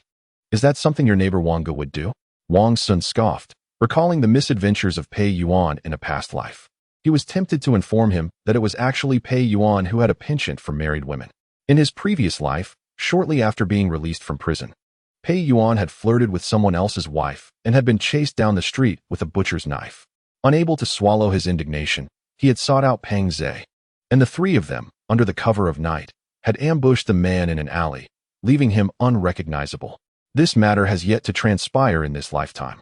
If it were to be spoken of, it is likely that Pei Yuan would not believe it. May it be that Pei Yuan refrains from engaging in any more disreputable acts, lest he find himself indifferent to such trivialities. Brother Wang, that fellow just now seemed to be coming for you. Do you have a deep-seated enmity with him? Pang Zhe inquired. I suppose so. I bear a grudge against his entire family. Wang Xun recounted the events in detail. When he spoke of the incident on the first day of the new year, where they encountered a group of feral dogs and firearms on a secluded road leading to the city, both men broke into a cold sweat. In broad daylight, this group dared to commit such violent acts with firearms. Their audacity was remarkable. They could not help but feel relieved that Wang Xun had escaped this perilous encounter. Did you report it to the authorities? Pei Yuan hesitated for a moment before asking. What is the use? It was a remote area with no eyewitnesses. In the end, it would all come to nothing. Pang Zhe shot him a glare, pondering for a moment before suggesting, Brother Wang, how about I gather some folks from our village to teach him a lesson? In Qinghua town, Pangjia village was notorious for its fierceness. The Pang clan was prominent there, with a strong sense of kinship and unity among its members. The village was populated with many young, robust men, and few adhered to the rules. Instead, it was rife with troublemakers and rogues. Those who were not villagers or lacked acquaintances in the village were unlikely to leave without being beaten or robbed. What a hassle. I think we should just wait for him on the road and deal with it directly, Pei Yuan proposed. That makes sense. However, this must be executed cleanly and without leaving any traces. Wang Xun contemplated for a moment and nodded. With the Pang family poised for action, he was determined to retaliate and reclaim some interest first. So where shall we ambush him? Pang Zhe inquired. Near Daluo village. Wang Xun replied in a low voice. The entrance to Daluo village, located on the main road from the town to the city, was rather isolated. Walking a few hundred meters inward from the entrance, and passing through a patch of forest would lead one to the village. The road was flanked by dense trees, providing an excellent cover for an ambush. Wang Xun surmised that Pei Yuanshan, who worked in Shatian town, would inevitably return to Qinghua town to visit his grandparents. They concealed their vehicle within the woods and used a withered tree as a barricade. Pang Zhe kept watch at the entrance, while Wang Xun and Pang Zhe waited in the middle for updates to set up the roadblock. After approximately an hour, a Santana sedan came racing from a distance. Upon seeing this, Pang Zhe quickly shouted a warning. Wang Xun and the others swiftly lifted the dead tree and placed it in the road. Before long, the car veered onto the small path, maintaining its speed. Wang Xun observed the license plate and confirmed it was Pei Yuanshan's car parked at the entrance of Dashi village. He quietly picked up a steel pipe. Upon seeing the roadblock ahead, the car suddenly slammed to a halt, producing a screeching sound. Pei Yuanshan opened the car door and emerged from the driver's seat, cursing under his breath. Hidden among the trees, Wang Xun noticed that there was no one else in the car besides him, and he felt a sense of relief wash over him. Originally prepared for a fierce battle, the confrontation was now rendered unnecessary. Even in a one-on-one scenario, he was confident in his ability to subdue Pei Yuanshan. Damn it, if I find out who did this, I will make you pay dearly. Pei Yuanshan grunted as he struggled to lift the withered tree trunk, cursing under his breath. Once again, they crossed paths. Wang Xun emerged from the woods, accompanied by Pei Yuan. Upon seeing the two of them appear, armed and ready, Pei Yuanshan's expression shifted, and he stood frozen in place. What do you want? He barked angrily. He had not anticipated such swift retaliation. The audacity of this man to ambush him at the entrance of his own village was astonishing. What do you think? Wang Xun taunted, swinging the steel pipe in his hand with a cold smirk. Pei Yuan wasted no time. He lunged forward, swinging his wooden stick with force. Realizing the impending danger, Pei Yuanshan cleverly hurled the withered trunk towards them as a barrier and turned to flee. His intention was clear. As long as he could escape the forest, he would reach Dayuo village, where the locals were not to be trifled with. Once he summoned the villagers, it would be Wang Xun and his companion who would be on the run. Thinking of escaping? Not so easily. Wang Xun hurled the steel pipe, which arced gracefully through the air before colliding with Pei Yuanshan's calf. With a thud, he fell to the ground, a cry of pain escaping his lips. Wang Xun and Pei Yuan quickly closed in, dragging him deeper into the woods. Do not act rashly. I have a public identity. Killing me will have significant repercussions, and you will find yourselves imprisoned. Pei Yuanshan threatened. Just because you hold a public identity, does it grant you the right to settle personal scores? Wang Xun's gaze hardened as he delivered a swift kick to Pei Yuanshan's abdomen, causing him to double over in agony. Tears streamed down Pei Yuanshan's face. His expression twisted in agony. If you kill me, the entire Pei family will not let you off. Bang! A steel pipe struck his mouth, abruptly silencing his words. Several of his pristine white teeth were shattered, blood filling his mouth. Wang Xun offered him no respite, again swinging the steel pipe, this time aiming for his shin bone. Crack! The sound of breaking bone echoed through the air. Pei Yuanshan let out a heart-wrenching scream, the intense pain causing his body to convulse and curl into a ball, trembling uncontrollably. This is truly satisfying.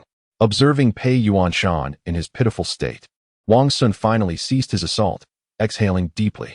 Brother Wang, this dog's wretched cries are likely to have alerted the villagers. We should leave quickly. Pang Zhe, who had been keeping watch, hurried over to remind him. Wang Xun nodded, delivering 2 final kicks before pushing the vehicle onto the road, driving away with the 2 of them. Through the rearview mirror, he noticed villagers rushing toward them, more than just 1 or 2, but around 10 in total.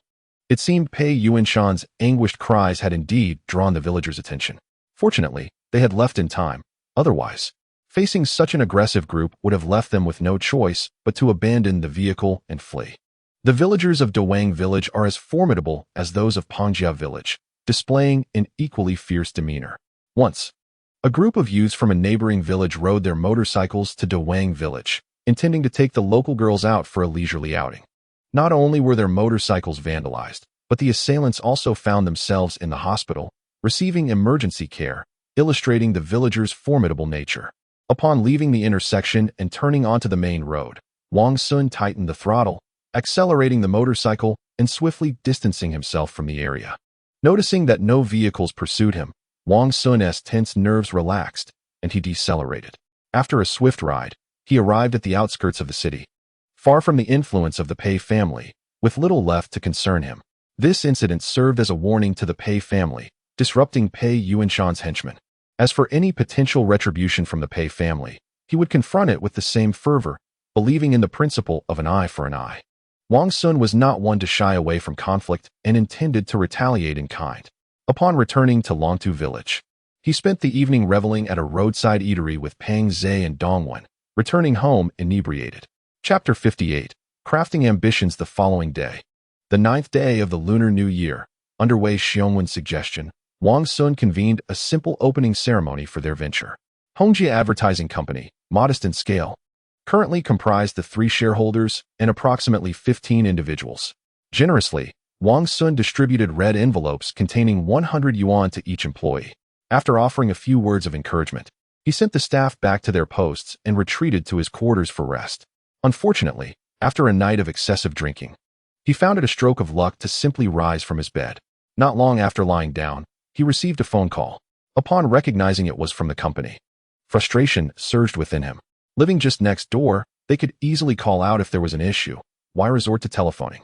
Despite his irritation, he suppressed his anger and answered the call, curious to discover who the culprit was. Hearing Wei Xiongwen's voice on the other end, his anger dissipated, and he quickly adopted a more amiable demeanor. Wei Xiongwen was an invaluable talent, having emerged from a sales background with considerable business acumen. Historically, he had worked at Liao Wen's advertising company, successfully expanding D newspaper's reach to over 100 cities nationwide, a testament to his capabilities. However, Wang Xun's rebirth altered many trajectories. Liao Wen did not ascend as history foretold, failing to establish an advertising company or recruit Wei Xiongwen to his side. Instead, he had been prematurely sent to labor at a sewing machine. Ending the call, Wang Xun reluctantly dressed and descended to the second-floor conference room of the company. By then, Wei Xiongwen had been waiting for quite some time and promptly greeted him upon his arrival. "Brother Wei, you are the general manager of the company. Handle any matters as you see fit," Wang Xun stated courteously. "Certain matters, of course, require reporting directly to you, President Wang," Wei Xiongwen replied with a sheepish grin. Recently appointed as general manager, he was still adjusting and felt it prudent to seek guidance. Now that the company is on track, our market share in the advertising sector of Nanxia remains quite low, Wang Xun remarked, glancing at his investigative report. In order to secure Wei Xiongwen's unwavering commitment to his cause, Wang Xun not only appointed him as the manager of the company, elevating him to a high-ranking position, but also graciously allocated a modest share of the company's equity. Wei Xiongwen had firmly boarded this small vessel, destined to gradually assume the role of helmsman. Our company's renown was steadily expanding, and business volume was on the rise. However, I found the current number of sales personnel to be insufficient and deemed it necessary to recruit a new cadre of sales elites to seize a greater market share, Wei Xiongwen remarked. Although the company was the first newspaper in the southern city, having published over 20 issues and engaged in some promotional advertising, it had yet to achieve widespread recognition. Television stations, newspapers, and outdoor advertisements continued to dominate the market. To expand our market presence, it was imperative to recruit more sales talents, negotiate additional advertising partnerships, and enhance the company's revenue. Wei Gu, given your background in sales, you undoubtedly know many talented salespeople. Please endeavor to bring some over. Our future endeavors should not be confined to Southern City, but should also explore opportunities in additional cities, Wang Xun stated. His initial employer had been Liao Wen, and he was acutely aware, from the memories of his previous life, that Wei Xiongwen employed a multi-level marketing model, enticing these salespeople with grand promises to swiftly capture market share. He would then dispatch sales personnel to various cities, establishing branches, and within a few short years, successfully covering over 100 cities. However, after the company grew stronger, complacency set in, and they missed the wave of the internet era, struggling in the age of smartphones. Fortunately, this time he was working for himself, allowing him to rectify this misstep. General Wang, what is the current quota for sales personnel? Wei Xiongwen inquired. Let us set it at 10 for now, Wang Xun contemplated. The company's funds amounted to only 150,000, a portion of which was still prepayment for advertisements, leaving little in reserve. Hiring 7 more would bring the total to 22 employees, which would entail significant monthly payroll expenses. However, for a company to thrive, It must continually recruit talented individuals to grow. Understood. Wei Xiongwen nodded in agreement. The two then engaged in a discussion about the company's future development. And after an inspiring exchange that painted a vivid picture of prospects, Wei Xiongwen felt invigorated. Essentially, they envisioned transforming the company into a nationally recognized enterprise, with aspirations for an eventual public offering. As for why Wei Xiongwen believed in this vision, it was because Wang Xun was genuinely willing to provide equity, not merely paying lip service. Currently, he held a stake as a shareholder and his compensation had more than doubled, with promises of further benefits to come. With such a generous employer, would one not be inclined to believe his words? In Wei Xiongwen's view, he was akin to a thoroughbred encountering a discerning trainer, ready to dedicate himself entirely to Wang Xun. Our company now primarily focused on achieving tangible results, and once we had sufficient funds, we would consider expanding into new cities. Wang Xun had established a clear direction for the company's growth and decided to gradually delegate authority, entrusting more power to Wei Xiongwen. He would solely oversee the network department, aiming to develop the company's website into the largest local information classification site. Wei Xiongwen is a remarkably astute individual who naturally discerned Wang Xun's subtle suggestion of delegation. Grateful for this trust, he expressed his commitment to reciprocate the company through tangible actions. Mr. Wang, I shall attend to my duties now, Wei Xiongwen said with utmost respect. Indeed. Off you go. Wang Xun replied, stifling a yawn, overwhelmed by fatigue. Wei Xiongwen nodded, radiating vitality and determination. Brother Wei, remember to remain steadfast. Do your best. Wang Xun's unexpected words left Wei Xiongwen somewhat perplexed, yet he resolutely nodded, his gaze unwavering, and shouted words of encouragement. Currently, I am still inexperienced. Wei Xiongwen mused to himself, it is quite easy to sway Wang Xun. Upon returning to his residence and rejuvenating with a nap, he ventured once more to the South City Commercial Plaza to review the progress of the website development within the Internet department. The Urban Information Network had been established successfully, yet numerous functional segments remained incomplete and required further development, with the visitor count disappointingly low. Wang Xun was not disheartened by this. The Internet was still in its infancy, and it was unreasonable to impose stringent expectations, especially given the limited funds available for recruiting talent. He contemplated that once the company's revenue for the next quarter was released, there would likely be more resources at his disposal. After encouraging Han Dong and his colleague, he exited the South City Commercial Plaza and proceeded to the rental apartment in the urban area. This place had been leased by Wang Xun to provide accommodations for Dong Wen and others, frequented by a myriad of individuals from various walks of life. However, upon his arrival, those who recognized him greeted him with great courtesy, hesitant to exhibit any signs of negligence, promptly informing Dong Wen of his presence. Brother Wang, what brings you here? Dong Wen quickly descended from the lower floor. Observing the demeanor of his subordinates, Wang Xun furrowed his brow, acutely aware that they had likely indulged in substances. Yet, these individuals were not closely related to him, and he felt disinclined to intervene in their affairs. This visit is to request your assistance in locating an individual named Chung Guikai, who should presently be in the South City, Wang Xun stated directly. Brother Wang, if you need to find someone, a simple phone call would suffice. There's no need for you to personally make the trip. Dong Wen chuckled. I happen to be in the vicinity, Wang Xun explained. His request for Dong Wen's help in finding this person was intended to provide some amusement for Pei Qingtang. After all, this fellow was also a tragic figure, entirely unaware that his life had been usurped, with Pei Qingtang being one of the masterminds behind it. Wang Xun resolved to inform him, urging Dong Wen to create some distress for Pei Qingtang. After a leisurely exchange, he fabricated an excuse to return to Longtu village. Shortly after departing, his phone rang. He halted, retrieved his phone, hesitated for a moment, but ultimately pressed the answer button. Chapter 59. The encounter. The call was from his father, which surprised Wang Xun. It was the first time his father had proactively reached out to him. His father mentioned that he had chosen an auspicious date, likely in early July, to commence construction on a house at the village entrance, intending to move away from the Wang family ancestral home. After some hesitation, he finally spoke up, expressing that he lacked sufficient funds for the house and would appreciate Wang Xun's financial assistance when the time came. Wang Xun readily agreed, assuring him that he would directly send the money via postal transfer when needed. After a few months, once he repaid the debt to the computer store and his finances eased, he would have more capital at his disposal. A few days later, Dongwon brought the individuals he sought to Longtu village, a total of 3. Dongwon, understanding the importance of the task at hand, did not dare to delay and promptly gathered the individuals. This left Wang Xun somewhat astonished.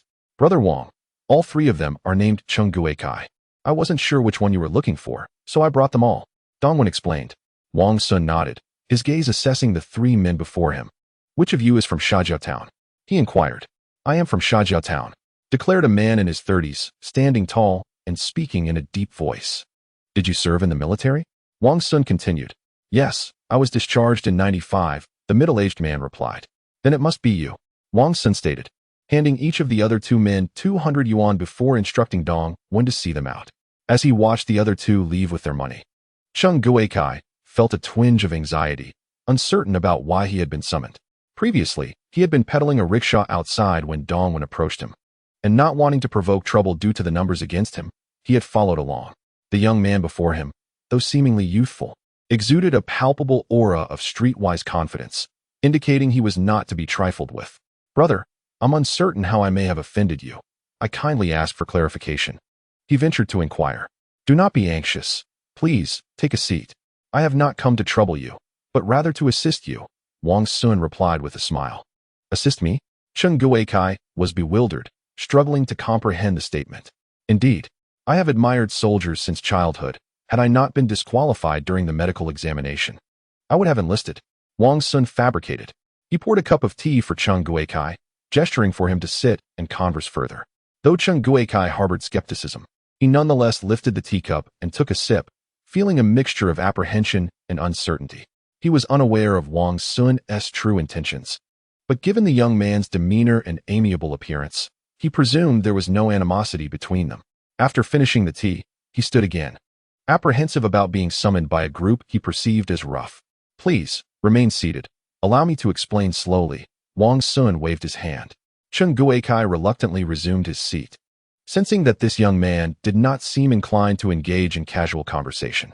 Boss, if you have something to discuss, please speak, he said, his tone tinged with reluctance. You are slightly older than I, so I shall call you Brother Chung, Wang Xun proposed. I cannot accept such a title. I am merely an ordinary person. You may call me Old Chung, he responded hastily. From Chung Guikai's attire, appearance, and the calluses on his hands, it was evident that life had not been kind to him over the years. Brother Chung, have you been working outside since your discharge? Wang Xun inquired tentatively. As a villager, if I do not farm in the village, I must seek work elsewhere. Otherwise, life becomes unbearable. I lack skills, so I can only do manual labor. Chung Guikai sighed. His complexion appeared haggard, marked by deep shadows, and he seemed utterly exhausted. Wang Xun engaged him in conversation and learned that over the years, he had been laboring away from home, pedaling a tricycle and performing strenuous work, leading a life fraught with discontent. This closely mirrored subsequent news reports. He was undoubtedly the individual who had been replaced in his job, Chung Guikai. Brother Chung, have you ever considered that you were assigned work as early as 1996? Wang Xun inquired tentatively. Impossible. I visited the staff at the Civil Affairs Bureau in Heliu County several times, and they told me to wait for notification. After a long time without any news, I went out to find work instead. Chung Guikai shook his head in disbelief. In the county government's list of veterans placements, there is a Chung Guikai who was arranged to work at the Tsinghua town government in 1996, Wang Xun stated. How do you know this? Chung Guikai, not a fool, exhibited a look of skepticism. I am from Tsinghua town. A relative works at the town government. There is a colleague named Chung Guikai from Shajiao town, whose father is named Chung Xianjin and mother Wang Hohot, Wang Xun elucidated. Upon hearing this, Chung Guikai was taken aback. It aligned perfectly with his personal information, practically mirroring his records. Is what you say true? Chung Guikai's voice trembled slightly. Upon leaving the army, his superior had informed him that he could report to the local Civil Affairs Bureau, assuring him that the local authorities would facilitate the placement of returning veterans. Yet, upon arriving in Heliu County and submitting his discharge documents, he had received no communication. He had been impersonated. This thought surged within Chung Guikai's mind. He clenched his fists tightly, his eyes reddening like an enraged beast. For 5 years, he had never suspected he had been replaced. He merely believed he did not meet the placement criteria and thus had not received any notification. It turned out that his identity had been usurped, and someone else had taken his rightful position. However, he quickly regained his composure, realizing that to ascertain the truth of his replacement, he needed to investigate thoroughly and not be misled by mere words. Wang Xun discerned his thoughts and, recognizing his doubts, remarked, "Brother Cheng, if you are skeptical, you can conduct an undercover inquiry at the family planning office in Qinghua Town, where you've been reassigned." "Brother, thank you. If this proves to be true, you will be like a reborn parent to me, and I will surely repay you." Cheng Guikai expressed his immense gratitude. "Brother Cheng, you are being overly polite. I simply believe that a veteran should not face unfair treatment," Wang Xun replied, handing him a slip of paper. "What is this?" Cheng Guikai asked, somewhat surprised. "You are alone and vulnerable. It will be difficult for you to seek justice. This contains the contact numbers of various media outlets. You should find it useful," Wang Xun explained. "Thank you, brother." Cheng Guikai bowed slightly before turning to exit the courtyard. As he watched Cheng Guikai leave, a smile creased Wang Xun's lips. Had he not offered his advice, this man might not have discovered the truth of his replacement for over a decade. Although this situation might not necessarily topple Pei Qingtang, it would certainly disrupt a portion of the network he had cultivated. Wang Xun was not particularly concerned that Cheng Guikai would relent, for it pertained to the latter's future, an affair not to be easily compromised. It is worth noting that when this matter comes to light in over a decade, even in the face of threats and demands for compensation and reconciliation, he remained steadfast, calling for a thorough investigation. Regrettably, only a few minor figures were sacrificed to bear the blame, while the bigger fish, such as Pei Qingtang, were only revealed post-scandal. Thus, this incident was destined to become a sensational headline, one that would echo throughout the city. Wang Xun resolved to further stir the waters following the news coverage. Was he seeking personal revenge? Wang Xun asserted that he was merely standing up for justice, aiding the oppressed in their quest for fairness. After departing from Longtu village, Cheng Guikai immediately boarded a bus to Qinghua Town, intent on covertly investigating the institution where the impersonator was situated. Chapter 60, Piracy Boss. "I would like a pack of Shuangxi cigarettes." Wang Xun arrived at the small shop at the entrance of Longtu village to purchase cigarettes, and casually glanced at the latest report from the Nanshi Daily. As the weeks passed, the story of Cheng Guikai being impersonated for a job placement began to surface in various media outlets. After receiving his cigarettes, he requested a copy of the Nanshi Daily. The shopkeeper handed him the Nanshi Daily along with another newspaper. "Is this the Urban Information Report?" Wang Xun inquired. Noticing a promotional item, he expressed some surprise, as his own newspaper had only recently begun to gain recognition and was still distributed for free. Many newsstands and small shops, sensing an opportunity, had begun selling copies for 50 cents instead of offering them as free items.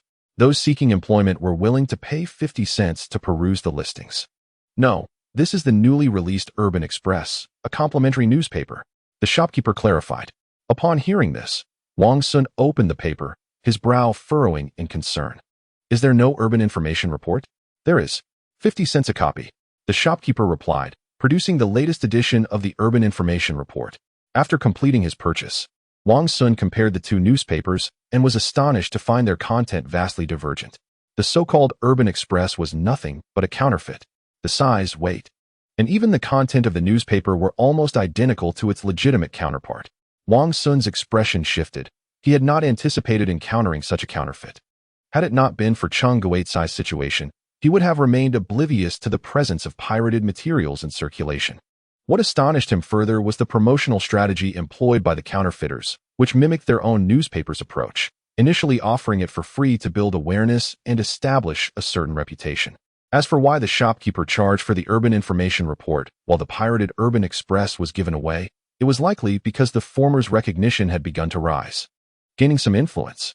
After all, the phrase for job searching, "consult the Urban Information Report," was becoming well known in Nanshi. Wang Xun had invested significantly in advertisements to ingrain this message in the public consciousness. Numerous intersections in Nanshi were adorned with red banners bearing this phrase, and the same advertising could be found in internet cafes and gaming halls frequented by the youth. The initial strategic objective was to enhance the newspaper's visibility and cultivate a positive reputation. Consequently, aside from the operational costs of the company, the majority of the funds were allocated to advertising, aimed at establishing the newspaper's prominence. Now, with the company having been established for over 4 months and nearly 50 issues of the newspaper published and distributed alongside the website, considerable progress has been made.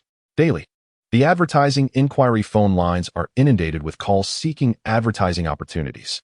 Wang Xun did not anticipate that another newspaper, referred to as D, had quietly replicated their model and, using their own methods, gradually garnered recognition and seized market share. Upon reviewing the rival's publication, he discovered the content was identical, with only the newspaper's name and company differing, and the advertising contact numbers varying by just a digit or two. Noting that they had released 7 issues, Wang Xun surmised that the rival had commenced publication merely half a month prior, indicating that their company had only recently been established. Pondering this development, he retrieved his phone and dialed a number. "Hello, is this Brother Hua?" "This is Wang Xun." Once the call connected, he introduced himself. Through the introduction by Sister Chun, he had met Ma Chengwen, a leader from the Industrial and Commercial Bureau, at a banquet, where Brother Hua, Ma's capable assistant, had been present and recognized him. Ma Chengwen treated Sister Chun with great courtesy and was aware of Wang Xun's unique relationship with her. Subsequently, Wang Xun had invited him to dinner, and as they became acquainted, their address shifted to a more familiar Uncle Ma. "Ah, it's you, General Wang. Are you looking for Bureau Chief Ma?" "No. It's just a trivial matter, so I want trouble Uncle Ma. I'd like Brother Hua to assist in investigating Xiong Jia Advertising Company. Has this company offended you?" "Not at all. I have some spare funds recently and wish to invest a bit. I'm curious about this company's situation." "Not a problem. I'll call you back shortly." After hanging up, Wang Xun awaited a brief moment before Brother Hua from the Industrial and Commercial Bureau returned his call. From him, Wang Xun learned that the legal representative of the company was a woman named Dai Wan, and there were 3 shareholders, the largest of whom was a man named Pei Yuanjia. To Wang Xun's astonishment, one of the shareholders was Xie Guoyu, the owner of the small printing factory with whom he was currently negotiating a collaboration. As for the other shareholder, Huang Xiao, he did not recognize him and was unaware of his background. "Dining on my generosity, yet stabbing me in the back. How audacious!" Wang Xun muttered bitterly. He continued to browse the Nan City Daily, perusing media reports on the Chung Guikai incident, discovering that while the matter had been reported, it was still under investigation. However, Chung Guikai, in this lifetime, would not easily relinquish hope. He was still in his 30s, unlike in his previous life, when he was over 40, and he no longer aspired to reclaim his former job. Wang Xun resolved to stoke the flames further, lending support to Chung Guikai and allowing the incident to continue to develop.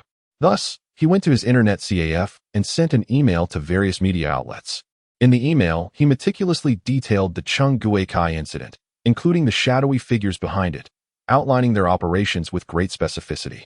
Wang Xun's familiarity with these matters stemmed from the records of interviews conducted by reporters with Pei Qingtang following his downfall, which he had painstakingly followed in its entirety. According to his words, "I am nothing remarkable, except for my exceptional memory. Therefore, do not owe me any money." In addition to sending this email to major media outlets, Wang Xun also disseminated posts on well-known national forums and city forums. He employed attention-grabbing titles from his past life, which were particularly loathed, to amplify the post's visibility. As expected, such provocative titles immediately attracted countless netizens' attention and sparked heated discussions, quickly elevating the post to a top-tier highlight. The current internet remains relatively healthy, with netizens possessing sound values, unlike the chaotic environment that would emerge a decade later, rife with internet trolls. Wang Xun's posts were motivated by concern that the media, under pressure, would shy away from authentic reporting. After all, if these matters were publicized, they would thrust Halong County into the spotlight, generating significant societal impact. Although this incident might not topple Pei Qingtang, it could at least aid Chung Guikai, potentially altering the trajectory of his life. After accomplishing all this, Wang Xun did not linger in the internet CAF but drove straight back to Longtu Village. The following day, the new issue of the company SDM newspaper was published, and during lunch, Wang Xun made another trip to the convenience store, purchasing cigarettes along with a copy of the newspaper. Upon seeing the latest issue of the complimentary Urban Express, his expression darkened significantly, as it confirmed his suspicions. The rival newspaper had synchronized its publication with his own, with much of the content replicated and only minor alterations in the paid advertisements. He surmised that they had also secured advertising partnerships and had officially begun generating revenue. Wang Xun believed that there must be an informant within the company, someone willing to betray its interests in the face of financial temptation. This matter could only be discreetly investigated, Otherwise, it would incite panic and hinder the company's development. Upon returning to Longtu village, he contacted Wei Xiangwen's and the others, inviting them to discuss strategies. He also inquired about which salesperson was currently following up with the advertisers featured in the rival newspaper to ascertain if there was indeed a mole. Wang Xun would not let such traitors go unpunished. If necessary, he would employ certain underhanded methods for retribution. Chapter 61. Invitation, please take a look.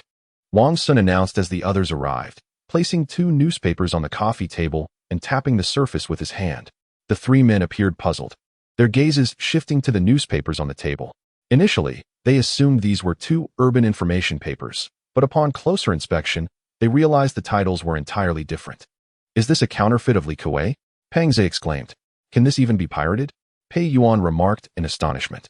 Wei Xiangwen's picked up the newspaper, meticulously comparing it to find further discrepancies. Observing his keen insight, Wang Xun silently acknowledged that the individual he had chosen to steer the company in the future was truly exceptional. After thoroughly examining both versions, Wei Xiangwen spoke.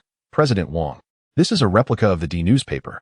Apart from 1 or 2 differing advertising sections, the rest of the content is identical to our company's. Given the current issue number, it seems they have only been copying for about half a month. Indeed, Wei, your observations are astute. They are targeting us. Wang Xun nodded in agreement. He recounted the information he had gathered from the Bureau of Industry and Commerce to the 3 individuals, emphasizing that their rival's newspaper was already generating revenue. They are merely replicating our promotional strategies and have begun encroaching on our market. Wei Xiongwen furrowed his brow as he spoke. As the saying goes, the strongest fortress often crumbles from within. I fear there may be traitors within the company. Wang pondered thoughtfully. Upon hearing this, both Wei Xiongwen and Pang Zhe's expressions shifted subtly. They were not fools and could discern the implications of his words. There were suspicions of betrayal within the organization. Rest assured, President Wang, I will conduct a thorough investigation. Wei Xiongwen promptly assured him. As the general manager, if disloyal employees emerged, it would reflect poorly on his management. Thus, it was imperative to extinguish any signs of such disloyalty before it could cause detrimental effects and harm the company's interests. Wang waved his hand, interrupting him, and said, Our primary focus now is to find a new printing factory and discuss collaboration. This is not a problem. There are numerous printing factories, large and small, in Nanshur, making it easy to find a suitable partner. Wei Xiongwen replied without hesitation. Wei Gu, I'll leave this matter in your capable hands. Wang Xin remarked with a smile, patting him on the shoulder. Wei Xiongwen nodded and assured, You can rest easy, President Wang. I will handle this well. After further discussion, Wang Xin dismissed them. Wei Xiongwen, a man of decisive action, promptly set out to investigate the various printing factories in Nanshur. After conducting a thorough survey, he selected a medium-sized printing factory known for its low costs and reliable quality. Soon, with Wang Xin's approval, he signed a cooperation agreement with a small printing factory. Wang Xin did not intend to withdraw all orders from the Scapegoat printing factory at once. Rather, he opted for a gradual reduction in orders, akin to the method of boiling a frog in warm water. Naturally, this transition to a new printing partner was to be kept confidential, known only to the 4 of them in the upper management. To facilitate this, Wei Xiongwen devised an excuse, asking Li Nong to prepare the newspaper's layout and send him a draft for review, which he would also forward to the new printing partner for publication. Concurrently, Wei Xiongwen conducted discreet investigations into potential internal traitors and had identified several suspects. That afternoon, Wang Xin was in his office, examining website traffic on his computer. A customer service representative knocked at the door, informing him that someone was on the line looking for him. Wang Xin stepped out of his office and answered the call. Hello, this is Wang Xin. May I ask who is calling? He was somewhat taken aback that someone had specifically requested to speak with him through the company's customer service. A cheerful voice responded from the other end. President Wang. It's Scapegoat from Shiri Printing Factory. Wang Xin's brows knitted together. He had not anticipated this individual would reach out directly, perhaps sensing the reduction in orders he had received. Despite his distaste, he feigned warmth, replying, Oh, so it's President Xia. What a pleasant surprise to receive your call. Haha, I wanted to ask if you're free tonight, President Wang. Scapegoat inquired with a respectful tone that left little room for reproach. Is there something you need, President Xia? Wang Xin asked, narrowing his eyes. This evening, I have reserved a private room at the Royal Capital Hotel, inviting several business associates. And I wish to extend an invitation to General Manager Wang for a nostalgic reunion. Xie Guoyu expressed the purpose of his call. How could I dare to refuse such an invitation from General Manager Xie? Wang Xun replied with a smile. I appreciate your support, General Wang. Let us meet at the Royal Capital Hotel at 7 o'clock sharp. Xie Guoyu said cheerfully. After hanging up the phone, Wang Xun took a deep breath, nearly succumbing to an outburst of profanity. This hypocritical smiling tiger presents one facade in public while concealing another behind the scenes, speaking more sweetly than a song. He sensed that the invitation was likely more than a mere dinner. As for the notion of a banquet of treachery, he deemed Xie Guoyu unworthy. With the latter's limited capabilities, he posed no threat to him whatsoever. I am curious to discover the ulterior motives of this smiling tiger, Wang Xun mused. Later that evening, after a refreshing shower, Wang Xun donned a suit and glasses, then called Wei Xiongwen to come and pick him up. When attending social gatherings, one must have a companion to counteract any excessive drinking. Wei Xiongwen, originally from a sales background, was known for his impressive tolerance, capable of holding his own until it was time to leave. Before long, Wei Xiongwen arrived on his trusty, Jialing motorcycle at Longtu village. The motorcycle sped along the roads, swiftly reaching the Royal Capital Hotel, which sprawls over approximately 10 acres. Its architecture is quite distinctive, resembling a Western castle and serving as a landmark structure. In the southern city, it is regarded as one of the more upscale hotels, frequented primarily by affluent individuals. A sign at the entrance boldly states that those improperly dressed will not be admitted. Inside the grand lobby, the receptionists, fair-skinned, beautiful young women clad in short skirts, resembled stars, captivating one's gaze. What an exquisite place, Wei Xiongwen exclaimed, admiring the receptionists. I shall have the opportunity to frequent this establishment in the future, Wang Xun remarked. The entire hotel lobby is adorned opulently. Even the large crystal chandelier hanging from the ceiling is worth a fortune. Guided by a server, the two men approached a luxurious private room. Two attendants stood outside, clearly the restaurant's waitstaff, ready to serve the guests within. Upon noticing Wang Xun and his companion's attire, the attendants recognized them as distinguished guests and promptly greeted them, opening the grand double doors to the private room. Inside, the room was lavishly decorated, with 5 or 6 tables, all filled to capacity with an array of exquisite dishes, fine wines, and beverages. At the main table, a massive round table was set with a redwood tablecloth. Seated at the adjacent chairs were 5 or 6 individuals, raising their glasses in a toast. Among them was someone Wang Xun recognized, Xie Guoyu. The others, though unfamiliar to him, exuded an air of distinction through their attire and demeanor, suggesting they were not ordinary individuals. Ah, General Wang has arrived. Please, come and take a seat, Xie Guoyu exclaimed with a broad smile upon noticing Wang Xun's entrance. Xie Guoyu, a robust figure, emanated a strong scent of alcohol, clearly having indulged in quite a bit to drink. Thank you, Mr. Xie, you are too kind. Wang Xun chuckled. His gaze swept across the nearby tables, recognizing several familiar faces, including clients with whom the company had previously collaborated on advertising. He politely waved to them. However, Wei Xiongwen, standing beside him, scanned the private room and noticed those same familiar faces, his expression gradually darkening. Wang Xun redirected his attention to Mr. Xie's table, where 2 middle-aged men in their 40s exuded an air of arrogance, indicating their positions as leaders within their organization. At that moment, he became aware of a young man among them who was squinting and brazenly scrutinizing him. This youth appeared to be in his 20s, tall and slender, with a seemingly refined demeanor, though his face bore a look of disdain, and his eyes glinted with palpable hostility. Mr. Wang, shall we proceed? Wei Xiongwen whispered. Wang Xun shook his head, suppressing the anger simmering within him, and gradually made his way to the main table. Seeing his determined stride, Wei Xiongwen had no choice but to follow suit. Once they were seated at the main table, a waiter promptly returned with 2 sets of chopsticks. Mr. Wang, I apologize for our tardiness. I must drink 3 cups as penance. We agreed on 7 o'clock, and it seems just about right, doesn't it? Wang Xun remarked coolly, raising his arm to indicate his watch. The time was indeed 7 o'clock, yet judging by their demeanor, it was clear that the dishes had long been served and the drinks had already circulated thrice, leaving only remnants of cold dishes. It is my fault. I shall drink 3 cups, Mr. Xie quickly replied, his tone laced with contrition. He poured himself a drink and downed 3 cups in quick succession. To the eyes of others, this display appeared to reflect a bold and generous character, earning him rounds of applause.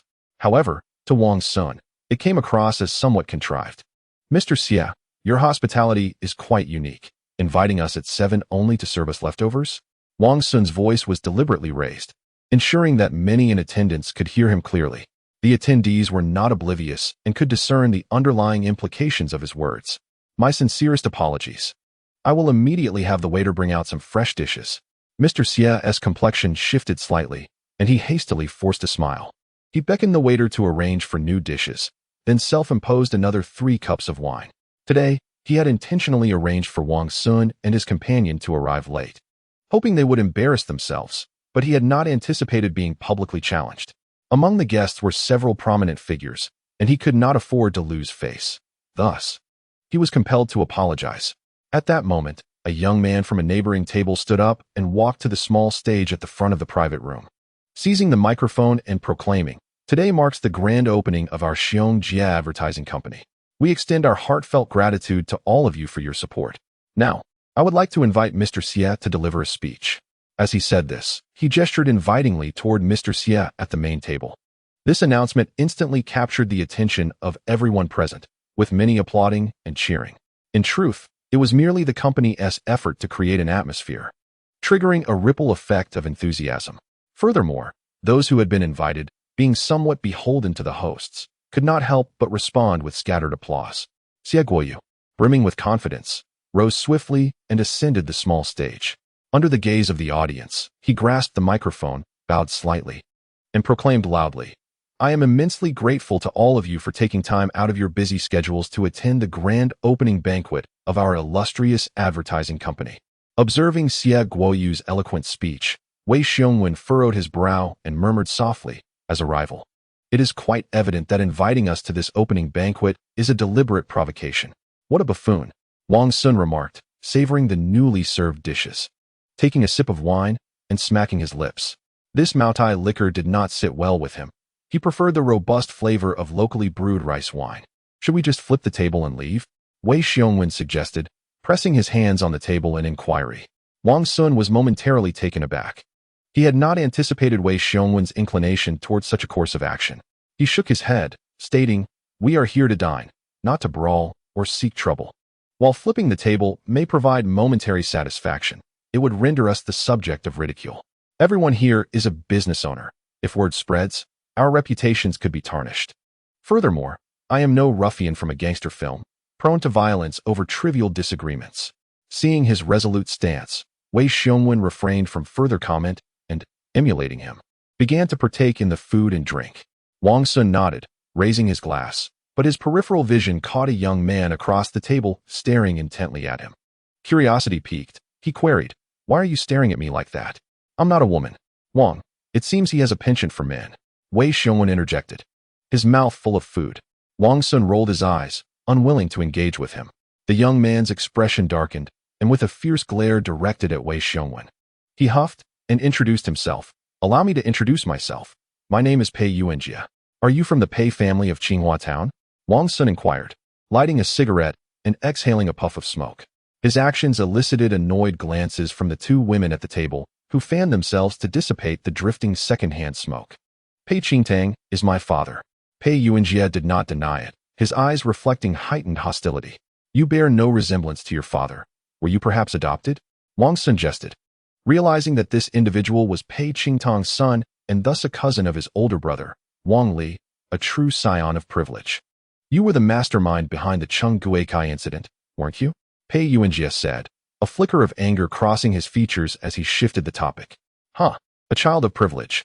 This southern city is neither Qinghua Town nor Helio County," Wang Xun replied, narrowing his eyes and neither confirming nor denying the accusation. "Here, I can equally deal with you," Pei Yuanjia retorted coldly. "I await your move." At that moment, Xie Guoyu descended from the stage, accompanied by several individuals holding up their glasses. Wang Xun recognized them.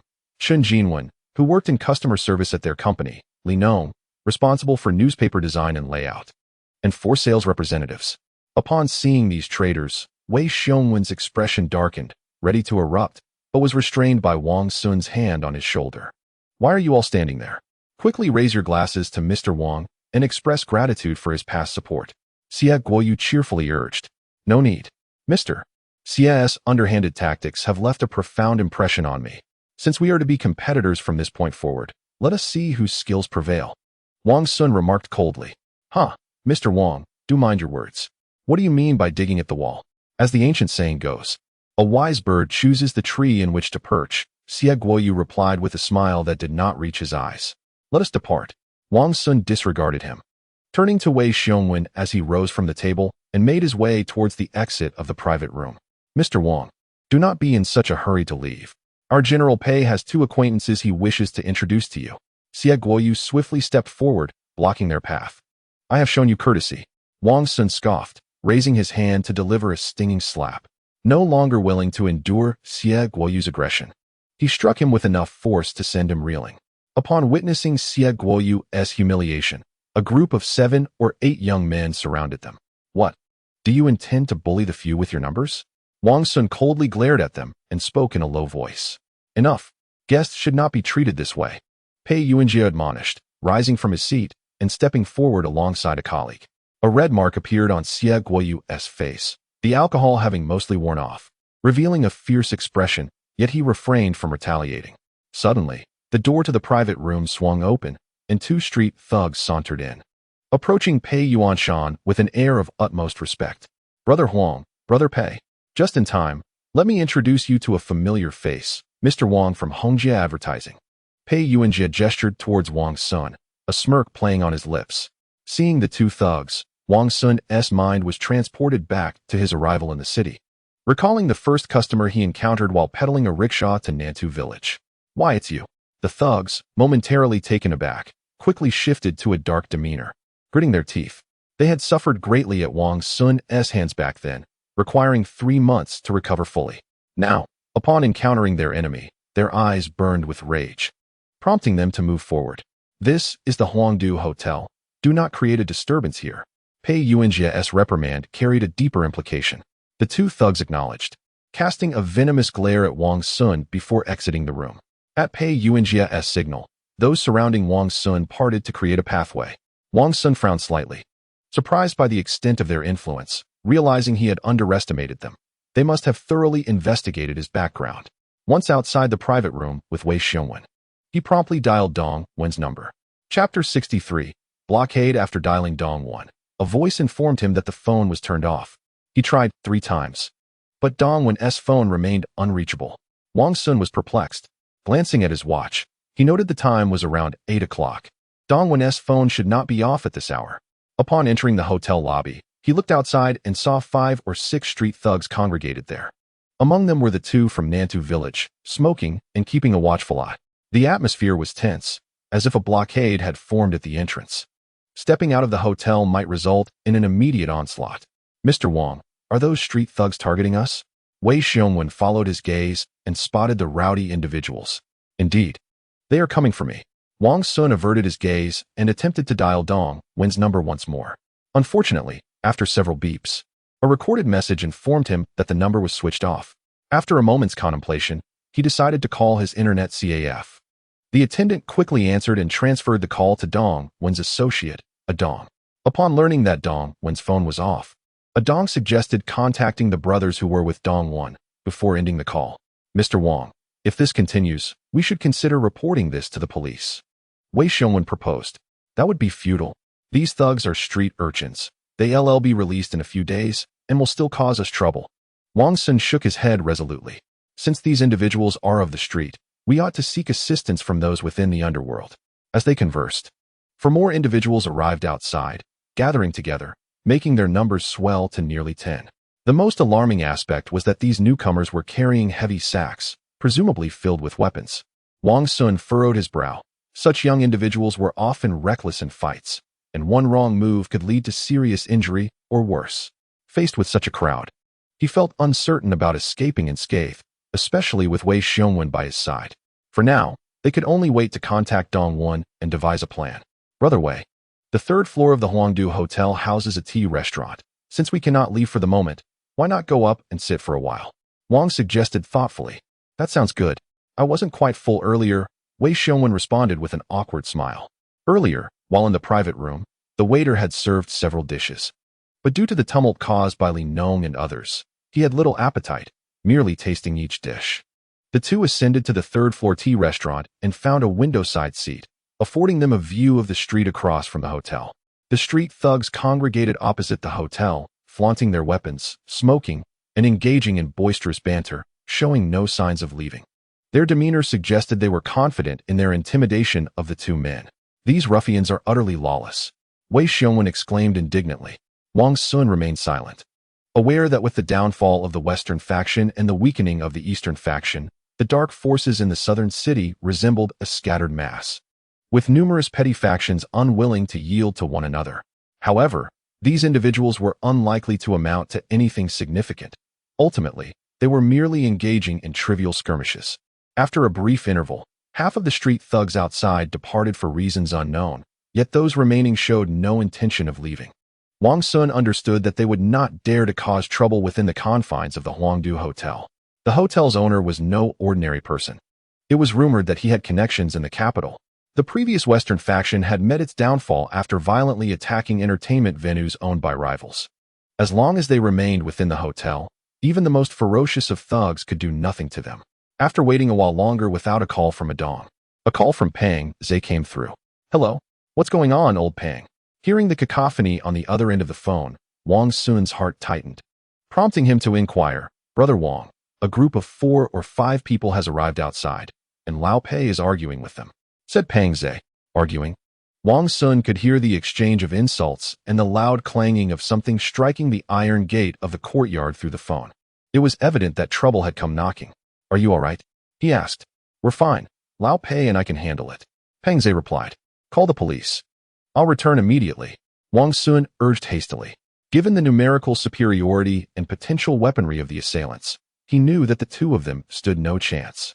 He was aware of his brother's youthful impetuousness. A mere disagreement could lead to violence. Thus, he hoped they would not act rashly and engage in a brawl that could lead to injuries. Suddenly, the call was disconnected, and a series of beeping sounds echoed in his ear. A surge of intense unease washed over him. He quickly redialed, but there was no answer. "Pang Zhe and Lao Pei are in trouble. I must rush back to Longtu village." Wang Xun thought frantically, rising to head downstairs. Wei Xiongwen hurriedly grabbed the bill to settle at the front desk before racing down after him. Upon reaching the lobby on the first floor, just as Wang Xun stepped outside, he noticed a group of street thugs crossing the road, shouting at him. "President Wang," Wei Xiongwen called out, catching up. "Go fetch the car," Wang Xun commanded. "But them?" Wei Xiongwen hesitated, glancing at the thugs rapidly approaching. "Don't worry about them. Just get the car," Wang Xun insisted. Nodding in acknowledgement, Wei Xiongwen steeled himself and headed toward the parking area. The 5 menacing thugs, brandishing weapons, swiftly encircled Wang Xun, paying no heed to Wei Xiongwen. The hotel security guard at the entrance, witnessing the unfolding scene, retreated a few steps, unwilling to intervene. "I have business today. Those who know their place should step aside, or they will face my wrath." Wang Xun's gaze turned icy as he spoke in a low, commanding tone. "Brothers, attack." The tall, lean youth, eyes glinting with malice, had come for revenge and wasted no time, charging forward with a roar. Wang Xun sidestepped the descending blade aimed at him, his arms swinging in a powerful punch that struck the young man's jaw with a resounding thud, rendering him unconscious. Quickly lowering his stance to evade a surprise attack, he unleashed a rapid punch, the sickening crack of a broken nasal bone resonating through the air. The thug he struck let out a wretched scream akin to a pig being slaughtered. Wang Xun initially intended to deliver a follow-up blow to incapacitate the assailant completely, but the sound of something slicing through the air made him retreat a step. A steel pipe crashed down before him with tremendous force, whistling ominously as it descended. Had he been struck, it would likely have resulted in severe injury. Fortunately, he had sensed the danger in time to evade. Facing the remaining 3 attackers, Wang Xun remained composed, fighting while retreating. Seizing an opportunity, he executed a swift side kick to the ribs of the stout thug, pulling no punches. The man, struck by a powerful blow, fell to the ground, emitting a painful wail. In the blink of an eye, Wang Xun had dispatched all his adversaries, leaving them sprawled on the ground. Amidst the fray, a deep gash marred his arm, blood staining his white sleeve. Approaching two diminutive youths, he unhesitatingly severed one of their arms and a calf. Wang, should you seek treatment for your injury at a clinic? Wei Xiongwen inquired with concern as he drove over. I'm fine, it's not life-threatening. Let us return to Longtu village first, Wang Xun replied, tearing off his sleeve to hastily bandage the wound before climbing into the back seat of the car. Upon hearing this, Wei Xiongwen nodded and accelerated down the road towards Longtu village. Chapter 64. Targeted. The Royal Capital Hotel was situated near the plaza, a mere 7 or 8 kilometers from Longtu village. Wei Xiongwen rode his motorcycle with great speed and soon arrived back at Longtu village. The vehicle stopped in front of the company premises, where an eerie silence enveloped the courtyard. The gate stood ajar, and the company sign outside had been violently smashed, fragments littering the ground. Wang Xun exited the vehicle and hurried inside. The office building's door was wide open, revealing a scene of utter devastation. Tables, chairs, computers, and all items susceptible to destruction lay in ruins. Noticing the absence of Pang Zhe and his companion, an unsettling thought crossed Wang Xun's mind. He swiftly exited the courtyard and made his way to the neighboring dwelling, where he found Pang Zhe and his friend huddled against the wall, their bodies marred by numerous injuries, appearing exceedingly disheveled. Are you both all right? Wang Xun rushed over to assess their wounds. The two had been beaten to the point of being unrecognizable, their faces swollen grotesquely, blood splattered across their bodies. Brother Wang, I'm so sorry. We failed to protect the company, Pang Zhe expressed, a look of deep shame etched upon his face. As long as you're unharmed, nothing else matters. Wang Xun reassured them, his voice filled with compassion as he observed their dire condition. From their account, a group had arrived at the company's entrance and commenced vandalizing the door. Startled, they had stepped out to confront the intruders.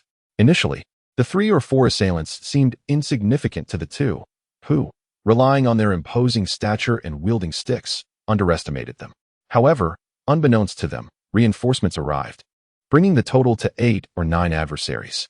Realizing the precariousness of their situation, they attempted to retreat into the courtyard, but the assailants, perceiving their intent, surged forward and swiftly incapacitated them. Rest assured, they want to escape. They'll at least spend a few years inside, Wang Xun stated coldly. To preempt any further attacks on the company, he had previously arranged for surveillance cameras to be installed. Every moment from the intruders entering the courtyard to the destruction of the office was meticulously recorded. This served as irrefutable evidence. They would not evade justice. Wang Xun instructed Wei Xiongwen to take them to the hospital and promptly called the police. Before long, a police car with flashing lights arrived at the company entrance, and 2 officers disembarked.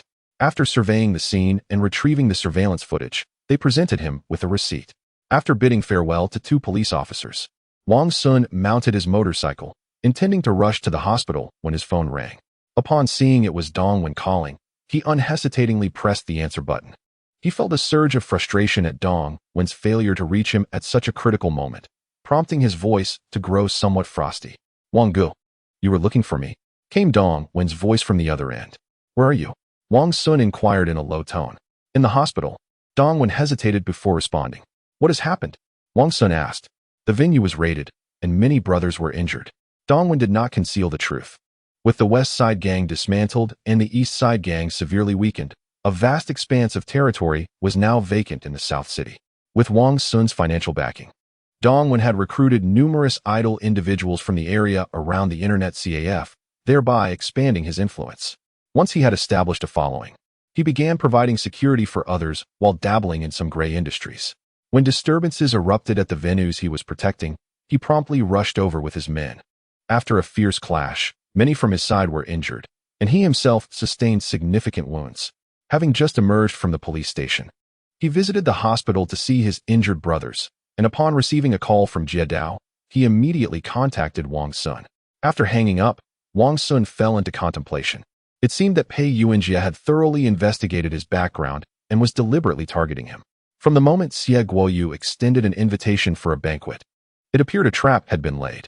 The ambush at the hotel by street thugs seeking revenge, followed by the vandalism at his company, must have been part of the adversary's scheme.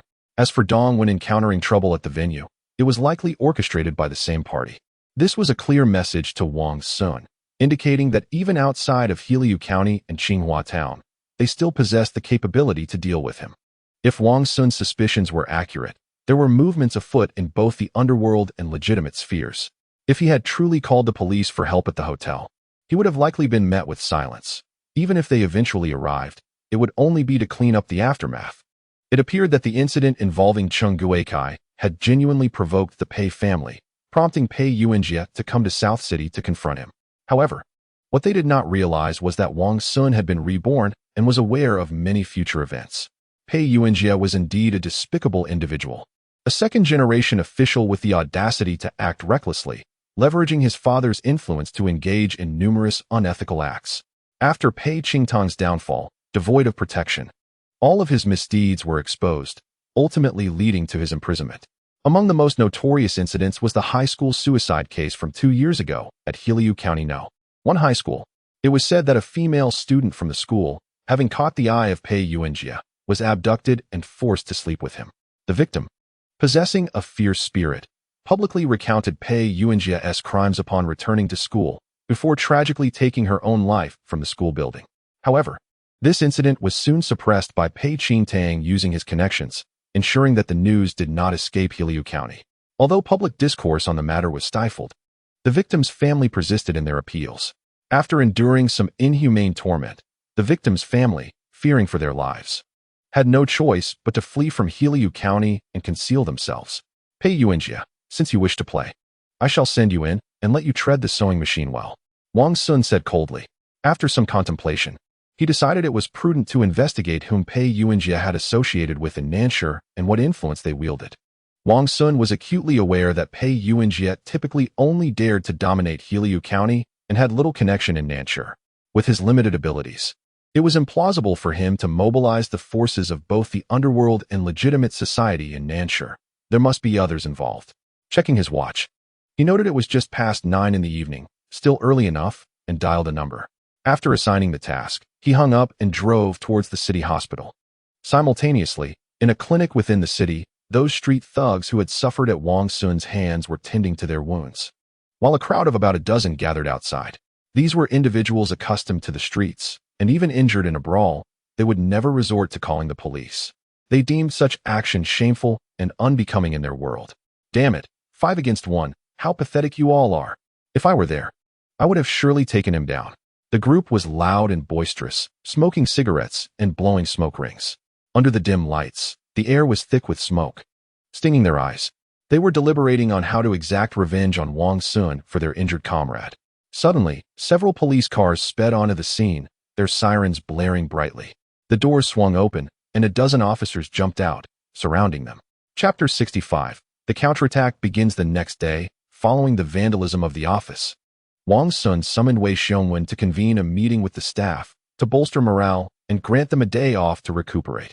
Although Xie Guoyu had poached Li Nong and 5 others, it had no significant impact on the company. Upon learning that their newspaper had surfaced in the market, Wang Xun conferred with Wei Xiongwen and the others to devise a strategy and prepare countermeasures. They not only changed the printing house, but also discreetly investigated for moles, taking a series of precautionary actions. Li Nong had been responsible for the newspaper's design and layout before his departure, a key talent within the company. To prevent any unforeseen complications, Wang Xun instructed Wei Xiongwen to recruit a replacement in advance, positioned within the network department at the commercial plaza in the southern part of the city. This matter remained known only to the 4 of them within the company.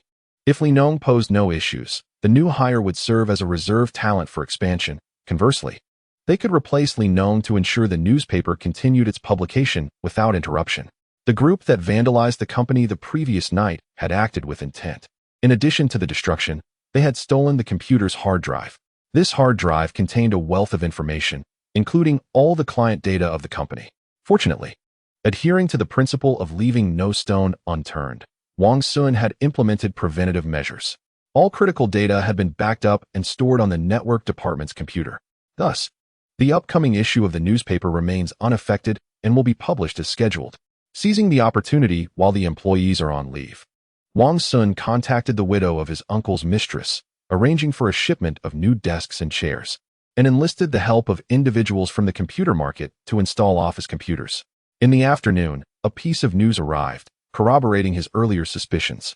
Last night, The group of troublemakers who vandalized the company had been apprehended, yet, after less than a day in detention, they were released in the afternoon due to insufficient evidence. Upon hearing that their release was attributed to a lack of evidence, Wang Xun found it rather ironic, despite having provided them with surveillance footage. Such a situation could still arise. Was it not an affront to his intelligence? He refrained from calling to question the authorities, knowing full well that even inquiries would yield no results. However, he had already made a backup of the surveillance footage before handing it over. If he so desired, he could easily send it to the media, potentially causing a considerable uproar. Wang Xun pondered his next move, to exact revenge first and then gauge the situation, whether to escalate matters further.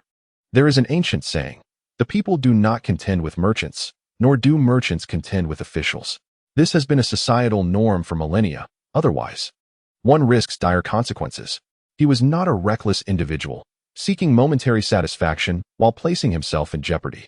Delegating the receipt of the desks and the installation of computers to Wei Xiongwen, Wang Xun mounted his motorcycle and headed for the mahjong parlor near his rented accommodation in the city. This establishment was the stronghold of Dongwon, where he typically spent his leisure time playing a few rounds. Upon entering the parlor, Wang Xun was greeted by Lu Zi, who rushed to him, exclaiming, "Brother Wang, you're here. Where's one go?" Wang Xun inquired with a nod.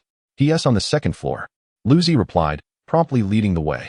Ascending to the second floor, Wang Xun observed Dongwon, shirtless, engrossed in a game of mahjong. The scars adorning his back were a stark reminder of his tumultuous past, indicative of the bloody days he had endured on the streets. Wang Xun's gaze fell upon the bandage on his left arm, a testament to an injury sustained the previous night. According to him, it was a new addition to his battle scars, which he would flaunt in due time. "Brother Wang has arrived?" Noticing Wang Xun's approach, Dongwon ceased playing and rose to greet him. "Have you found out who was responsible?" The two settled at the coffee table in the living room, with Wang Xun posing his query. "Indeed. The ringleader of the group that vandalized your company last night is nicknamed Big Wang, a resident of Nantu Village, known as a chicken head in the vicinity of the square." Dongwon poured him a cup of tea as he spoke. The term chicken head refers to the leaders of streetwalkers. They do not operate as a prostitution ring, but provide protection for these streetwalkers and salon workers. Should a client refuse to pay after services rendered, they resort to violence to resolve the matter. They earn a commission ranging from 20 to 40% from each client. "Has he been in contact with any competitors?" Wang Xun asked after taking a sip of tea. In any industry, wherever there is profit to be made, competition is inevitable, particularly in such a gray market that yields quick returns with substantial daily earnings. To him, an enemy's enemy is a potential ally, and temporary alliances could be formed. "Brother Wang, there's no issue with forming an alliance," Dongwon declared confidently, thumping his chest. "Have you managed to recruit them?" Wang Xun observed his expression and deduced that it must be so. Dongwon nodded slightly. As night fell, Dongwon, accompanied by approximately 20 individuals, set off in two dilapidated vans towards the square. Upon arrival, the doors of the vehicles swung open, and a throng of people poured out, launching into battle. In less than 10 minutes, their adversaries lay sprawled on the ground like dead dogs, their cries of anguish echoing through the night. A man known by the moniker De Wang was unceremoniously dragged into the van, the doors slammed shut, and the vehicle sped away. Shortly thereafter, the vehicle came to a halt in Longtu Village, where Dongwon and his companions unceremoniously tossed De Wang onto the ground. "Brother Wang, we brought him," Dongwon announced. Wang Xun emerged from the house, casting a cold, scrutinizing gaze upon the terrified De Wang, and inquired icily, "Do you understand why you have been summoned?" Upon arriving in Longtu Village, De Wang had already grasped the reason for his abduction. Glancing at Dongwon and the others, a wave of trepidation washed over him, and he began to plead, "Big brother, I was wrong. It was Xie Guoyu who instructed me to vandalize." Wang Xun initially suspected Pei Yuanjie, but was taken aback to find it was Xie Guoyu. However, the two seemed intertwined in their misdeeds, rendering them virtually indistinguishable. After a moment's contemplation, he dismissed the notion that Xie Guoyu possessed the influence to extricate them, especially since he had concocted a flimsy excuse of insufficient evidence. "Speak up. Who facilitated your release from custody?" Wang Xun commanded. "It was Xie Guoyu," De Wang responded directly. "Alas, this man is utterly untrustworthy," Wang Xun remarked with a sigh, casting a glance at Dongwon. As his words lingered in the air, two steel pipes struck De Wang with force, sending him crashing to the ground, where he emitted a pitiful wail. "Do not strike me. I shall speak," he cried out in desperation. Observing this, Wang Xun raised his hand, signaling for the others to halt. "It was Huang Xiao. He orchestrated our release. I was wrong. Please spare me this once," De Wang implored. "Huang Xiao?" Wang Xun recalled the young man who had sat next to Pei Yuanjia in the private room at the Huangdu Hotel, who spoke little yet commanded respect from the two middle-aged men who seemed to hold minor leadership positions. It appeared he was a person of considerable influence, for otherwise it would be improbable for him to extricate De Wang and his associates, especially since he had previously conferred with the authorities handling the case. "So, you were working for him?" Wang Xun stated calmly. Faced with the looming threat, De Wang divulged every detail regarding the events and Huang Xiao's background without reservation. "I had no knowledge that this was your company. Even if you gave me 100 lives, I would not dare to intervene. I was wrong. It shall not happen again," he fervently assured. Wang Xun silently scoffed, pondering how one could destroy his company and severely injure Pang Zhe and still expect to depart unscathed. He turned to Dong Wen and ordered, "Break his hands." Understanding the implication, Dong Wen and the others promptly commenced their task, swinging the steel pipes to shatter De Wang's right hand. A scream akin to that of a slaughtered pig reverberated through the night sky. The nearby residents were startled by the sudden, harrowing cry and began to search for its source. "Do not carry out such actions within the village. It reflects poorly. Move him to another location," Wang Xun instructed. Dong Wen nodded and ordered his subordinates to drag De Wang back into the vehicle, steering it towards a more secluded area. "Brother Wang, shall I lead a group to smash their company?" he inquired. "Hold on, don't act just yet. Return for now, and I will update you later," Wang Xun replied thoughtfully. Xie Guoyu and his associates had anticipated such a move. Hence, they deliberately chose their office location across from the community police station. If Dong Wen were to bring his men there, they would likely be detained before any damage could occur. Naturally, he would not allow Dong Wen and his group to embark on such a reckless endeavor. "All right, Brother Wang, I shall take my leave. We need to keep a close watch over the venue to prevent any unforeseen incidents," Dong Wen stated. "Yes, go ahead. Just don't let that fellow meet his demise," Wang Xun admonished. Dong Wen nodded, exited the courtyard, and soon drove away in a van. As he watched Dong Wen depart, Wang Xun made a phone call. He had instructed Dong Wen to deal with the local ruffians from Nantuo village, yet he had no intention of letting them off lightly. In Wang Xun's view, it was a matter of friends or foes. The latter deserved severe consequences, and if not, they ought to be locked away for some time. After all, such individuals were no benefactors to society, given that Huang Xiao had managed to intervene with insufficient evidence to extricate them. Wang Xun planned to provide the media with the evidence, escalating the situation until the adversaries were compelled to choose between their assets and their leaders. Thus, it was inevitable that the ruffians would face years of confinement. Chapter 66. A gradual approach. Brother Wei, has this issue of the newspaper been printed and distributed? Wang Xun inquired as he lit a cigarette, directing his question at Wei Xiongwen. The newspaper is published every Monday, Wednesday, and Friday. Today is Wednesday, precisely the day of distribution. The design must be finalized by Tuesday for the printing house, Wei Xiongwen explained. On Monday, the company not only faced vandalism but also lost several personnel. The individual substituting for Li Nong was hastily appointed, which was somewhat rushed. Fortunately, the previous newspaper template is still available. We only need to update the images, text, and other details for the usual distribution. The newspapers were delivered by the printing house this morning, and I arranged for the delivery personnel, Xiongwen continued, handing over the printed newspaper. Wang Xun perused the pages and found little difference, allowing himself a sigh of relief. Regarding advertising and client acquisition, Brother Wei, you must keep a vigilant eye. Xiongwen Advertising Company will undoubtedly be vying for our client resources, Wang Xun cautioned. Rest assured, President Wang, our sales team has expanded to 15 members, and many clients we have previously collaborated with are being followed up. There will be no issues, Wei Xiongwen assured. Xie Guoyu had poached 4 salespeople from the company, and the following day, he recruited 9 more from elsewhere, forming a formidable marketing team.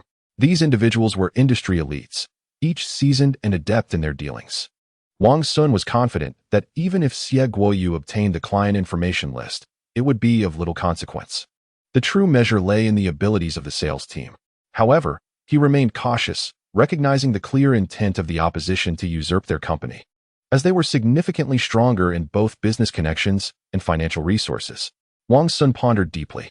After spending money to investigate, it was revealed to Wang Xun that Pei Yuanjia was approaching with formidable intent. Among the company's partners, aside from Scapegoat, the other two possessed significant backgrounds. One of them, a young man named Huang Xiao, was the son of the director of the Civil Affairs Bureau in the southern city, thus considered a second-generation official. The other, a shareholder named Wang Xun, was the offspring of a prominent food company owner in the city of Hashan, capable of providing financial support. It was evident that these two influential individuals, with their familial support, would exert considerable pressure on Wang Xun. There's no need for concern, General Wang. Our urban information report has already established a certain reputation in the southern city, garnering recognition and solidifying our foothold. It will not be an easy task for them to encroach upon our market, Wei Xiongwen remarked. Indeed, let us remain vigilant during this period, ensuring they do not exploit any openings, Wang Xun advised. Wei Xiongwen nodded in agreement, exchanged a few more words, and departed from the second-floor lounge. Extinguishing the cigarette butt and discarding it into the trash, Wang Xun reclined on the chair, closing his eyes to ponder. Suddenly, he opened his eyes wide, revealing a glint of cold determination, and dialed Dong Wen's number. Hello, Brother Wang? Yes, it's me. Shall we take action tonight? Do not disturb Xiongwen Advertising Company just yet. I recall that Scapegoat has a small printing factory in the eastern suburbs, named Shiri Printing Factory. Understood, Brother Wang. I will promptly take the brothers to Shiri Printing Factory to negotiate business. On Haizhu Road in the southern city stood a self-built three-story building, with the name Xiongjia Advertising prominently welded on the roof. Numerous banners adorned the walls, all inscribed with congratulatory messages for the opening of various companies and malls. In the third-floor chairman's office, Xia Guoyu sat face-to-face with Pei Yuanjia, whose expression was decidedly grim. On the table lay two newspapers, one from their company and the other from Wang Xun's firm. General Xia, what is the meaning of this? Pei Yuanjia inquired, his face taut. Pei, I am also aware of the situation. My printing factory has ceased cooperation with them, and Li Nong, responsible for newspaper design and layout, has been lured away at a high price. Their office has been vandalized, making it impossible for them to publish on schedule. Xia Guoyu explained. The facts are laid bare. There is no point in further discussion. Pei Yuanjia rapped the table in frustration. He had initially planned to confront Wang Xun by rallying the businesses and companies that had paid for advertisements, anticipating their newspaper would not be published on time. However, to his surprise, the opposing side remained unaffected, continuing to publish as scheduled, thereby thwarting his scheme. Pei, I have inquired with Li Nong. The last issue he worked on was on Monday. Wednesday's publication must have been produced by someone else, Xia Guoyu said cautiously. Inform him to focus on his work. I believe in my employees, Pei Yuanjia responded, understanding the implication. What should our next steps be, Pei? Xia Guoyu asked. You are the general manager. Must I instruct you on what to do? I only care about results. My aim is to see Hongjia Advertising Company shut down for good. I intend to ensure they cannot establish themselves in the southern city. Pei Yuanjia declared fiercely. Of course, I shall not disappoint Mr. Pei's expectations. I will ensure that Hongjia Advertising Company vanishes from Nanshur. Xia Guoyu declared fervently, having accepted the printing orders from Hongjia Advertising through his own printing factory. He observed a significant increase in the number of newspapers printed and secretly set his sights on the newspaper industry. He perceived this sector as possessing great potential and had long harbored ambitions to venture into it. When Pei Yuanjia approached him, after a round of negotiations and upon discerning the other party's capabilities and financial backing, he consented to join the company. Now a shareholder and general manager of Xiongwing Advertising Company, Hongji Advertising, a former partner of his printing factory, had naturally become a thorn in his side. To monopolize the market in Nanshur and achieve supremacy, he deemed it necessary to undermine his rival company. The assault on Hongjia Advertising was orchestrated on his orders, aimed at seizing the client information stored on their computer hard drives. Having acquired this information, he promptly distributed it to his company's sales personnel, determined to secure all of the rival's clients.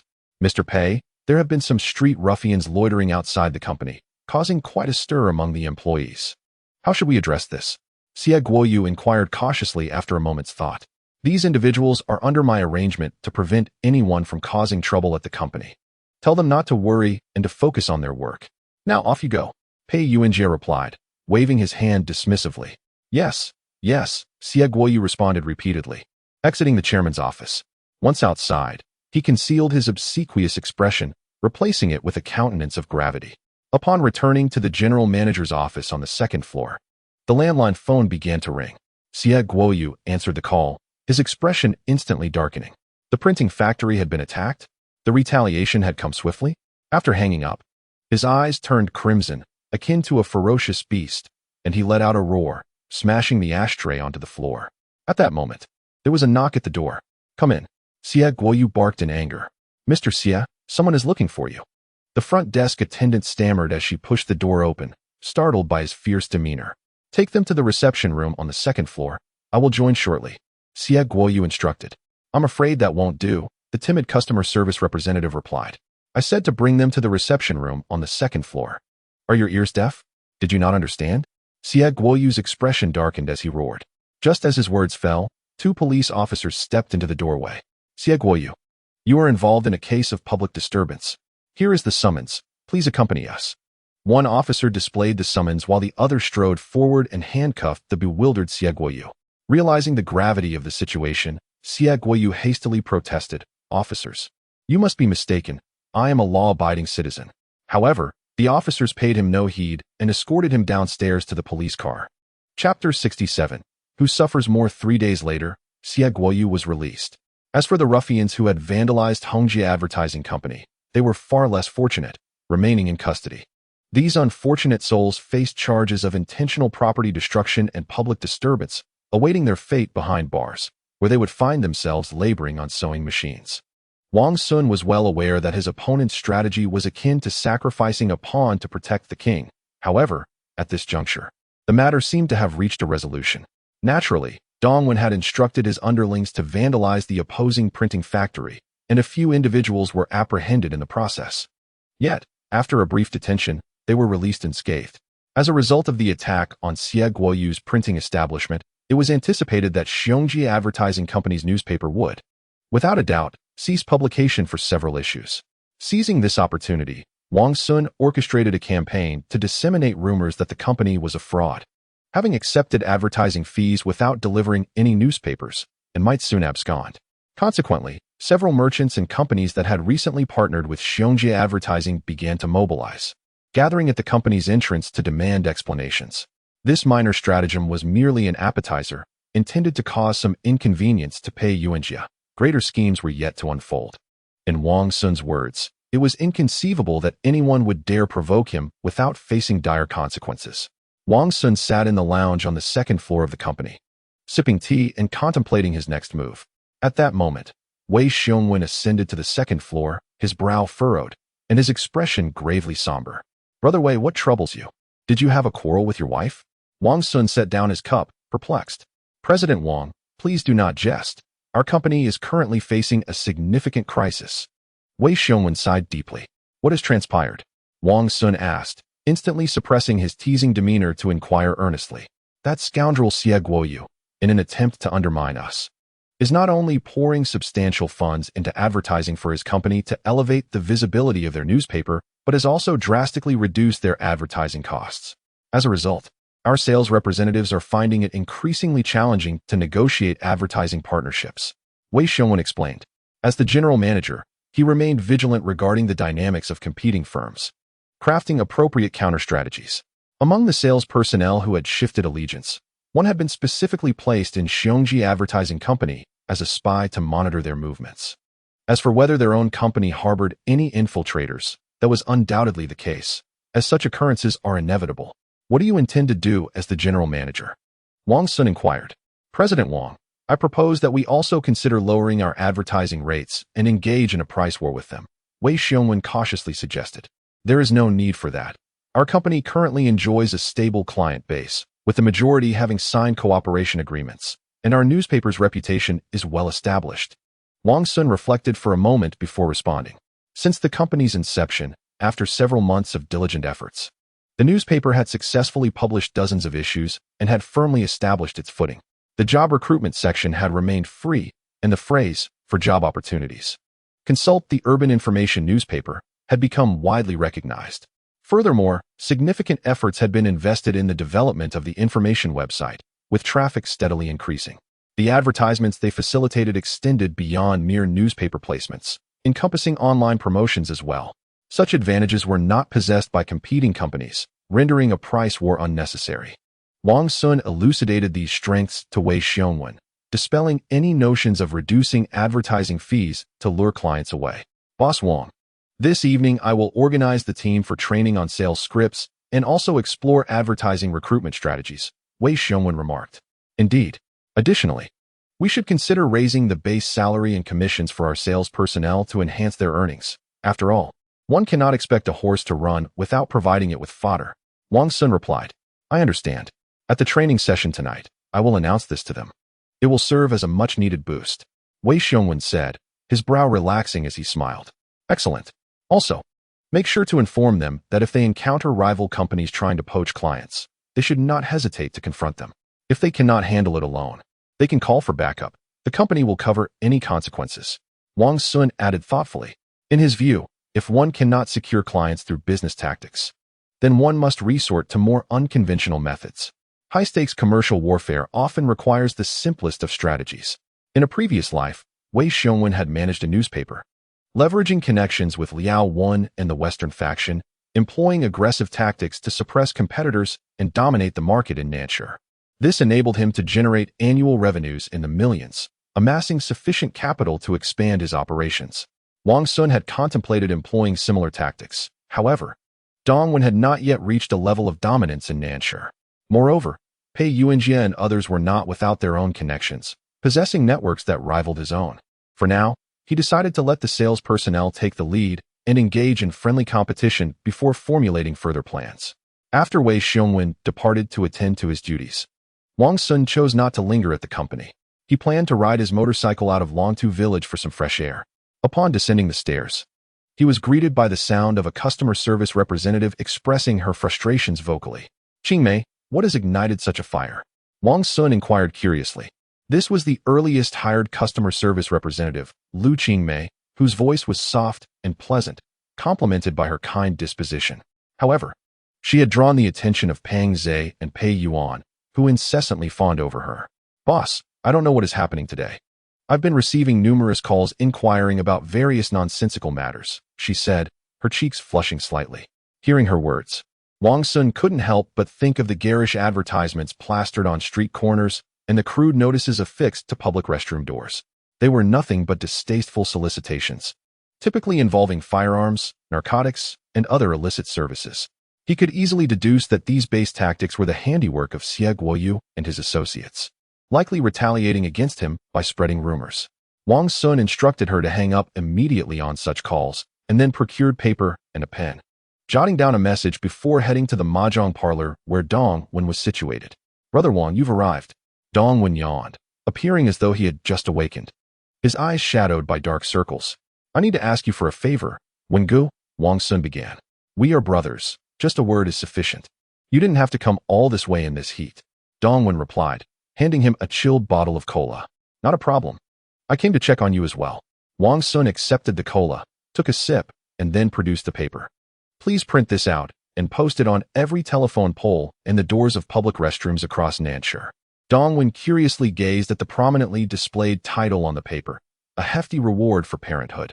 The content read, I, Li Guilin, aged 30, alluring and voluptuous, and the wife of the affluent businessman Xie Guoyu, who has unfortunately become incapacitated and lost the ability to conceive, with no heirs to inherit my family fortune.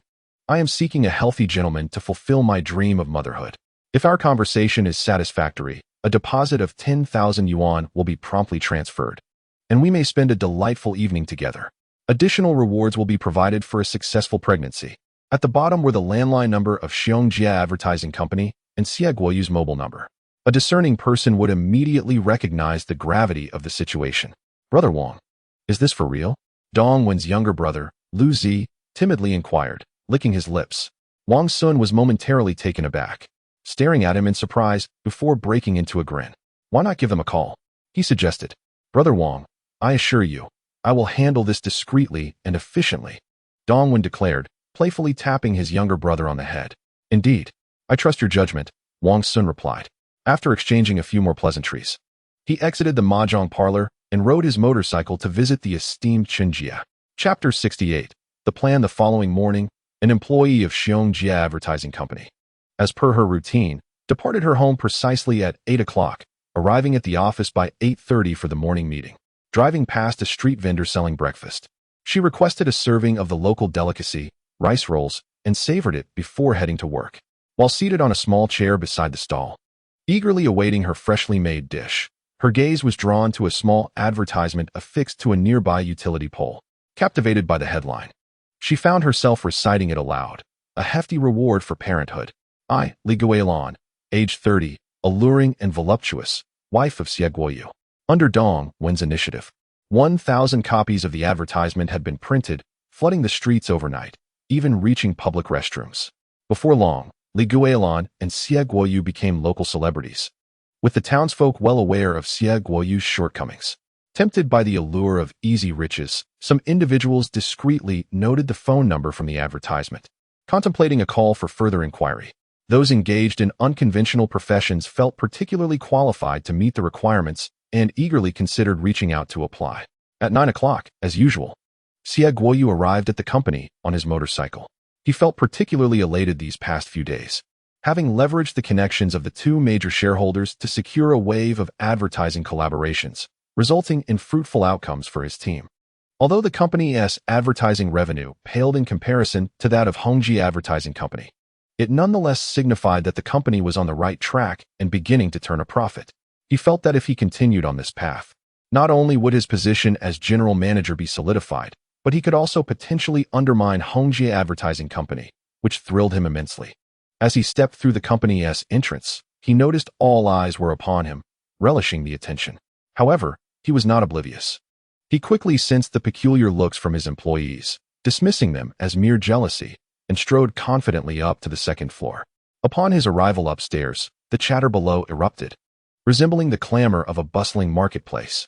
Suddenly, a phone rang urgently, prompting the customer service representative to rush over and answer. The company has a regulation that requires fines for missed incoming calls. Hello, Xiong Advertising Company. How may I assist you? The customer service representative inquired with standard greeting phrases. I saw an advertisement on the street and called for some information. Are you looking to place an ad? No. I'm trying to reach Li Guilin. Li Guilin. Ah, you mean Xie Guoyu's wife? Yes. Could you transfer me to Mr. Xie's office? Certainly. Please hold on. In his office, Xie Guoyu was lounging with his leg crossed, savoring a fine tea. Upon hearing the phone ring, he casually picked it up. After listening to the caller's intent, he was momentarily taken aback, his first thought being that it was a wrong number. However, the subsequent remarks sent him into a fit of rage, as he shouted a vehement "Get lost." How could a man be questioned about his prowess? The caller audaciously asked if he was Xie Guoyu, if his virility was lacking, and whether he was advertising to find a man for his wife to bear children. To add insult to injury, the caller boasted of being the king of the new generation of ducks in Nanshire, claiming he could surely meet his wife's needs. Just as he hung up, still seething with anger, another call came through. Damn it, I'll make you pay.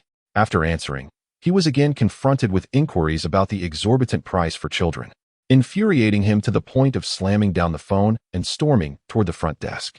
Throughout the day, Xiong Advertising's customer service line rang incessantly as numerous individuals, driven by the allure of pleasure and profit, called for reasons unknown.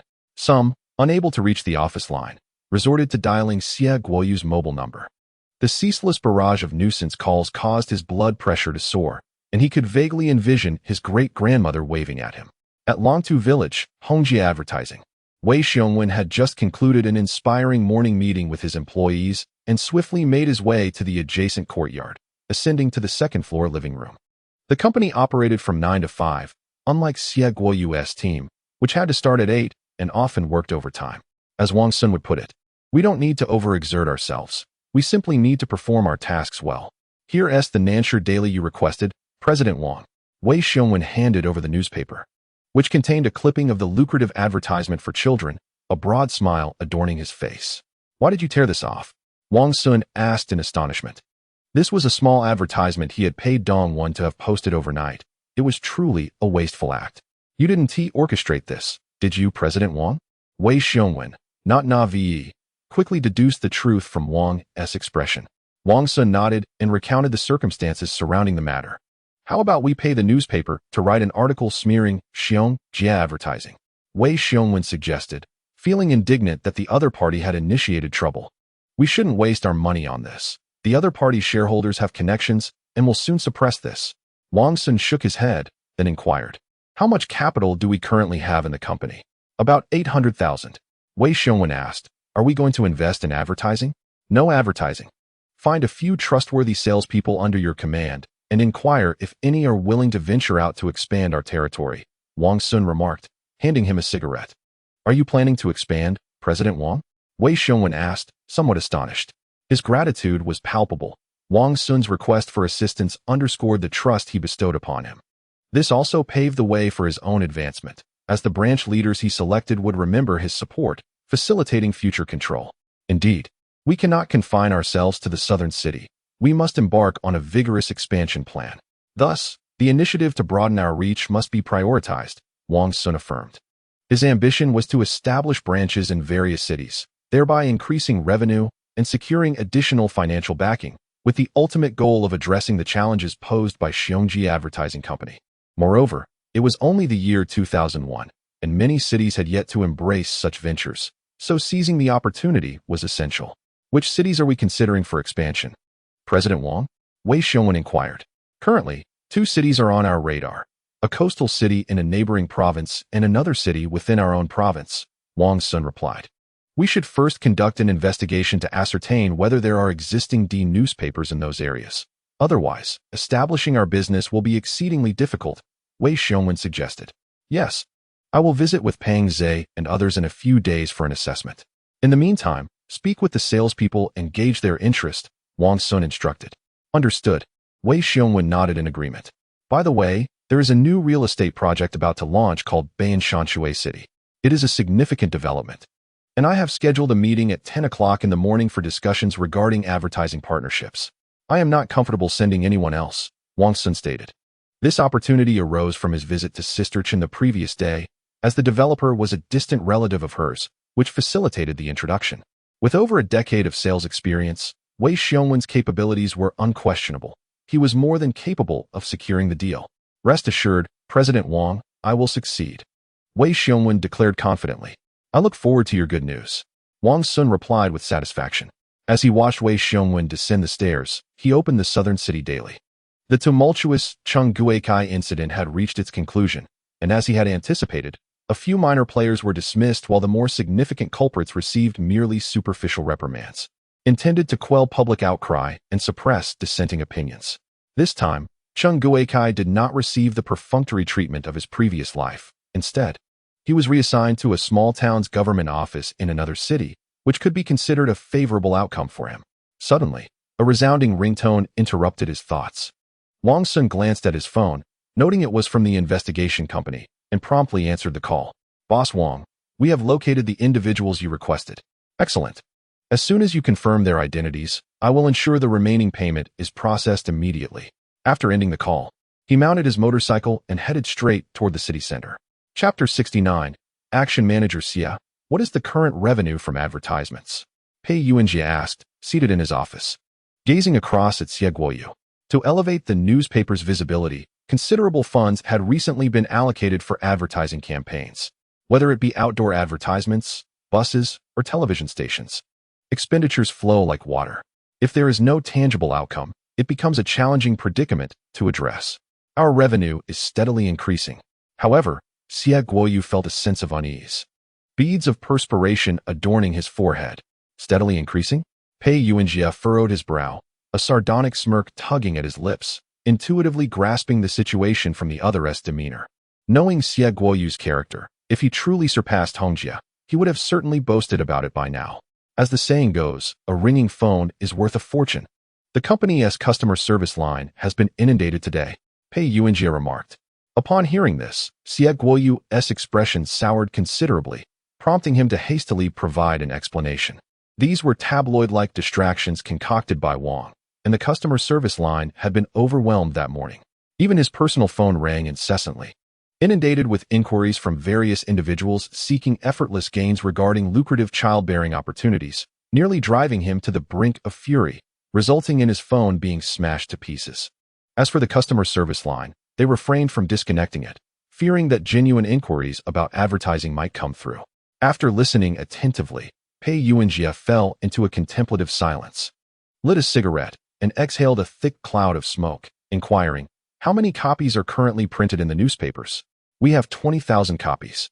Xie Guoyu replied promptly. "I recall that Hongjie has long surpassed 50,000 copies. Am I correct?"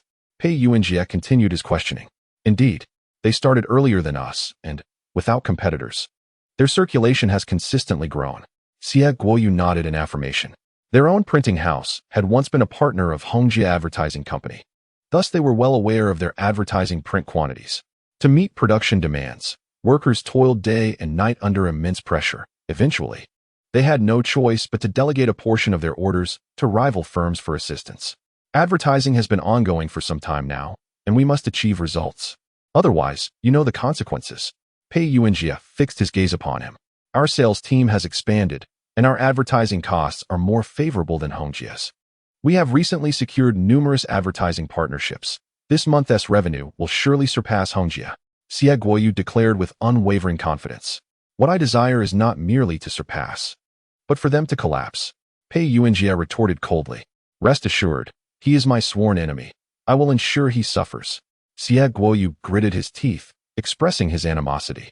Wang not only had him incarcerated for several days, but also orchestrated the destruction of his hard-earned printing house, tarnishing his reputation with these frivolous stories. He harbored these grudges, vowing that one day he would exact 100-fold revenge. Very well, keep a close watch on the business aspect. If necessary, employ some underhanded methods. Pei Yuanjie suggested after a moment of contemplation. Understood, President Pei. Xie Guoyu's eyes brightened as he responded eagerly. The company as President Pei was in the process of consolidating the underworld forces in the southern city, and Xie Guoyu quickly grasped the implications, formulating a plan. Upon exiting the office, he set his plan into motion. Wang returned from the city to Longtu village, bypassing the company office and heading directly to his residence, where he summoned Pang Zhe and another individual. After a period of recuperation, the two individuals had nearly regained their health, the wounds on their faces had vanished, and they willingly returned to work in the neighboring courtyard. Wang Xun understood their true motivation was not solely work-related, but rather an eagerness to engage with several young women in the company. As the saying goes, a rabbit does not eat the grass near its burrow. Yet these two claimed the grass near theirs was simply not tender enough. Wang Xun, however, was too indifferent to intervene in such matters. As long as their flirtations did not lead to any dire consequences, he was unconcerned. "Brother Wang, did you call for us?" Pang Zhe inquired as he sauntered into the second-floor living room, plopping himself onto the sofa and unceremoniously sipping from a cup. "Indeed, I have a challenging task for you," Wang Xun replied, taking a sip of tea. "Speak freely, Brother Wang. We are prepared to face any trial, even if it means traversing mountains of blades or seas of fire." Pei Yuan boasted, thumping his chest. "Huh, it's not quite that dramatic. It's merely a small matter." Wang Xun chuckled, shaking his head. He then produced a document and handed it to them, outlining his plan. The mission involved locating the families of the victims according to the addresses on the list. Upon hearing the simplicity of the task, Pang Zhe and his companion confidently asserted that it would be a piece of cake. Do not be overly confident. If it becomes too difficult, do not hesitate to retreat. Stay composed in the face of challenges. Wang Xun cautioned. Rest assured, we will accomplish the task. They pledged once more. Observing these two promising individuals, Wang Xun chose not to elaborate further, allowing them the opportunity to prove themselves. If they faltered, he would seek others to assist. After lunch, Pang Zhe and his companion set off towards Heilongjiang County, which was nearby, while several addresses lay in surrounding towns, necessitating some travel time. In their absence, Wang Xun busied himself by driving to the eastern suburbs. In the eastern suburbs of the South City, there existed not only Xie Guoyu's printing factory, but also several smaller ones. Competition thrived among them, notably with a small printing factory named Lida, which had long-standing grievances with Xie Guoyu's Sunrise Printing Factory, having once engaged in physical altercations over client orders. With Xie Guoyu now allied with Pei Yuanjie and others, the pressure on Lida Printing Factory had intensified, rendering its existence increasingly precarious. Wang Xun adhered to the principle that an enemy's enemy is a friend. Thus, he approached the owner of Lida Printing Factory to discuss a potential collaboration, intending to undermine Scapegoat. Upon arriving at Lida Printing Factory, he was promptly ushered into the reception room upon revealing he was there to discuss a partnership. The modest factory employed only a handful of workers and bore a distinctly makeshift quality, resembling a family workshop. The metal structure felt akin to a steamer during summer. Even with a large fan, the air remained stiflingly warm. Fortunately, the reception room was well equipped with air conditioning, reserved for guests. The factory manager, a middle-aged man of around 50, donned glasses and exuded an astute demeanor. It was evident he had just come from the sweltering factory floor, as beads of sweat adorned his forehead and his face was flushed. "Hello, I am Zhou Anxiang from Lida Printing Factory." He introduced himself. Wang Xun nodded, extending his right hand for a brief handshake. "Mr. Zhou, my apologies for the unexpected visit." "Oh, not at all. Just call me Xiao Zhou." "It is truly an honor to have you here, Mr. Wang," Zhou Anxiang replied, his face radiating obsequiousness as he poured tea for Wang Xun. "Last time, Wei Xiongwen visited but was unable to finalize the collaboration, and he still laments the loss of such a significant client. Today, Wang Xun, the owner of Hongjie Advertising Company, personally came to meet him, leaving Wei both surprised and hopeful." "Ah, this is too polite." Wang Xun chuckled as he accepted a drink, then candidly stated, "I am here primarily to discuss a potential partnership with you, Boss Zhou." Of course, Zhou Anxiang responded eagerly. "You are familiar with Scapegoat, aren't you?" Wang Xun inquired, feigning ignorance. "That man is a petty individual, adept at currying favor," Zhou Anxiang remarked with a disdainful smirk. The two engaged in conversation for several hours, ultimately reaching a consensus before shaking hands and bidding farewell. Having a common adversary naturally fosters unity. As Wang Xun drove away from the printing factory, he mused, "I came to strategize against Scapegoat, yet here I am, becoming a shareholder in Lida." Chapter 70. Acquisition under the guise of discussing collaboration. Wang Xun initially intended to leverage Zhou Anxiang to create some trouble for Scapegoat. To his surprise, the latter proposed that Wang himself take a stake in the business. Observing the relatively small-scale Lida printing factory, which was grappling with financial issues, he had intended to decline the offer. However, the persuasive arguments presented by Zhou Anxiang swayed him, leading to an oral agreement to invest in the factory. Upon returning to the company, Wang Xun convened the three major shareholders to deliberate on the investment in the printing factory. Peng Zhe and the others expressed no objections, stating they would support any decision Wang Xun chose to make. However, Wei Xiongwen held a differing perspective, believing that such a small factory was not a worthy investment.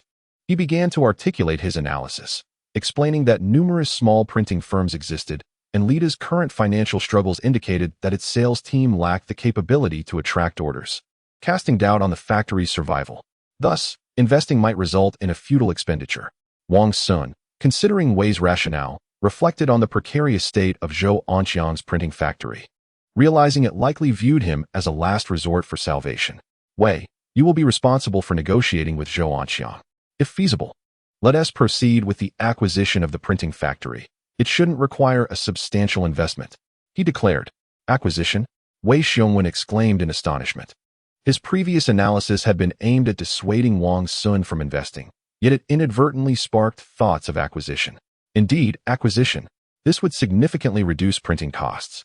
And with our elite sales team's capabilities, turning a profit would not pose a challenge, Wang Xun affirmed.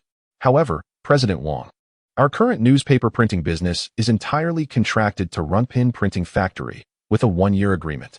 Wei Xiongwen attempted to reason further.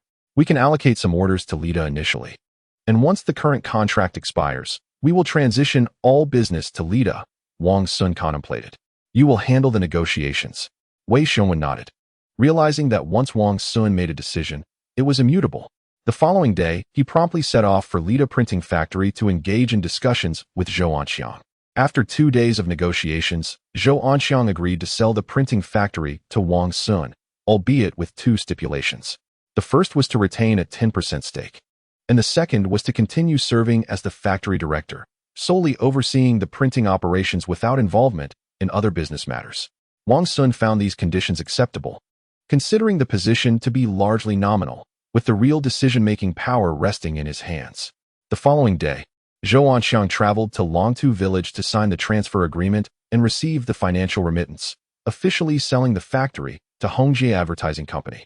The operations of Lida Printing Factory remained unchanged. Zhou Anxiang retained his title as factory director, and the employees continued their regular work schedule.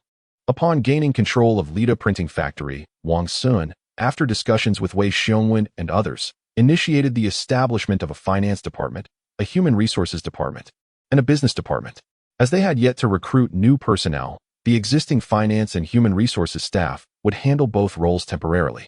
Regarding the business department, all previous sales personnel were to undergo evaluations, with those failing to meet standards facing termination. The company had no room for inefficiency, nor the financial capacity to support idle staff. There is a saying, kindness does not suit a military leader. Righteousness does not belong in business. Wang Xun was not like Zhou Anxiang, who hesitated to lay off sales personnel who had been with him for years. In his view, anyone lacking competence would be replaced without hesitation. Upon formally taking over Lida Printing Factory, Wang Xun promptly transferred several newspaper printing orders.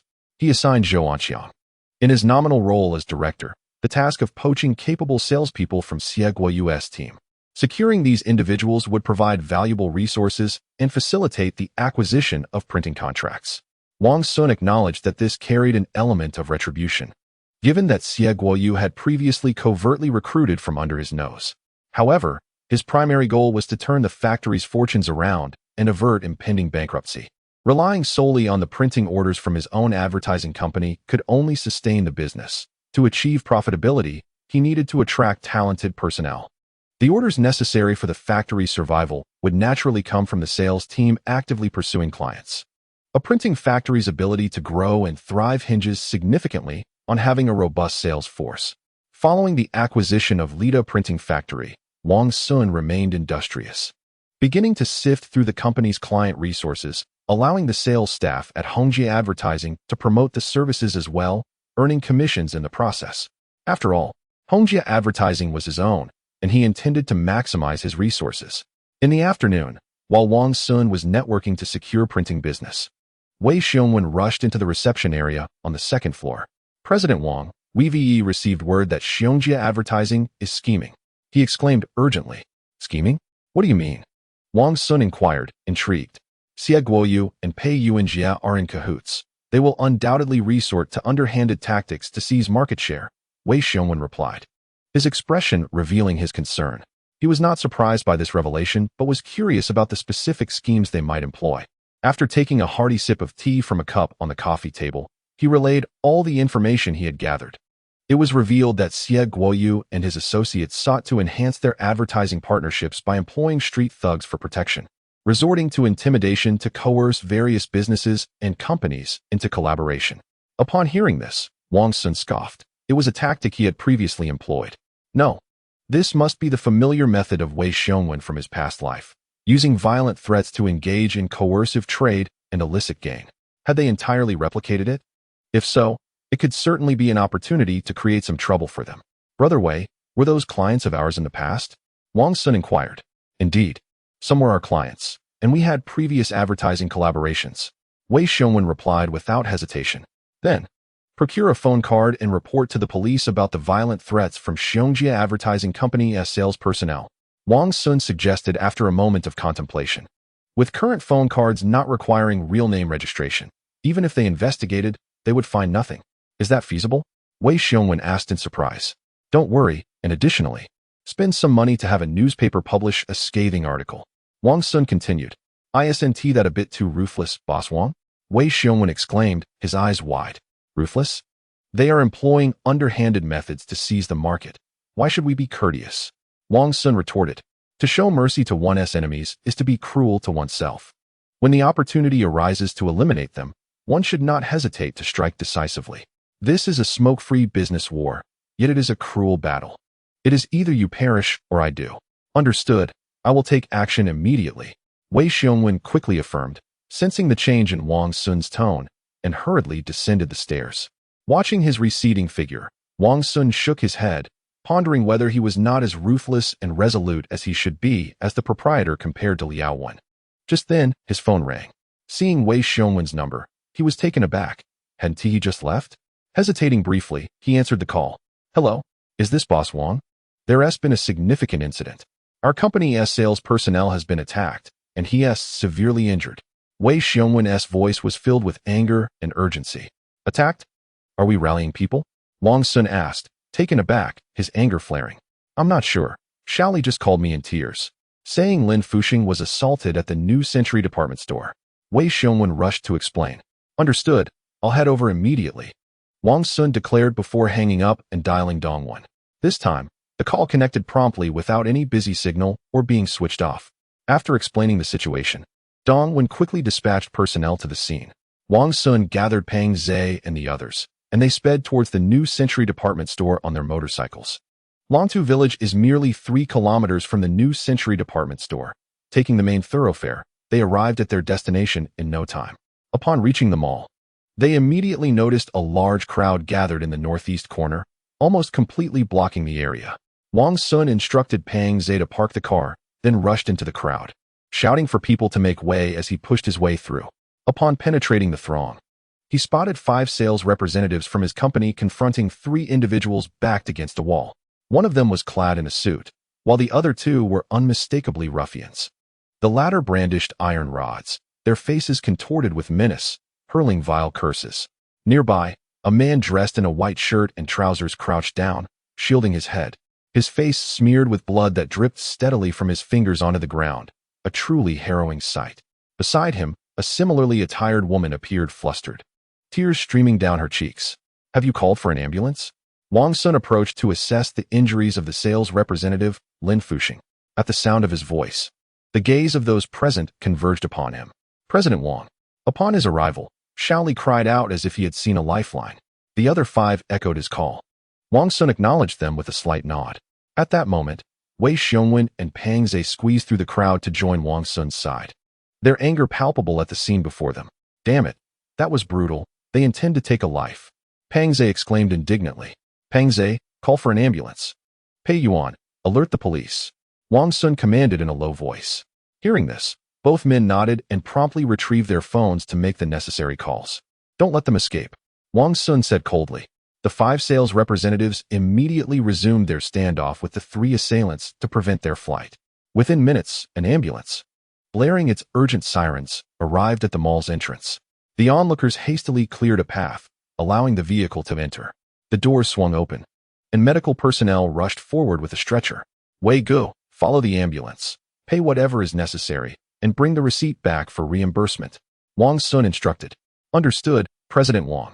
Wei Xiongwen replied as he boarded the ambulance. As he watched the ambulance depart, Wang Xun scanned the crowd and noticed 2 groups of ruffians, each clutching items wrapped in newspapers, lurking among the spectators. One group was affiliated with Dongwen, featuring a few familiar faces, while the other was unknown to him.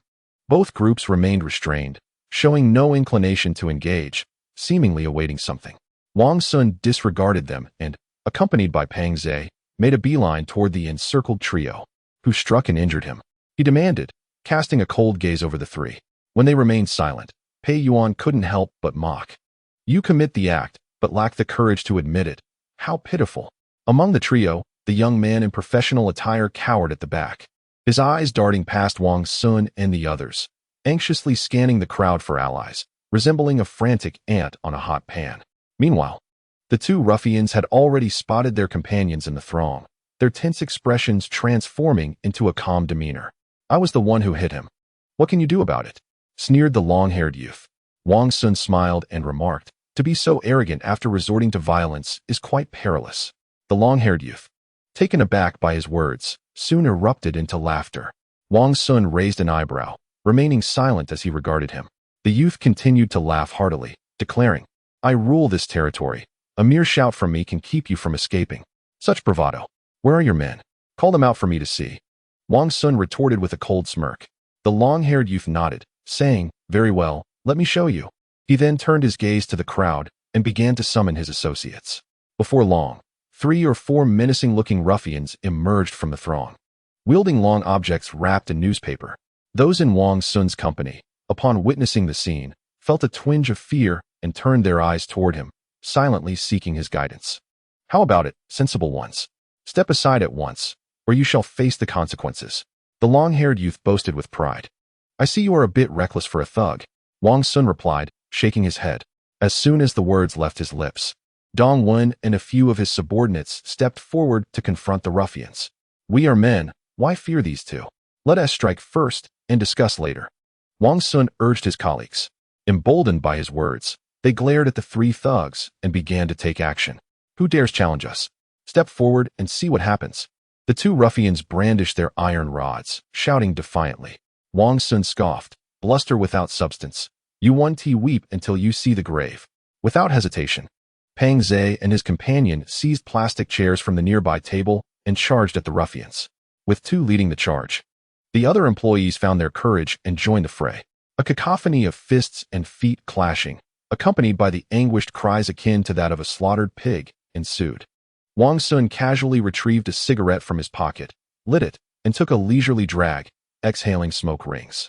Just don't kill them, he remarked nonchalantly. Upon hearing this, Pang Zhe and his companion quickly restrained their furious comrades to prevent excessive force that could lead to dire consequences. The three thugs lay on the ground, groaning in pain, their earlier arrogance extinguished. What shall we do with them, Brother Wang? Pang Zhe inquired. Just wait for the police, Wang Xun replied, flicking off the ash from his cigarette. The thugs, having left his employees in such a pitiful state, could not merely be punished with a beating. They would undoubtedly owe further restitution. Is this how they bully our Xiongjia advertising company, thinking we are defenseless?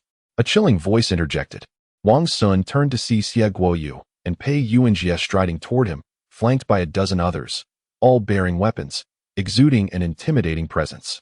Witnessing the spectacle, the surrounding crowd instinctively recoiled a few steps, wary of provoking these individuals and facing unwarranted violence. What a grand display, Wang Xun remarked, squinting his eyes and smirking. Chapter 72. The tension peaks. Pei Yuanjie and Xie Guoyu, accompanied by their entourage, arrived with an imposing presence, drawing a considerable crowd of onlookers. The New Century department store was momentarily overwhelmed, creating a bottleneck in traffic. For the citizens witnessing this spectacle, it resembled a scene straight out of a film, something rarely encountered in reality. Brother Wang, should we call Brother Wen and rally more people? Pang Zhe inquired, his expression grave. There's no need. He should have arrived by now, Wang Xun replied calmly. Upon hearing his assurance, the anxious hearts of Pang Zhe and the others were instantly set at ease. Xie Guoyu and Pei Yuanjie halted 3 meters away, their gazes fixed upon the three individuals sprawled on the ground. President Pei, President Xie, the salesperson, perceiving their arrival as a lifeline, cried out. Nodding in acknowledgement, Pei and Xie watched as the salesperson struggled to rise, attempting to approach them. However, Pang Zhe and Pei Yuan swiftly restrained him, forcing him back to the ground to prevent any chance of escape. Witnessing this scene, the expressions of Xie Guoyu and Pei Yuanjie darkened. Mr. Wang, this is clearly an act of bullying the weak with sheer numbers, Xie Guoyu accused. His words were met with fervent agreement from those behind him, who appeared ready to engage in a brawl. Even Pang Zhe's expression shifted. Gripping his weapon tightly in preparation for defense, Wang Xun remained unperturbed, casting a glance at the rowdy crowd before addressing Xie Guoyu and Pei Yuanjie. What's this? Have you summoned these individuals to provoke a melee? To seek justice, Xie Guoyu replied in a low tone. As a leader within the company, failing to stand up for the salesperson during a crisis would lead to a demoralized workforce, jeopardizing the company's stability. Aware of Wang Xun's formidable reputation, he had alerted Pei Yuanjie and brought along a substantial force to bolster their stance. Justice? Wang Xun scoffed, his tone chilling. Your employees have left my people bloodied and battered, and they are currently receiving emergency care. This debt must be settled. Perfect. Let us reckon both new grievances and old. Pei Yuanjie's eyes glinted with a lethal intent. He had brought over 20 individuals, bolstered by those who had arrived earlier, creating a stark disparity in strength. Should a brawl ensue, the chaos could easily result in serious injury or worse. In his mind, this was an unparalleled opportunity to eliminate Wang Xun. Behind him, a dark-skinned, menacing figure grasped the implication and rallied his subordinates to prepare for confrontation. Hey Shi, are you looking for another fight? Came a sharp rebuke. The crowd parted, revealing Dong Wen, who entered swiftly with a group of supporters. He Shi's gaze fixated on Dong Wen, his expression revealing a hint of malice. In that moment, the atmosphere thickened, charged with palpable tension, as both factions began to stir restlessly. Brother Wang. Dongwen approached Wang Xun, casting a sidelong glance at He Shi, a cold smirk gracing his lips. During this period, the two parties have engaged in numerous confrontations, each experiencing victories and defeats, both harboring ambitions of annexing the other to expand their own power. Wang Xun nodded, casting a fierce glance at Pei Yuanjia, his face betraying a hint of ruthlessness. Since accounts must be settled, they might as well engage in a thorough confrontation. Seizing this opportunity, he also sought to eliminate Pei Yuanjia, ridding himself of this menace once and for all. Let the confrontation begin, Pei Yuanjia responded, unperturbed. At the rear of their group, two young men clutched bags of diuretic substances, which contained a hunting rifle, his trump card, unbeknownst even to the Black Serpent, capable of dispatching Wang Xun at a critical moment. Very well, let the fight commence, Wang Xun uttered coldly. As the words fell, both factions revealed their weapons and prepared to engage. Suddenly, the shrill sound of police sirens pierced the air. In an instant, the two groups poised for battle scattered like birds taking flight. The two gunmen assigned by Pei Yuanjia turned pale, hastily securing the open bags and blending into the crowd of onlookers. What are you all doing? Do you wish to be detained? A commanding voice echoed. Soon after, a middle-aged police officer, accompanied by a dozen officers, approached briskly. Witnessing the scene, the crowd quickly parted to grant them passage. What is there to see? Everyone disperse. The lead officer surveyed the assembly with a piercing gaze, bellowing his command. Gradually, the gathered spectators began to retreat. After a thorough understanding of the situation, the middle-aged officer instructed his men to bring both parties back to the station. His approach was one of mediation, as he deemed it unwise to provoke either group further, especially after receiving several calls regarding the incident. Inside the station, the two factions were embroiled in heated disputes. Had it not been for the presence of the officers, a physical altercation might have ensued. What? You are demanding an outrageous sum, Xie Guoyu roared in indignation. Or shall I crack your skull and offer you a few thousand in compensation? Wang Xun replied icily. After 2 hours of mediation, the assailant was ordered to compensate the injured party with 10,000 yuan as remuneration for medical expenses, emotional distress, and lost wages. Upon exiting the station, Wang Xun and Peng Zhe visited the hospitalized company employee, presenting a sum as a gesture of goodwill. After spending some time in the hospital, the three returned to the company in Longtu village. President Wang Wei Xiongwen rushed forward, holding the hospital payment receipt for signature and reimbursement. Although Wang Xun gradually began to delegate authority, the financial reins remained firmly in his grasp, requiring his signature for all expenditures. Have you attended to the matters I previously assigned? Wang Xun inquired after signing. Not yet. The situation with Lin Fuxing caused a delay, but I will handle it immediately, Wei Xiongwen replied hastily. Go then, and ensure everything is settled promptly. No more delays. Wang Xun waved him off. Wei Xiongwen acknowledged and hurriedly departed. Wang Xun summoned Peng Zhe and the others to the second-floor lounge, inquiring about the progress of the tasks he had previously assigned. The two reported their efforts had not been fruitful, as several families, fearing retaliation, outright refused their requests, while others remained indecisive. Thus, you must make another trip and ensure that the individuals are brought into the city. Wang pondered thoughtfully. Understood. We will accomplish this task, Peng Zhe replied. And the two descended the stairs. As he watched them depart, Wang fell into deep contemplation. He realized he could no longer afford to wait. He needed to first send Pei Yuanjia into the fray, and then confront his father, Pei Qingtang. However, Pei Qingtang, being the director of the Finance Bureau in Heliu County, held a prominent position that would not be easily overturned. There is a saying that encapsulates this sentiment. It is not merely your ability to bring someone down, but rather a fortuitous alignment of circumstances that allows it to happen. Now in May, it seemed that the various watchdogs nurtured by the Pei family had begun to assert their dominance. After a moment of reflection, Wang decided to make a phone call to inquire whether the land acquisition for the Liangwang wholesale market in Qinghua town had been completed and construction commenced. If so, the Pei family would be digging their own graves, and he would take action to bury them all, thus eliminating a significant threat. Chapter 73. Public Opinion. The following day, the Nan City Daily published a scathing article condemning Xiongji Advertising Company for employing violent tactics in their coercive business practices, sparking fervent discussion throughout Nan City. Moreover, on online forums, Netizens began circulating news regarding the incident involving Xiongwen Advertising Company, causing the topic to gain substantial traction. In an instant, Xiongwen Advertising Company found itself at the center of controversy, subjected to public outrage. Xie Guoyu, like an ant on a hot stove, urgently sought out Pei Yuanjie to discuss how to address the matter, as officials had come knocking. Senior personnel from Xiongji Advertising Company, along with business department staff, were all taken for investigation, leaving the entire company in disarray.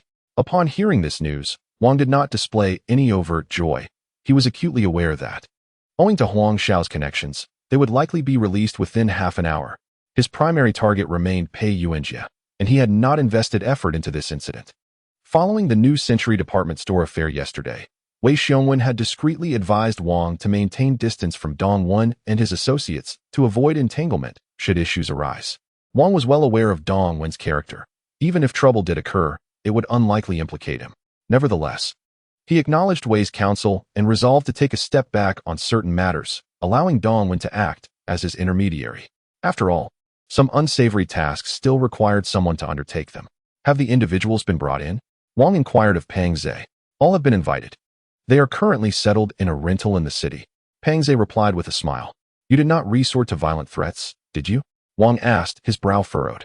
Since arriving in the city, the two had frequently mingled with Dongwen's gang, drinking and fraternizing. Among those individuals were several who indulged in vices. Should they succumb to such habits, they could become addicts, leading to ruin and, ultimately, an untimely demise.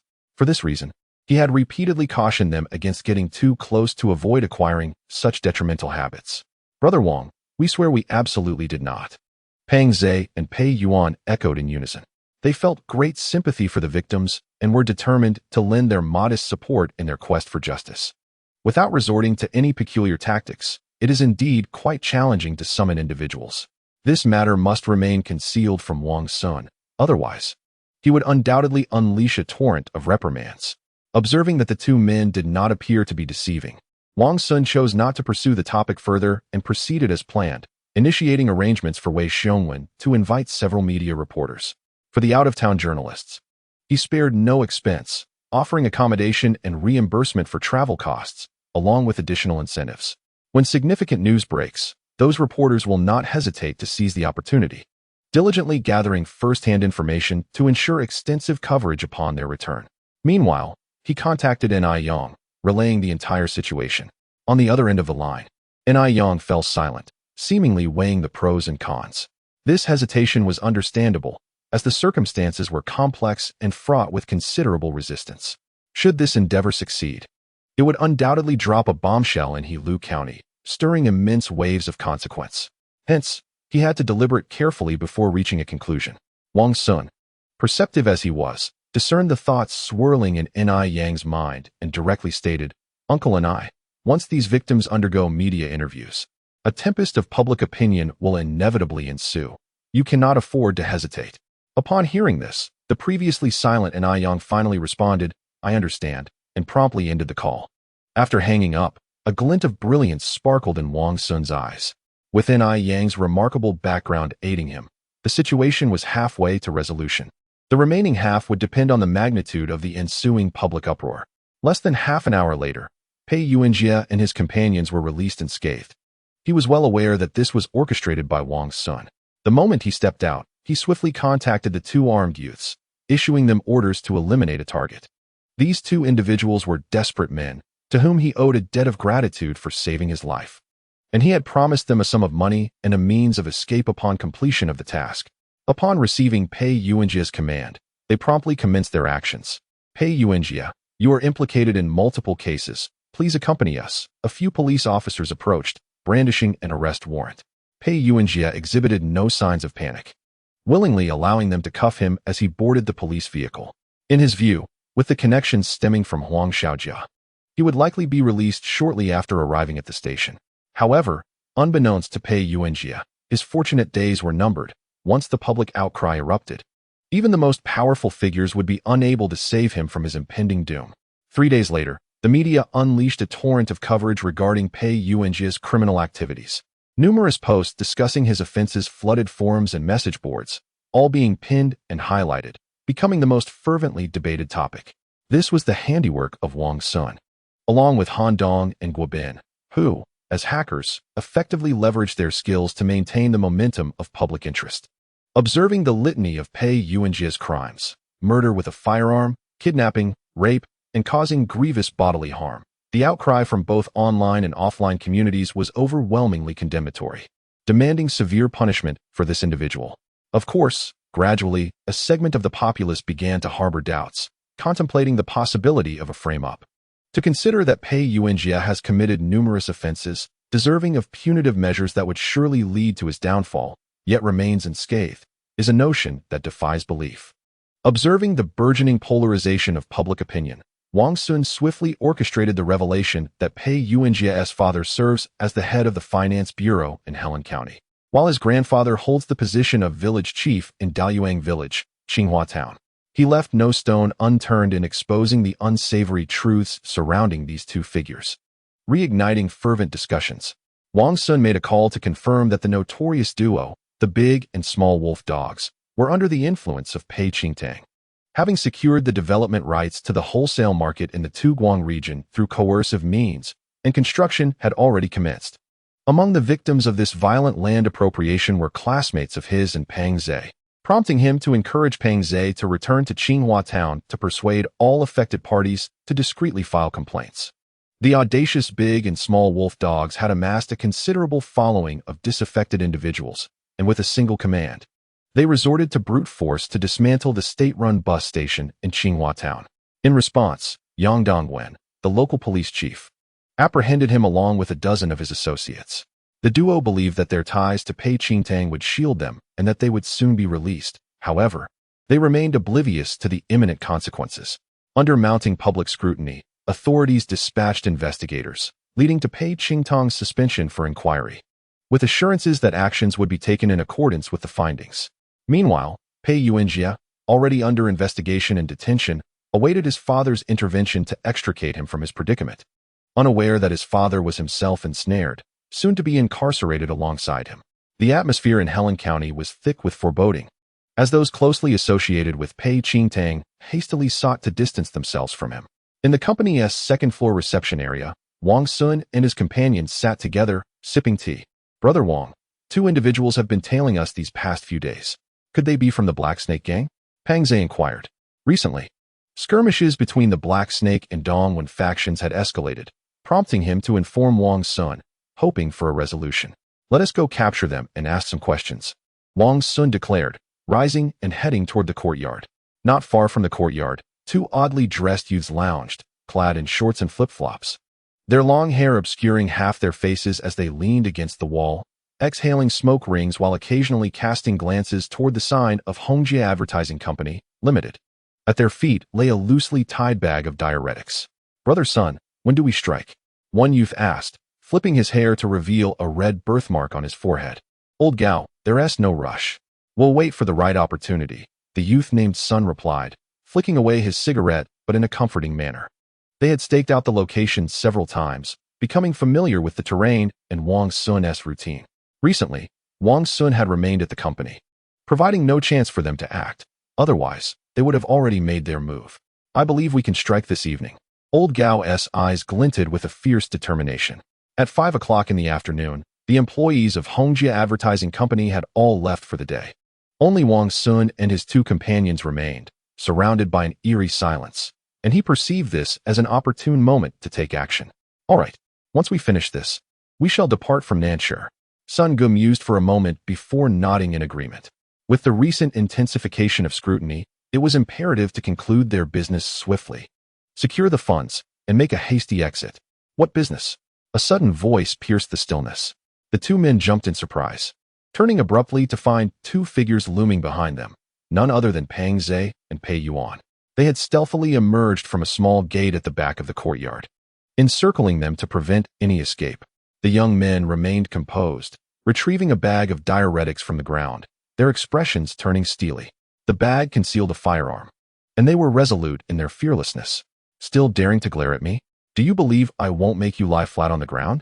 Pei Yuan taunted, raising his hand menacingly. The young man named Lao Gao hoisted the bag, preparing to grasp the weapon inside and eliminate the arrogant adversary.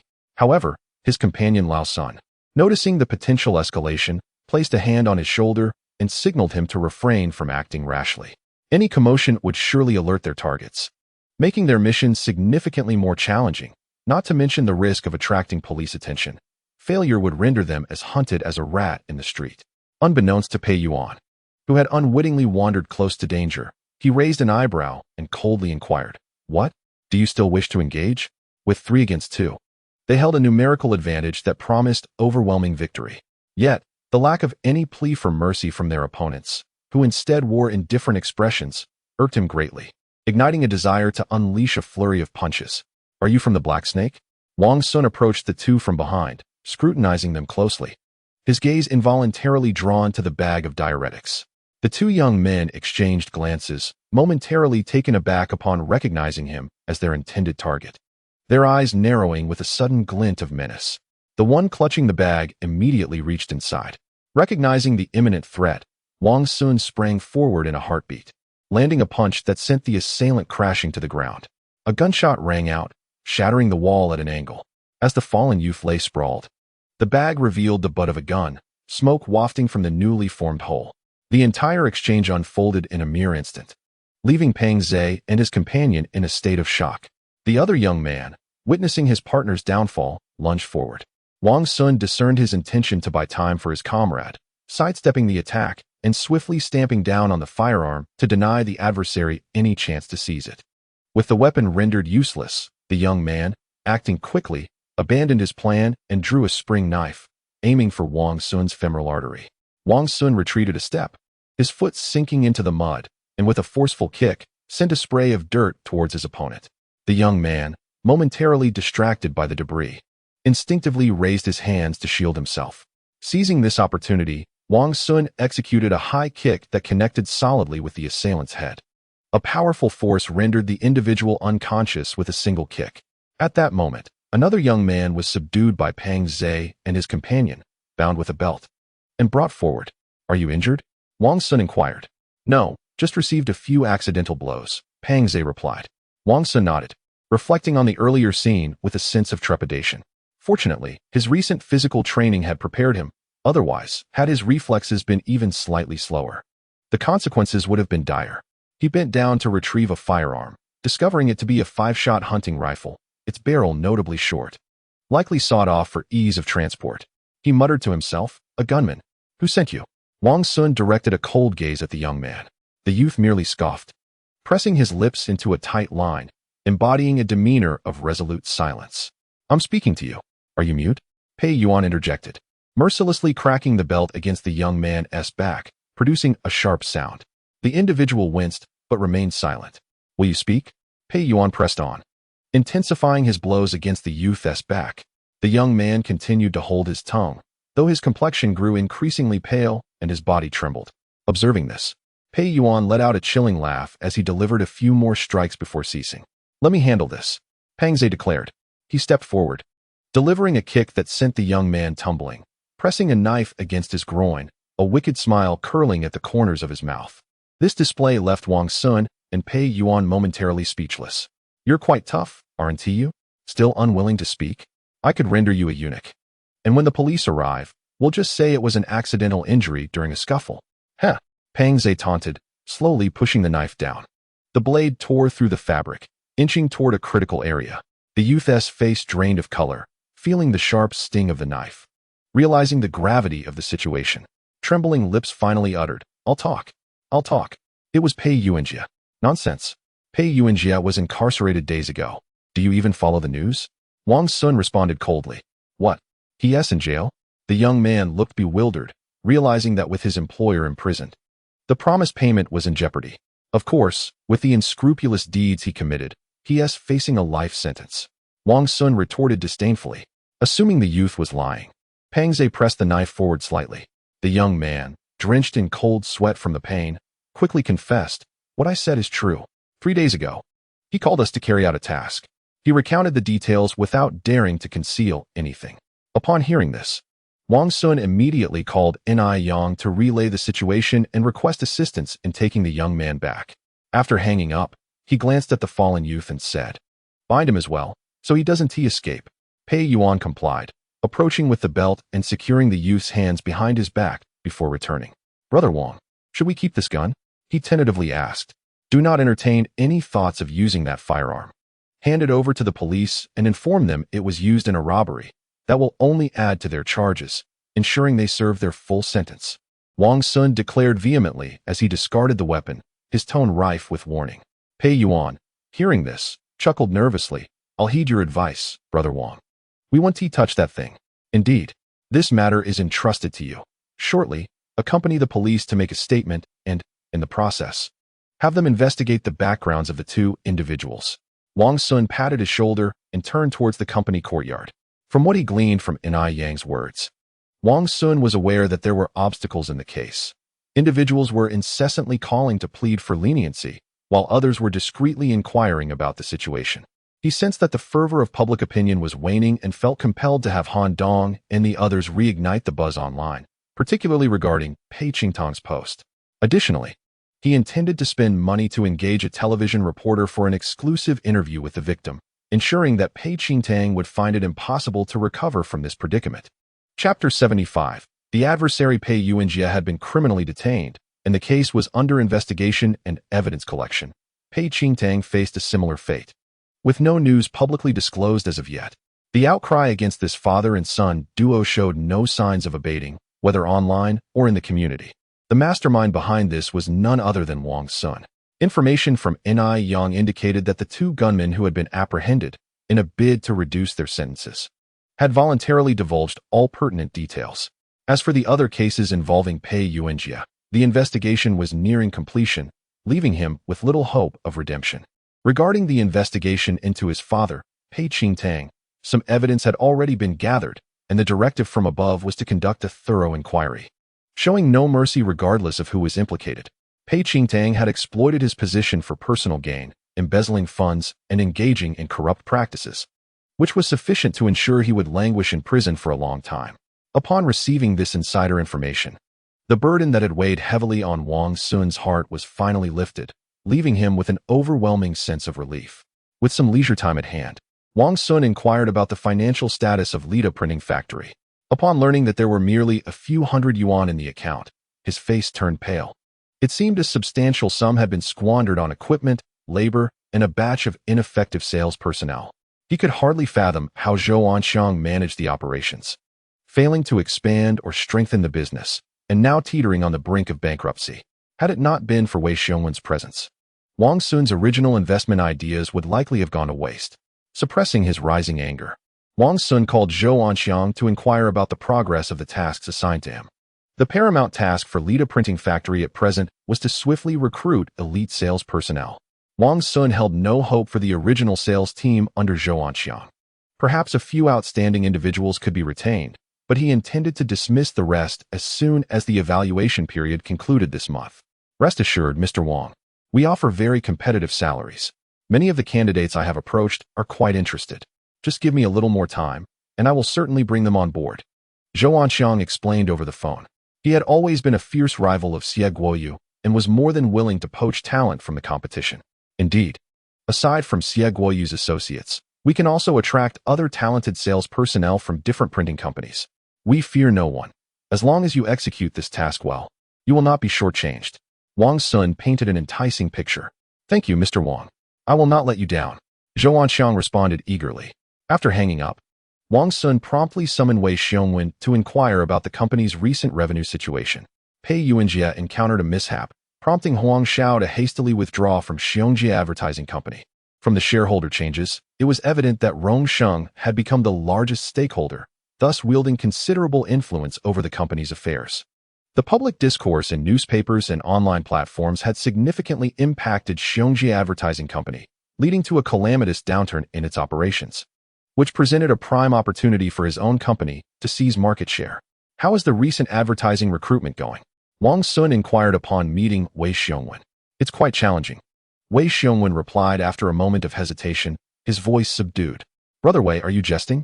Wang Xun exclaimed, a hint of surprise in his tone.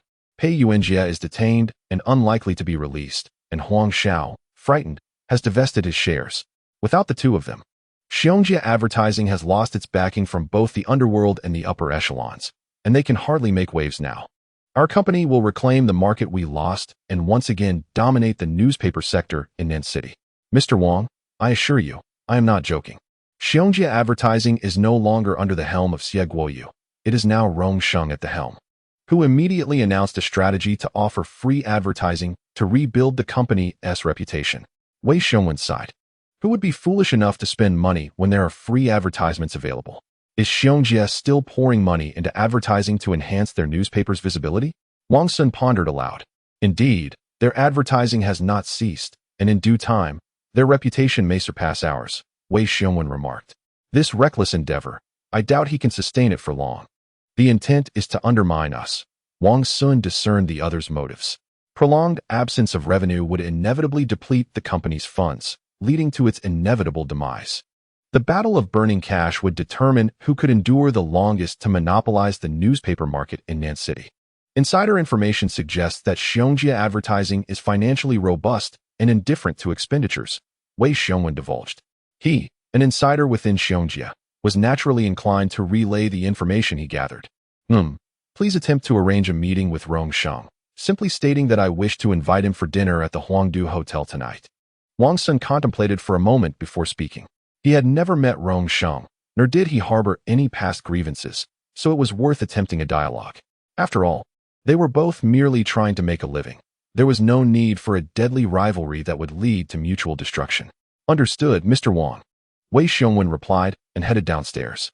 Upon reaching the front desk, Wei Xiongwen dialed the recruitment hotline for Xiongja Advertising, introducing himself and requesting to speak with Wang Xun.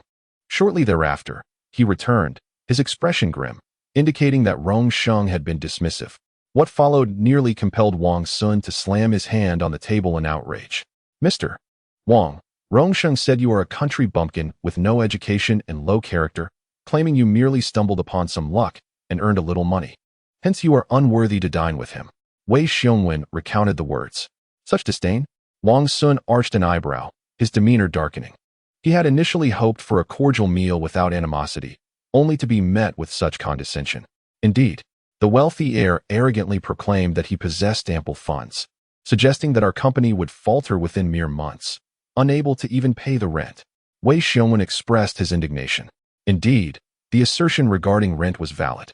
The property in Longtu village was leased to the company by Wang Xun, and it was certainly not complimentary. Monthly rent was a necessity. Oh, he may not lack for money, but do we truly find ourselves in want? Wang Xun retorted with a dismissive sneer. President Wang, after acquiring the mess that is Lida Printing Factory, our funds have dwindled to just over 700,000. Considering employee salaries, rent, printing costs, utilities, and other expenditures. Without any revenue, we might genuinely struggle to endure for several months. Wei Xiongwen voiced his concerns. This calculation only accounted for the advertising company. Adding the burdens of Lida Printing Factory would result in substantial monthly employee salary expenses, making it even more difficult to sustain operations. Brother Wei, after much contemplation, I believe it would be prudent for you to oversee the printing factory's operations. Wang Xun suggested thoughtfully. President Wang, you hold me in far too high regard. Wei Xiongwen replied with a bitter smile. He felt that acquiring that troublesome enterprise had been a grave mistake, and now it lay heavily in their hands. The printing factories in Nanshur were numerous and fiercely competitive, making the endeavor far from straightforward. Do not fret. I have enlisted Zhou Anxiang to recruit talent from rival firms. Soon, a cadre of elite professionals will converge here, and all you need to do is command from the front lines. Wang Xun reassured him. And what about you? Wei Xiongwen inquired, astonished. Me? I am preparing to seek new avenues. Wang Xun responded with determination. Chapter 76. Expanding the city in a matter of days. Zhou Anxiang exceeded expectations by successfully recruiting several elite salespersons from various printing companies at lucrative salaries. To welcome them, Wang Xun generously hosted a lavish meal at the Royal Capital Hotel, where the dream weaver Wei Xiongwen passionately depicted a grand vision. However, on the way back after the feast, Wei Xiongwen's countenance grew somber, candidly expressing that given the company's current state, hiring additional personnel was ill-advised. With 15 seasoned salespersons already on board, each adept at securing business, the company had suffered a steep decline in performance due to the onslaught of Xiongji Advertising. He contemplated transferring some employees to the printing factory to alleviate the burden of being fully staffed. The newly recruited salespersons not only received high salaries and generous commissions, but also various subsidies, which significantly increased the financial strain. Wang Xun remained unfazed, believing these recruits were elite talents who brought their own resources, and their presence would swiftly generate orders for the printing factory, turning losses into profits and revitalizing the business, thus justifying their high compensation. In the following days, as he had anticipated, the new hires quickly began to secure orders for the printing factory, extending beyond Nansha to neighboring cities. Witnessing the steady rise in the factory's performance, Wang Xun felt a sense of relief. The acquisition of this troublesome enterprise had originally been intended to counteract Scapegoat, but the price now seemed rather steep. Since Pei Yuanjia had been incarcerated, Scapegoat had been ousted by Wang Xun and had returned to his own printing factory. Upon learning of the talent poaching, he chose to retreat quietly, refraining from causing any trouble. Now, without the backing of Pei Yuanjia and Wang Xun, he had adopted a notably low profile. Wang Xun harbored no intention of sparing Scapegoat, vividly recalling the trap that had been laid for him previously by the latter and Pei Yuanjia at the Royal Capital Hotel. Such petty individuals must be dealt with decisively. If given the chance, they would undoubtedly retaliate. Thus, without hesitation, Wang Xun called Dongwon, instructing him to take care of Scapegoat. This astute individual, having been unceremoniously expelled from the Xiong Advertising Company by Wang Xun, sensed the precariousness of his situation and went into hiding. Wang Xun later learned that Scapegoat had liquidated his printing business and absconded with the money under the cover of night. This move to evade danger truly impressed him, revealing a certain self-awareness. In his inquiries about the company's recent business circumstances, Wang Xun discovered that the free competition from Xiong Advertising Company had rendered advertising solicitation exceptionally challenging. With some funds still available in the company's accounts, he decided to embark on an expansion into new cities, allowing the Urban Information Journal to venture beyond Nen City. He contemplated establishing branches in 3 cities, 2 of which were within the province and 1 outside it. He chose the path previously trodden by Wei Xiongwen in his past life, selecting cities with market environments akin to Nan City, thus enabling a seamless replication of the newspaper's developmental model to rapidly cultivate the market. With advertising revenues from 4 cities, he would not fear the financial burn of Xiong Advertising Company in Nan City. The question then would be how much capital Wang Xun could afford to expend. Following his decision to expand into new cities, Wang Xun convened a meeting with Wei Xiongwen and others. After a compelling analysis from him, there was unanimous support for the expansion initiative. As the company's founder and a major shareholder, Wang Xun held absolute sway, with Peng Zhe and Pei Yuan as unwavering supporters. Brother Wei, the business department currently comprises 15 personnel, correct? Wang Xun inquired. Yes, indeed, we have 15 individuals, all seasoned salespersons with formidable capabilities, Wei Xiongwen replied, a twinge of anxiety gripping him. The recent decline in business volume led him to believe that the company was not yet at the point of needing to lay off employees. Such a decision would be ill-advised given the contributions of these capable individuals he had painstakingly gathered under his wing. Brother Wei, do not be alarmed. I have no intention of downsizing. Wang Xun discerned his concerns and chuckled. Did I not mention previously that the company intends to expand? I need you to inquire among the sales team to see who would be willing to venture out for this expansion. About that, Wei Xiongwen exhaled in relief, contemplating. I had asked earlier, but given the market's previous robustness, most were reluctant. However, with the current challenges in securing business, they might be more inclined now. Indeed, we aim to expand into 3 cities and will need to draw 6 individuals from the sales department. Speak with them and assess who is willing to embark on this venture. Those who agree will assume the role of branch manager, becoming the leaders of their respective cities, and their compensation will be quite generous. Wang Xun declared.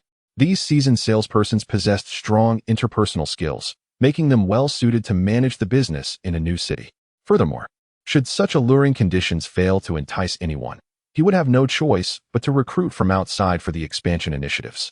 Rest assured, President Wang, after the meeting, I will have a heartfelt discussion with them, ensuring the completion of our tasks. Wei Xiongwen nodded and replied. He understood Wang Xun's intention. As the general manager of the company, it was only natural that the branch managers, whom he had promoted, would be easier to manage. Following this discussion, Wang Xun addressed matters concerning the printing factory and set specific goals. Whether these goals would be achieved depended on Wei Xun, for he had entrusted him with the complete management of the advertising company and printing factory in Nanshi. Given his management capabilities, it was certain that the business would not falter. 3 days later, in accordance with his requirements, Wei Xun selected 6 seasoned sales representatives from the business department who were eager to venture into new territories. These individuals were experienced professionals with robust sales skills. Wang Xun gathered them for a brief motivational meeting, eschewing unnecessary chatter to present the company's strategic vision. He boldly declared them as the pioneers of the company, those brave enough to expand into new cities, destined to ascend to higher management roles within the branches, becoming sovereigns of their respective domains. This grand vision ignited a fervent enthusiasm among them, resulting in a thunderous applause and spirited chants of the company's slogan. Wang Xun felt a tinge of embarrassment, sensing a latent potential as a motivational speaker. Were he to coax one more round of applause, it would have been all the more fitting. He gestured for silence, then paired the 6 individuals into groups of 2, assigning himself and Pang Zhe to lead 2 each to establish branches in the expanding cities. The details of this expansion were classified, known only to the upper management and a few select sales representatives. As the 6 prepared for the transition, rumors of layoffs began circulating among the internal staff, causing a wave of anxiety. To stabilize morale, Wei Xun convened a meeting to clarify that the 6 were being reassigned to the printing factory for business operations, not being dismissed. The 6 prospective sales representatives, facing inquiries from their colleagues, reiterated that they were merely transferred to the printing department, dispelling the notion of termination. The rumors were swiftly quelled, restoring a sense of calm. The following day, Wang Xun and Pang Zhe, each accompanied by 2 sales representatives, boarded a bus departing from Nanshi to embark on their new journey. The bus, equipped with sleeper compartments, meandered through the city, picking up passengers and halting for approximately half an hour at the county bus station. It was not until 8 in the evening that they slowly departed the county, merging onto the highway and accelerating. Wang Xun lay on the bus's bunk, enveloped in darkness as the vehicle sped along, causing slight jolts that rendered sleep elusive. The 2 sales representatives accompanying him, Zhou Hai and Lao Gang, were also restless, filled with uncertainty about the unfamiliar city they were approaching. After a bumpy journey of over 400 kilometers lasting 5 to 6 hours, they finally arrived at their destination in the early hours of the morning. As they disembarked, Wang Xun felt a wave of nausea rise within him, hastily crouching down to expel a few mouthfuls of clear water. After rinsing his mouth with a beverage and lighting a cigarette, he finally regained his composure. Zhou Hai and Lao Gang were not faring much better, retching violently with ashen faces. This was a symptom of motion sickness, having refrained from vomiting in the vehicle. It struck them as soon as they alighted. Many experienced the same. "Are you all right?" Wang Xun inquired. "I'm fine, just need to rest for a bit," Zhou Hai replied with a wry smile. Lao Gang shook his head, indicating it was nothing serious. "Very well, let us find a place to rest." Wang Xun nodded in agreement. Upon exiting the station, he was momentarily taken aback. There were no rickshaw drivers calling out for passengers, nor were there any taxis with meters running. This was his first visit to Haihe City, and he was unfamiliar with its layout. Without a cab driver, often dubbed the living map of the city, it was easy to become disoriented. Fortunately, the bus station was situated in a bustling area of the city, not in a remote locale. Across the street from the station, numerous small inns awaited, sparing them the effort of searching for accommodation. Dragging their luggage across the road, they arrived at a modest establishment named Nongjian, pushing open the glass door to enter. There were no private rooms available, only a large room with 2 beds, priced at 50 yuan per night. Observing the weary appearance of the 2 men, Wang Xun decided against searching further and opted for the large room. The accommodations were quite basic, featuring 2 large beds, old-fashioned tables, chairs, and a wardrobe, but it did have a private bathroom. After indulging in a comforting hot shower, the 3 of them laid down on the beds, intending to steal a brief nap to rejuvenate their spirits before embarking on a city tour in the afternoon, seeking a suitable place to stay. However, not long after they had drifted off, a cacophony of unpleasant noises erupted from the adjacent room. The walls, poorly soundproofed, amplified the ruckus, jolting all 3 awake. Noticing Wang Xun frowning, Zhou Hai and Lao Gang immediately began to pound on the wall. The thuds resonated loudly, akin to beating a drum. The commotion next door abruptly ceased, but just as they thought silence had returned, A barrage of shouting and swearing ensued, seemingly in the local dialect, which left the three bewildered, though they could discern the hostile tone. "How dare you disrespect me?" Wang Xun, roused by the noise, rose with irritation and struck the wooden wall a couple of times. The noise from next door immediately subsided, likely due to their intimidating demeanor. Suddenly, with a forceful kick, the door to their room swung open, revealing a tall, bare-chested youth clad only in shorts standing in the doorway. Zhou Hai hastily switched on the bedside lamp, flooding the dim room with light. Upon seeing the knife in the youth's hand, both Zhou Hai and Lao Gang were taken aback, glancing anxiously at Wang Xun. The commotion had awakened all the other guests in the building, yet few dared to venture out to investigate, fearing the unfolding situation. "What is going on?" came the irate voice of the landlord from downstairs, with footsteps ascending towards their floor. "What? Trying to intimidate with a knife?" Wang Xun stood, narrowing his eyes as he addressed the intruder. The tall young man, upon noticing three individuals inside the room, paused momentarily, seemingly daunted, and retreated in a dejected manner. The proprietor approached to inquire about the situation and, upon learning the details, reassured them that there was no cause for alarm, as no one dared to create disturbances in his establishment. Those who operated hotels in this area typically possessed some degree of influence, ensuring that matters were well managed, thus deterring any potential troublemakers. Subsequently, he proceeded to the adjacent room to reprimand the tall young man thoroughly. The trio endured a bumpy ride in the vehicle for 5 or 6 hours, feeling both physically and mentally exhausted, and chose to disregard the earlier incident. They propped the door shut with a wooden chair from the guest room and continued to sleep. Meanwhile, the occupants of the neighboring room, perhaps believing the three had fallen into slumber, unabashedly resumed their intimate activities, accompanied by heavy breaths and moans. Being away from home, Wang Xun remained exceedingly vigilant. Even the slightest sound could rouse him from his slumber. In a fleeting moment of drowsiness, he abruptly awakened, his face alight with fury. Engaging in private activities in a hotel is not inherently wrong, but disturbing others is unequivocally out of line. "Hello, I wish to report an incident of solicitation. The address is..." His voice was raised, clear enough to be heard through the thin walls that separated their rooms. A flurry of curses erupted from the adjacent room, followed by the sound of hurriedly donning clothes. Soon, footsteps approached, and the door swung open, revealing the couple as they exited. As they passed by Wang Xun's room, the tall young man spat a threat. "You think you're tough? Just wait." The sound of footsteps descending the stairs faded, leaving an unsettling silence in their wake. Wang Xun did not contact the authorities. He merely sought to intimidate them. And to his surprise, they took the bait and fled. The world around him fell silent, and he soon drifted off to sleep. Around 9 in the morning, the tall young man returned with several companions, lingering outside the hotel, hesitant to enter directly. He instructed his friends to pose as guests and inquire whether Wang Xun and his companions had checked out. Upon learning that they had not, the group stationed themselves outside, biding their time for an opportunity to retaliate. After all, it was rare for them to visit a hotel to unwind, only to flee in fear before their enjoyment could begin. Anyone would feel a surge of pent-up frustration in such a scenario. The group waited outside the hotel for an hour, but as Wang Xun and his companions did not emerge, their patience began to wane, leading to a sense of impatience. "Brothers, you must help me avenge this wrong," the tall young man exclaimed, distributing a pack of cigarettes among his companions.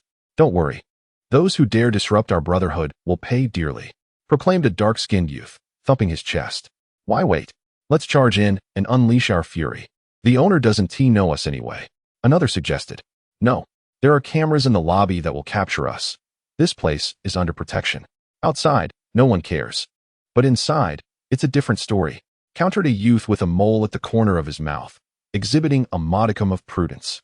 "Are we to remain idle?" One voiced his discontent. "Fear not, I have a plan to draw them out." The youth with the mole flicked away his cigarette and strode purposefully towards the hotel. Chapter 78. The impetuous youth knock. The sound of 2 firm knocks echoed through the air. Inside the room, Wang Xun had already awakened, engaged in his morning routine, preparing to have breakfast before embarking on further explorations. Room 402's checkout time was fast approaching, necessitating a cleaning. A raspy voice called from outside the door. "Understood," responded Zhou Hai, muttering to himself. "Isn't checkout typically at noon?" Upon hearing the reply, the footsteps outside faded away, swiftly descending the stairs.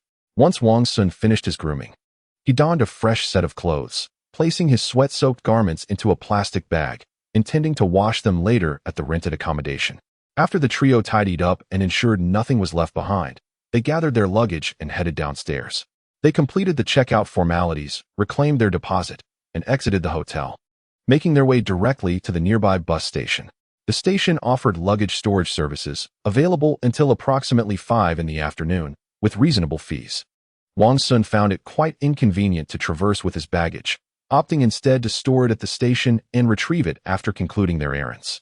After securing their belongings, he inquired with the staff about nearby eateries that offered authentic local cuisine. There were indeed several dining establishments in the vicinity of the station, though it was common knowledge that the prices at these establishments, regardless of the quality of the food, were generally steep. After receiving directions, Wang Xun expressed his gratitude and, along with Zhou Hai and the third companion, followed the path suggested. They had all experienced an intense journey, leaving them thoroughly famished. Exiting the station, they walked a few dozen meters to the left and spotted a street lined with numerous food vendors selling breakfast. The trio hastened towards the stalls, selecting their preferred morning delicacies. Wang Xun opted for a nourishing bowl of lean meat congee accompanied by 2 fried dough sticks. The vendor, an honest businessman, served the congee in a generously sized bowl, plentiful in portion, with the fried dough sticks also substantial and, importantly, at an exceptionally low price. After satisfying their hunger, Wang Xun noticed a newsstand at the corner and approached under the pretext of purchasing cigarettes, simultaneously searching for any relevant newspapers. His mission was to establish a branch office and set up a local information newspaper, so it was vital to ascertain the presence of competitors. Although he had heard from Liao Wen that the most successful cities during the early stages of urban expansion were the 3 he had chosen, he was uncertain about the competition. After all, Liao Wen's advertising agency had dominated the market in the southern city during the expansion, backed by substantial financial resources and unafraid of any rivals. Having purchased a pack of cigarettes and a few bottles of beverages, the vendor exhibited remarkable enthusiasm, engaging in conversation without any semblance of indifference. Wang Xun sensed that had he not spent any money, the vendor might have cast him a sidelong glance, dismissive of his presence. It was simply human nature, common in any locale. In conversing with the vendor, he learned that He City currently lacked such advertising newspapers, which eased his concerns significantly. A poor start would indeed be quite embarrassing. However, from their dialogue, Wang Xun gleaned another critical piece of information. As a coastal development city, He City had a permanent population of less than 1 million, even fewer than the jurisdiction of Naliu County. The boss remarked that Nanning County boasts a permanent population of around 1 million, ranking among the top 3 economically robust counties in the province, and is also a city with a millennium of history. He dismissed Haiqing, considering it merely a former fishing village that, had it not been for a stroke of fortune in being designated as a prefecture-level city, would likely still be a fishing hamlet. Upon further inquiry, Wang Xun discovered that the boss hailed from Nanning County, now retired and settled in Haiqing. He harbored no interest in the historical entanglement between Haiqing and Nanning County, quietly noting Nanning County for a future visit once his current matters were settled. If conditions permitted, he might consider establishing a branch there. The newsstand owner was quite loquacious, chattering incessantly once the conversation began. In a moment of enthusiasm, he criticized the numerous corrupt officials in Nanning County, lamenting the resulting chaos that hindered development, fearing it might soon devolve into a poverty-stricken county. As Zhou Hai and Lao Gang approached, Wang Xun seized the opportunity to slip away, opting not to continue the conversation. He sensed that should he linger any longer, the discussion might veer into national affairs. "Boss Wang, how should we arrange our next itinerary?" Zhou Hai inquired. "Let us begin with an inspection. We can attend to other matters if there are no issues," Wang contemplated. The trio walked and conversed, planning to return to the bus station to acquire a city map and hire a rickshaw to explore the area. They were not inclined to rely on the prospect of shared electric bikes or scooters in 20 years for their mobility. In this 4th-tier city, one's options for transportation were limited to public buses, rickshaws, taxis, or simply walking. Before they could reach the corner, 5 or 6 young men suddenly emerged, encircling them. The men, brandishing weapons, clearly intended to intimidate. Zhou Hai and Lao Gang instantly tensed, shielding Wang Xun and watching the assailants warily.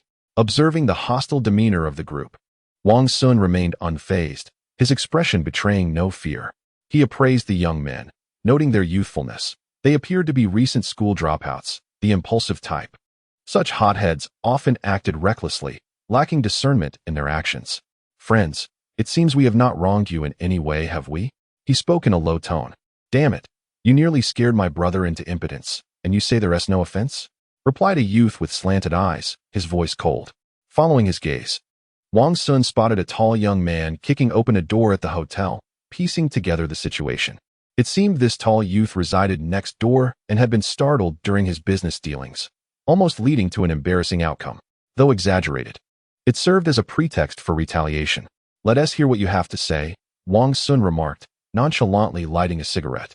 If they had indeed come for revenge, but had not immediately resorted to violence, it was apparent they sought something, likely aiming to extort some money. What kind of attitude is that? The tall youth, weapon in hand, retorted angrily. Wang Xun's gaze was sharp as a knife, coldly meeting the young man's eyes, exuding an aura that was decidedly intimidating.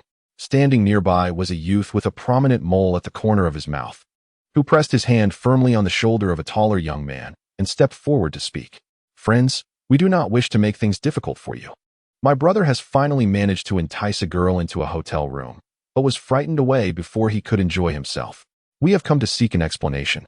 Let us resolve this matter amicably. He observed Wang Xun's demeanor and aura, recognizing immediately that he was either affluent or of noble birth, and wished to avoid causing too much offense.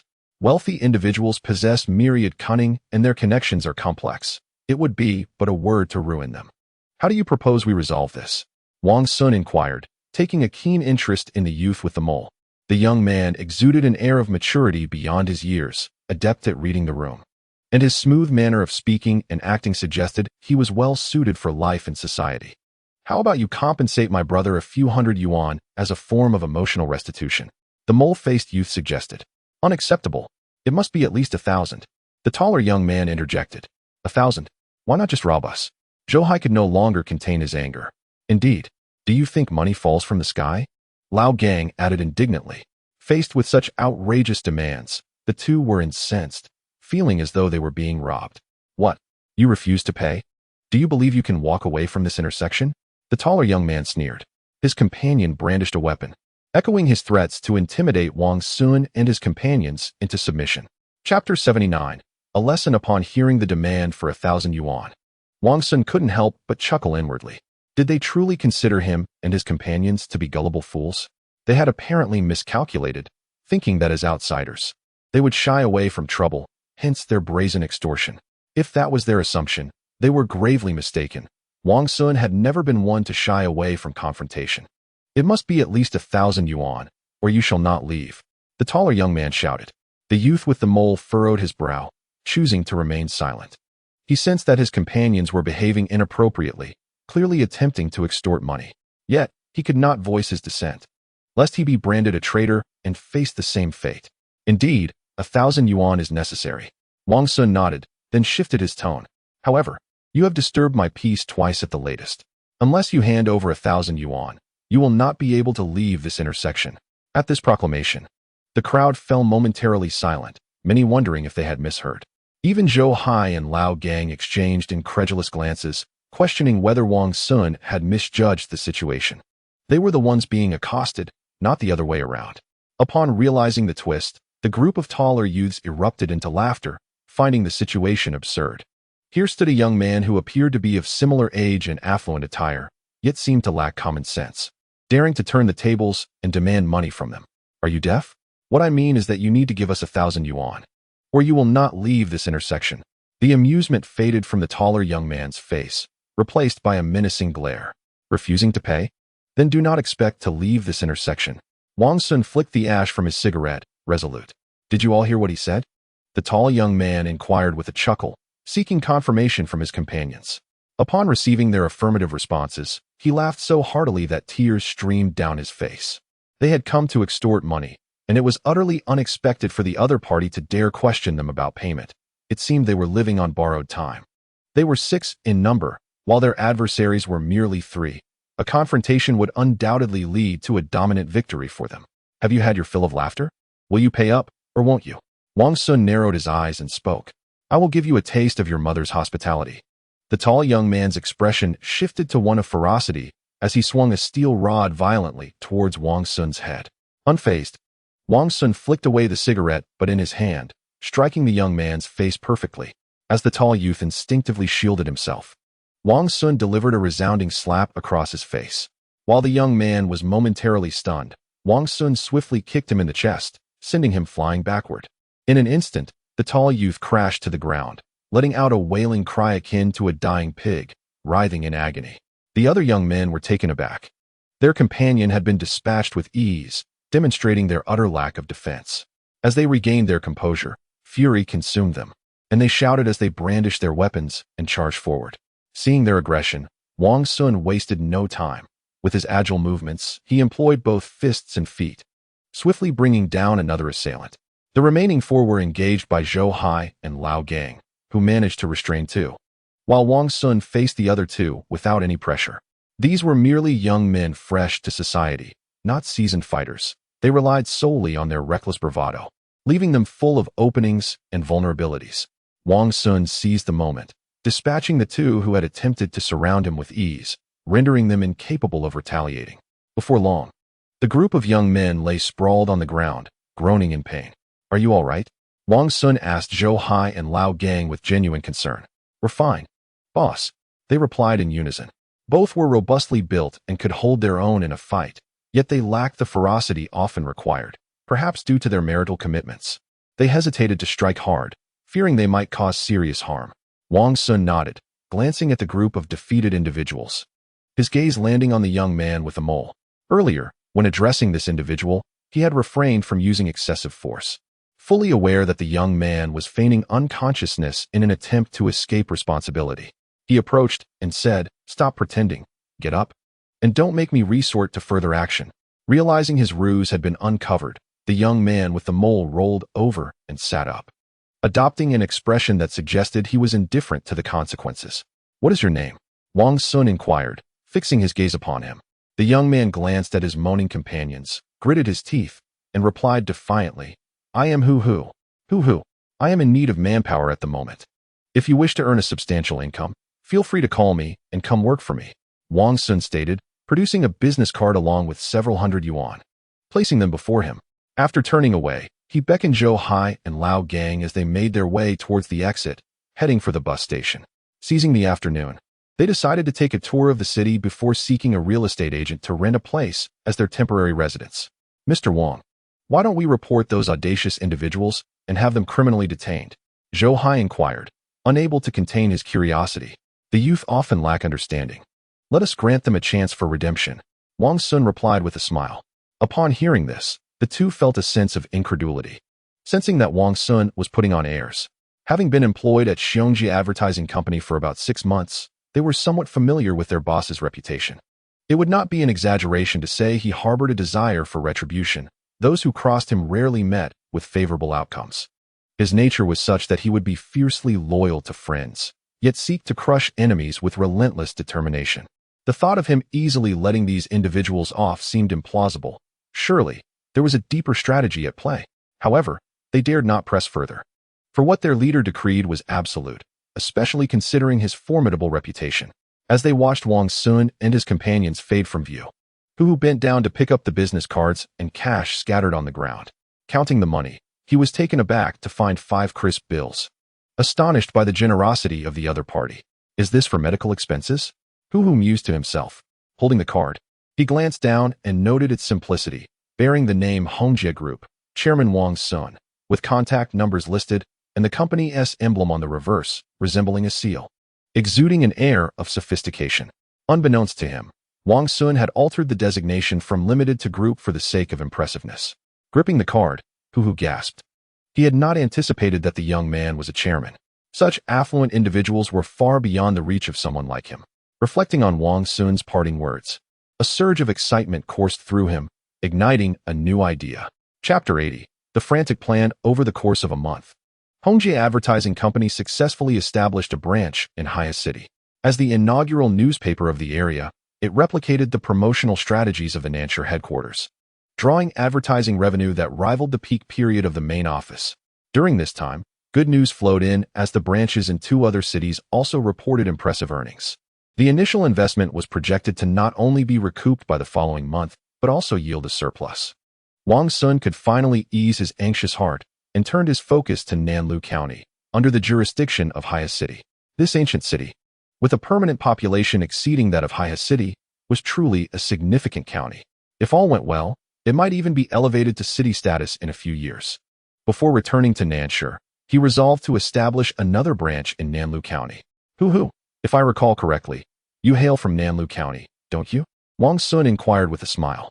This young man with a birthmark had called him the day after Wang had given him a thorough thrashing, expressing a desire to join him in amassing wealth. Recognizing this astute individual as a valuable asset, Wang Xun decided to entrust him to Zhou Hai and Lao Gang, guiding him to start from the ground up in the business.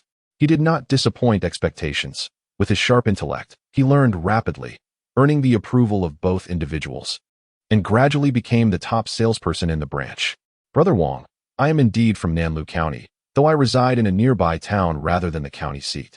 However, I studied in the county for 2 years before being expelled due to a fight. Who stood straight in the company conference room, responding candidly. Now, clad in a suit with a neat short haircut, his eyes radiated confidence, a stark contrast to the person he had been upon their first meeting. Back then, who was merely a wayward youth, his attire flamboyant, giving off the impression of a street ruffian. Who would have thought that within just over a month, he could undergo such a transformation, aptly embodying the saying that one should view a person anew after 3 days apart? Since you are familiar with the county town, why don't you accompany me on a trip to Nanlu County? Wang Xun suggested directly. Certainly, Brother Wang. Who nodded in agreement. Hei City is not far from Nanlu County, merely a little over 20 kilometers, and the drive takes only half an hour or so. To facilitate their travels, Wang Xun, on behalf of the company, purchased 3 motorcycles, seizing the opportunity to sign an advertising collaboration with a motorcycle shop, marking the inaugural advertising revenue for the company. In those times, owning a motorcycle was a coveted aspiration for every young person. Who was no exception. He felt an intense yearning within, believing that possessing a motorcycle would enhance his allure and make courting women considerably easier. He sped along, ferrying Wang Xun, and soon they arrived at Nanlu County. After a leisurely stroll around the center of the county town, Wang Xun could not help but exclaim at its vastness. Its prosperity rivaled that of Hei City. In fact, he sensed that Nanlu County held even greater potential for development, being one of the most flourishing counties in the province. After conducting a thorough field investigation, Wang Xun discovered that no newspapers had yet emerged in Nanlu County, perceiving it as an opportunity to establish a branch and expand their business. As noon approached, the 2 men sought out a restaurant, ordering several home-style dishes to satisfy their appetites. The company intends to establish another branch in Nanlu County, and I would like you to manage it. Do you have confidence in this role? Wang Xun asked, taking a sip of his drink with a smile. Brother Wang, I have never held a management position. I cannot take on such a responsibility. Who promptly declined, reflecting on his own inexperience. He recognized that he had only been with the company for just over a month and felt his qualifications were insufficient for the role. Moreover, the current branch manager in Hei City was Zhou Hai and the deputy was Lao Gang. If a new branch were to be opened, it would surely be Lao Gang who would be appointed, leaving no place for someone like him, a novice. Come now, as a man, how can you say you cannot? People strive to ascend while water flows downward. Without attempting, how can you ascertain your limitations? Wang Xun encouraged him. Brother Wang, I am still unseasoned in the company. I doubt my mentors would agree to this. Who shook his head. He referred to Zhou Hai and Lao Gang as his mentors, having begun to address them as such since they had guided him in his work. Your mentor Lao Gang has gone to the neighboring city for an inspection. It is likely he will take on the role of branch manager there. Wang Xun discerned his thoughts and divulged a secret. As the branch in Haya City began to stabilize and generate revenue, he and Lao Gang visited the neighboring Ling City for a 2-day inspection. Finding it comparable to Haya City, he decided to establish another branch under Lao Gang's management. Currently, Lao Gang has brought 2 salespeople from Haya City and is diligently preparing for the branch's opening. Upon hearing Wang Xun's words, Hu's heart skipped a beat. After a moment of contemplation, he hesitantly replied, Brother Wang, I am still worried that I may not be able to handle this. There is much I still need to learn. That's all right, just begin. If challenges arise, you can consult your 2 mentors. They should be able to assist you. Wang Xun reassured with a smile. He, too, had gradually evolved from an ordinary individual with nothing to his name, recalling his own nervousness when he first ventured into business, fearing he would not succeed. However, he understood that avoiding risks could lead to missing numerous opportunities to change one's fate. He recognized Hu as a raw gem, capable of becoming a sharp sword with a little refinement. But first, Hu had to learn the art of perseverance. Otherwise, this treasure would remain buried. Nanlu County is a small city where the investment required to open a branch is minimal, thus the risk of loss is not substantial. Thank you for your trust. Brother Wang, I will not disappoint your expectations. Hu pondered for a moment and finally resolved to raise his glass in a respectful toast. Good. Young people should possess the courage to explore. Wang Xun clinked his glass in agreement, expressing his satisfaction. Brother Wang, I will certainly strive to ensure you are not let down. Hu promised earnestly. Excellent. Staying with the company will surely reward you. Wang Xun nodded approvingly. Upon returning to Haya City, he instructed Hu to select 2 salespeople to accompany him in establishing the branch in Nanlu County. To expedite the branch's operation, he arranged for Zhou Hai to assist Hu in ensuring all matters were properly handled. Thus, Hu became the youngest branch manager of Hongjie Company, ascending to a position within the company's upper echelons. This decision, however, did not sit well with Wei Xiongwen, Peng Zhe, and Pei Yuan, who all felt that Wang Xun had acted rather rashly. They believed Hu lacked the qualifications to assume the role of branch manager and suggested that an experienced salesperson be transferred from Nanshi for greater stability. After all, Hu was not only young but also relatively new to the company, raising questions about his loyalty. Wang Xun justified his choice by expressing his confidence in Hu's abilities, noting that in a small county, the financial investment was not substantial and this opportunity would serve as a valuable training ground for the young man. Currently, the company is expanding into 5 cities, with plans to enhance performance and accumulate capital, aiming to expand into 20 cities the following year. He wished to provide these entry-level employees with opportunities. Anyone demonstrating capability would have the chance to lead a branch and become a city leader. Hu was a prime example of this initiative, designed to motivate lower-level employees by offering them opportunities for advancement. As for the criteria for selecting salespeople to undertake city expansions, it would be up to the company shareholders to discuss and establish a formal guideline. After this discourse, Wei Xiongwen and his colleagues regarded Wang Xun as somewhat audacious, but refrained from voicing their dissent. This is merely a proposal, yet to be concretely realized, necessitating further discussion among a few individuals before a decision is reached. Another fortnight has passed, and the 2 newly expanded cities have commenced operations, beginning to generate revenue. On this particular day, Wang Xun received a perplexing phone call. The caller claimed to be interested in purchasing 2 properties he owned in Longtu Village, offering a price that was not particularly high. Not one to be easily deceived, he immediately surmised that Longtu Village might be slated for demolition, prompting the caller's interest. Consequently, he outright refused the offer, observing that these branch offices were finally on the right track and beginning to yield profits. Wang Xun felt it was time to return to Nan City and address the affairs of Xiongji Advertising Company. Chapter 81. Return on his journey back to Nan City. Wang Xun took a daytime sleeper bus, allowing him to enjoy the scenic views along the route. Departing at 9 in the morning and stopping at several service areas along the way, he arrived in Nan City around 3 in the afternoon. Wei Xiongwen, having received his call, was already waiting at the bus station. Upon disembarking, Wang Xun could not resist the urge to squat down and vomit, nearly retching up his bile. After washing his face and rinsing his mouth in the station restroom to rid himself of the unpleasant odor, he lit a cigarette to soothe his unsettled stomach.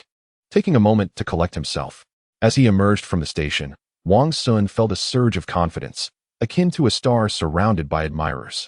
The cab drivers quickly encircled him, casting hopeful glances and eagerly exclaiming, "Hey, handsome, need a ride?" Observing their fervor, Wei Xiongwen, standing outside, urgently waved his arms, drawing the driver's hostile glares and causing him to retract his neck in trepidation.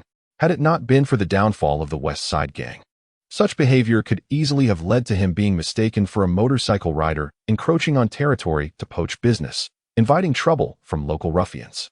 "I have a friend picking me up," Wang Xun replied apologetically. Upon hearing this, the cab driver's expressions fell, and they gradually dispersed toward the exit, awaiting the next arriving passengers. Mr. Wang, noticing him approach, Wei Xiongwen, ever perceptive, hurriedly assisted him with his luggage, securing it in the trunk. Wang Xun scrutinized Wei Xiongwen and noted that he appeared somewhat haggard, likely due to the burdens weighing on his mind. His attire was simple, and he wore a helmet, with another helmet dangling from the handlebars, giving him the appearance of a mere motorcycle passenger. Currently, Nan City had a limited number of motorcycle riders, most of whom did not solicit passengers at the bus station but rather awaited at intersections. Due to their speed, they were more favored than human-powered rickshaws and thus held a competitive edge. Safety first. Wei Xiongwen offered the helmet. Wang Xun shook his head, jesting. I'd rather lose my head than mess up my hairstyle. The helmet resembled a construction hard hat, lacking a windshield, and he found it rather unattractive. An onlooker might easily mistake them for workers fleeing from a construction site. Wei Xiongwen merely grimaced, not pressing the matter further. He twisted the throttle and sped onto the main road, racing toward Longtu village. At the village entrance, he instructed Wei Xiongwen to stop, purchasing several bags of seasonal fruits as a treat for his employees upon his return from the business trip. Brother Wei, after more than 2 months apart, why do you look so worn down? Wang Xun set his luggage down and entered the second-floor lounge of the company's small building, jokingly inquiring. I've been overworking myself lately. Wei Xiongwen spoke without a moment's hesitation. He thought to himself, you 3 carefree individuals have left this mess for me to manage while you frolic outside. Each day, I witness a decline in the company's business volume. Listen to the incessant complaints of the sales staff and must urge the printing house to generate business, all to keep this disarray afloat. If the roles were reversed, you would fare no better, would you? Alas, I shall work fewer hours with my sister-in-law tonight. Wang Xun sighed. General Wang, please do not jest. I am nearly at my wit's end. The advertising recruitment performance is steadily declining, and the sales personnel have lost their motivation. Wei Xiongwen lamented, his face a mask of despair. Currently, there are 9 sales staff under my supervision, with only a few earning commission, while the rest subsist on a base salary. According to company policy, if there are no results for 3 consecutive months, the base salary is revoked, and they will soon take their leave. What are the figures for the past 2 months? Wang Xun inquired. Last month was decent, around 100,000, but this month has plummeted to only 50,000. Wei Xiongwen replied. As the head of the business department, the performance directly impacts his monthly salary. The changing demeanor of the tiger at home reflects how his income affects his standing within the household. At least there are still some surplus funds, preventing a total imbalance. Wang Xun remarked with a smile. Next month may be even worse. We might lose everyone. Wei Xiongwen sighed. What is the situation over at Xiongji? Are they still operating at a loss? Have the salespeople left? Wang Xun pondered aloud. No one has left, but they have been reassigned to Heliu County. When Xie Guoyu was still around, it was said that Rongxing had established a branch there early on, and their advertising revenue is quite substantial. Now, the Nansher company only retains a few responsible for information collection. Wei Xiongwen was well informed of the rival company's movements, having placed spies within. No wonder they dared to operate at a loss in Nansher. They have a power bank supporting them. Wang Xun realized, setting aside Pei Yuanjia's connections. With Rongxing's extensive network in Heliu County, many would be inclined to show face, which explains the success of Xiongjia's newspaper. With such backing, Rongxing possesses the capital to endure losses in Nansher, aiming to ruin our newspaper and monopolize the entire market. Fortunately, when Wang Xun established the company, he created a website to serve as a FAAD. Currently, some clients still find value in it. Otherwise, the revenue might have faced negative growth for 2 consecutive months. Now, with 5 branches established, data is synchronized and updated daily on the website. To this day, the site's traffic is steadily increasing, now holding considerable value. Wang Xun plans to promote the website further upon expanding into new cities, aiming for it to become a household name. Currently, as the headquarters in Nansher faces a decline in performance and struggles with advertising recruitment, their expansion plan remains the sole avenue for salvation. This decision has proven prudent, as the revenue from several branches enables them to withstand Rongxing's financial onslaught. Brother Wei, I shall grant you a couple of days off to rest. Return to work after the holiday. Wang Xun suggested thoughtfully. Faced with this unexpected statement, Wei Xiongwen felt a pang of anxiety. Unsure if this was a precursor to his dismissal. General Wang, I am fine, he quickly replied. Do not overthink. It is merely a brief respite for you to rejuvenate your spirit. We shall confront Rongxing with renewed vigor.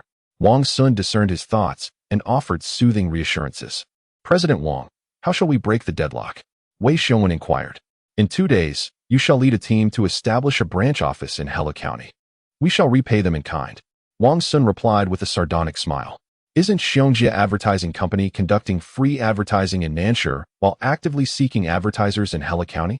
We, too, can disrupt your market by offering our services for free, rendering your advertising efforts exceedingly challenging. Free? Can we sustain that? Wei Xiongwen expressed his concerns. Fear not. Our company has evolved. With the support of 5 branch offices generating revenue, and considering Hello County is not far from Nanshur, we need not exert ourselves to establish a new team. The Nanshur office can manage it directly, and we can simply replicate their advertising strategies without the need for extensive data collection, thus saving costs and time. Wang Xun remarked with a chuckle. Very well, I shall attend to it immediately. Wei Xiongwen, eager and resolute, skipped his day off to set the plan in motion. This presented a pivotal opportunity for retaliation. The pent-up frustration had finally found an outlet. Wang Xun intended to offer a few more reminders, but noticed that Wei had already rushed downstairs, shaking his head in amusement. Checking the date on his phone, he realized it was already August. His family should have begun construction on the house he had financed through postal remittance. It had been a while since his last visit home, and he felt it was time to return and see how things were progressing. Chapter 82. The initiation of counterattack. In the afternoon, Wei Xiongwen made his way to the Hello County Commercial Building, where he rented an office and utilized connections to secure a business license for the Hello County branch, with himself as the legal representative. Upon receiving the license, he returned to the Nanshur office to convene all sales personnel, announcing the venture into Hello County. Given the proximity of Hello County to Nanshur, he opted not to assemble a new team, allowing the Nanshur office to manage operations for the time being, with adjustments to be made as the situation evolved. The announcement ignited excitement among the sales staff, many eager to pursue business in Hello County. A new city often presents lucrative opportunities, especially at the outset.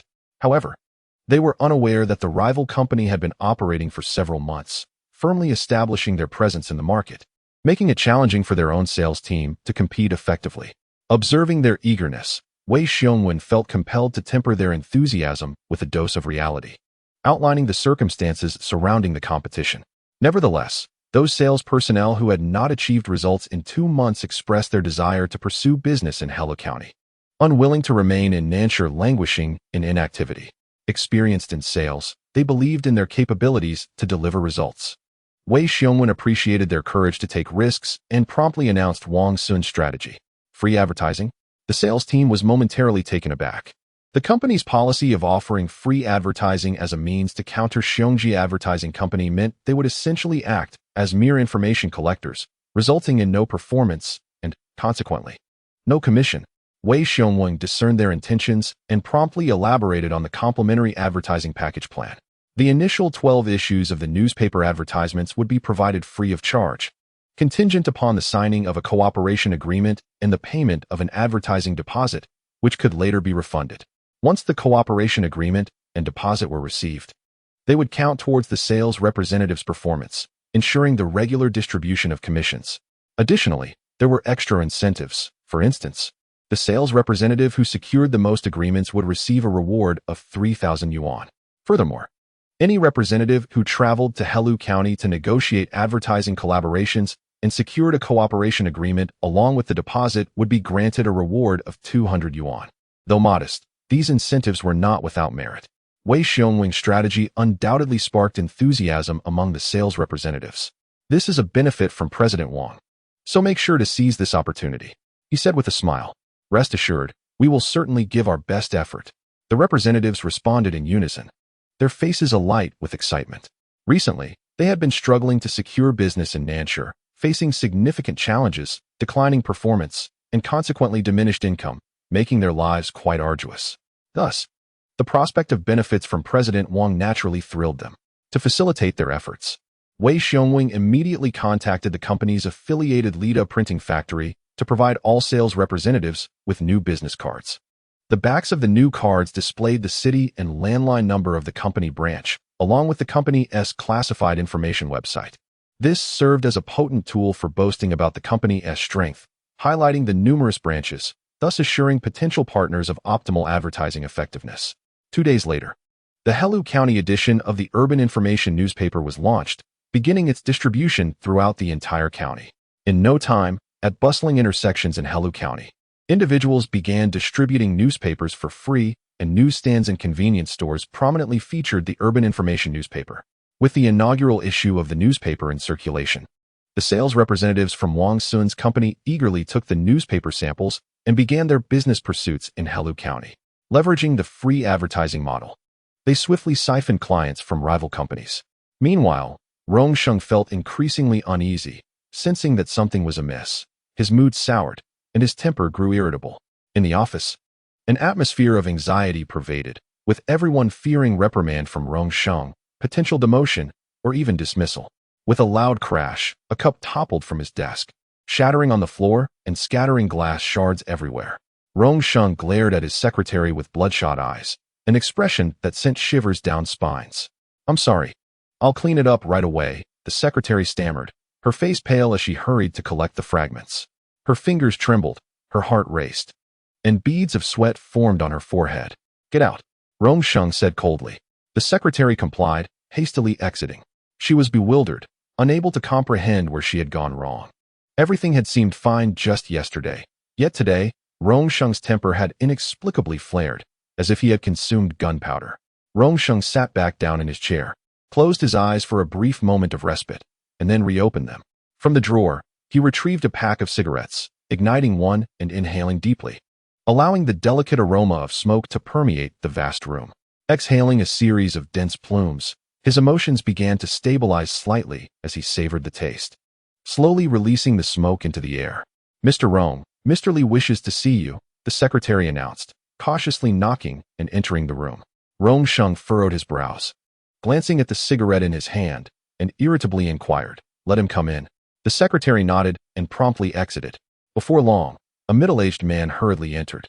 His name was Li Xin, the business department manager of Xiong Advertising Company in Hellu County, tasked with newspaper advertising recruitment.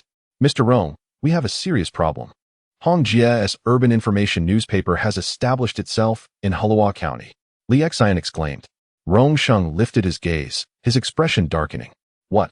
Are you saying Hongjia has also entered Hellu County?" he retorted, his voice brimming with fury. "Yes," Li Xin affirmed, placing two newspapers on the desk, one from their company and the other from Urban Information. Wang Xun perused the papers, noting that, aside from the recruitment section that had been plagiarized from their own, the other sections were filled with advertisements from businesses in Nan City. "I don't care what methods you employ, you must retain our current clientele," Wang Xun declared through clenched teeth. Hellu County was the cornerstone of the company, having generated nearly $1 million in advertising revenue over the past 3 months. While it was true that this substantial income was largely due to connections forged by his father and previous partnerships with the Pei family, it was undeniable that the advertising newspaper had thrived in Hellu County. "Understood. I know what to do," Li Xin replied, turning swiftly to leave the office. Once Li Xin departed, Wang Xun tore the Urban Information newspaper to shreds and cast it into the wastebasket. Since establishing the company, he had transformed in the eyes of both family and outsiders from a frivolous scion into Mr. Wang. He could not allow the company to collapse and was determined to earn his father's respect, aspiring to become the successor of the food company. After a moment of contemplation, he picked up his phone from the desk and dialed a number. "Hello? Young Master Wang. Yes, I'm facing a tricky situation and need your assistance. Just give me the details.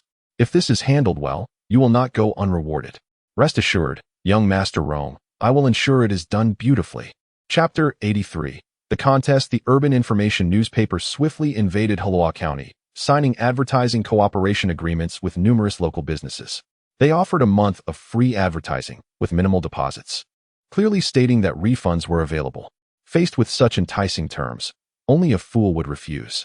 Moreover, Hongjia Advertising Company boasted greater renown, possessing branches in other cities, advertising not only in newspapers but also online. Consequently, businesses that had previously collaborated with Xiong Advertising began to flock to sign agreements with Hongjia sales representatives. In addition to Hellu County, Wang Xun initiated a counteroffensive in Nan City, employing similar tactics to poach clients. In recent days, the collateral required for cooperation has amounted to approximately 200,000 to 300,000. With this sum, combined with the meager funds remaining in the company's account. We possess ample capability to engage in a prolonged contest with Rongxing. Wang Xun seized the initiative with this tactic, rendering any attempts by the opponent to replicate it utterly ineffective. Merely a few days have elapsed. Yet the sales representatives of Rongxing are finding it increasingly arduous to negotiate advertising partnerships, inundating Li Xin with their grievances. Aware of Rongxing's temperament, Li Xin anticipated a rebuke due to perceived inadequacies, prompting him to personally engage with the business owners involved. However, in the face of profit, camaraderie holds little value. Many have opted for superficial engagements, with some refusing to meet at all. After encountering considerable setbacks, he was compelled to report the situation to Rongxing candidly. How do you conduct business? Are we mere locals, outmaneuvered by this outsider? Rongxing exclaimed in a fit of fury upon learning of Wang Xun's stratagem of reciprocating in kind. President Rong, their tactics are insidious. They are infiltrating the market in Heilongjiang County using free methods and are promoting their message everywhere. Li Xin lamented. Numerous corners of Heilongjiang County are adorned with banners advertising the urban information newspaper, proclaiming simply, for job opportunities, consult the urban information newspaper. At this, Rongxing raised an eyebrow and coldly demanded, what is the purpose of your sales department? Have you failed to follow up with clients properly? You've allowed them to exploit a gap. Li Xin opened his mouth to offer a defense, but, recognizing Rongxing's ire, relinquished the thought. When this boss is enraged, he is known to be merciless. It is said that a manager surnamed Xie from a company in Nan City, relying on his status as a shareholder, faced a severe beating after standing his ground. Ultimately, he was coerced into relinquishing his shares and divesting his assets, leaving Nan City to seek his fortune elsewhere. There is little recourse. This scion of the Rong family wields both wealth and power, rendering the average citizen powerless against him. Exhausted from his tirade, Rongxing lit a cigarette, inhaling deeply before exhaling a long plume of smoke. At that moment, a phone rang. He instinctively answered, and his expression darkened ominously. I understand, he replied before abruptly hanging up. After receiving a scathing reprimand, Li Xin grew increasingly cautious, fearing not only further chastisement, but also the potential for physical retribution. Damn it. If you wish to adopt my methods, let us see how much you can afford to lose. Rongxing cursed vehemently. Upon learning that Wang Xun had initiated a free advertising model in Nan City, he realized that both sides were engaging in a financially draining competition. President Rong, should we also adopt a free advertising strategy? Li Xin cautiously inquired. Get out. Rongxing bellowed, unceremoniously hurling the ashtray from the table. Li Xin, having anticipated such a reaction, swiftly dodged and fled the chairman's office. The commotion startled the entire office, drawing curious glances toward Li Xin as he emerged, his expression grim, prompting his colleagues to avert their eyes and return to their tasks, wary of provoking any further ire. Wang Xun returned from Sister Chen's place, having secured a new office, which he intended to relocate to once the renovations were completed and an auspicious day was selected.